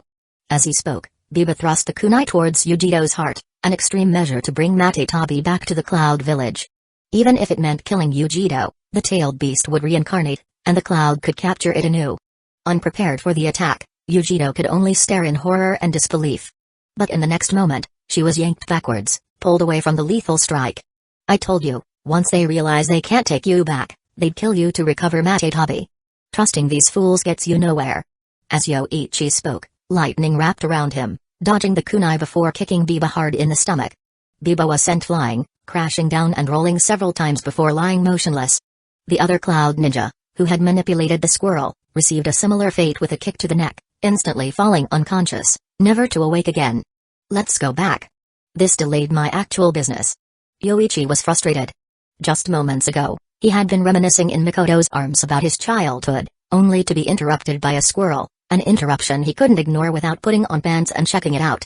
Chapter 132. When Yujiro attempted to sneak out, Yoichi had already noticed. He allowed her to interact with the two cloud ninjas to help Yujiro came to terms with her situation. Just go back to sleep. If you bother me again over such matters, be prepared to part ways with the tailed beast. Yujiro's face turned pale upon hearing this. She knew well what parting with the tailed beast meant, extracting it from her body, which would result in her death as the Jinchuriki. Her own village's attempt to kill her just moments ago made her feel utterly abandoned. Although Yoichi had warned her about the cloud's possible betrayal, facing the reality was still unbelievable. What are you still doing standing there? Hurry back. Yoichi called from a distance. Hearing this, Yujiro quickly jogged back to him. However, as she approached, she noticed something odd about the space between Yoichi's legs, which, coupled with a female voice she had heard earlier, made her face turn red and she awkwardly looked away, mumbling, "Pervert." Yoichi, catching her reaction, glanced at Yujiro. Did she think it was someone else's doing that made him leave his bed? If not for those two damnable cloud ninjas and her, he would still be resting. Mina hadn't returned, and Mikoto was almost ready to move in here permanently, although that wasn't really feasible. She still had to be cautious. But using a transformation technique to sneak around was no issue. Yoichi had chosen this location for its seclusion, precisely because it was undisturbed. Upon returning, Mikoto sleepily asked, "What's wrong, Yoichi-kun?" "Nothing, just go to sleep, Mikoto." Yoichi comforted her, then stripped off his clothes and prepared to go back to bed. However, the interruption by the cloud ninjas had robbed him of his sleepiness. And Mikoto, trying to find a comfortable position in his arms, inadvertently stoked his desires again, leading to an awakening that startled her awake. "Yoichi-kun, it's too late." The night resounded once more with activity. Downstairs, Yujiro had just laid down to try and settle her nerves after the day's shocking events, only to hear the creaking of a bed above. Didn't he say he was going to sleep? What a big pervert. Yujiro pulled the covers over her head, trying to force herself to sleep. However, the evening's events weighed heavily on her, leaving her scared and alone. The next day, though Mikoto was exhausted from the previous night, she got up early and, using a transformation technique to avoid others, returned to Yoichi's former residence to freshen up and catch some more sleep. Yoichi checked on the two men from last night. The second was dead, his neck broken. The first, though still alive, had only passed out from his injuries. He's lucky to be alive. Knowing these men were Cloud envoys, Yoichi did not hesitate in his actions. After calling some members of the police force, he had the dead body sent to the interrogation department and the injured man treated before being detained. Uchiha then headed to the Hokage building. After reporting the incident to the third Hokage, who twitched his mouth and stopped smoking his pipe, the third said, "I understand, Yoichi-kun. Since they didn't intend to negotiate properly, there's no need to treat them as envoys." Hiruzen tapped his pipe, indicating his agreement. If the Cloud had succeeded in killing the Two-Tails Jinchuriki, they might not even stick to the agreement. "I know. I'll hand over the living one to the interrogation team later. And about the Two-Tails Jinchuriki? Don't worry, Lord Hokage. After today's incident, Yujito is even more disillusioned with the Cloud Village. There's a 90% chance she'll become shinobi of Hidden Leaf Village now." Yoichi explained, "The Cloud Village are fools.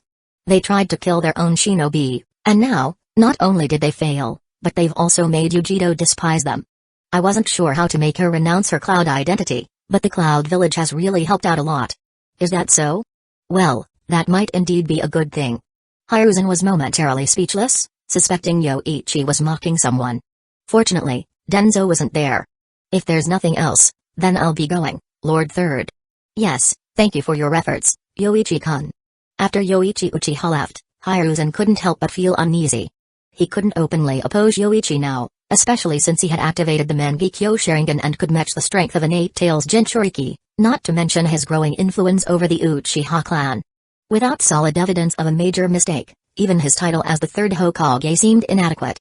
Even if he directly demanded the Two-Tails Jinchuriki, he was sure Yoichi had plenty of reasons to refuse, such as detaining her under the authority granted to the police force by the second Hokage, indeed intended for detaining dangerous individuals from hostile villages.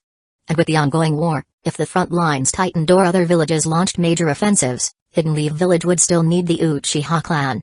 In the following days, Yoichi spent his days discussing serious matters with Mikoto, whose gaming revenue was soaring, necessitating investment. Thus, Yoichi chose several industries for Mikoto to invest in or acquire outright. By night, he and Mikoto would be physically active, although Mikoto's ordinary constitution struggled to cope with Yoichi's demands over several consecutive days, leading her to plead for a day's rest in between. Initially, Mikoto harbored a desire to monopolize Yoichi, aware of another young girl, Mina, around him. However, after spending time with Yoichi, she realized how deeply he cherished her, wishing they could be together day and night. Thus, Mikoto harbored a small hope to possess Yoichi all to herself, dreaming of bearing him a son named Sasuke, just like in her dreams. But Mikoto was mistaken. While Yoichi was indeed captivated by her as in her dreams, she simply couldn't keep up with him physically. After 2 days, she needed a significant rest period, or else she couldn't even walk. After these days together, Mikoto came to terms with the fact that monopolizing Yoichi was impossible. If she couldn't satisfy him even after marriage, she wouldn't be fulfilling her duties as a wife. Besides strengthening his relationship with Mikoto, Yoichi also focused on his training. While Mikoto busied herself with official matters, Yoichi would retreat to the basement to absorb chakra from a star stone. Having absorbed so much chakra from the star stone, even Godzilla had evolved significantly, growing larger and establishing a stronger bond with Yoichi. Chakra links to the mind, and while Godzilla was physically strong, its mental strength was average. However, Yoichi, having activated the Mangekyo and possessing strong yin chakra, felt a growing connection. Now, as Yoichi and Godzilla's link deepened, Godzilla gradually came under his control. Once Godzilla evolved into its fourth form, Yoichi would be able to wield its power without any constraints. During these days of absorbing chakra from the Star Stone, Yoichi felt his visual prowess fully recover and even improve slightly. However, he also sensed that the energy contained in the Star Stone was diminishing. He was absorbing more chakra from the stone than the Star Ninja Village did in 100 years, as they dared not extract its energy as recklessly as he did. Yujito had been much more subdued these past few days, staying at Yoichi's home and even taking up chores, showing increasing disillusionment with the Cloud Village. Faced with a village that would kill its own, Yujito couldn't easily forget such betrayal. In light of her recent behavior, Yoichi improved her living conditions and even allowed her some freedom in the courtyard. Upon hearing this, Yujito's demeanor eased slightly, though she still showed disdain for Yoichi and would mutter H under her breath when she thought he couldn't hear. For the uncultured ones, it means ecchi, which means pervert. Soon, the day of the clan meeting arrived. This was no small event for the Uchiha clan, and Yoichi had already discussed his plans with Kenji. Masato and Yokagawa, along with other militant upper-rank shinobi, were well aware of what was expected at this clan meeting. They were all eager, for the position of clan head represented the face of the clan. Rather than letting Fugaku continue as head, they preferred Yoichi, known throughout the ninja world, to take over. Mikoto, aren't you going? I'd better not. I don't know how to face Fugaku, sorry, Yoichi-kun. After some thought, Mikoto shook her head. Although she could attend the meeting, the thought of possibly being exposed to Fugaku about her affair with Yoichi made her want to avoid him. However, Mikoto also anticipated what might happen and, after fixing Yoichi's clothes, she hesitated before saying, Yoichi-kun, you don't think something will happen tonight, do you? It's just a clan meeting, of course, nothing will happen. You think people will die? Yoichi reassured her with a smile, don't worry, I'm leaving now. Just keep an eye on Yujito for me. With that, Yoichi stepped out. As he reached the street corner, many were already waiting for him. Masato, Yokagawa, and others from the militant faction were all present. Yoichi-kun, let's go. Alright, let's head out. Together, the group made their way to Naka Shrine. Counting heads, about 300 people had arrived. While all clan ninjas could attend this significant biannual clan meeting, over 200 were stationed outside the village, and 50 were needed for police patrols. Another 100, like Mikoto, preferred to skip the meeting and simply wait to hear about the outcomes, which is why only so many attended. But gathering over 300 ninjas was still significant, and every time the Uchiha clan held such a large meeting, it put the village leaders on high alert. 300 gathered ninjas, especially from a clan designated as unstable by the second Hokage, meant that Hiruzen could hardly sleep, having dispatched numerous Sanbu to surround Naka Shrine. Fortunately, the shrine had a large main hall near Naka River, an open-air structure. The Uchiha ninjas arriving there instinctively formed 3 circles based on their ranks. The clan head and elders took the foremost position, followed by the Jonin, then the Chunin behind the Jonin, and finally, the Geinin. As people continued to arrive and settle down, the appointed time arrived, and everyone was seated. Silence fell over the hall, so profound that one could hear their neighbors breathing. Kenji broke the silence. Clan head, you start. Alright, but I'm not going to beat around the bush tonight. I might have a lot to say, but it's all trivial and can be saved for the next clan meeting without any impact. So tonight, we're here for one thing only. Fugaku's voice was firm, clear enough for even the Geinin seated at the back to hear. Yoichi and others like Kenji looked at Fugaku in surprise, guessing what he was about to declare. Tonight, we may need to choose a new clan head. Isn't that right, Yoichi? As Fugaku's words fell, nearly every clan member turned their gaze towards Yoichi. Hearing the clan head's statement, everyone except those already privy to this matter was shocked. Did Yoichi also aspire to be the clan head? Indeed, I believe I would be a better clan head than you. Yoichi openly acknowledged, I can provide for our clan, I can give our people confidence, and I am confident that I can make the Uchiha name the strongest in the shinobi world. Therefore, I should be the head of the Uchiha clan. Hearing Yoichi's words, all attendees began to ponder. Many suddenly found his argument reasonable. The Uchiha welfare system, the fame of the Leaf's Fang, the only Uchiha to activate the Mangekyo, it seemed quite fitting for him to be the clan head. I understand. I may be weaker than you in other aspects, but if you want me to relinquish my position as clan head, you'll have to convince me with your strength. With that, Fugaku's pupils transformed instantly, the 3 Tomoe merging and shifting into a completely unfamiliar Sharingan pattern. Kenji and Yokagawa among others were stunned by the sight. They hadn't expected Fugaku to have awakened this level of power as well. The Mangekyo Sharingan. Chapter 133 Quickly report to Lord Hokage that the Uchiha clan seems to be planning to elect a new clan head. The contenders are Yoichi and Fugaku. Upon hearing this news, an Anbu operative immediately sent someone to report to Lord Hokage. This was crucial information, especially involving Yoichi, whom Lord Hokage had personally instructed to be closely monitored. The Anbu's actions did not concern the Uchiha within the main hall, they were accustomed to being watched by the Anbu during their major clan meetings. At this moment, the Uchiha clan members inside were more focused on the impending events within the hall. Fugaku, you've also awakened the Mangekyo Sharingan? Kenji couldn't contain his surprise. In his view, Fugaku wasn't supposed to have the talent necessary to awaken such power, thinking his abilities had peaked upon becoming clan head. Yes, thanks to Yoichi-kun, I was able to attain this godlike power, though the cost of acquiring it was substantial.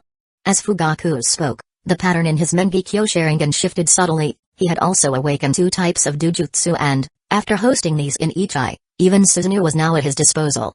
While he hadn't used it yet, Fugaku felt ready to activate it at any moment.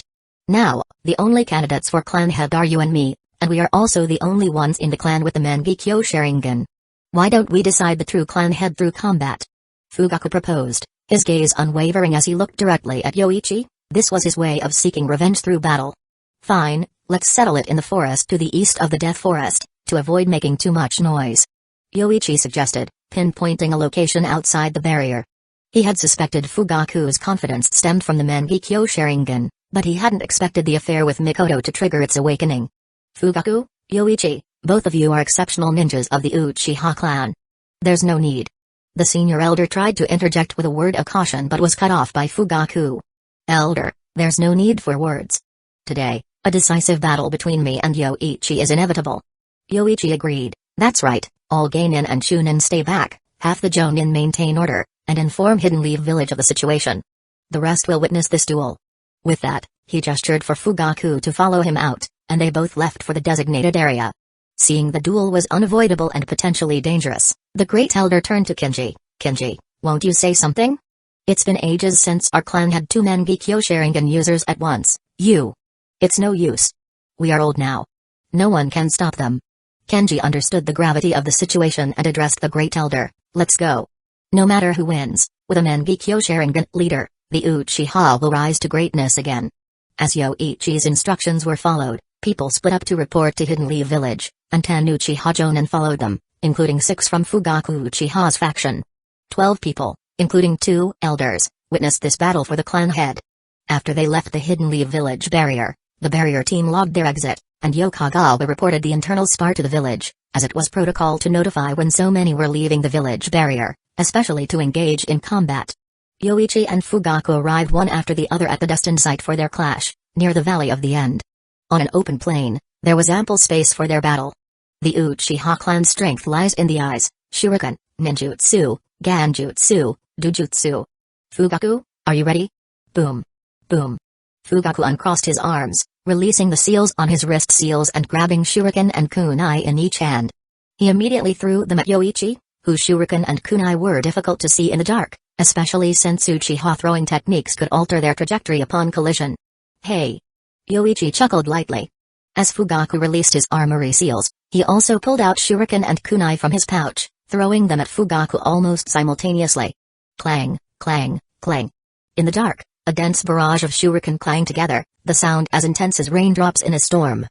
Both wielders of the Sharingan moved their eyes swiftly, tracking each shuriken with precision while considering their flight and collision paths, challenging their dynamic vision. The elders and other Uchiha Jonin who had come to watch were internally alarmed, silently praying for the side they favored.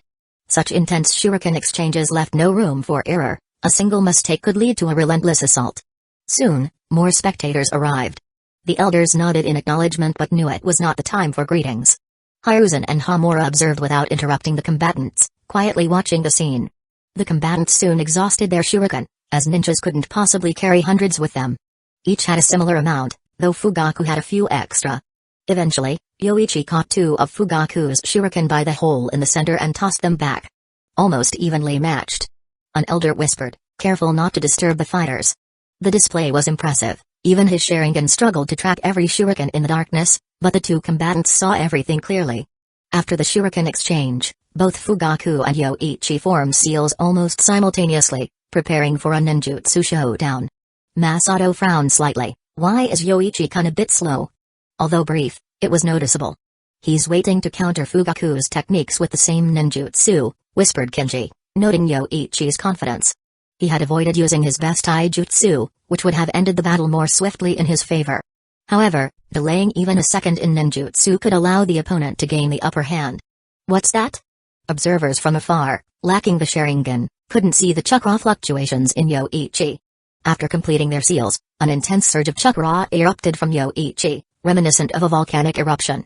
Fire style, Great Majestic Flame Annihilation Jutsu. Fire style, Great Majestic Flame Annihilation Jutsu. Two immense torrents of flame, capable of incinerating everything, burst forth, painting the dark night with fiery red hues. When the flames collided, they exploded outward.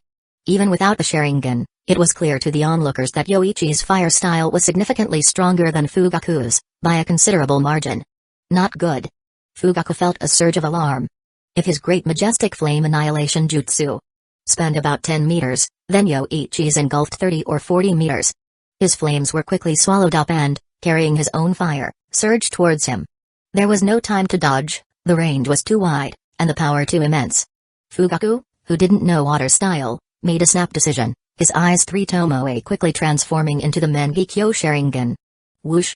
Whoosh! A waterfall-like surge of water appeared suddenly, extinguishing Yoichi Uchiha's overwhelming flames. Water style?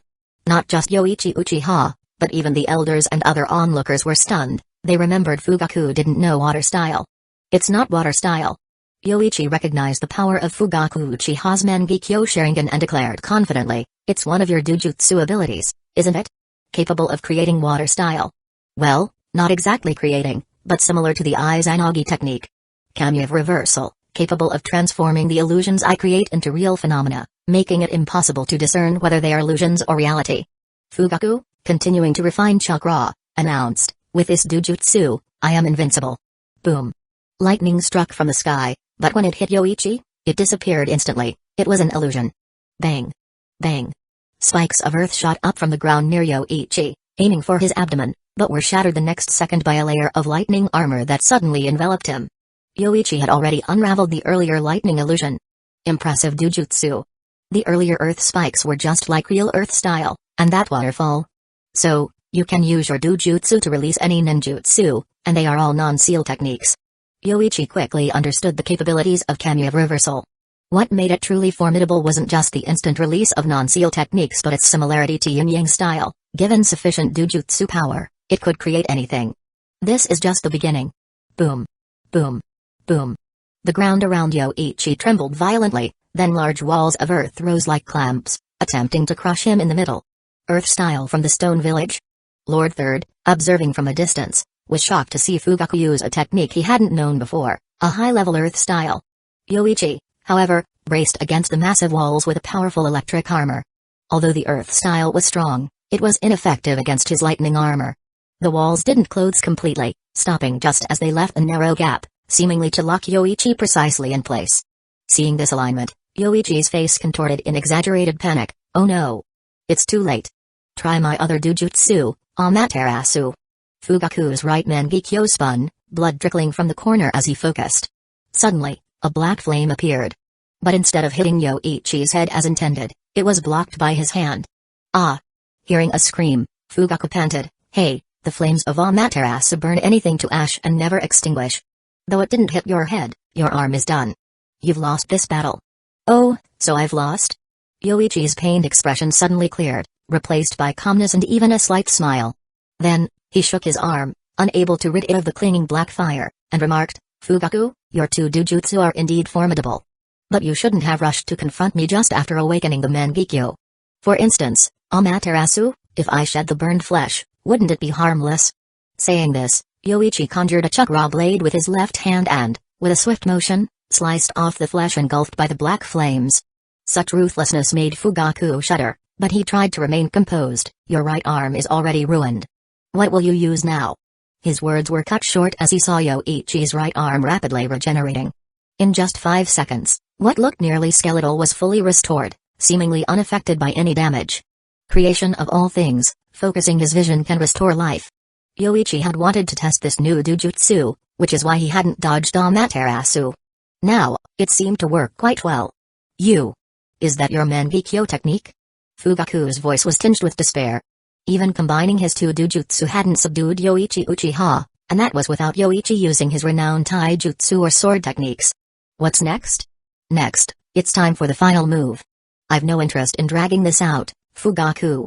As Yoichi spoke, immense chakra surged from him, quickly forming bones, muscles, and armor, evolving into a 60-meter-tall complete Susanoo form. With wings and a sword at its waist, the deep blue chakra armor under the night sky looked divine, with Yoichi stationed at the head of the colossal Susanoo, towering over Fugaku. Now it's your turn, Fugaku Uchiha. Chapter 134. Like a deity descending, the deep blue armored Susanoo exerts immense pressure on Fugaku, causing Uchiha clansmen and Hiruzen, who are watching from afar, to gasp upon seeing it. This is the Susanoo. In the Uchiha clan, it is regarded as the power closest to that of a deity. Watching alongside Hiruzen, Danzō barely resists the urge to rush forward and pluck out the eyes of the two combatants to use them in rotation, changing them daily. Fugaku's use of the Mangekyo Sharingan has already shocked him, as Fugaku could instantly use numerous high-level ninjutsu without seals. But the subsequent display by Yoichi has Danzō clenching his fists so tightly that his nails dig into his flesh. Such powerful dojutsu, why should it be in the hands of the Uchiha?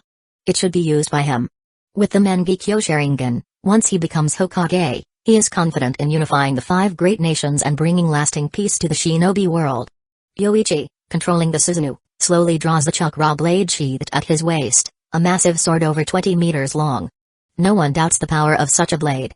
To split mountains and earth, an elite jonin might need to use their strongest jutsu, but in front of Susanoo, it only requires one slash.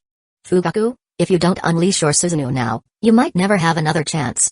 Upon hearing Yoichi's voice, Fugaku grits his teeth and then uses all the chakra in his body to also summon Susanoo.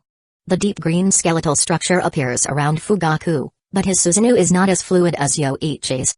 After the skeletal structure of Susanoo forms, Fugaku starts to struggle, experiencing unimaginable pain throughout his body. How can it hurt so much? How does Yoichi endure such immense chakra? Unwilling to concede, Fugaku desperately extracts every bit of chakra from his body, forcibly condensing Susanoo. The skeleton of the half-body Susanoo is covered with muscles, and then armor appears.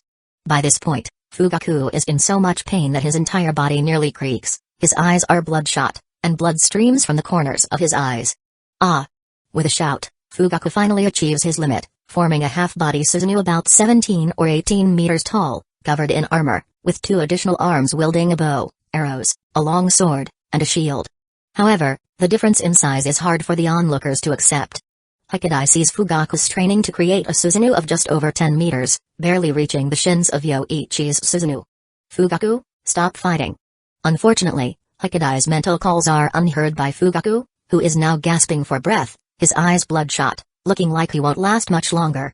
Meanwhile, several other ninjas arrive, including Sakamo, ninjas from the Inoshikacho trio, and the leader of the Hyuga clan. The Uchiha have not sealed off this area, and given the impact of the ninjutsu just used, it's certain that people in the village have noticed. Lord Third, this is Yoichi-kun and Lord Fugaku. Sakamo, let's just watch from here. This is a matter for the Uchiha clan.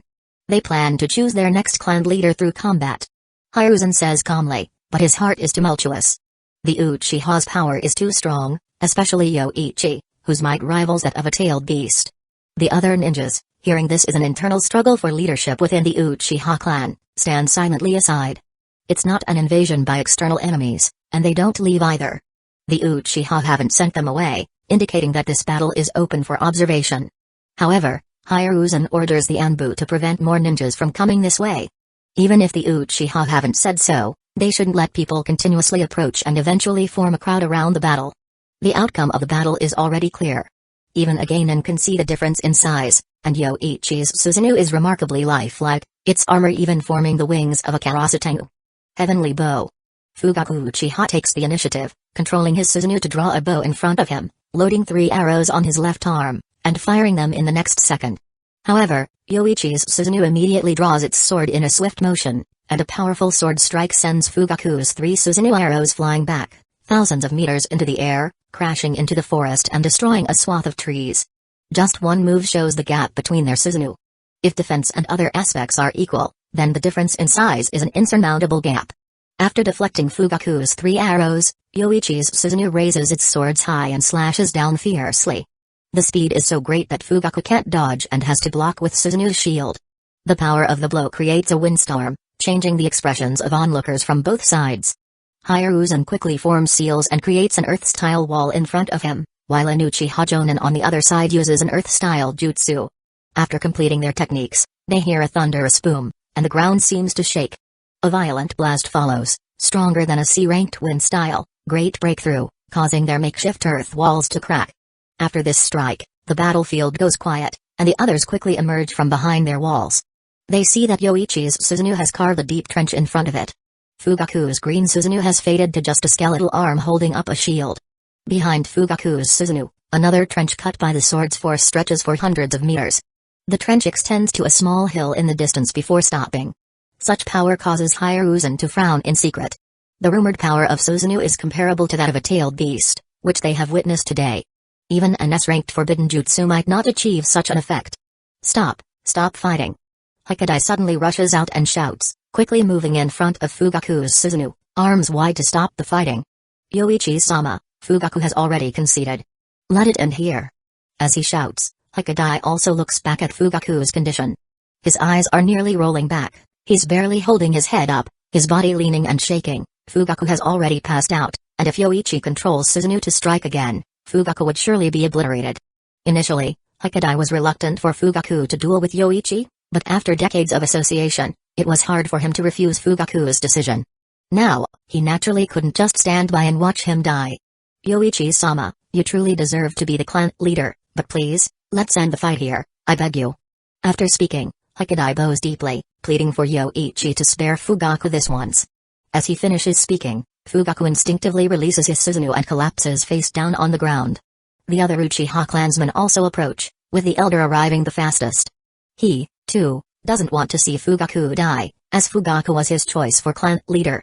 After seeing that many people have arrived, Yoichi also releases his full-body Susanoo. This time, he used it for a shorter duration than on the battlefield in the Land of Clouds, and he didn't need multiple repairs to Susanoo, so the strain on his eyes wasn't too great. This makes it difficult for me, Elder Hikadai. If I hadn't responded in time just now, you might not have even had the chance to plead for me. In this battle, Fugaku didn't hold back against me at all. Yoichi steps out of Susanoo and sneers, having gained immense respect in the Uchiha clan after this battle. Even though he addresses Hikadai as Elder Hikadai, Hikadai can't look him in the eye. I understand, but I still ask you to spare him this one time, please.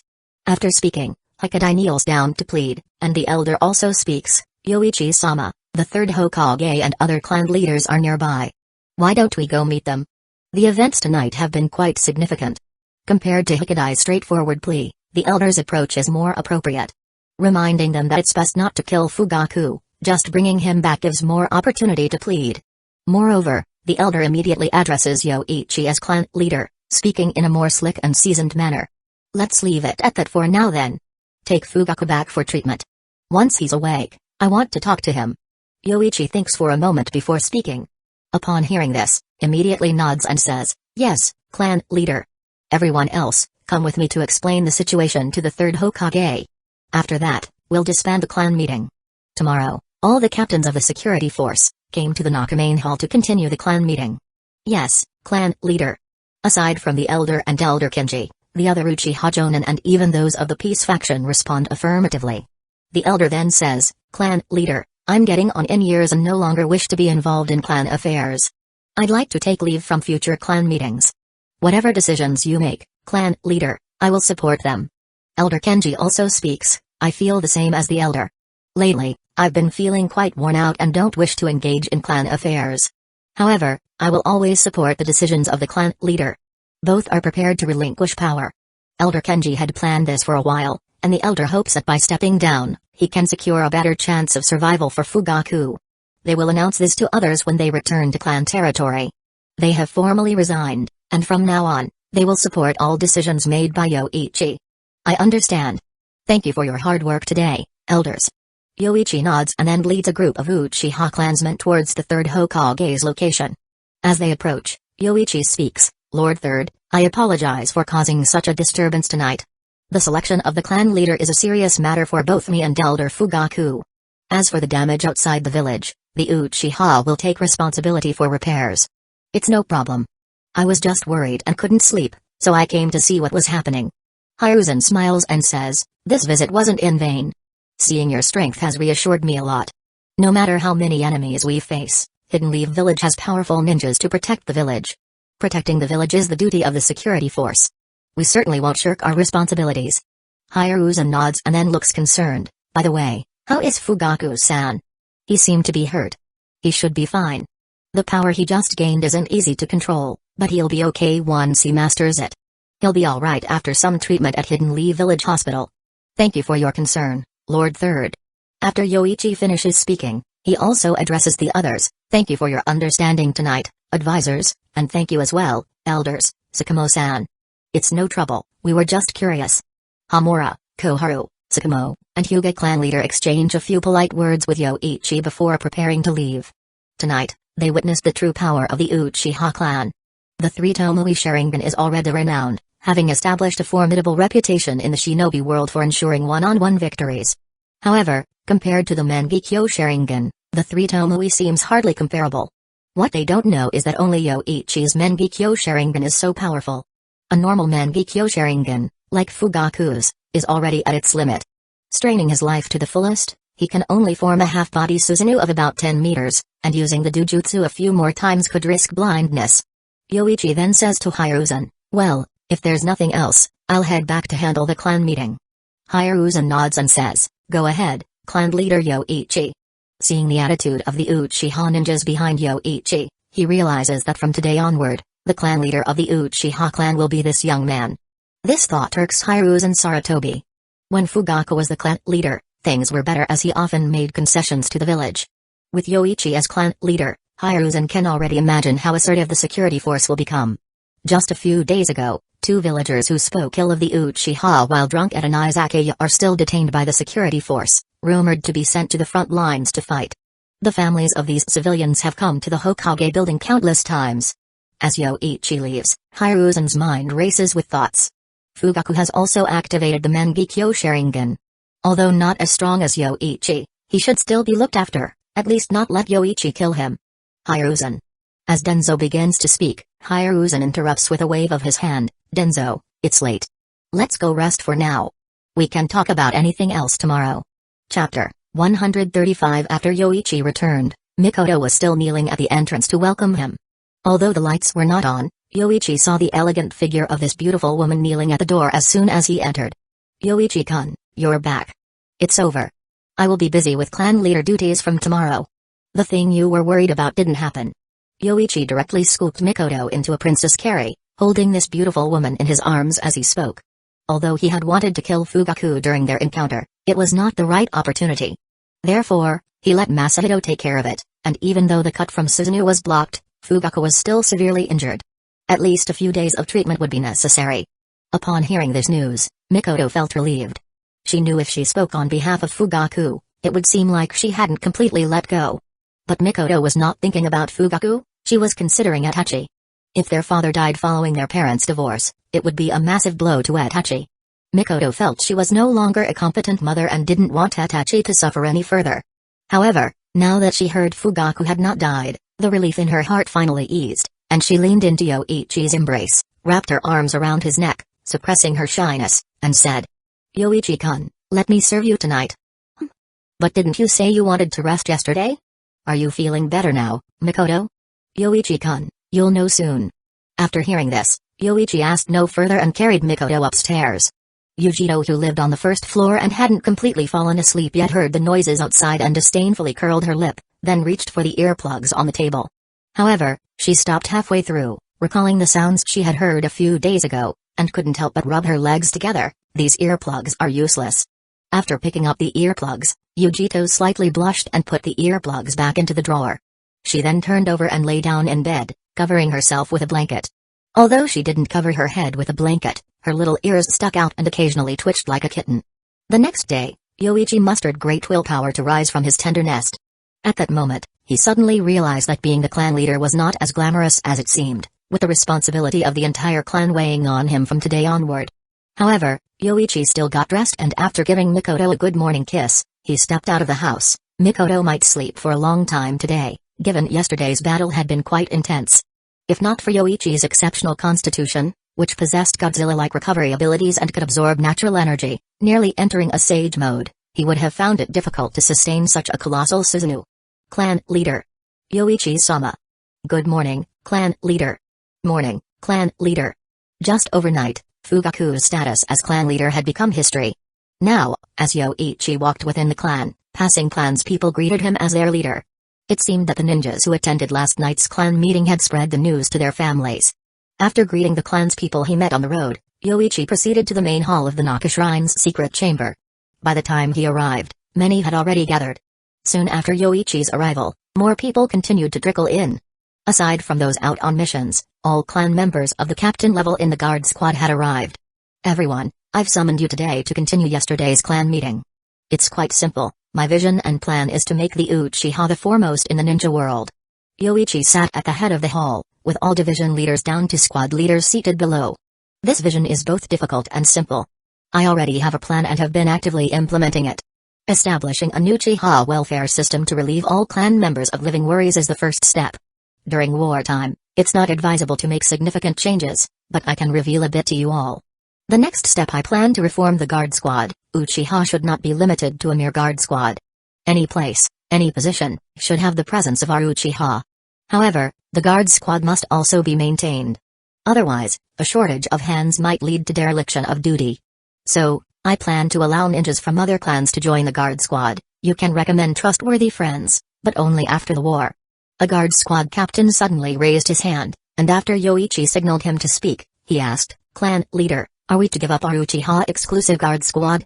The guard squad will still be under Uchiha's leadership, but relying solely on our clan's ninjas, it's challenging to support Uchiha becoming the number one in the ninja world. The Uchiha welfare system is to encourage more clan members to become ninjas or produce more offspring, Arashi-kun. Yoichi said, achieving the same outcome by changing the wording to give the clan's people a different understanding. The leadership of the guard squad by Uchiha hasn't changed, but the current manpower shortage means that if we cannot produce more offspring or train more ninjas, then the addition of outsiders cannot be altered. The peace faction within the clan had no objections, and although the hardliners were reluctant to let the guard squad, unique to Uchiha, be interfered with by outsiders, since the hardliner leader, Yoichi himself, had spoken, they had to comply. The morning's topics weren't numerous, just announcing the new role of clan leader and discussing future plans. And with Uchiha's business growing, more manpower was definitely needed. The impure world reincarnation was just a guard, but many business matters definitely couldn't be handled by an impure body. "Clan leader, do you need to change your residence?" Masahito suddenly asked. "Your current residence is at the very edge of our clan territory. Would you like to move to the center of the clan territory, making it easier for you to commute to and from the guard squad?" That area was nearly out of the clan territory. "No need, I'm quite happy where I live. Just empty an office for me in the guard squad building." Yoichi shook his head. His current residence was quite satisfactory, spacious and rarely disturbed by others. One day, after he learned the Earth Grudge Fear technique at Rechi Cave, he would build a passage under his house where he and Lady Mikoto currently lived. This would allow Mikoto to come over stealthily every day. After the clan meeting, Yoichi also went to the Hokage building and informed Hiruzen that Fugaku could no longer serve as captain due to health reasons, and he was the new guard squad captain. Hiruzen just smiled and nodded, indicating he was already aware of the matter. He then briefly mentioned that some civilians wanted to inquire about their husbands' affairs but said nothing further. Yoichi knew who Hiruzen was referring to, just some foul-mouthed civilians. After acknowledging this, he left the Hokage building. Dealing with foul-mouthed civilians was simple. Yoichi Uchiha planned to build a notice board in the most crowded part of the village center upon returning. He would post about the future plans of the guard squad and various warnings, including penalty notices, clearly stating the reasons. If Yoichi were more ruthless, he could even post photos of those two civilians, with the reason being defamation of frontline heroes, thus subject to punishment. This would definitely cause those two families to be socially dead. In a situation where everyone was talking, moving out of Hidden Leaf Village would be the best choice for them. If things got severe, they might even hang themselves amid the nightly finger-pointing of all villagers. The guard squad, although under the Hokage's jurisdiction, had a high degree of autonomy, managing everything except for the Hokage and the Anbu. They even had the authority to set village rules, and after establishing them, they could arrest people, truly playing both the soccer player and the referee. Back at the guard squad, Yoichi also began to try handling the squad's affairs, although there were many tasks, none were particularly difficult. Assigning patrol duties, deciding on punishments, essentially, a lot of minor tasks, all of which he eventually delegated to the guard squad captain. Yoichi sat in the guard squad office for a while, then felt that the squad must undergo reform. How could they still be using the methods first established 30 years ago when the village was smaller and the guard squad had less to do? Back then, personal governance didn't matter, but now with more people in Hidden Leaf Village, leaving everything to him as the guard squad captain was foolish. There must be a set of complete punishment regulations established. Whatever the offense, a specific fine and detention duration should be set. Once sentencing standards were established, subordinates could make decisions on their own. Moreover, with clear punishment regulations, law enforcement would also be more precise, preventing the village's ignorant civilians from saying that Uchiha enforced the law arbitrarily.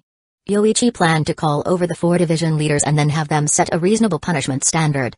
However, before Yoichi could call them, Masahito found him first. Clan leader, there's a problem. Fugaku is missing. What did you say? Yoichi furrowed his brows and asked urgently, what happened, Elder Masahito? Fugaku needs at least 2 to 3 days to recover. Do you think someone took him away? The 2 clan members I assigned to guard Fugaku were both under the influence of the Sharingan's Genjutsu. I just found out Fugaku is missing, and those 2 are still unconscious. Masahito reported, and as to who did it, there were already some clues. Only a few in the clan could hypnotize 2 clan members with the Tomoe Sharingan. Elder Masahito, leave this matter to you. I need to step out. After Yoichi spoke, he prepared to leave, but as he reached the door, Masahito called out, Clan leader. What is it? Nothing much, I will handle things here. Thank you, Elder Masahito. Afterward, Masahito sighed. He had just remembered his father's decision to relinquish power the previous night and realized Yoichi was no longer the junior he once was, he was now the clan leader of the Uchiha. He now knew better than to casually advise Yoichi, a man of strong convictions, as his father had warned him yesterday. Yoichi quickly arrived at Hikadai's home after leaving the guard squad. After knocking, it didn't take long for Hikadai to open the door, but seeing him, he showed no surprise. Clan leader. You should know why I've came to see you, Hikadai-san. Yoichi spoke emotionlessly, his eyes already transformed into the 3 Tomoe, slowly rotating. Shall we talk inside? Or just here?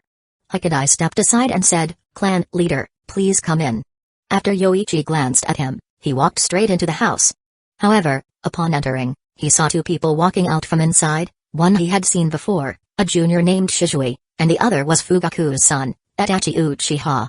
Clan leader. Shisui, upon seeing Yoichi, quickly greeted him and even patted Itachi, signaling him to follow his lead. Clan leader. So, Itachi also greeted him properly, though he was a bit puzzled inside. Just a few days ago, he was the clan leader's son, but that had changed today. Shisui, could you please buy me some yokan? Thank you.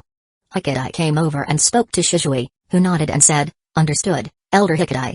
Although it was clear he was sending the 2 away, Yoichi wasn't worried about Itachi leaving, being a rogue ninja wasn't so easy these days. After Shisui took Itachi away, Yoichi got straight to the point. Where is he? Fugaku has left Hidden Leaf Village.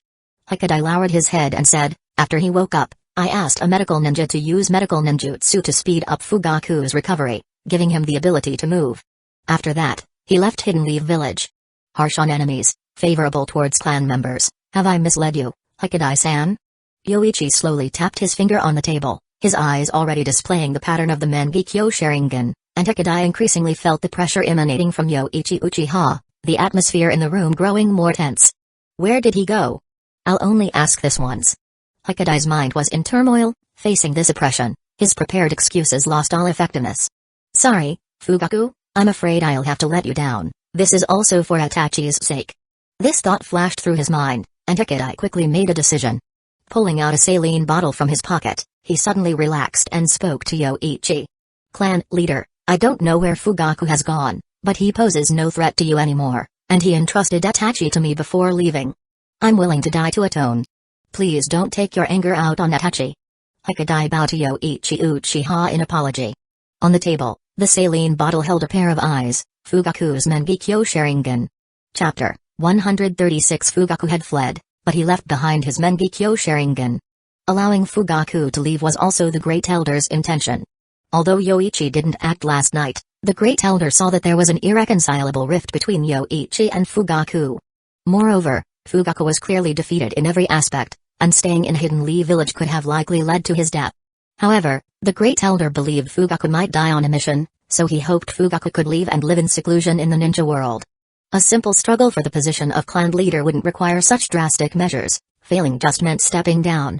However, the deep-seated enmity between them had already led to lethal intentions during their confrontation. Now, Fugaku, clearly no match for Yoichi and heavily injured, was also stripped of the clan leader title. Survival meant leaving the Uchiha clan. Hikadai also believed it was better for Fugaku to leave the clan and Hidden Leaf Village, so he asked a medical ninja to use healing palm technique to speed up the healing, improving Fugaku's condition by 30 to 40% overnight. Using the healing palm technique to stimulate cellular division and speed up healing, although effective, was a method that depleted the body, generally leaving side effects and only used in emergencies on the battlefield. Upon waking, Fugaku, having heard Hikadai's words, deeply felt the gap between himself and Yoichi. Seek revenge? This was beyond what training alone could achieve. He had already activated the Mangekyo. Was he to follow in the footsteps of Madara from decades ago? Though the events concerning Madara, who co-founded Hidden Leaf Village with the first Hokage Hashirama, happened decades ago, the upper echelons of the Uchiha clan were well aware of his story. Originally, both Madara and his brother had Mangekyo Sharingan, and Madara took his brother's eyes, gaining a power beyond the Mangekyo after the transplant.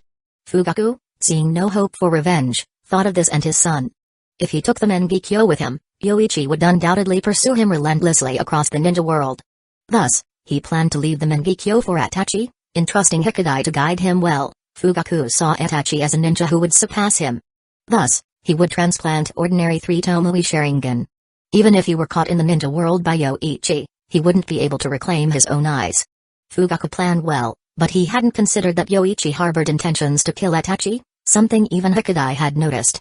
After weighing his options, Hikadai decided to hand over Fugaku's Mangekyo Sharingan in exchange for Itachi's safe upbringing. Elder Hikadai, this puts me in a difficult position.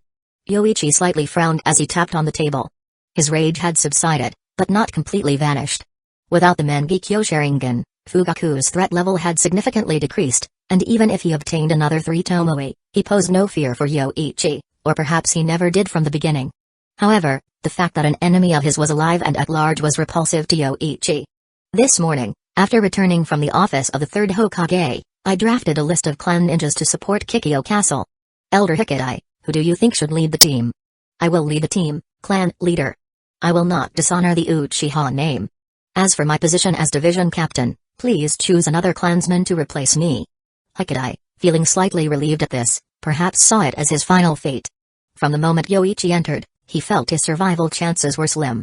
From the moment he helped Fugaku escape, he was prepared for this. If he didn't sacrifice himself, Itachi might not fulfill Fugaku's last wish. Though he had given away the Mangekyo Sharingan, at least Itachi survived. Please allow me one day to settle my affairs. Meet at the guard squad headquarters at noon tomorrow. After saying this, Yoichi stood up and took Fugaku's eyes. After Yoichi left, Hikadai felt relieved, having secured Itachi's safety. Although Hikadai had considered sending Itachi to Mikoto, Fugaku's insistence before leaving, to never do so, led him to abandon that idea.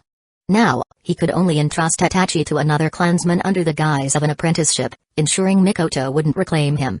As for himself, he could only fight desperately on the battlefield. Leaving Hikadai's home, Yoichi contemplated how to utilize the Mangekyo Sharingan he had secured. Whether to use them for himself to possibly awaken the eternal Mangekyo was a difficult decision. Such a process would mean losing Fugaku's unique dujutsu. Fusing the eyes wouldn't necessarily inherit the dujutsu, which would be a waste. Fugaku's dujutsu, similar to the yin-yang release used by Izanagi, was something Yoichi greatly envied. Fugaku's insufficient ocular power couldn't bring out the true potential of this dujutsu. If he used it, he might first recreate the chakra cannon stolen from Hidden Cloud's village, having the complete blueprints memorized. I need to find a reliable person to transplant these eyes. Should I ask Mikoto? After pondering, Yoichi considered that even if he wanted Mikoto to use this dujutsu, he'd first need to develop a safe transplant method using Hashirama cells to ensure Mikoto received sufficient ocular power. Otherwise, materializing a chakra cannon might deplete the dujutsu's power halfway. Yoichi shook his head, deciding to put aside these concerns for now as a transplant wasn't feasible in the short term, and focused on other matters. Upon returning to the guard squad, he informed them of Fugaku's defection. Everyone was shocked, thinking Yoichi was joking at first. Why would the former clan leader defect?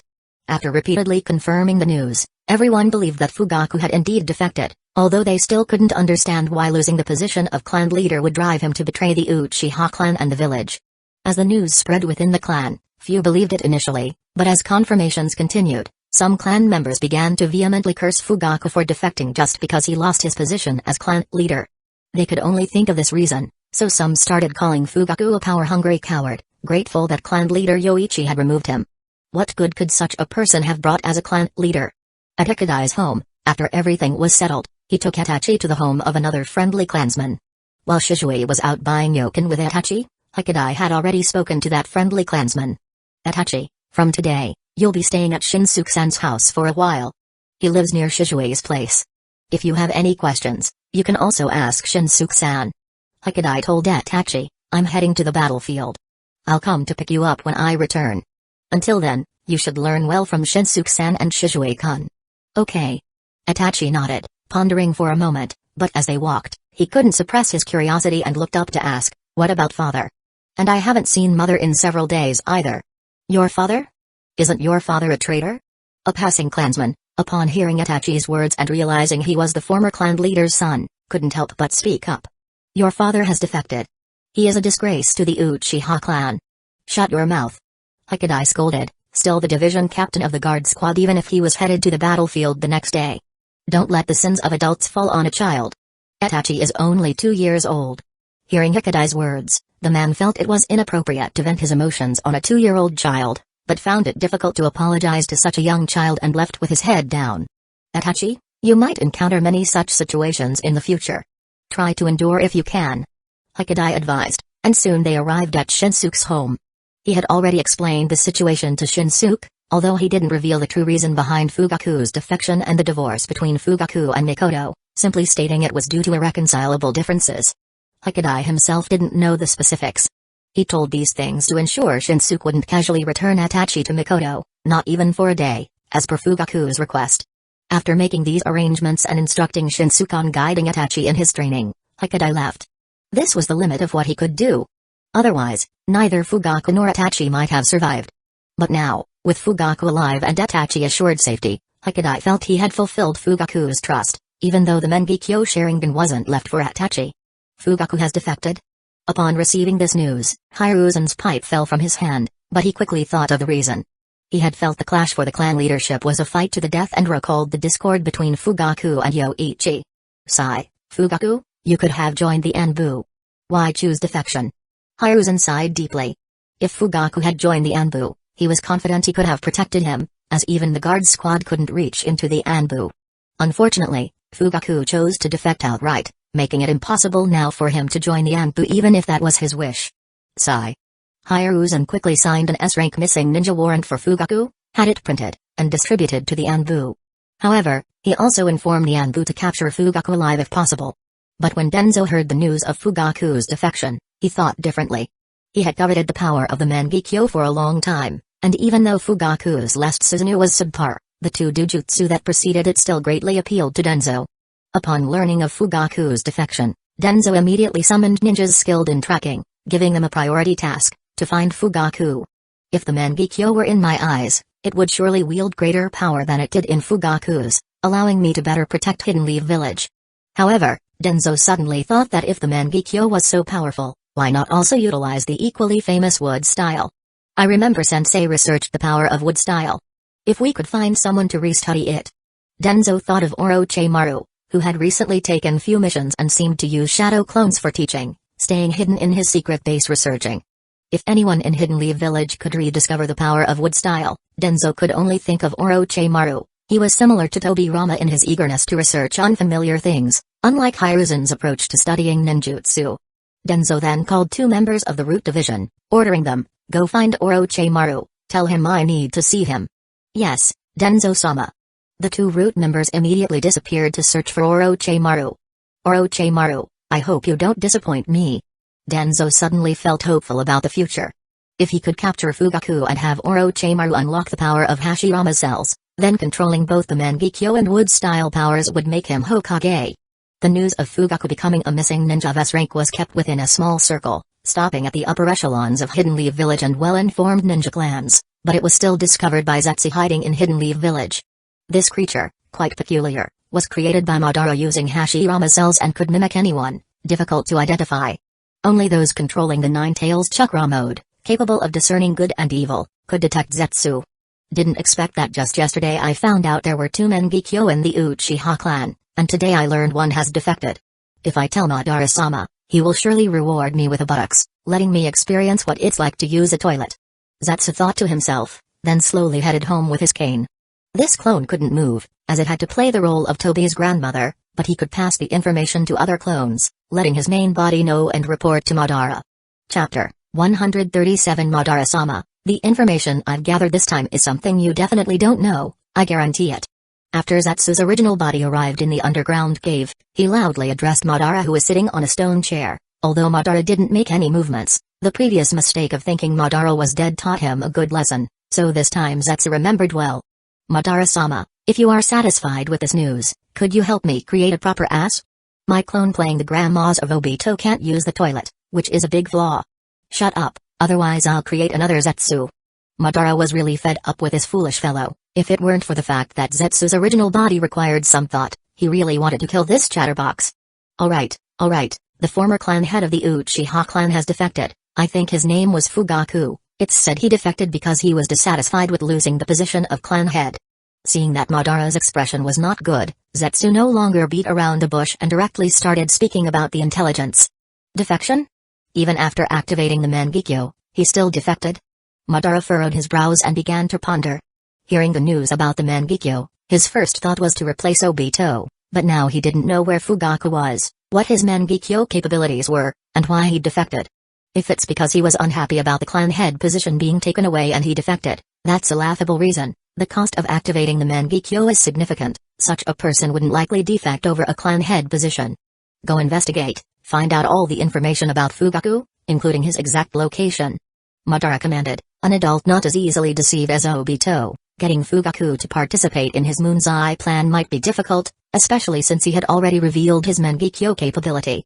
But an Uchiha who has activated the Mangekyo is still very valuable. If he could be persuaded to join, it would be a great help to the Moon's Eye plan. Fugaku's defection was just a fleeting storm for Hidden Leaf Village, coming quickly and leaving just as fast. Mikoto, upon hearing this news, immediately wanted to bring Itachi back to her side, but was stopped by Shizue wielding a letter of attorney from Fugaku. If Mikoto wanted to forcibly bring Itachi back, all she needed to do was speak to Yoichi and then by the clan head's authority have Itachi return to her side. No one could stop her. However, in the end, Mikoto gave up on this idea. Although she had divorced Fugaku, she was still very busy. If she brought Itachi back, she might end up asking Yuzuki to look after Itachi while she was away during the day and night, just like before. Thinking of this, along with Fugaku's letter of attorney, stopped Mikoto from bringing Itachi back to her side. However, Mikoto still bought many things for Itachi, gave a sum of money to Shizue, and promised Itachi that she would come to see him whenever she had time, then left with Itachi's nod. The next day, Hikidai came to the Hidden Leaf Village Security Force Assembly. Originally, the Uchiha clan was preparing to support with 20 people, and with Hikidai, that made 21. Apart from Hikidai, the others were normally supporting the battlefield. The battle at Kikyo Castle had been delayed long enough, and with the addition of Hidden Rain Village, Hidden Leaf Village was preparing for a full counterattack, but Jiraiya still requested some reinforcements from the village for caution. A 30-man ninja squad, including 20 Uchiha ninjas, the rest were also considered elites. Seeing these reinforcements, Jiraiya felt a bit more at ease. Hikidai-kun, please also join the war council. Shikaku invited, all frontline jonin could participate, especially since the Uchiha clan had sent so many people this time. Following Shikaku's invitation, Hikidai also joined the council room meeting. Because the war had been dragging on for too long, they finally got an opportunity for a full counterattack, driving the Hidden Sand Village out, so Shikaku immediately started discussing his plan. As previously agreed, they would be responsible for this area, which was all Hidden Sand Village's main force. Although Hidden Rain Village would also send troops, they wouldn't target Hidden Sand Village's main force. Shikaku briefly explained the situation so the newcomers could understand the current state of Kikyo Castle. So, we still need to attack here, but unlike the previous feint, we must kill or drive away the enemies here. We need a team here to block their reinforcements, but this could be very dangerous. The leader might be one of the strong Hidden Sand Village ninjas. They wouldn't sit idly by and watch weaker Hidden Leaf Village aggressively attack them. But this blocking team of ninjas must stop Hidden Sand Village's reinforcements. The danger of this mission goes without saying. Let me do it, Jiraiya-sama. Hikidai spoke calmly. Let me handle this mission. I definitely won't let the Hidden Sand Village get through. Shikaku, hearing this, nodded and said, Hikidai-san, since you've volunteered, this mission is yours. After. Rest assured, I will block the Hidden Sand Village. Hikidai said, unless I die, the Hidden Sand Village won't get past. This was quite a serious statement, indicating Hikidai was fully prepared to die to complete this mission. Jiraiya, hearing this, nodded in appreciation. Then I'll entrust this to you, Hikidai-kun. I will send you additional ninjas. Shikaku then continued arranging, explaining the entire combat plan once more, and after seeing no one had questions, went down to arrange the action details. This time with reinforcements and allies ready, Hidden Leaf Village was gearing up to drive all the Hidden Sand Village out. With half his face bandaged and wearing a conical hat, Fugaku slowly walked through this rain-soaked country. After leaving Hidden Leaf Village, he hadn't stopped fleeing, because Fugaku knew Hokudai couldn't cover for him for too long, so he kept moving despite his injuries.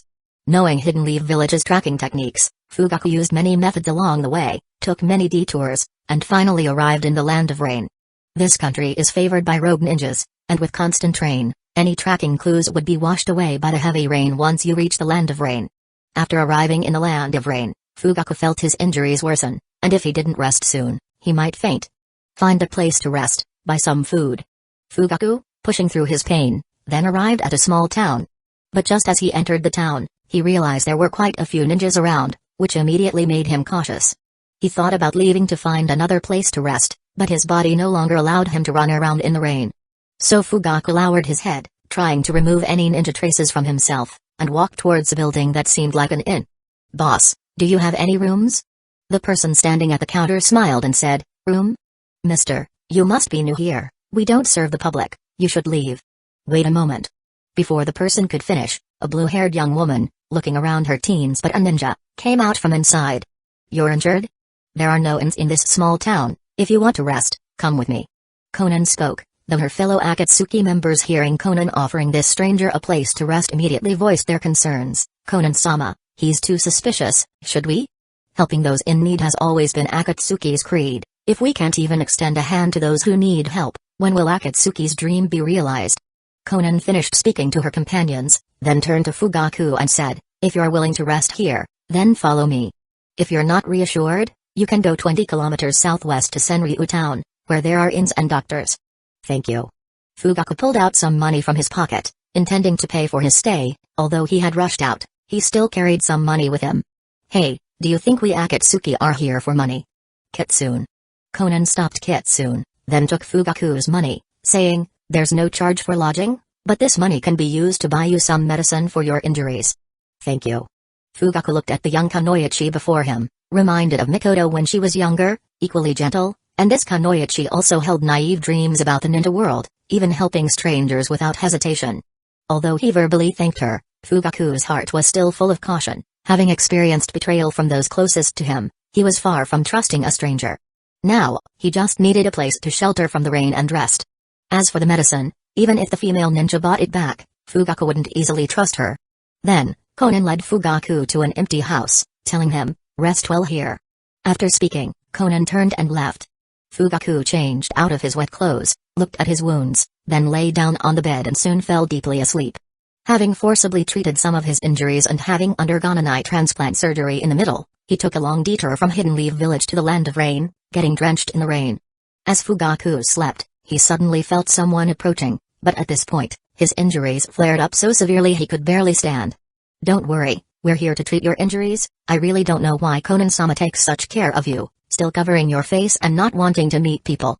"Stop it, Kitsune. Conan-sama was just as kind to us back then. Hurry and change his bandages, we have other things to do later." Feeling that the two had no ill intent and weren't trying to harm him, Fugaku gave up resisting, letting them help with the bandages, then once again fell into a deep sleep. Chapter 138. Upon waking up again, Fugaku immediately checked his body and found that it was much better. A piece of bread and a cup of water were placed on the bedside cabinet. The bandages on his face were not removed, tied in the same way he had done before, but the medicine on his body was changed, making him feel less pain. Such naivety. While grateful for the medicine change, Fugaku felt this naive behavior would eventually cost them in the ninja world. After touching his eyes, Fugaku picked up the bread and water and began to eat. He needed to replenish his strength. The bread was better than nothing and would help him recover some energy. The eyes were from Hikidai, received from the Great Elder, belonging to a clan member who died in battle. Although they weren't his original pair, the Uchiha physique allowed Fugaku to freely use the 3 Tomoe Sharingan. Even so, Fugaku felt he could still use Susanoo. However, the techniques like Amaterasu, which resided in the eyes, were no longer usable since he had removed his original Mengekyo Sharingan. Where to next? Bear Country? Or Snow Country? After finishing the bread, Fugaku began pondering his next move, considering hiding from Hidden Leaf Village and the Uchiha's search to possibly return after a few years and check on Netache's situation. Heading west from the Land of Rain, these two smaller countries were his options, of which he had only heard of Snow Country but knew practically nothing about it.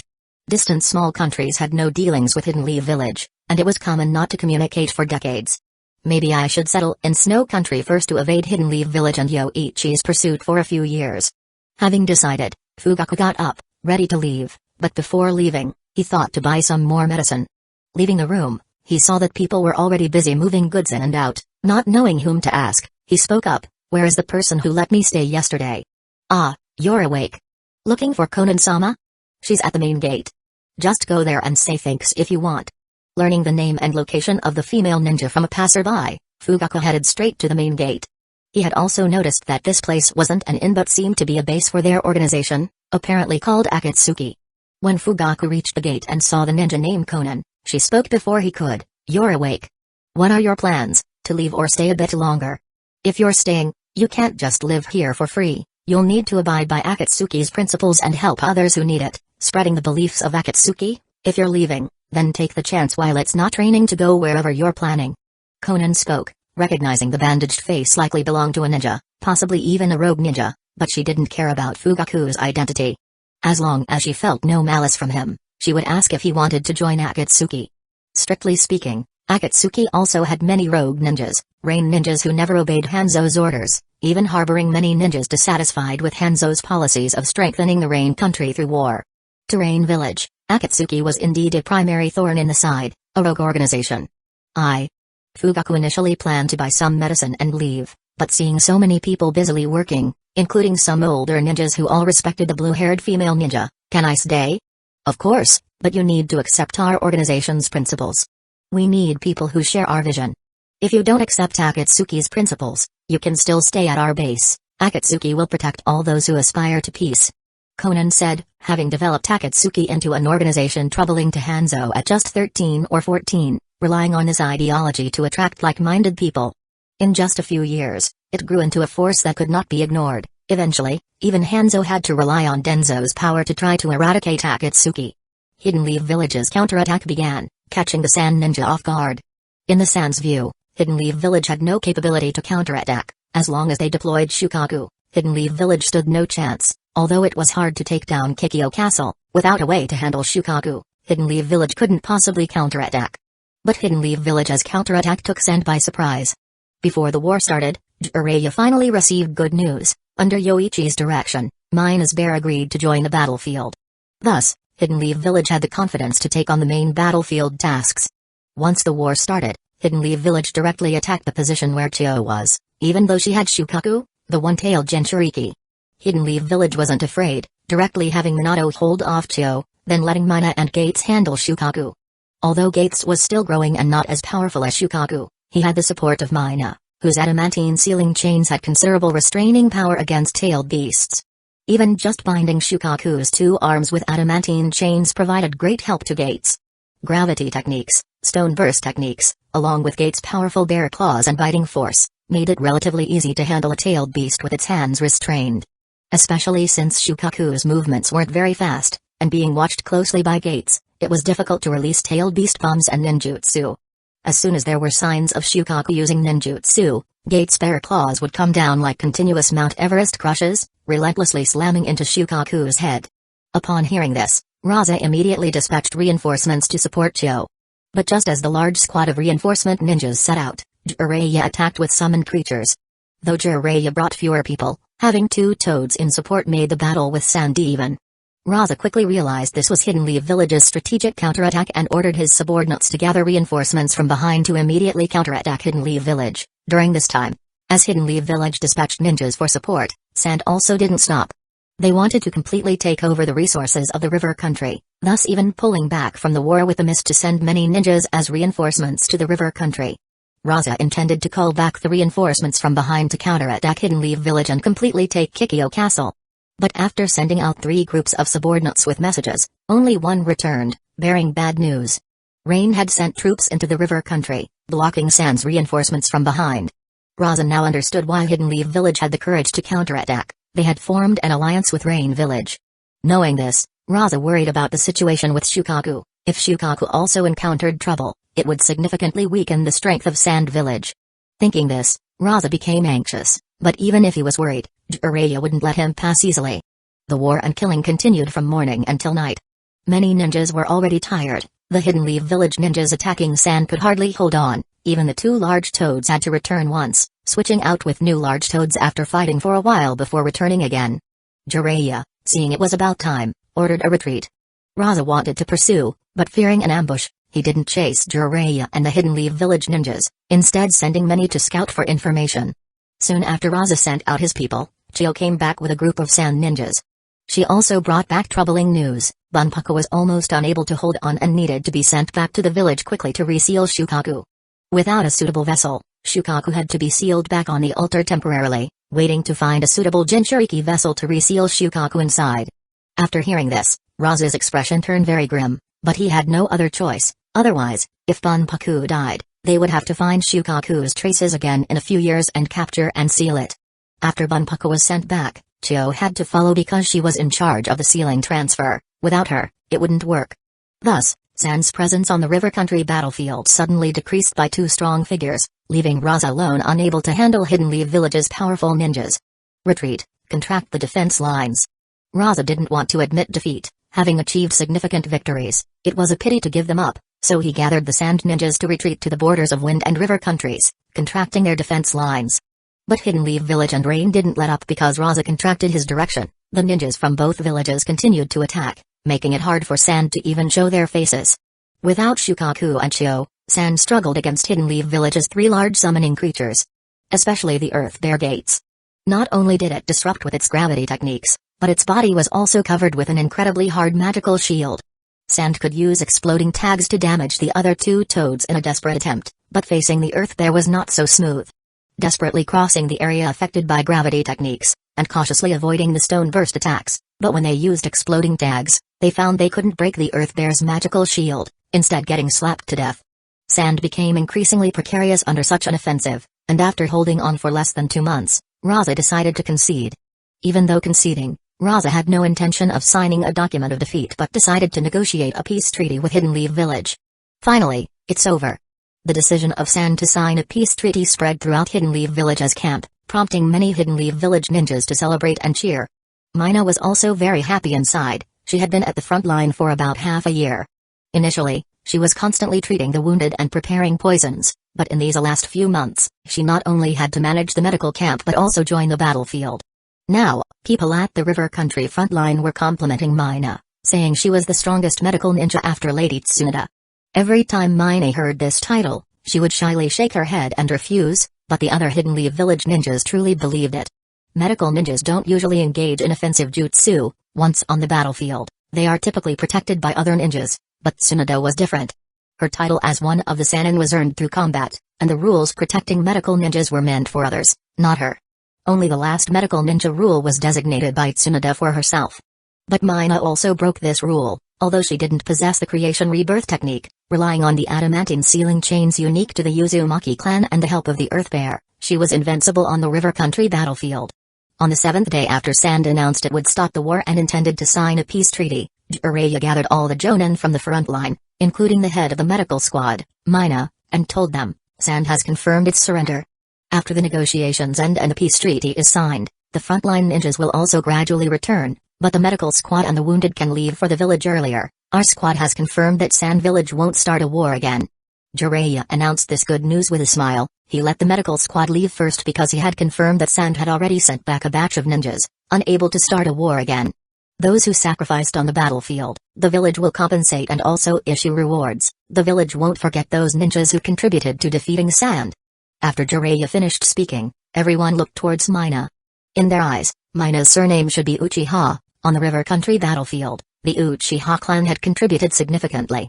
Just Mina's medical jutsu and antidotes were key factors in defeating Sand, along with Hikadai, who critically blocked Sand's reinforcements during the counterattack war. And having fought 1 against 3, he even killed 2 of Sand's jonin. Afterwards, the Uchiha clan sent 30 more ninjas, all performing commendably. It could be said that the river country battlefield victory over Sand was at least 20% due to the Uchiha clan. When it came to distributing credit, they accounted for at least 20% or more. Mina asked, "Jiraiya-sama, when can the medical squad and the wounded team depart?" Jiraiya thought and said, "Let's depart tomorrow morning." Although the war has ended, a team composed only of the medical squad and the wounded is still somewhat dangerous. Shikaku, you select 4 mission teams to go back to Hidden Leaf Village with the medical squad first. I'll stay here waiting for the negotiation personnel. Shikaku nodded in response, "Yes, I understand, Jiraiya-sama." After the meeting ended, Mina went back and was also complimented by her medical squad mates. This time returning to the village, Mina would definitely become a medical jonin and might even be promoted to a high position at the Hidden Leaf Village Hospital. A war had significantly improved Mina's medical jutsu. Without Tsunade, she might now be Hidden Leaf Village's #1 medical ninja. However, Mina didn't care about these distinctions. After returning, she lay on her bed, rolling around laughing, looking forward to seeing Yoichi-sama the day after tomorrow. Chapter 139. Although the peace treaty with the Sand Village at the River Country battlefield hasn't been signed yet, the village has already begun spreading the good news. The pressure from the recent wars had cast a shadow over the village, and defeating the Sand Village allowed Hidden Leaf Village to breathe a sigh of relief and puff its chest out with pride. Previously, after defeating the Cloud Village, even though the Cloud Ninjas attempted to shift the blame for their failed attempt to steal and kill the Two Tails onto Hidden Leaf Village and did not continue to sign the defeat documents, they also did not station ninjas in the Hot Water Country. This has made the Hot Water Country a buffer zone between Hidden Leaf Village and the Cloud Village. Since then, the Cloud has sent envoys to negotiate, wanting them to sign the defeat documents and return the Two Tails. However, the Hidden Leaf Village leadership couldn't comply with such demands, so the issue was dragged out. Though the Cloud Village was defeated, they didn't officially acknowledge it without the defeat documents, and they could restart the war at any time, though they haven't stationed in the Hot Water Country yet. This time, the Sand truly intends to concede defeat, but they don't want to lose face officially, so they've opted for a peace treaty instead, implying that no one lost, but they no longer wish to continue the war for peace. As for the contents of the peace treaty, such as task commissions and resource sharing in the River Country, these will be decided through negotiations. However, Sand is likely to gain nothing, being the loser in this war. Hidden Leaf Village Security Force. Over the past 2 months, the reputation within Hidden Leaf Village has seen a fresh start, bringing a new light to everyone's eyes.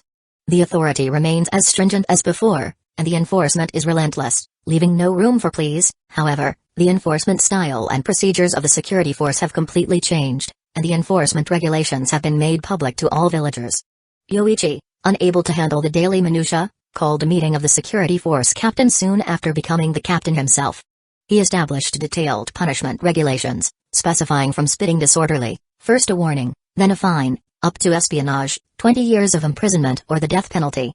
Yoichi compiled all previous enforcement standards of the security force, then crafted a detailed set of disciplinary regulations, and erected notice boards in 5 places throughout the village, north, south, east, west, and center, posting these regulations. After half a month of public display, the regulations were implemented. Anyone breaking the law would be arrested according to these regulations. With the display boards and enforcement regulations in place, villagers and ninjas knew what was expected of them and the consequences if caught, which were also posted publicly, preventing any rumors against the security force and instead leading to public disdain for violators. After these changes, Yoichi felt a significant reduction in his burden, with 80% of minor village matters now decidable by the squad captains of the security force. The remaining 15% could be decided by the 4 sub-captains and sent directly to Hidden Leaf Village's prison. Only the last 5% of cases Yoichi Uchiha's attention. After the reform of the security force, its public image greatly improved, silencing those who had accused Uchiha of arbitrary law enforcement, as spreading rumors also became a punishable offense, with a minimum of 3 days detention and a fine of 1,000 ryo, or up to a year for severe cases. Moreover, the security force began recruiting non-Uchiha clan ninjas, with Yoichi planning to balance the ratio of Uchiha to non-Uchiha half and half, freeing more clan members to expand the clan's influence in the ninja world. Sticking only to security duties in the village was pointless, better to build the Uchiha's reputation.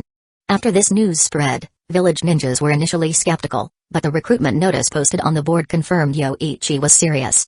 Subsequently, 11 applications were received, with 7 becoming successful recruits to the security force, though all were Gainian, capable of patrolling and handling villagers who violated regulations. After a month of training, they would be ready for official duty. Moreover, Yoichi personally ordered equality within the security force. Anyone defying his orders would face consequences. After Yoichi's stern warning, the 7 new Gainian, after some time in the security force, felt that the Uchihas were not as fearsome as rumored. and found the benefits within the security force far better than those for a gain-in on missions.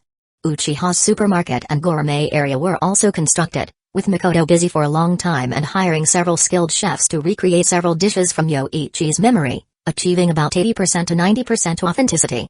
On opening day, the supermarket was nearly full, with consumers on the third and fourth floors almost exclusively from the Uchiha clan.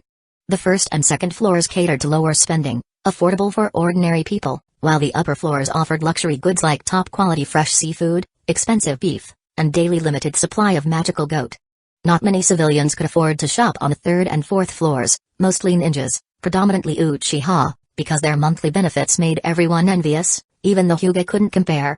These changes were all made under the new clan leader Yoichi, including the welfare funds, the supermarket, and the gourmet area, as well as the gradually changing reputation of the security force. In just a few months, Yoichi's reputation within the clan soared, even among peace-oriented clan members, who increasingly respected him for his rule-based governance. Today, after returning from the Hokage building, Yoichi called for Masato and Shisui, the latter taking over the security force sub-captain role from Hikidai. Although Shisui was part of the peace faction and temporarily fostered Itachi, after the news of Hikidai's sacrifice reached, Yoichi still inquired with Shisui, who then accepted the role of security force sub-captain. Masato-senpai, Shisui-san, the third Hokage plans to hold a Chunin exam, but this time he's inviting many small country ninjas to participate in a highly fatal exam. After you return, ask around to see which clan members are willing to participate. Yoichi brought them together to discuss the matter just informed by Hiruzen. With the wars against Cloud and Sand ending, the village's power has waned somewhat, so some small countries have started to act up. Hidden Leaf Village plans to host a Chunin exam to showcase its military strength, especially since last year's exam was postponed. It is now the 48th year of Hidden Leaf Village, and initially, Yoichi had planned for Mina and others to participate in the 47th year's Chunin exam, but it was postponed due to the village facing war. Now that the war is over, but small countries think the major powers are weakened and want to challenge Hidden Leaf Village, often causing incidents like snatching mission commissions and border frictions. These are provocative acts, but starting a war over them to teach these small ninja villages a lesson is something Hiruzen wouldn't do. Yoichi, however, thought it was a good idea. Directly deploying ninjas to attack, winning, and then making the small ninja villages bear all losses and compensate double, a one-time painful lesson would teach them not to provoke again. However, Hiruzen insists on using the Chunin exam to demonstrate Hidden Leaf Village's military power, inviting all neighboring small countries, including the recently allied Rain Village. Make it clear to the clans gain-in, this exam will have a very high mortality rate, not just a failure rate. I estimate the mortality rate might be over half. Do not let weak gain-in participate, wait for the next one. Masato and Shisui nodded in understanding after hearing this. I understand, clan leader. A 50% mortality rate was indeed terrifying. If Hidden Leaf Village sent out 100 gain-in, less than 10 might advance to Chunin. After they left, Yoichi also received a message from a shadow clone that Mina and 2 others decided to participate in this Chunin exam. Their strength was adequate, and having experienced the battlefield with good team coordination, even with the high danger of this exam, Mina and her team had a good chance of advancing to Chunin. Moreover, Yoichi allowed them to concede at critical moments. As long as they didn't lose their lives, they could continue to participate in next year's Chunin exam. Under normal circumstances, all 3 would have no issues, only this time was an exception. Should be back by now. Yoichi sensed Gate's proximity and discovered he was near the village, so he stood up and walked outside. After the reform of the security force, Yoichi was much relieved, no longer needing to check in daily at the security headquarters. If there were matters the 4 sub-captains couldn't handle, someone would come to report to him. Now that Mina and Gates were returning, naturally, Yoichi wouldn't stay in the dull security force building. As he reached the Hidden Leaf Village gate, the returning team was just entering through the Hidden Leaf Village gate. Mina had sensed Yoichi's chakra early on, and upon entering the village, she saw Yoichi's figure and hurriedly said to the person next to her, Mame-senpai, please take care of the wounded, I have something urgent. The medical Jonin Mame, seeing the somewhat anxious Mina and spotting Yoichi in the distance, said with a smile, that must be the Yoichi Sama you often talk about in your dreams, our village's Hidden Leaf Village region. Mame-senpai, I don't talk in my sleep. Mina bashfully replied, indeed often talking in her sleep, but denied it upon waking because it was embarrassing to reveal those dreamy details. Mame responded, go ahead, I'll handle the rest. You've worked harder than any of us on the battlefield, you deserve a good rest after getting back. Thank you, Mame-senpai, I'll report to the Hidden Leaf Village Hospital tomorrow. After saying this, Mina ran towards where Yoichi was standing, quickly surpassing Gates and approaching Yoichi, then couldn't help but hug him. However, upon hugging Yoichi, Mina realized it wasn't appropriate, fearing she might lose control in public. But after closing her eyes and tensing up for a moment, waiting for the embarrassing sensation, she slowly opened her eyes, confused by the lack of response. "Mina, you're hugging too tight," Yoichi said, though soft. It was on the street, and more people were gathering. It still didn't compare to Mikoto. "Sorry, Yoichi-sama, I got a bit carried away." Mina chuckled, then looking up, asked, "Yoichi-sama, were you waiting for me?" "No, I was waiting for Gates." "Humphrey." Mina, seeing Yoichi's smile, knew he was joking with her, but still felt a bit disappointed not hearing the answer she wanted, so she kept bumping her head against Yoichi's chest. "Let's go back first. I've arranged for lunch to be sent to the house. You must be hungry after the journey, and yes, Gates, you too." Gates was about to roar with questions, but upon hearing Yoichi's words, stayed silent. However, seeing Gates approaching, Mina stretched out her leg to nudge Gates, telling it to keep its distance and not disturb them over food. On the way back, passing by Uchiha's supermarket and gourmet area, these developments had sprung up during Mina's 6 months away from the village, and more entertainment venues would continue to appear. Now Yoichi had invested heavily outside, just needing time and peace for Hidden Leaf Village to become the leading metropolis in the ninja world. When they reached the house, Yoichi suddenly remembered something Mikoto had at home that Mina wasn't aware of yet, including the matter with the wooden man. Hearing someone enter, Mikoto came to the door and seeing Mina was a bit surprised, instantly understanding why Yoichi had bought so much food today. Though a bit jealous, Mikoto still smiled and said, "Welcome back, the ordered food has arrived, come in and wash up for lunch," and Mina, "Welcome back." "Ah. Oh, okay." Mina, seeing Mikoto wearing a scarf suddenly walking out from inside, hadn't reacted yet, just nodding and starting to change shoes. But she quickly realized, isn't she the wife of the clan leader of the Uchiha? Why is she here in the house with Yoichi-sama? And the way she just spoke and stood, it was so much like a lady of the house. "Yoichi-sama, what's going on? I remember she's the clan leader's wife, why is she here?"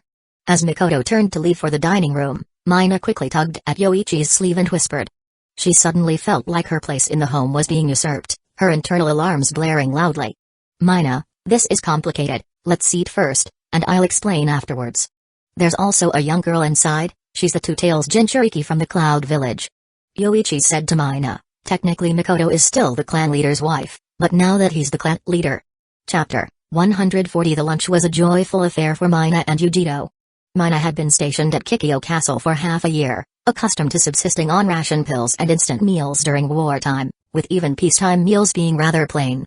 Yujiro purely did not comply. She could indulge in better food when she behaved, but if she acted poorly, like making disgusted faces or insulting Yoichi as a pervert, she would have to make a single bowl of ramen last 2 meals. Today's lunch featured many dishes inspired by Yoichi, like hot pot, a dish originally not found in the ninja world, which greatly appealed to Mina's taste. "It's really delicious, Yoichi-sama, let's always order lunch from here." Mina, satisfied, patted her stomach. Previously, she and Yoichi never cooked, always hiring someone to prepare meals, but today's meal had her hooked, wishing she could eat it every day. "Mina, if you're thirsty, have some tea." Mikoto smiled as she served several cups of tea, even providing one for Yujiro, who slightly bowed her head and thanked her. "Thank you, Mikoto-san. Let me clean up the rest." Seeing Mikoto serving tea and then moving to tidy up the messy dining table, Mina quickly offered to help. However, Mikoto gently refused. "Don't worry, Mina, you've just returned. Rest a bit more." "Ah." Mina found Mikoto's tone odd. Wasn't she the clan leader's wife? Why was she so diligently working in Yoichi-sama's house, even sharing lunch like the lady of the house? A thought flashed through Mina's mind, stirring a growing sense of irritation within her. After Mikoto finished cleaning up, she softly said to Yoichi, "I'm going out now, I need to spend some time with Itachi." Yoichi nodded, "Alright, you go." Once Mikoto left the house, Mina eagerly sat next to Yoichi, her cheeks puffed up. Yet, she didn't dare to ask too many questions, looking like a suddenly deflated squirrel, and tugged at Yoichi Uchiha's sleeve with a slightly aggrieved tone. "Yoichi-sama, what about Mikoto-san just now?" Mina wanted to say she took her place, but she couldn't get the words out. It seemed like she didn't have a place by Yoichi-sama's side. Previously, her role was more akin to that of a subordinate, and though she had grown bolder over time, there was no substantial breakthrough before she left for the front lines. Progress was only made in dreams, but those were just dreams. She had been busy on the battlefield, completely unaware of the changes within the Uchiha clan. Although several Uchiha ninjas had joined her on the field, they didn't know each other, so they hadn't discussed clan matters with Mina. This meant Mina was still unaware that Yoichi had become the clan leader. She only knew about the supermarket and gourmet area they passed by earlier, which were Yoichi-sama's creations. Hey! Yujito, holding a teacup in both hands, let out a smug chuckle at the scene, curious to see how this infamous flirt would handle the situation after having disturbed her sleep so often. However, Yoichi simply turned his head and told Yujito, "Go back to your room to drink tea, or else go to the courtyard." Humphrey. Yujito, upset that she wasn't allowed to watch the drama, huffed and stood up to leave, taking her teacup with her. The tea was quite tasty, making her feel warm inside. After Yujito left, Yoichi didn't hide the recent events from Mina, though he glossed over some details, given the unsuitability of discussing the seduction of the clan leader's wife outright. He summarized it simply: the clan leader had changed, but the clan leader's wife hadn't. He and Mikoto were now together, though not married, and Fugaku had defected, among other things. Mina was shocked upon hearing this, unable to believe so much had changed in just half a year. However, what truly bothered her was hearing about Mikoto and Yoichi being together. She felt so aggrieved she clung to Yoichi's clothes, unwilling to let go, repeatedly murmuring, "I was here first. If only I hadn't gone to the front lines. Yoichi-sama, what should I do?" Mina looked at Yoichi with hopeful eyes, wishing he would leave Mikoto for her. "Let's be together, all three of us, Mina, you know I'm responsible, and I won't let you go." Yoichi shamelessly proposed, but he truly wouldn't let Mina go. Her unique chakra and constitution, having awakened the Kagura mind's eye and adamantine sealing chains, had bound her to him since their encounter. 3 people? How can that be?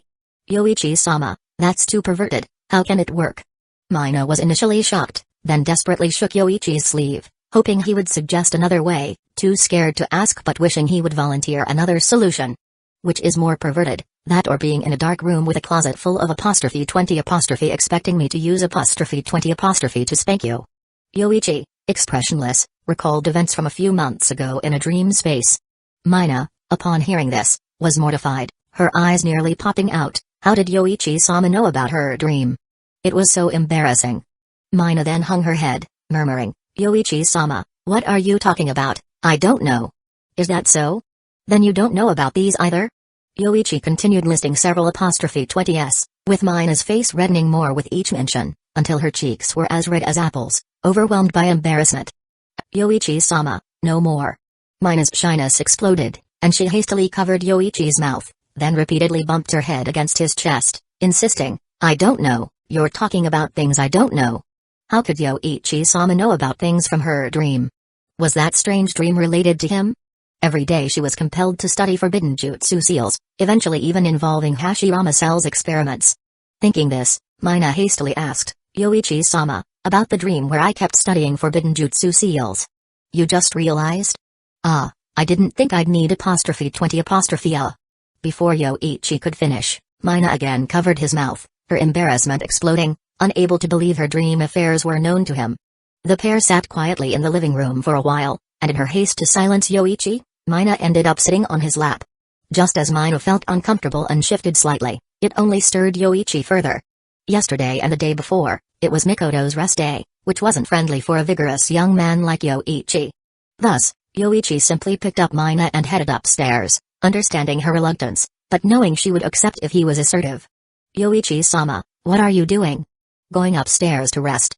This isn't right," Mina muttered, head down, but her hands were quietly wrapped around Yoichi's waist, not wanting to be left behind by others, unwilling to part from Yoichi-sama. "If it's not right, then it's not right, but you can refuse, and I can refuse your refusal." Yoichi ignored Mina's protest and continued upstairs. Meanwhile, in a room at the end of the first floor, Yujito pressed her little head against the door, her ears flush against the crack. She had faintly heard some noises but couldn't make out the content, though she heard the footsteps, which seemed like someone going upstairs. Is it over just like that? Where's the big commotion? Yujito was puzzled, listening at the door a while longer before the footsteps ceased, then she quietly opened the door to check the living room. Nobody? Did they all go upstairs? But it was clearly just one set of footsteps. Yujito was confused, but soon, a familiar voice from upstairs caused her cheeks to blush. Those moans and groans had been disturbing her sleep for days. How can she not have any pride? Yujiro, face flushed, listened a moment, then involuntarily started rubbing her legs together, but realizing what she was doing, she quickly stopped, thinking, I can't let this affect me. She then returned to her room and covered herself with a blanket, though this time, she left her head exposed. Such impolite people, really think they can go anywhere. Orochimaru walked out of his research base, nearly ready to kill the root ninja if not for the breakthrough in his experiment. He was aware of the gravity of killing a fellow villager, so he retracted the snakes entwined around the root ninja and coldly stated, go back and tell Danzō, I have nothing to discuss with him. He no longer needed Danzō's resources. If he wanted jutsu or resources, he could just ask the Uchiha clan, as Root could only offer him limited assistance. Moreover, Orochimaru planned a trip to the Uchiha cave to master 2 types of sage jutsu. He really had no time for Danzō's games. The root ninja said, Orochimaru-sama, Danzō-sama said this time you'd definitely be interested. He can obtain the power of the first Hokage and the second Hokage's research on it. Orochimaru paused, having missed the recent conflict over the Sharingan among the clan leaders a few months ago. Intrigued by the mention of wood style, he became interested. I don't have time now, tell him I'll visit Root when I can. I'll convey your message to Danzō-sama. After the root ninja departed, Orochimaru mused with a smirk, the power of wood style. Yoichi-kun must be interested. He was keen to research both the Sharingan and wood style. He regretted not witnessing the Sharingan's power, which was said to rival the 8 tails on the battlefield. Before heading to the Uchiha cave, I'll visit Yoichi. He had nearly mastered a perfect form of sage mode, with a balanced 1:1:1 ratio of senjutsu chakra in his body, and believed his senjutsu chakra could last a long time once activated, sustaining for 10 minutes. As per the agreement, Orochimaru needed to deliver this perfected sage transformation to Yoichi.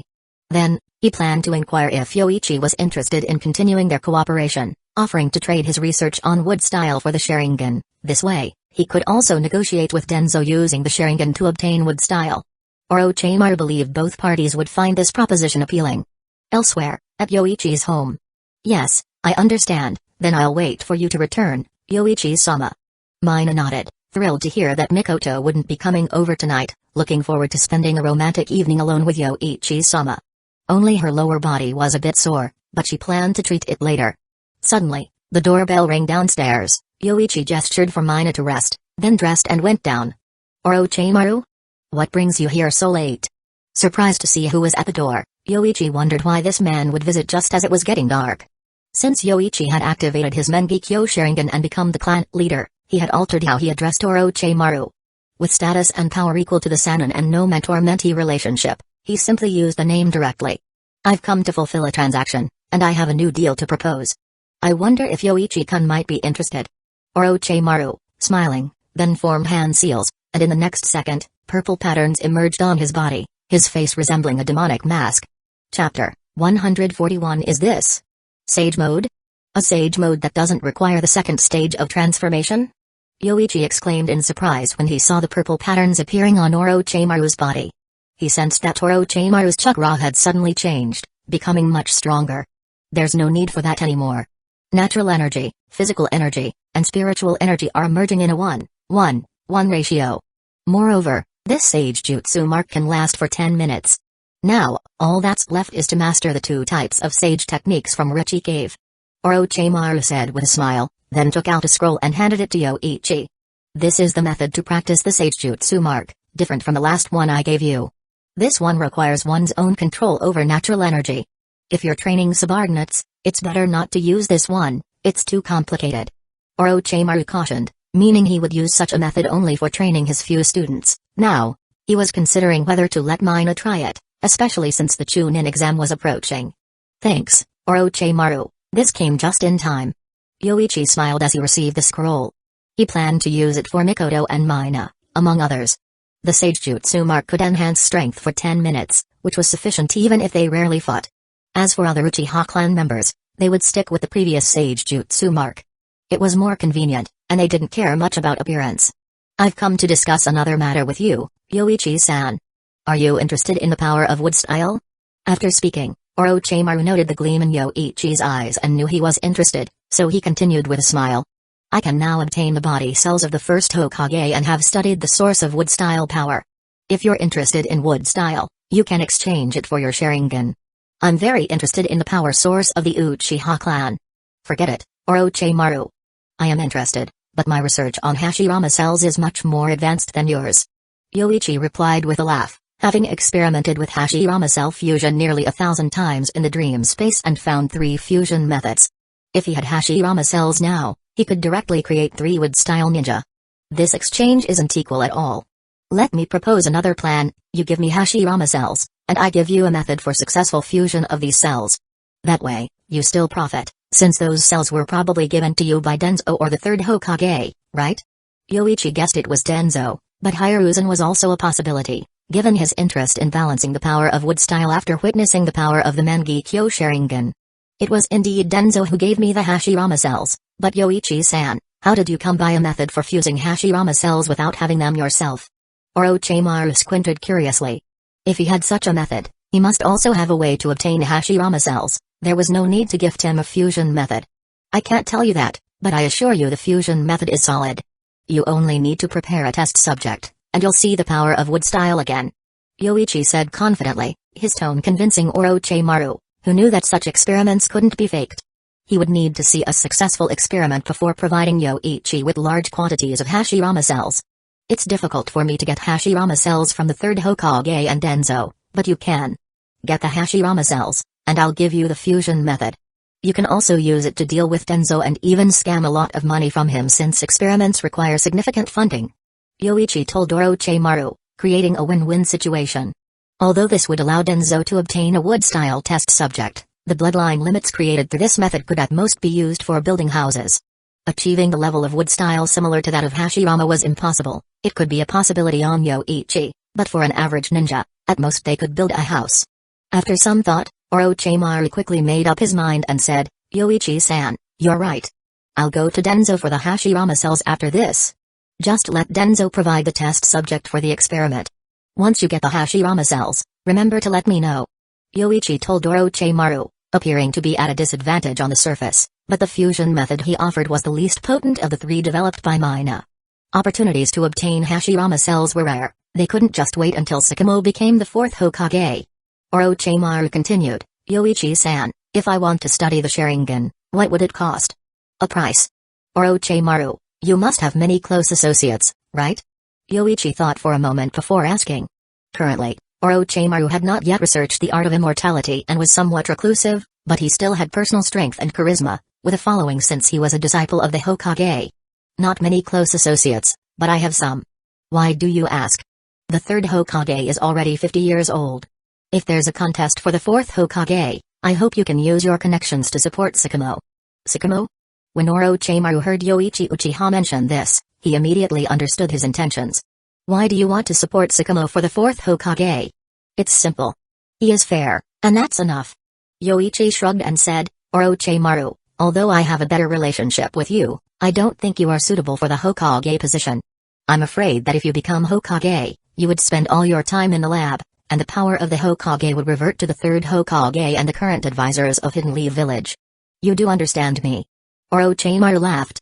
More than desiring the position of Hokage, he preferred to explore the truths of the world and study all ninjutsu thoroughly. The breakthroughs in ninjutsu he achieved in the lab and the thrill of conquering unknown knowledge were what he truly enjoyed. Orochimaru still harbored a desire to prove himself to his teacher, the 3rd Hokage, by becoming the Hokage, but knowing that the Uchiha clan was fully supporting Sakamo made him reconsider. Compared to himself, Sakamo was indeed a better candidate. It might be better to give up early and exchange it for something he needed more. Alright, I agree, Yoichi-san. After the wood style, I'll give you a pair of triple Tomoe Sharingan and some flesh and blood of the Uchiha clan. That's the most I can do. Yoichi said, unable to hand over a living Uchiha to Orochimaru. At most, he could give him the eyes of a clan member who had died in battle. Orochimaru nodded without greed. Yoichi was the clan head, and he didn't expect to get an Uchiha test subject. After finalizing the deal, Orochimaru stayed to discuss other matters with Uchiha, mainly inquiring about the village and the situation in the ninja world. He often stayed at the research base, and the 3rd Hokage had no tasks for him, so Orochimaru was content to relax, rarely coming out. To be honest, although the 3rd Great Ninja War had escalated to this extent, with 2 major battlefields ending the war, Yoichi felt the war was not yet over. It seemed neither side had inflicted significant pain on the other. The battle at the Land of Hot Water could be overlooked. The village was defending against 2 other ninja villages at the time, and the support given was minimal. Ending the war immediately was a matter of necessity. The sudden peace talks at Kikyo Castle puzzled Yoichi. At the time, he had clearly opposed negotiating with the Sand Ninja during the Jonin Council meeting. They had already reached the border of the Land of Wind, a little more effort, and they could have pushed directly into it. Yet, when the Sand Ninja proposed peace talks, the high ranks of Hidden Leaf Village actually agreed. The Sand Ninja's losses were not severe, allowing them to conserve their strength and withdraw. Now, although the large-scale wars had ended, the smaller countries had seen the weaknesses of the major nations and started provoking them at the borders, frequently causing skirmishes. Sending elite squads to directly cut off the provocations from the smaller countries would have been sufficient, but Hiruzen insisted on organizing a joint Chunin exam to showcase the strength of the village's ninja. This truly puzzled Yoichi. After sending Orochimaru away, the cleaning staff also left. They had come during his conversation with Orochimaru. Then Yoichi went upstairs to call Mina for dinner. Although she had eaten a lot at noon, the two had practiced more than a dozen physical techniques in the afternoon, consuming a lot of energy. During dinner, a wooden man suddenly spoke. When can I use chakra? Once you join Hidden Leaf Village and become my subordinate, I can release the seal on you, Yoichi said, then gestured with his chin towards Mina beside him and continued, see Mina? From the Uzumaki clan, a bloodline of sealing, even capable of quickly adapting to the power of the two tails if it were transferred. If you remain stubborn, then I'll have to consider other plans. These were words Yoichi had said many times. At first, Yujito was somewhat frightened, shivering under the covers at night, afraid of dying completely if the two tails were extracted. But having heard it so often, Yujito no longer felt the same fear, especially since she felt that Yoichi, a notorious lecher, had no intention of killing her. If I join Hidden Leaf Village, would the village accept a rogue ninja? I say they will accept, and they will. What do you think my position in the village is? Yoichi Humphreyed, then said to Mina beside him, Mina, release the 5 elements seal for Yujito later. Okay, I know. Mina glanced at Yujito, a mere child and no threat, just a bit uncomfortable living with Yoichi-sama, also unsure if she had heard the afternoon's noises. The Chunin exam is about to be held, you don't need to participate in that. Once I sort out your identity, you might still need to stay in the village for half a year. Except for not leaving the village in some special areas, you're free to roam anywhere. Yujito had the Flying Thunder God mark on her, so Yoichi was not worried about her leaving or hiding, giving her a chance to accept the test. Madara-sama, I have 2 pieces of news. I found the information you needed so quickly, can I? Zetsu suddenly changed the topic, sensing danger, and spoke up about business. Fugaku has been found. It's truly coincidental. The clone monitoring Nagato, while following Nagato back, suddenly noticed that a few strangers had joined the organization he founded. One of them wrapped in bandages is Fugaku. Did he approach Nagato? How is the Rinnegan? Madara's tone suddenly changed, the Rinnegan being crucial for his revival, and Fugaku had activated the Mangekyo Sharingan, possibly also seen the stone tablet in the Naka shrine. He saw it, but he was just surprised and did not try to take the Rinnegan. Zetsu continued, it seems Fugaku was injured and then rescued by the Akatsuki organization, and stayed on afterward. The purpose unknown. What's the second piece of good news? Zetsu then danced with joy, saying, Madara-sama, the second piece of news also involves Fugaku. My clone in the Uchiha clan territory discovered something strange. Fugaku's son did not follow his mother, and Fugaku's wife now lives alone in one place, often visiting the current Uchiha clan head. You mean? Madara understood the hint, slightly pondering the reasons behind Fugaku's defection from Hidden Leaf Village. Really boring, just for such a matter. But having guessed the reason, Madara also understood why Fugaku had defected from Hidden Leaf Village, his heart now surely filled with hatred. The Mangekyo Sharingan, very likely to become an assistant in the Eye of the Moon plan, but Fugaku was an experienced adult who, although had suffered enough to activate the Mangekyo, was also very cautious, unlike Obito. Zetsu, find a way to bring Fugaku over, but don't let the Akatsuki organization suspect him. Madara spoke, seeing value in using hatred. He wanted to meet this younger relative, and if he could not become an assistant in the Eye of the Moon plan, he was just in need of a pair of Mangekyo Sharingan. Although he was nearing death, having Obito take possession would still allow him some power. Go, Zetsu. Understood. Zetsu, upon hearing this, immediately burrowed underground, leaving the base. Elsewhere. In the Land of Rain, Fugaku was indeed shocked upon seeing the Rinnegan on Nagato's body, and his expression caught Yahiko's attention. Yahiko realized someone had seen Nagato's Rinnegan, which was not good, as he normally had Nagato cover his eyes with his hair when there were many people around. But a gust of wind had ruined that. Yahiko called Fugaku out, letting Konan and Nagato follow him, but how to deal with Fugaku now troubled him. Ideally, it would be best to kill the man and be done with it, but he couldn't bring himself to do it. Fugaku, seeing the conflict on Yahiko's face, fell silent for a moment before speaking. You don't need to do this, I have no intention of revealing this matter. Chapter 142 I'm sorry, Nagato's eyes are a matter of great importance, we have to be careful. From the way you just reacted, you know about the Rinnegan? Yahiko stared at Fugaku's face, which was mostly covered by bandages, but he could still discern his expression from the area around his eyes. The Rinnegan, the Sharingan, and the Byakugan are the three great Dujutsu Kekkai Genkai of the ninja world. The Sharingan and Byakugan have never ceased to exist, but the Rinnegan has only appeared in the Sage of Six Paths 1,000 years ago. If I hadn't seen it today, I would find it hard to believe in the existence of the Rinnegan. Although Fugaku had seen the stone tablet in the Naka Shrine, with his level of visual prowess, he could only see to the extent where merging the eyes between blood relatives would grant him a pair of eternal Mangekyo Sharingan. There was more content below, but that required a stronger visual prowess to read, so Fugaku didn't know whether the Rinnegan truly existed since a millennium is a very long time, enough to turn the Sage of Six Paths into legend. Please keep this a secret. If Nagato's power is leaked, the Akatsuki will definitely attract the attention of many, and with our current strength, we can't cope. Yahiko clenched his fists for a moment, then released them helplessly, unable to justify killing an innocent person just for a secret. So they're not going to act against him? How naive are these people, have they not experienced the cruelty of the ninja world?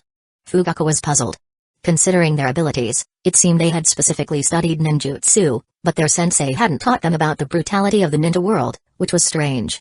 In his view, to become a ninja, one must witness the true ninja world, otherwise, without understanding it, how could one survive? If the Rinnegan is so important to you, why not hide it? Or keep the eyes covered? Fugaku asked, finding the idea of using hair to cover the eyes one of the least intelligent methods he had encountered. Nagato can't control these eyes yet, and there are times when he needs to fight. He can't just be an ornament for the Akatsuki because of a pair of eyes. Can't control the eyes? How is that possible? Can you not control your own hands? Fugaku, who possessed a Dujutsu Kekkai Genkai himself, was well aware of this. Even if one couldn't control it at the beginning, it could gradually be controlled with practice in chakra control. That red-haired boy could even walk on water, how could he not control chakra? The fact remains as is. For now, please don't leave the Akatsuki, I hope you can understand us. Yahiko bowed slightly to Fugaku, not wanting to kill to keep a secret but also not allowing him to divulge what he knew. Thus, they would keep Fugaku under observation within the Akatsuki until they were strong enough not to fear others. I have nowhere else to go for the time being, and staying here is no issue. Besides, since I've said I won't talk, I naturally will adhere to that. Fugaku fell silent after speaking, then looked at Nagato, who seemed somewhat hesitant, and reminded him, there's no power that can't be controlled unless it isn't yours. One's own power can definitely be controlled, if not, it indicates that the power is foreign, like a tailed beast within a Jinchuriki or a transplanted Sharingan from another clan. The Uchiha do not fear others transplanting their Sharingan because non-Uchiha cannot properly use the Sharingan Kekkai Genkai. They might manage to utilize the Sharingan's power in a few battles, but the continual drain of chakra poses a risk of depleting the user. Understood, then please excuse our rudeness, and continue to stay with the Akatsuki. Yahiko expressed relief, having truly been worried that Fugaku intended to leave. If it had come to that, he didn't know what he would have chosen. Between the principles of the Akatsuki and his family-like bonds with Nagato and Konan, Yahiko felt he might choose the latter. After returning, Yahiko simply gathered the Akatsuki members and announced that Fugaku had joined the Akatsuki, to handle some logistical matters until he healed. His arrangement also intended for Konan to keep an eye on Fugaku. Yake was a name Fugaku had come up with on the spot, his surname derived from the Uchiha ancestral land, Naka Shrine. That night, as Fugaku lay in bed unable to sleep, he suddenly rolled over and grabbed the neck of a strange figure that had appeared beside him. The appearance of this person shocked Fugaku, with a ghastly pale complexion, and only half of the face resembling a human, the rest like tree bark, not at all human-like. Fugaku-san, shush, don't make a fuss. Someone wants to meet you, come with me. Zetsu deliberately lowered his voice in a comical manner to Fugaku, who, upon hearing Zetsu call out his name, showed a grim and fierce expression, instantly thinking of killing the bizarre creature before him. His identity could not be revealed. Once exposed, it would lead to pursuit by Hidden Leaf Village and Yoichi Uchiha. Don't rush, I mean you no harm, There's just someone who wants to talk to you. But if you don't want to go, Itachi-san misses you too. And remember, this is just one of my clones." After speaking, another Zetsu clone appeared from the ground beside him and said to Fugaku, "Like this one, it's also a clone, so killing us is futile, we mean you no harm, come with us."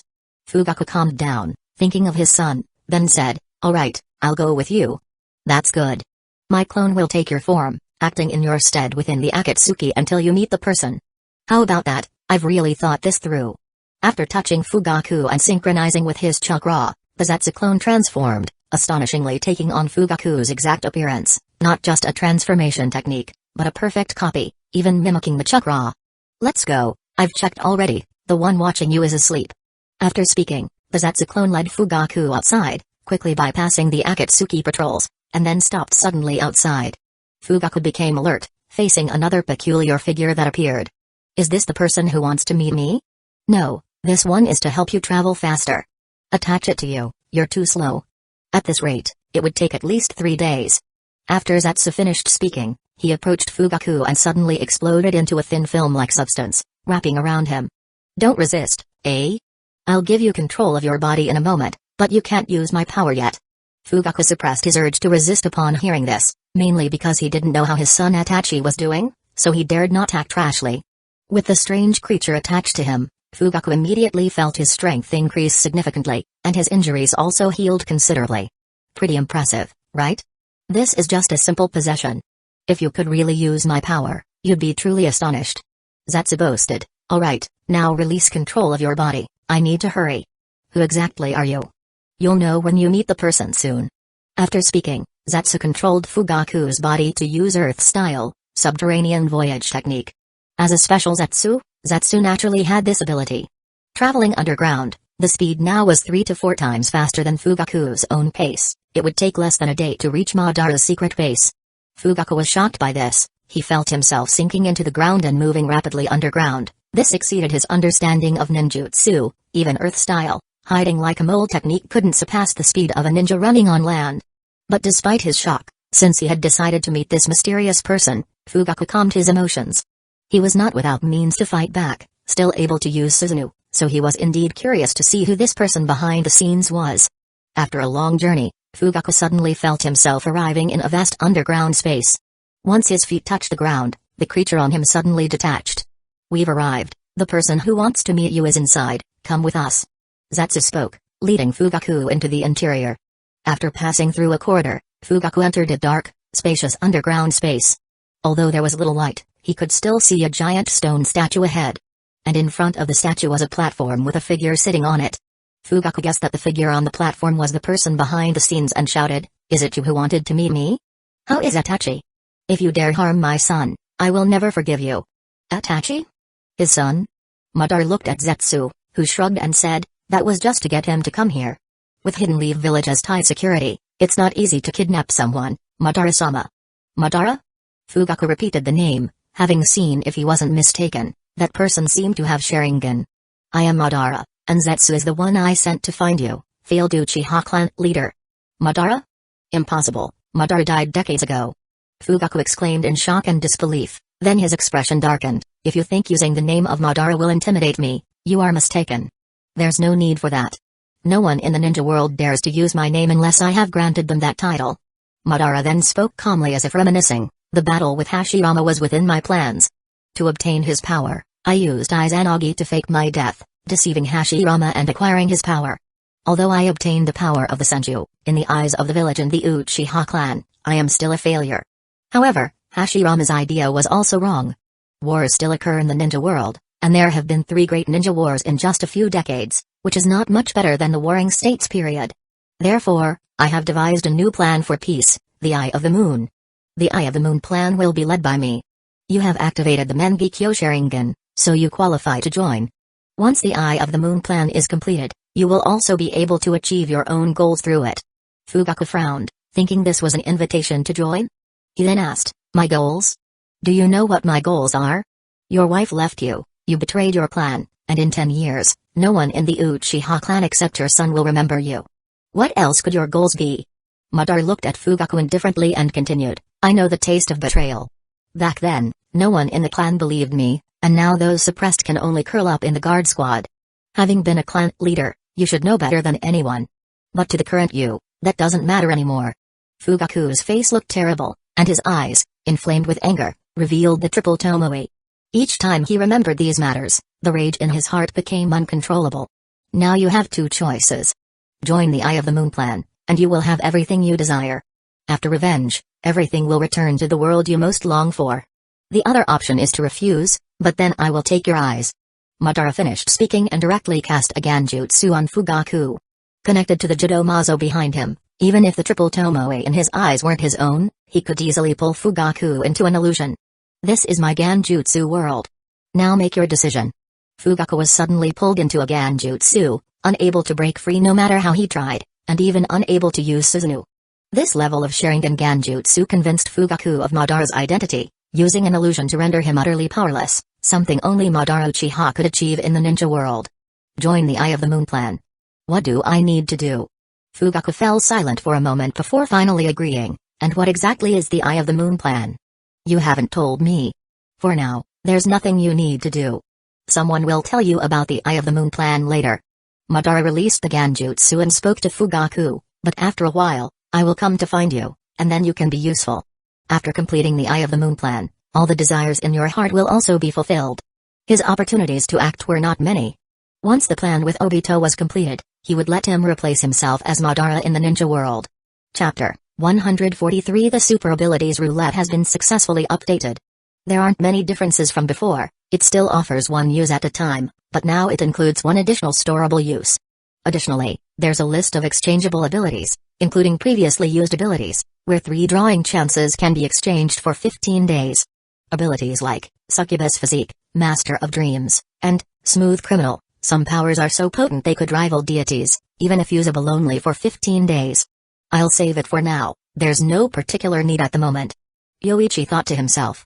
With the war just ended, he suddenly found himself with free time, his only concerns being the police force and clan affairs. The village had also finished tallying his war achievements from the Cloud Ninja battlefield, converting them into 30S rank missions and 40A rank missions. However, Yoichi had no specific needs and simply recorded the achievements. He had access to all the village's forbidden jutsu, even possessing a version of the reanimation jutsu more advanced than that of the second Hokage, so village rewards were of little interest to him. In the wars in the Land of Hot Water and the Land of Rivers, Yoichi earned the most war credits, surpassing even Tsukumo, Jiraiya, and Minato. Moreover, the war combined with the clan leadership contest elevated Yoichi to a high position in the village. With the reformation of the police force, the Uchiha's influence in the village would only grow. Now, besides training, Yoichi spent his days managing clan businesses and his nights alternating between Mina and Mikoto like a tireless stallion. Mina, who was always trying to secure more for herself, once dressed in white silk, a favorite of Yoichi's, and hid in his bed, refusing to leave. Although Mikoto was a bit jealous, she eventually slept in another room. Yoichi had always hoped to bring Mikoto and Mina together, but Mikoto was resistant to the idea. Though she loved Yoichi and had accepted Mina, the thought of sharing him was difficult. After all, Mikoto was a traditional woman by nature. Even though she had formed a family with Yoichi, accepting such novelties was challenging. However, Mikoto was gradually adapting under Yoichi's silent transformation. From a traditional Yamato Nageshiko, she had become a powerful and influential woman in the Land of Fire. Unlike her previous role as an intermediary secretary, Mikoto now genuinely had the power to manage financial transactions worth hundreds of millions. Furthermore, Yoichi's next step was to create a mouthpiece industry for the Land of Fire, taking the clan's surplus funds to acquire various entertainment industries within the country. Bookstores, newspapers, and television stations, among others, would not only help the Uchiha influence public opinion but also link up with the ninja gaming industry to make money. The main goal, of course, was the former. After monopolizing the media industry of the Land of Fire, a single word from Yoichi could spread throughout the country. Orochimaru did not go to Rechi Cave the day he discussed this with Yoichi. Although the two sage techniques from Rechi Cave were rare, they weren't going anywhere, so it made sense to secure the Hashirama cells first. Thus, the next day, he went to the route to find Danzō. Upon arriving at the route space, Orochimaru was stopped but was quickly allowed to meet Danzō after stating his purpose. Orochimaru, I knew you would come, Danzō said with an artificially profound look. I can see your ambition. The style of Hiruzen doesn't suit you. Only the route can allow you to maximize your value. And whatever Hiruzen can offer you, I can too, even the forbidden jutsu from the Scroll of Seals. How about it? Join the route. Just agree, and I'll talk to Hiruzen. Orochimaru's expression was unreadable, but he was inwardly amused. What was Danzō playing at? If not for the potential to obtain Hashirama cells, he wouldn't bother coming here. And the Scroll of Seals? Yoichi said he could get his hands on it too, true or not, but Orochimaru already had several secret techniques from the Cloud Ninja. He'd ask later if Yoichi could also obtain the forbidden jutsu from the Scroll of Seals. If so, Danzō's only use would be to provide the Hashirama cells, and he'd also return a wood-style ninja to Danzō, a great deal for him. Let's talk about this later, Danzō-sama. I'd like to study the power of wood style first, Orochimaru said with a raspy chuckle. I do have some insights into human body research. If it's wood style, I should be able to figure it out quickly. Humphrey, Orochimaru, you are too arrogant, Danzō retorted. Even my teacher, the second Hokage, researched Hashirama cells, but even he couldn't recreate the wood style bloodline. Do you think you can do it? Give me 3 months. If I haven't succeeded with the Hashirama cells, I'll give you a powerful curse mark technique that can temporarily give a Chunin the power of a Jonin. Orochimaru's face twisted into a sinister grin, purple flame-like patterns appearing on his face, which then transformed into a purple mask. His chakra surged powerfully, enough to make Danzō feel threatened. Orochimaru, this is my secret. But if I can't figure out wood style in 3 months, how about I give you this curse mark technique? Orochimaru laughed, unfazed by the potential deception from Yoichi. Yoichi had no reason to deceive him with this method to obtain Hashirama cells, so as long as he brought the cells back, he could secure the method to fuse them. You really are confident, Orochimaru. After a pause, Danzō spoke. Fine, I'll give you the Hashirama cells. I want to see results in 3 months. Besides, I'll need 2 billion ryo for research. 2 billion? Orochimaru, have you lost your mind? Do you know how much money that is? I know, but I think you, Danzō-sama, don't understand the value of the wood-style bloodline. Orochimaru maintained his smile. Researching the wood-style bloodline could cost many lives and require a vast amount of trial and error. 2 billion ryo for a wood-style bloodline. If you're unwilling to trade, I might as well ask teacher. Danzō was silent for a moment, then his gaze darkened. Fine, I'll give you the money, but do you need the route to provide you with test subjects? No need, I have my own sources. Orochimaru shook his head, declining. The Uchiha clan always provided him with test subjects, sourced from death row inmates across the Land of Fire, clean origins and free for use. Using test subjects provided by the route, he feared recognizing a familiar face one day. Danzō then handed over 2 billion ryo and the Hashirama cells to Orochimaru. After Orochimaru left, Danzō's expression collapsed. The funds, which the route had only recently acquired, along with money that the Shimura family had dubiously gathered from smaller nations, had been saved up for a long time before being handed over to him for expanding and training more root ninja. But before he could even feel its warmth, Orochimaru had taken it. Orochimaru, you'd better give me a satisfactory answer. Uchiha's supermarket and gourmet zone opened, bringing a lively atmosphere to Hidden Leaf Village. The gourmet shops were almost always full, and the supermarket was crowded with people. In Hidden Leaf Village, a place with scant consumer options, the opening of a ramen shop could draw a line of dozens. Not to mention Yoichi's carefully designed supermarket and gourmet zone. Most of the customers were Uchiha clan members, who received a good amount of money each month through the Uchiha welfare system and had saved quite a bit, allowing them to spend generously. Especially the families of the Jonin members of the clan, who were not short on money.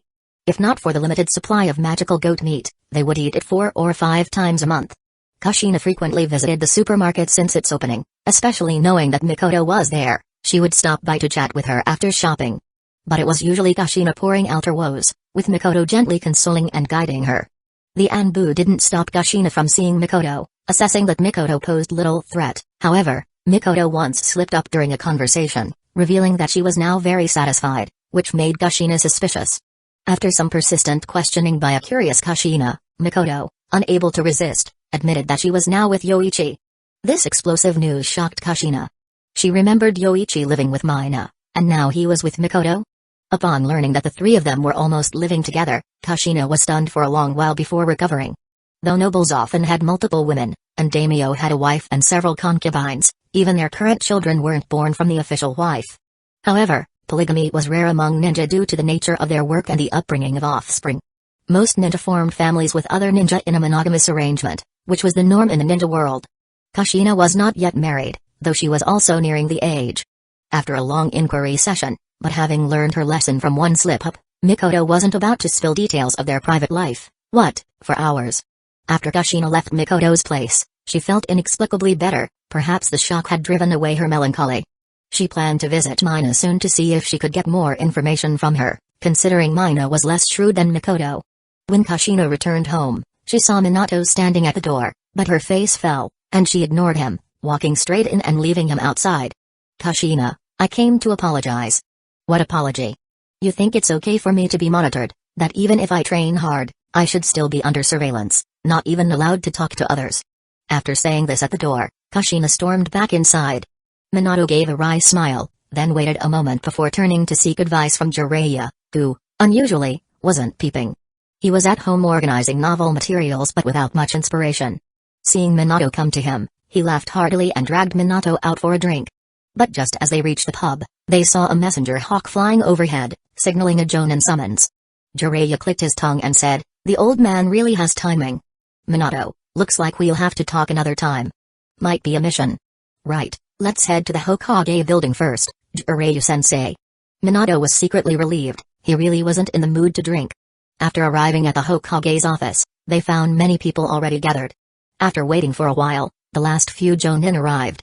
Hiruzen, seeing everyone assembled, began, "Now that everyone's here, let's get to the main point. The Chunin exam is set for half a month from now. The villages participating are the village hidden by rain, village hidden in the grass, village hidden by waterfalls, village hidden in the rocks, and village hidden in the clouds." Village hidden in the clouds? Everyone was surprised upon hearing the last village mentioned. The Cloud Village had just ended a war with them, even refusing to sign the peace treaty after their defeat. How could they be participating in the Chunin exam hosted by Hidden Leaf Village? "Hokage-sama, why include the Cloud Village?" Sakamo asked. While it was understandable for the Rock Village to participate, given their frequent border skirmishes but no open warfare, participating in the Chunin exam was a way to demonstrate military strength, similar to Hidden Leaf Village's intentions. But the inclusion of the Cloud Village was puzzling. Hiruzen explained, the Cloud Village requested to join upon hearing about the Chunin exam. They also wish to continue negotiations. What's there to negotiate? Yujiro has already joined Hidden Leaf Village. They wouldn't be planning another assassination attempt on her, would they? Yoichi spoke, "I suggest we just kill the Cloud Ninja, save us the trouble of meeting them on the battlefield later." The other Jonin glanced at each other, thinking, that's typical of the Leaf's Thunderfang, reputed to have killed hundreds of Cloud Ninja on the battlefield. Could it be a habit, drawing his blade whenever he hears Cloud Ninja? That might not be the best approach, clan leader Yoichi. Hiruzen twitched his mouth, then added, "Let's hear what their intentions are first. If they're here to participate in the Chunin exam normally, we have no reason to refuse them. The Chunin exam date is set, and now let's discuss the participants. Given that this exam involves multiple countries, Geinin lacking strength and experience are advised not to participate. Jonin currently leading teams may recommend their squads." After the third Hokage finished speaking, several Jonin stepped forward to recommend their subordinates, with some Geinin teams already registered. Yoichi also registered Team 8, saying, "Team 8 will participate in this Chunin exam." Even Orochimaru registered his 3 students, though they had only graduated a year ago, believing their strength was sufficient. After all Jonin made their recommendations, Minato suddenly spoke, "Hokage-sama, Kakashi in Team 7 has already become a Chunin. Should we replace him for the Chunin exam?" "No need, let Kakashi continue to participate. Changing members now would disrupt Team 7's synergy, and it's fine as long as we know this." Hiruzen considered for a moment before deciding. He wanted Kakashi to perform well in this Chunin exam. Chapter 144 I've already signed you up for the Chunin exam, but before that, I have a method here that can enhance your strength. Consider if you want to use it. Before Yoichi could finish, Okan raised her hand and said, "Yoichi-sensei, I'll use it." "So decisive? I haven't even said what it is yet." Rumi spoke up, "Anyway, Yoichi-sensei wouldn't harm us. Since sensei has suggested it, it must be suitable for us." Kazuto also nodded in agreement. They were all Geinin. What would be so significant that Yoichi-sensei would think of them? "Well, since you all are willing, that's fine, but I still have to tell you, I'm preparing a trump card for life and death situations for you, called the Sage Transformation." After explaining the Sage Transformation to the 3, Yoichi also cautioned them not to rely too heavily on it. He then described the method to activate the Sage Transformation, which was an improved version by Orochimaru. First, they must slowly integrate Senjutsu Chakra into their bodies.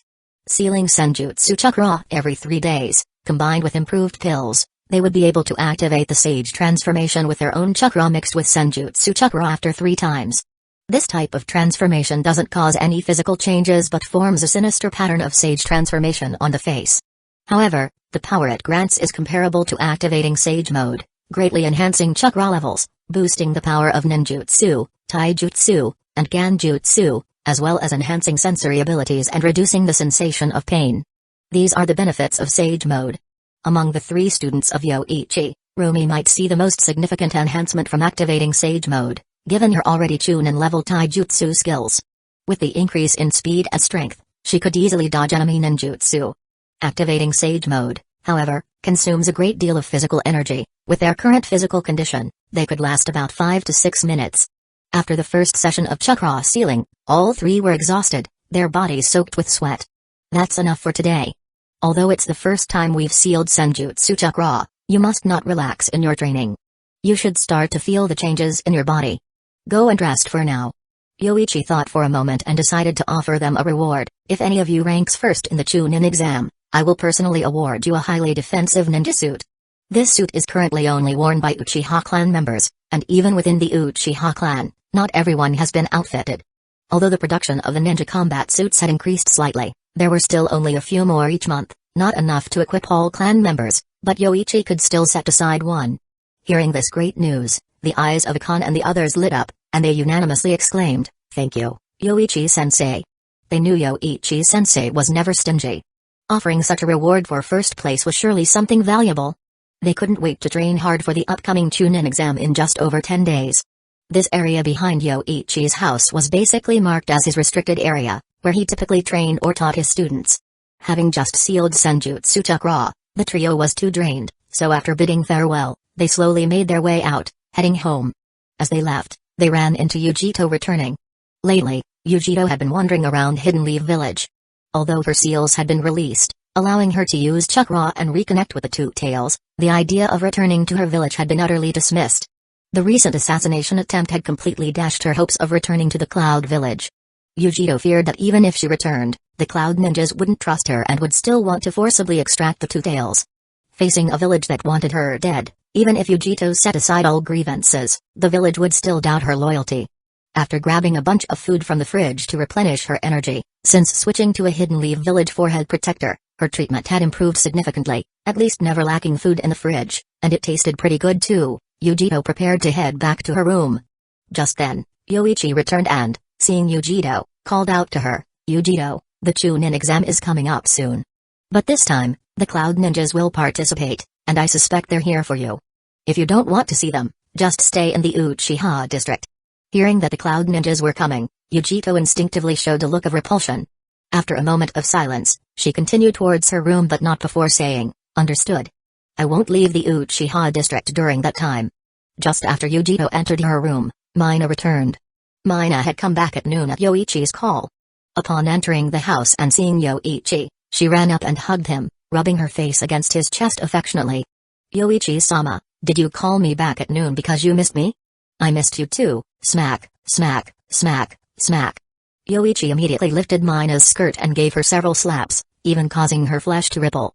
Mina gasped, her face quickly flushing red, as she gazed adoringly at Yoichi. "Today we have serious matters to discuss, so let's talk properly." Yoichi lifted Mina and sat down on the sofa, letting her sit on his lap. Mina, on her own initiative, placed her silk-wrapped legs on his hand. "Orochimaru has obtained the Hashirama cells and a test subject. Use the method you developed in the dream realm to create a wood-style bloodline for him, then give him the technique. After that, bring the Hashirama cells back." Hearing Yoichi's instructions, Mina asked with a blush, "Yoichi-sama, there are 3 fusion methods. Which one should I use?" "Use the least effective one. Orochimaru will likely conduct his own research, and since he's already made a large profit, there's no need to give him the best one. Once you bring back the Hashirama cells, we'll use them for me, you, and Mikoto." As Yoichi spoke, he played with the silk-clad legs that Mina had placed in his hands. Mina, her cheeks still flushed, asked, "Understood. Then I'll leave a shadow clone at the hospital in Hidden Leaf Village. But, Yoichi-sama, Is there a reward for completing this task? Smack, smack, smack. The last time he had to deal with Mina clinging to him, draining his strength, and then like an octopus, preventing him from secretly visiting Mikoto, it was all Mina. Yoichi gave her a few more firm slaps and then said, "There's no reward, but there will be punishment if it's not done well." The 3 methods for fusing Hashirama cells that Mina had developed in the dream realm were all effective, but the best involved external fusion, using Yoichi's cells and Hashirama cells cultivated together.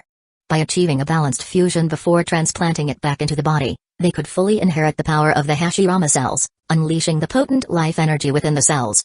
This method was complicated and required various medicinal agents to inhibit the encroachment of the Hashirama cells. Otherwise, the potent life force within the cells could overwhelm the recipient's cells, eventually turning the person into a massive tree. Fortunately, a complete transplantation method and the necessary medicinal agents had been developed, thanks in part to the miraculous capabilities of the dream realm. In the afternoon, Mina let only a shadow clone go to the hospital. After the war ended, the number of injured had sharply decreased, and the Hidden Leaf Village Hospital wasn't as busy. And since Mina was now a medical jonin and the head of the 2nd Medical Squad, she didn't need to concern herself with minor injuries and ailments on a daily basis, so she went to Orochimaru's research base that afternoon. Meanwhile, Mikoto was also meeting with some people in her office next to the supermarket, where she usually worked. Now, clan members in charge of specific business operations would come there to consult with Mikoto, and if she couldn't handle something, they would turn to Yoichi for a decision. Mikoto was currently meeting with representatives from the orphanages around Hidden Leaf Village, totaling 4, to which the Uchiha clan planned to provide funding. The largest had over 80 children, and the smallest also had more than 30, combining for over 200 orphans across the 4 orphanages. The Uchiha clan intended to donate 7,000 ryo per child to help these orphanages continue operating. The directors of these orphanages were deeply moved when they heard the news today, and they hurriedly thanked Mikoto. Hidden Leaf Village's allocation for them was only 100,000 ryo per month, and 2 directors were continuously taking in orphans, making this amount utterly insufficient. Sometimes this allocation would be delayed for a long time. While Hidden Leaf Village took excellent care of the orphans of ninjas, ensuring they received their pensions without delay, the orphans in these institutions were all civilian children. Some were even adopted from outside Hidden Leaf Village, and the village did at most ensure they didn't starve, with no chance for anything better. The expenses for orphans of this age group were not very high. 3,000 ryo per month could feed them, and the 7,000 ryo Mikoto provided could even allow for better meals and new clothes occasionally. Thank you so much, Mikoto-sama. Indeed, we're grateful to the Uchiha clan, otherwise, it would have been hard to keep running. Mikoto gently shook her head and said, "This is the clan leader's order, I'm just following it." Also, the clan leader mentioned that if there are children suitable to become ninjas, the Uchiha clan will also sponsor their education at the Ninja Academy. Thank the Uchiha clan leader, this gives the children hope. Thank you, Mikoto-sama, and the Uchiha clan leader. The orphanage directors thanked her profusely. Although being a ninja involved risks, for these orphans, it represented the best possible path forward. One of the directors, who resembled Mikoto in demeanor, adjusted her ample chest and thought with relief, with the financial issue resolved, I can comfortably leave the route now. Yakushi Nano had long planned to leave the Root organization and had even submitted a request to the 3rd Hokage. However, Root repeatedly withheld funding from her orphanage, forcing her to continue gathering intelligence for them in exchange for financial support. With the donation from the Uchiha clan, she could now peacefully spend her days at the orphanage with the children. After receiving a donation form, the 4 directors left Mikoto's office while continuously expressing their gratitude. This amount of money was not significant for the Uchiha clan, and even ninjas like Ino, who took frequent missions, could afford to support these orphanages. However, this small sum could enhance the Uchiha's reputation significantly. After the donation, Yoichi had the event reported in the newspapers of the Fire Country. There's no need to hide good deeds. Now, whenever the Uchiha clan did something commendable, they made sure to promote it. Although not many ninjas read the newspaper, persistent publicity would eventually spread their good reputation. After the directors left, Mikoto continued to work on various matters. The business operations of the Uchiha clan were expanding. Pharmaceuticals, ninja games, the supermarket and food districts within Hidden Leaf Village, a magic goat breeding farm, and now 3 bookstores, a newspaper, and a television station had been added. They had also invested in a computer-related factory, although it had yet to produce any results. But according to Yoichi, computers would play a critical role in the ninja world in the future, potentially becoming a key industry controlled by the Uchiha. Mikoto worked until dusk, still processing documents when she suddenly felt a pair of hands reaching around her waist from behind. Who? Yoichi-kun, don't scare me like that next time. Initially startled, Mikoto relaxed when she saw it was Yoichi and playfully scolded him. It's gotten late, Mikoto, let's go home. Yoichi advised, you can't finish all this work in one day. Find a few clan members to help you. I've heard that many of them feel embarrassed about receiving so much from the Uchiha welfare system and want to contribute to the clan. I understand. Let's leave it at that for today.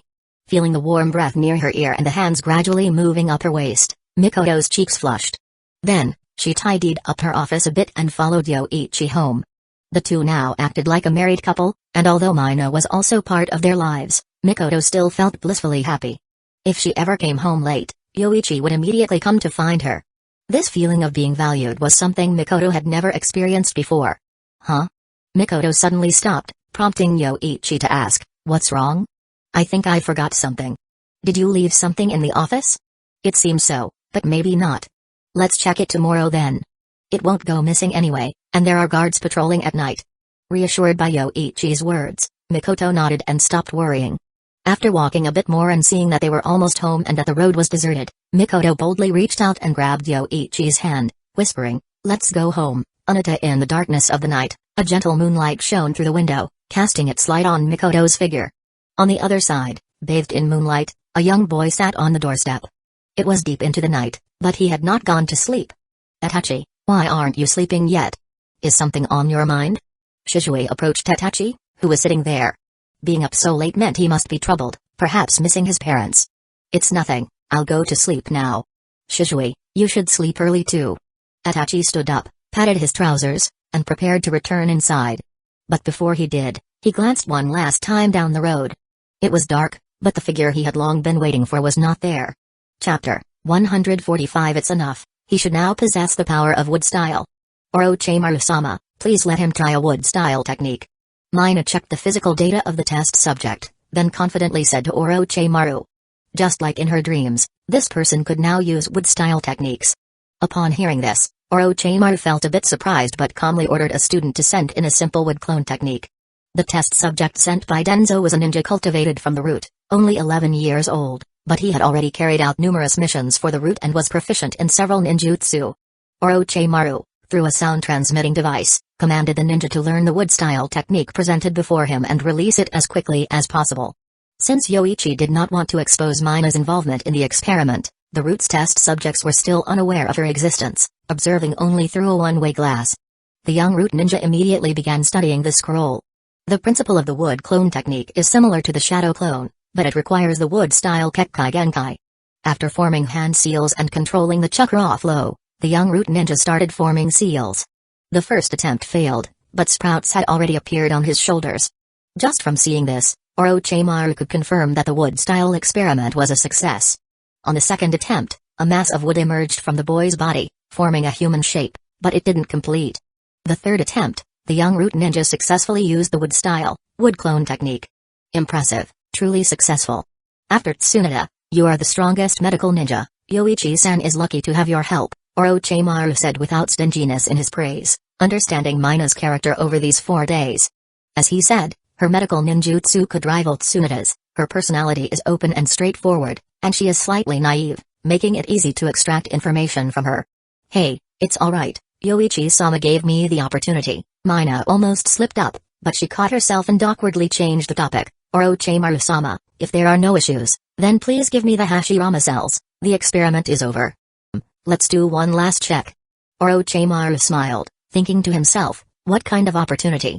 An opportunity for experimentation? And quite a few at that? But Yoichi-san likely doesn't have Hashirama cells, and it seems this isn't even the best fusion yet. Orochimaru could only use this flattering method to let Mina relax her guard, then slowly extract more information. It was quite fruitful, making Orochimaru even more interested in Yoichi. After the experiment ended, as scheduled, Orochimaru handed over the Hashirama cells to Mina, which included the majority obtained from Danzō, enough to cultivate 30 individuals with wood-style bloodlines. Thank you, Orochimaru-sama, then I shall take my leave. After greeting, Mina left the area, near the Forest of Death, surrounded by several dens of venomous snakes. If not for Lord Yoichi's orders, she would never have come here. However, the mission was finally complete. Holding the Hashirama cells, Mina prepared to head straight home. Recently, Yoichi rarely visited the police force, spending most of his time training 3 students in the forest behind his home, with Yujito often visiting. Though Yujito thought Yoichi was a bit of a womanizer, he couldn't deny Yoichi's strength. Especially since she harbored the 2 tails, she felt threatened during her last encounter with Yoichi's Mengekyo Sharingan. Mina? While hurrying home, Mina suddenly heard someone calling her and turned to see Kushina. Mina asked, "Kushina, what are you doing here?" "I just went to the Hidden Leaf Village Hospital. You said you were a shadow clone, so I came back, but I didn't expect to find you here." Kushina approached and asked, "I wanted to chat with you, but you've been busy lately?" "Every time I go to the hospital, it's just a shadow clone." The shadow clone had to ensure the duties at the Hidden Leaf Village Hospital were maintained, so Mina's shadow clone refused all non-essential activities, including going out with Kushina. "I have indeed been quite busy, assisting Yoichi-sama with missions." "Kushina, did you need something?" "It's nothing much, just had a small argument with Minato a few days ago, but we've made up." "Are you still busy now?" Seeing Mina seemed hurried, Kushina spoke up, "If you're busy, I'll find you another time." "Okay, I should be free tomorrow." "I'll come to see you then." Mina hadn't seen Kushina in a while and planned to meet up with Kushina the next day to hang out and vent a bit about the former clan leader's wife, unaware that Kushina and Mikoto were also close friends. After saying goodbye to Mina, Kushina was left wondering what to do. Without Yoichi's assistance, her control over the tailed beast's chakra was too slow. The SEAL division didn't need her help, and her activities were limited to the village. She could only fantasize about the world outside through her friends. "Minato, everything regarding Kakashi has been handled. As long as he doesn't mention it himself, the other ninja villages won't know he's already a Chunin," Hiruzen said to Minato, who had almost let every ninja in the village who knew of Kakashi's Chunin status know to keep it a secret when foreign ninja visited. Since Kakashi had been promoted to Chunin at the age of 6, nearly 4 years had passed. Under the occasional training from Tsukumo, Kakashi now even had the credentials to challenge for a special Jonin rank. Although young, letting him participate in the Chunin exams would definitely place him at the forefront in terms of strength. If the other ninja villages knew that Kakashi had been a Chunin for over 3 years, this Chunin exam would be a joke. "Thank you very much, Third Hokage, I've been quite troubled about this matter." Minato smiled and said, "Though the 3 of them often quarrel, their friendship is strong. If we suddenly changed a teammate, this Chunin exam would definitely fail. It's just a small matter, don't worry about it." Sarutobi looked at the young Minato before him and suddenly came up with an idea. He had previously considered the position of the 4th Hokage, thinking a lot about it, but felt that his 3 students fell short of the mark for Hokage. If Tsunoda didn't have hemophobia, Orochimaru thought a bit more about the village instead of his own ambitions, and Jiraiya was a bit more serious, any of them would be suitable for Hokage. But each was lacking in some way, leading Sarutobi to feel none were fit for Hokage. As for Tsukumo, he was a person who fully embodied the will of fire, making it difficult for Sarutobi to point out 2 flaws in him even if given a day. But he was too close to the Uchiha clan. And he had his own strong opinions. If Tsukumo became the 4th Hokage, then he, the 3rd Hokage, would truly retire. "Minato, do you want to be Hokage?" Sarutobi suddenly asked, catching Minato off guard. After a few seconds, Minato scratched his head, somewhat embarrassedly saying, "Of course, it's been my goal since my Genin days, and I'm still working towards it. I want to protect everyone in the village and gain everyone's recognition." The last part, about protecting Kushina and letting her freely roam the ninja world, was something Minato thought but did not say aloud. "Then do your best, if you need anything, you can come to me, Minato, I have high hopes for you." Sarutobi lit his pipe, then kindly smiled at Minato. "Jiraiya once said you were suited for the Flying Thunder God technique, that was the second time I noticed you, and I felt then that you would definitely become Hokage." 3rd Hokage. Minato was moved. If not for the 3rd Hokage's approval back then, how could a mere Chunin have accessed the Scroll of Seals and obtained the 2nd Hokage's Flying Thunder God technique? "Work hard, Minato, in a couple of years, I might also step down, and by then I hope you can be recognized by the whole village." "Yes, I understand, 3rd Hokage." Minato was a bit excited after hearing this, almost confirming to him that the 3rd Hokage would support him to become the 4th Hokage. Being Hokage was his dream, and also a condition for freeing Kushina from surveillance, so Minato was particularly excited after receiving Sarutobi's recognition and support. After leaving the Hokage building, Minato was still a bit exhilarated, but after a few steps, his nature made him calm down. At that moment, Minato remembered that becoming Hokage, despite the support, would not be without resistance. Among his peers was Yoichi, the Uchiha clan leader. And then there were the Sannin, his teacher Jiraiya and Orochimaru, with more extensive records of military exploits and missions. What troubled Minato the most was Sakamo. He suddenly felt that Sakamo was the most suitable to be Hokage, and even though his dreams supported him, in front of Sakamo, he always felt lacking. I'll go and discuss this with Jiraiya-sensei. Minato originally decided to meet Kushina, but now the matter of becoming Hokage weighed on his mind, wanting to analyze it with Jiraiya. As the Chunin exam approached, the patrol duties of the police force became stricter. The war had just ended, and a Chunin exam involving several countries and their ninja villages was a challenging task for the police force. Thus, Yoichi had also asked clan ninjas to help share the load, allowing those not in the police force to patrol with them. This would give the police force more time to rest. The geinin participating in the Chunin exams were also training fervently. This Chunin exam was particularly grand. 6 ninja villages jointly held the Chunin exam, with 4 daimyo attending to watch. Once the news spread, no geinin wanted to embarrass themselves in this exam. Kakashi had been practicing team cooperation with Obito and Rin until the last few days when he started training at home. He had asked his father, Sakamo, to specifically train him in the White Fang sword technique. Asuma was being taught the Sarutobi clan's fire-style techniques by other clan ninjas. Romi was practicing Gentle Fist. She didn't return home and, with Yoichi's permission, trained in the forest behind his house every day. Yoichi guessed a bit about the Hyuga clan's situation but didn't say it outright. As for Yoichi, he was still relatively relaxed, wandering around several places. After absorbing enough Starstone chakra, he stopped training. His home's basement had also been outfitted with many experimental devices, where Mina was currently conducting cell fusion. Once the cell fusion was complete, Mina could integrate Hashirama cells into Yoichi, a method not only capable of perfectly unleashing the power of Hashirama cells but also devoid of side effects, such as pale skin or faces growing on the body. After fusing with Hashirama cells, Yoichi would be the strongest ninja in Hidden Leaf Village, and he hadn't even learned Sage Mode yet. Ninjas from other villages gradually arrived in Hidden Leaf Village, and the Cloud Ninja team was also here. A total of 30 people, besides the 3 Jonin, Cloud Village had brought 9 geinin teams to participate in Hidden Leaf Village's Chunin exam. Although not as many as the 15 teams from Rock Village, they were still the 3rd most populous village. After arriving in Hidden Leaf Village, Dodai called Sammy into the house, his expression serious as he spoke. Sammy, if you see Yujiro, convey the Raikage's words to her, tell her not to overthink it. I understand, Dodai-sama, once I see Yujiro, I'll persuade her well. Sammy's expression was emotionless, not because she didn't take the task seriously, but because she rarely showed emotions. But Dodai-sama, will Hidden Leaf Village let us take Yujiro? They should, considering the sincerity we've shown this time. If Hidden Leaf Village still refuses, then we can only. Dodai rubbed his temples, saying they had even brought out the other 6 paths ninja tools, along with the war indemnity documents, and mission commissions from the land of hot water and the land of rice fields. If Hidden Leaf Village still refused to return Yujiro to them, then the 3rd Raikage would really have to swallow his pride and seek an alliance with Onoki. The Two Tails was too important to them, compared to that, pride was negligible. This trip to the Chunin exams for the Cloud Ninja was not only to negotiate with Hidden Leaf Village but also to exchange ideas with the Rock Ninja. Sammy rubbed her shoulders, suddenly asking, if Yujiro doesn't come out of the Uchiha clan territory, can I go in? Dodai frowned slightly, then said, try it. If you can't get in, we'll think of another way. Chapter 146. The Chunin exam is finally starting. Kurenai clenched her fist, looking forward to it, and said, let's head to the examination site. Romi also spoke up, let's go. The 3 of them usually followed Yoichi's lead. With Yoichi absent and no temporary team leader assigned, they usually followed Kurenai's lead, especially before the individual matches, with Romi and Kazuto listening to her.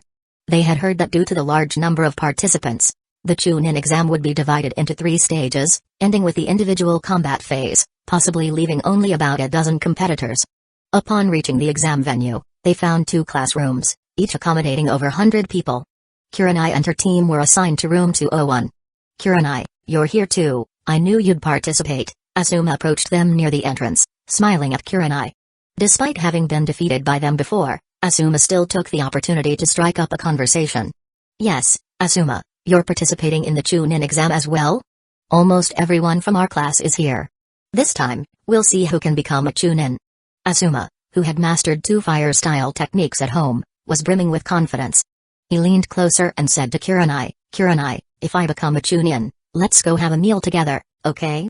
Let's see when the time comes, Asuma, but I think the one who will become a Chunin will be me. Kurenai finished speaking, spotting Kakashi in the crowd.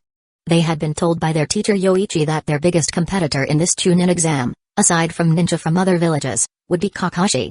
An early graduate, Kakashi had become a Chunin 3 years ago, and although it was unclear why he was participating again in the Chunin exam, being praised by their teacher Yoichi meant Kakashi was undoubtedly their strongest competitor. Despite a period of self-degradation after losing his father, being able to become a Jonin at 12 and developing an incomplete A-rank forbidden technique spoke volumes of Kakashi's talent. Now, with Tsukumo alive and continually refining the White Fang sword technique, even Yoichi couldn't guess Kakashi's current strength, only speculating that it might be close to a Jonin's. Kakashi, I will definitely surpass you in this Chunin exam. Yes, I hope you make it to the final round. Kakashi responded indifferently to Obito, not seeing where Obito had put in any effort, considering that simply practicing a few ninjutsu techniques could hardly be called trying. Back when he was tasked with training under Yoichi, he would train until he could barely stand. Alright, that's the spirit of youth, Kakashi. Let's have a decisive battle when the time comes. Idiot. There are too many people.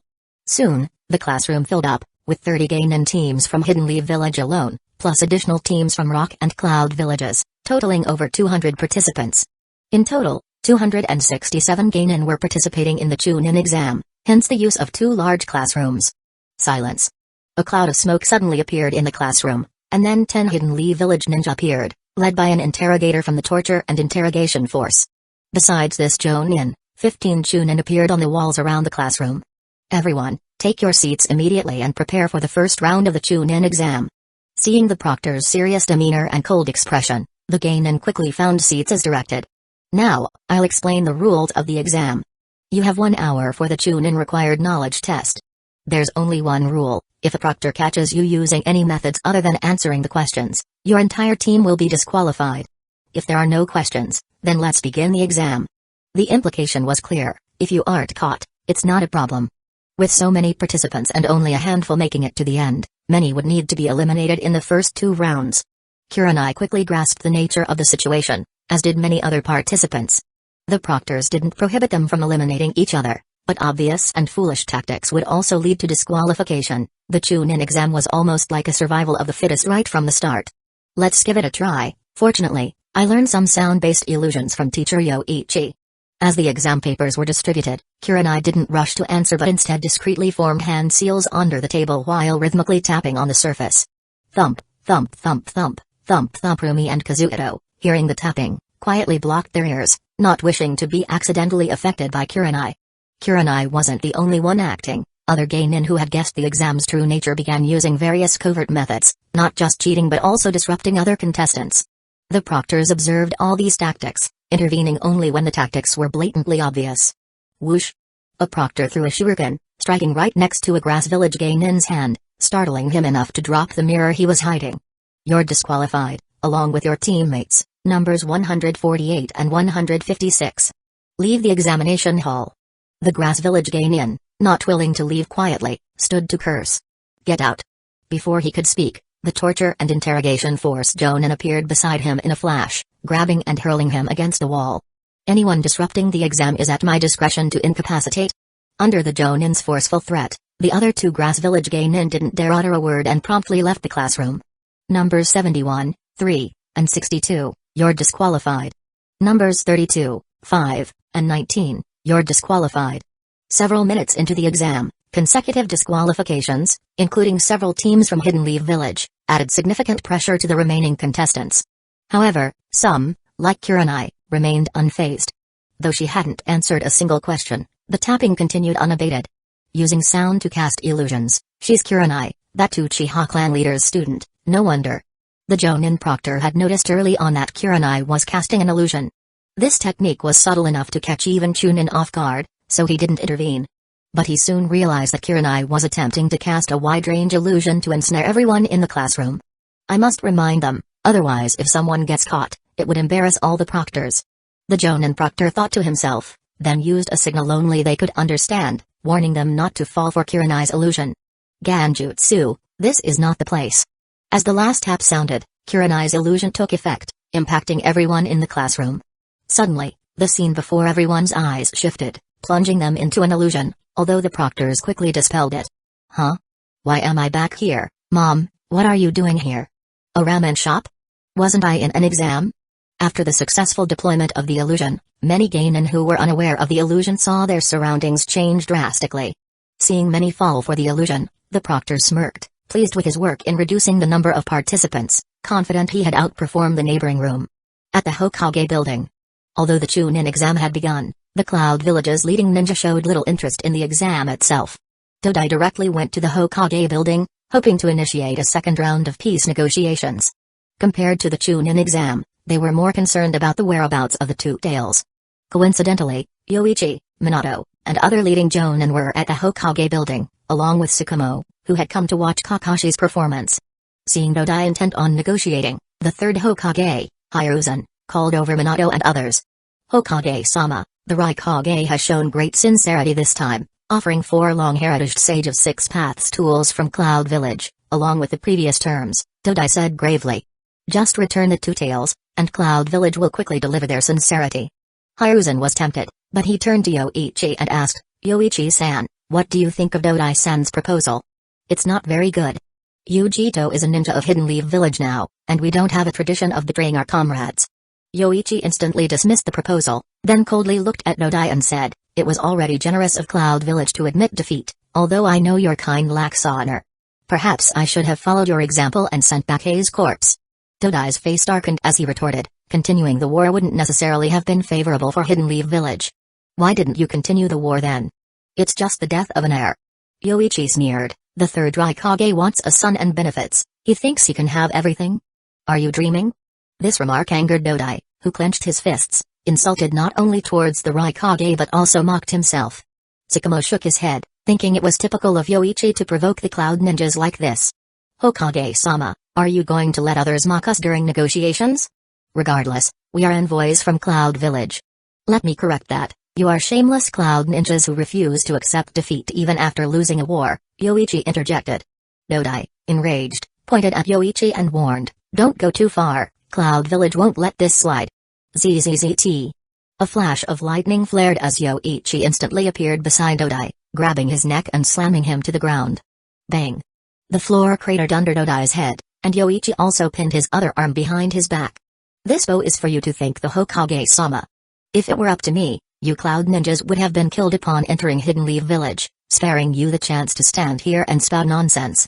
Yoichi's strength was not something Dodai could resist, especially with the chakra mode active, any resistance, and Yoichi could snap his neck. Hiruzen's expression changed as he called out, Yoichi-sass, enough. Tsukumo approached Yoichi, placing a hand on his shoulder and saying, let it go, Yoichi-san. Seeing Tsukumo intervene, Yoichi finally released Dodai, warning him, cut out your tricks. If I catch you loitering near Uchiha lands again, even if you're a competing genin, I'll have the police force execute you on the spot. Hokage-sama, it seems we're not needed here. I'll go check on the exam site with Yoichi-san. As tensions rose, Tsukumo, fearing Yoichi might kill Dodai on impulse, spoke to Hiruzen. Hiruzen's grim expression eased slightly as he replied, yes, go ahead, Tsukumo-san. Tsukumo nodded, then pulling Yoichi along, said, come on, Yoichi-san, let's go have some red bean soup. With that, Tsukumo led Yoichi out of the Hokage's office. Hiruzen sighed, relieved but also realizing that Minato had just witnessed the Uchiha's way of handling matters. Jiraiya, catching Hiruzen's glance, stepped forward to help Dodai up, then said, Dodai-san, today was an accident. Let's talk another day. Dodai ignored Jiraiya and the third Hokage, leaving the office without a word, his departure leaving Hiruzen with an even more displeased expression. Afterward, Hiruzen addressed the remaining people, you may leave now. Minato, Jiraiya, stay behind. Once the others had left, Jiraiya spoke up, don't be mad, old man. You knew Yoichi and the Cloud Ninjas don't get along. Why did you let him come? Looks like the peace talks are going to fail again. I thought he would respect my position as Hokage. The Uchiha temper really is too much, Hiruzen lamented, lighting his pipe and taking a puff before turning to Minato. Minato, if you become Hokage, you'll encounter even more frustrating situations than I have. Try to get used to it. Jiraiya interjected, hey, old man, I'm still here as his teacher. Why are you skipping over me and picking Minato? He knew Hiruzen favored Minato, and his comment was meant to lighten the mood. Hiruzen, somewhat annoyed, looked at Jiraiya and replied, if you were serious about handling Hokage duties, I'd recommend you to the daimyo in a heartbeat. Forget it, let Minato be Hokage. He's more suitable than I am. Jiraiya quickly shook his head, still eager to travel the ninja world, perhaps even encountering Tsunade once the wars subsided. Chapter 147. After Jiraiya's interjection, Minato also smiled. Then, Hiruzen put down his pipe and asked Minato, "What would you do in such a situation, Minato?" Minato paused thoughtfully before responding, "Third Hokage, I'm not entirely sure. But I probably wouldn't agree to Cloud Village's demands. They have shown untrustworthiness twice now, which makes it hard for me to trust them again. What if they retaliate against Hidden Leaf Village once they get the Two Tails back? Moreover, the items they offered in exchange for the Two Tails can't really be compared. We're not familiar with the Six Paths tools. What if Cloud Village gives us defective ones? In the ninja world, even enemy tools must be handled with extreme caution, let alone the legendary tools of the Sage of the Six Paths. If they use tools provided by Cloud Village and something disastrous occurred, it would make Hidden Leaf Village the laughingstock of the ninja world." "Yes, you're correct, Minato. You're already looking at issues from the perspective of a Hokage," praised Hiruzen with a smile, then glanced at Jiraiya. "If it were you, Jiraiya, you might just say I don't know, right?" Jiraiya crossed his arms and replied defensively, "Old man, don't start appreciating Minato and disparaging me. Remember, I taught him." "Thankfully, Minato didn't pick up your peeping habits." Hiruzen retorted disdainfully, then continued questioning Minato. "What's your view on the Two Tails, Minato?" "The Two Tails, you mean Yujito? Since she has joined Hidden Leaf Village, she is a ninja of Hidden Leaf Village. If I become Hokage, I will protect her as the Hokage. But you don't know everything about her. Can she control the tailed beast? Might she cause unrest in the village? Currently, we only know her movements outside the Uchiha clan territory."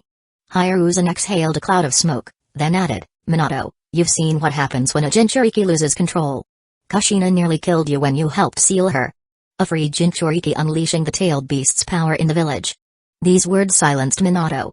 He had been severely injured by an out-of-control Kushina before, and the memory of a Jinchuriki losing control was vivid in his mind. "If it were me, I would personally meet with Yujito, explain my intentions, and then persuade her to agree to Hidden Leaf Village's method of managing Jinchuriki."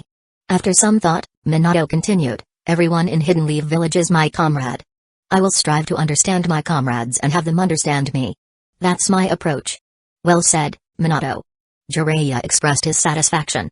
His novels always hoped for mutual understanding among people, which he believed would eliminate wars. His student had inherited his will and seemed to be even more exceptional. Hiruzen also nodded, although it wasn't exactly the answer he was hoping for. Minato's proactive and determined attitude, supported by his own endorsement, was promising. Hiruzen then prepared to convene with two advisors to discuss matters and asked Jiraiya and Minato to leave. After leaving the Hokage building, Minato asked Jiraiya quietly, "Sensei, is the Uchiha clan really so domineering in the village? It used to be fine. I remember before Fugaku defected, he got along well with the old man. But after the new clan leader took over, the Uchiha's attitude became more assertive." Jiraiya stroked his chin, recalling his interactions with Yoichi and rumors he had heard in the village. "I've heard there are two factions within the Uchiha clan, one that prefers peaceful methods and another that is more forceful. Yoichi, the new clan leader, belongs to the latter. Even among the village's senior ranks like Danzō, he is known for his militant style. However, such a militant style isn't very popular in the village, as most ninjas prefer peace." Hearing this, Minato nodded in understanding, wondering how well he had performed in front of the third Hokage. It seemed he still had a long way to go if he wanted to become Hokage. Elsewhere, Tsukumo initially intended to take Yoichi to a dango shop, but a disagreement led them to the food district instead. "Tsukumo-senpai, haven't you had lunch yet? Why not try the hot pot restaurant my clan recently opened? It could also be an opportunity for me to receive some guidance from you."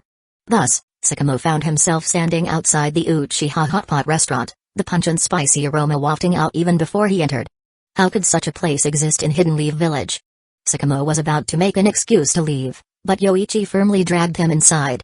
Inside, Yoichi initially ordered the super spicy pot, but upon seeing Tsukumo's changing face, Yoichi switched it to a dual flavor pot, which relieved Tsukumo a bit.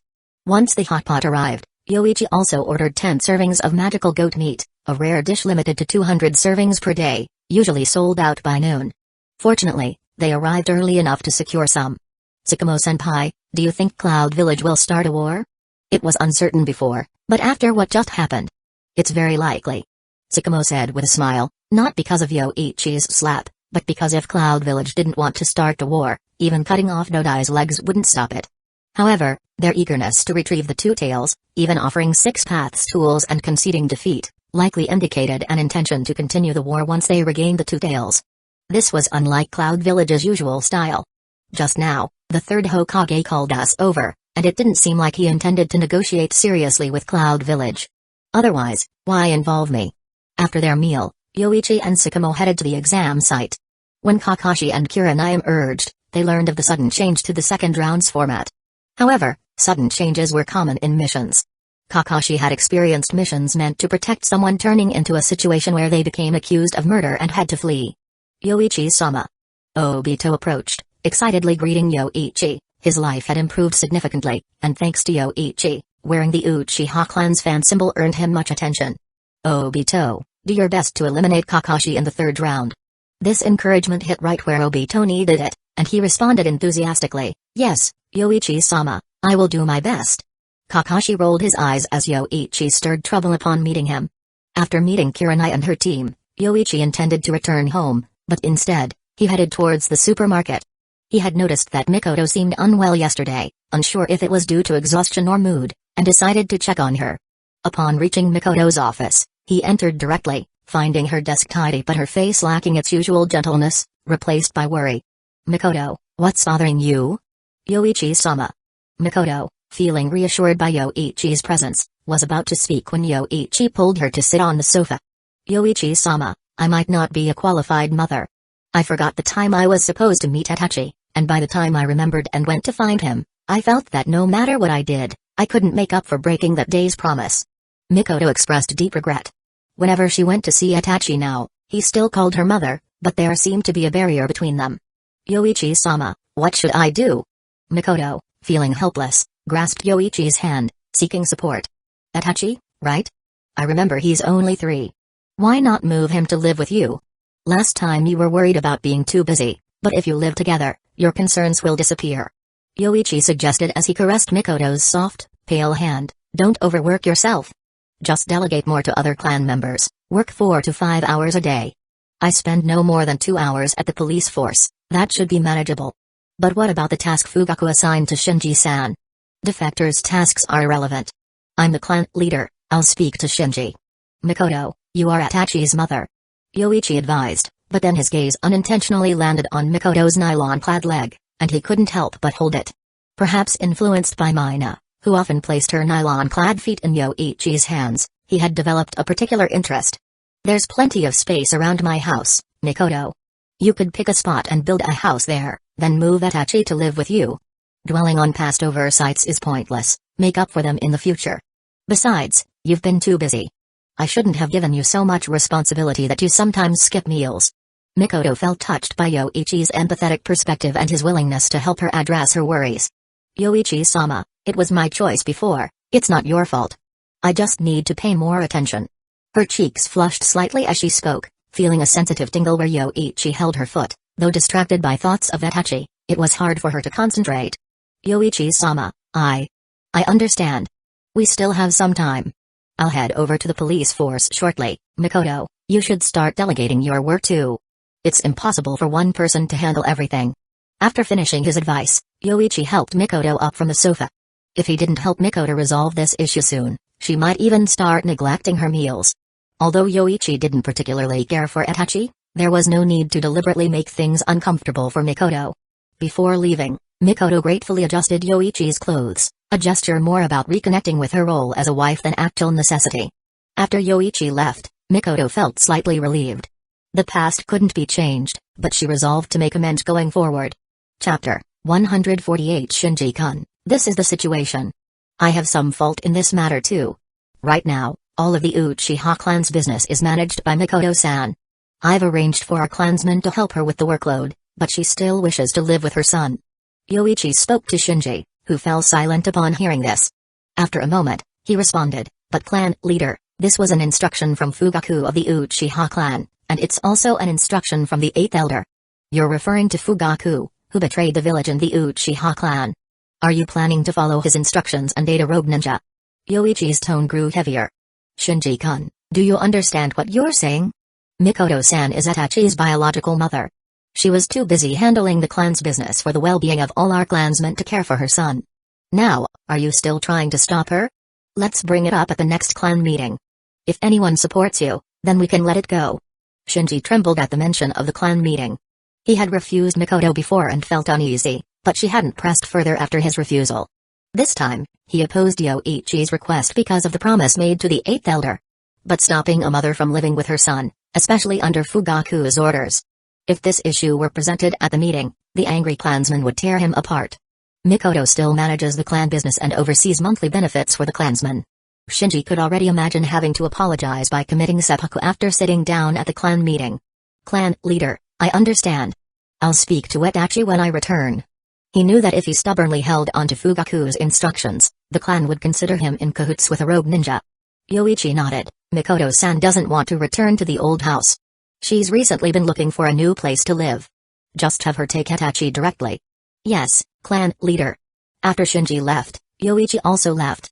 Regaining custody of Itachi was a small matter. Last time, Mikoto felt she couldn't care for Itachi due to her busy schedule, so Yoichi didn't intervene. Otherwise, Fugaku's instructions and the Eighth Elder's admonitions wouldn't have been able to outweigh Yoichi. He felt nothing for Itachi and had no expectations or affection for him. He even felt repulsed by what Itachi would eventually do in the ninja world. But that's not possible now. With Yoichi around, the Uchiha won't be destroyed. Later that night, after dinner, Yoichi and Mina were resting on the couch when someone suddenly walked in. In the room was only Mikoto, dressed in formal attire. Despite her tired but beautiful face, she was smiling more than before. When Mina saw her enter, she pouted unhappily. Why come this late? She clung tightly to Yoichi's arm. Mikoto glanced at Mina's little trick, but paid it no mind and relayed what had happened to Yoichi. She had just visited Itachi and informed him that they would be living together. She had stayed with him until he needed to rest. Although the house wasn't finished yet, Mikoto decided to move Itachi into her current place, Yoichi's former house. After Yoichi left in the afternoon, Mikoto began teaching other assistants to lessen her own workload. She also discovered a young orphanage director who seemed quite capable. During her orphanage visit, she noticed all the others were chaotic, while this one was well organized. Mikoto planned to approach the director to see if she would help. But that's for later. Mikoto came to thank Yoichi tonight. Without him decisively deciding to have Itachi move in with her, she'd still be worried about repairing their relationship. Yoichi-kun, thank you for today. Mikoto, saying thanks is too distant. Before she could finish, Yoichi interrupted her. Hearing this, her eyes softened, and she unconsciously leaned toward him. Yoichi-kun, I want to spend more time with Itachi for the next few days and talk about the clan business tonight. Mina held Yoichi's arm tighter upon hearing this. What business? She just wanted to occupy his time. Alright then. Yoichi-sama, clap. Clap. Clap. Yoichi used a faint current of lightning-style chakra, making Mina jump with a red face and cover her bottom. Her silk-covered feet stomped upstairs back to her room. Mikoto, let's go upstairs. Yes, Anita calling him husband, Mikoto held Yoichi's hand and went upstairs. Tonight, she wanted to thank Yoichi as his wife. Tomorrow, she'd embrace her role as a mother. Atsushi-kun, please keep this quiet, this is my clone. Late at night, Dodai's clone appeared in Atsushi's room, revealing his identity to stop Atsushi from attacking. Hidden Clouds Village's Dodai. Why come to my room this late? I am here to see you, Atsushi-san, mainly for a meeting. Lord Raikage wants to speak with the third Sushi Kage. His words made Atsushi pause, then suspect some trick. A meeting? I've never heard of it, and what do Hidden Stones Village and you Hidden Clouds Village have to discuss? The two have always been wary of each other, with friction dating back to the Second Shinobi World War. They have nearly 2 decades of enmity. Dodai calmly explained, it's Lord Raikage's decision. There's an important matter to discuss with the third Sushi Kage. We've prepared equipment for the talks, so both sides can remain in their respective villages and record the meeting remotely. Did you fail in negotiations with Hidden Leaf Village and come to us as a backup? Atsushi asked, probing for ulterior motives. Hidden Clouds Village's defeat by Hidden Leaf Village wasn't a secret. Connecting this with today's sighting of Dodai leaving the Hokage's office, Atsushi suspected this. It is related, but the specifics must be decided by our respective leaders. What do you think, Atsushi-kun? Dodai's clone continued. Hidden Leaf Village has repeatedly defeated Hidden Sand Village and us. Now they are hosting a large-scale Chunin exam to assert their military might. If Hidden Stones Village remains focused on us, it'd be a mistake. I'll take it but will report back after the Chunin exam ends. Then I leave it to you. Bing after speaking, Dodai's clone disappeared, with the memories returning to the original. Atsuchi stored the scroll and resumed resting. No intelligence could be delivered from within Hidden Leaf Village, or it might be intercepted. Hidden Leaf Village's current arrogance was evident.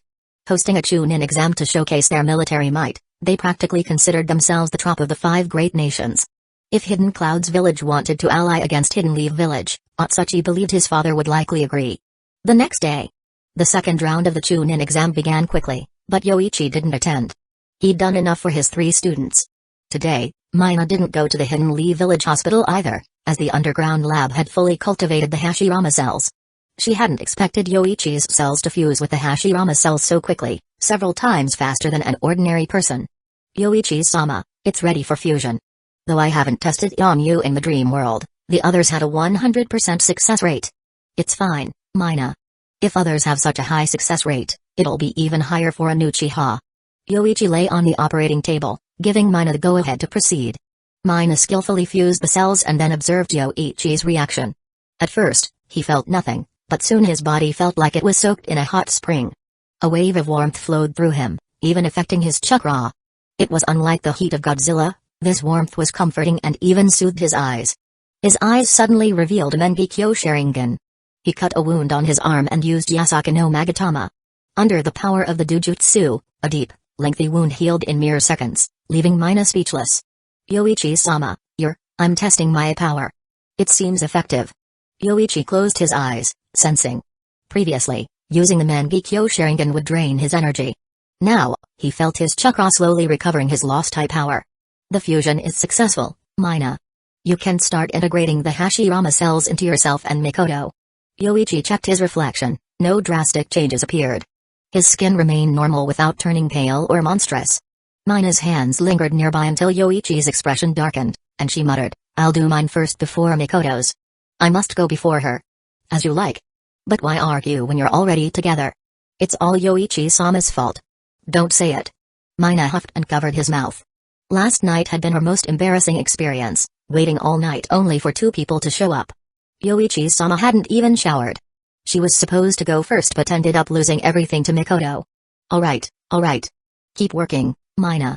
I'm heading out. Yoichi left, satisfied. With the Hashirama cells now fused, learning Sage Art was next.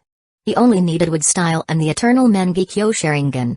He also had a Sensubin and wondered if he should try to use it to evolve his Sharingan.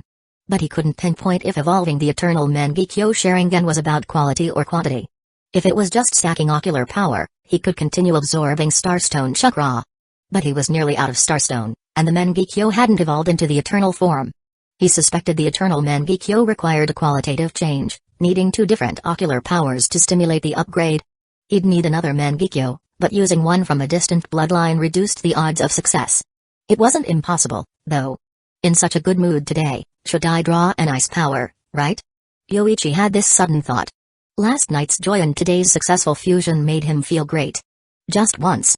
Accumulated draws could be saved up. If a war breaks out, he might be busy for months.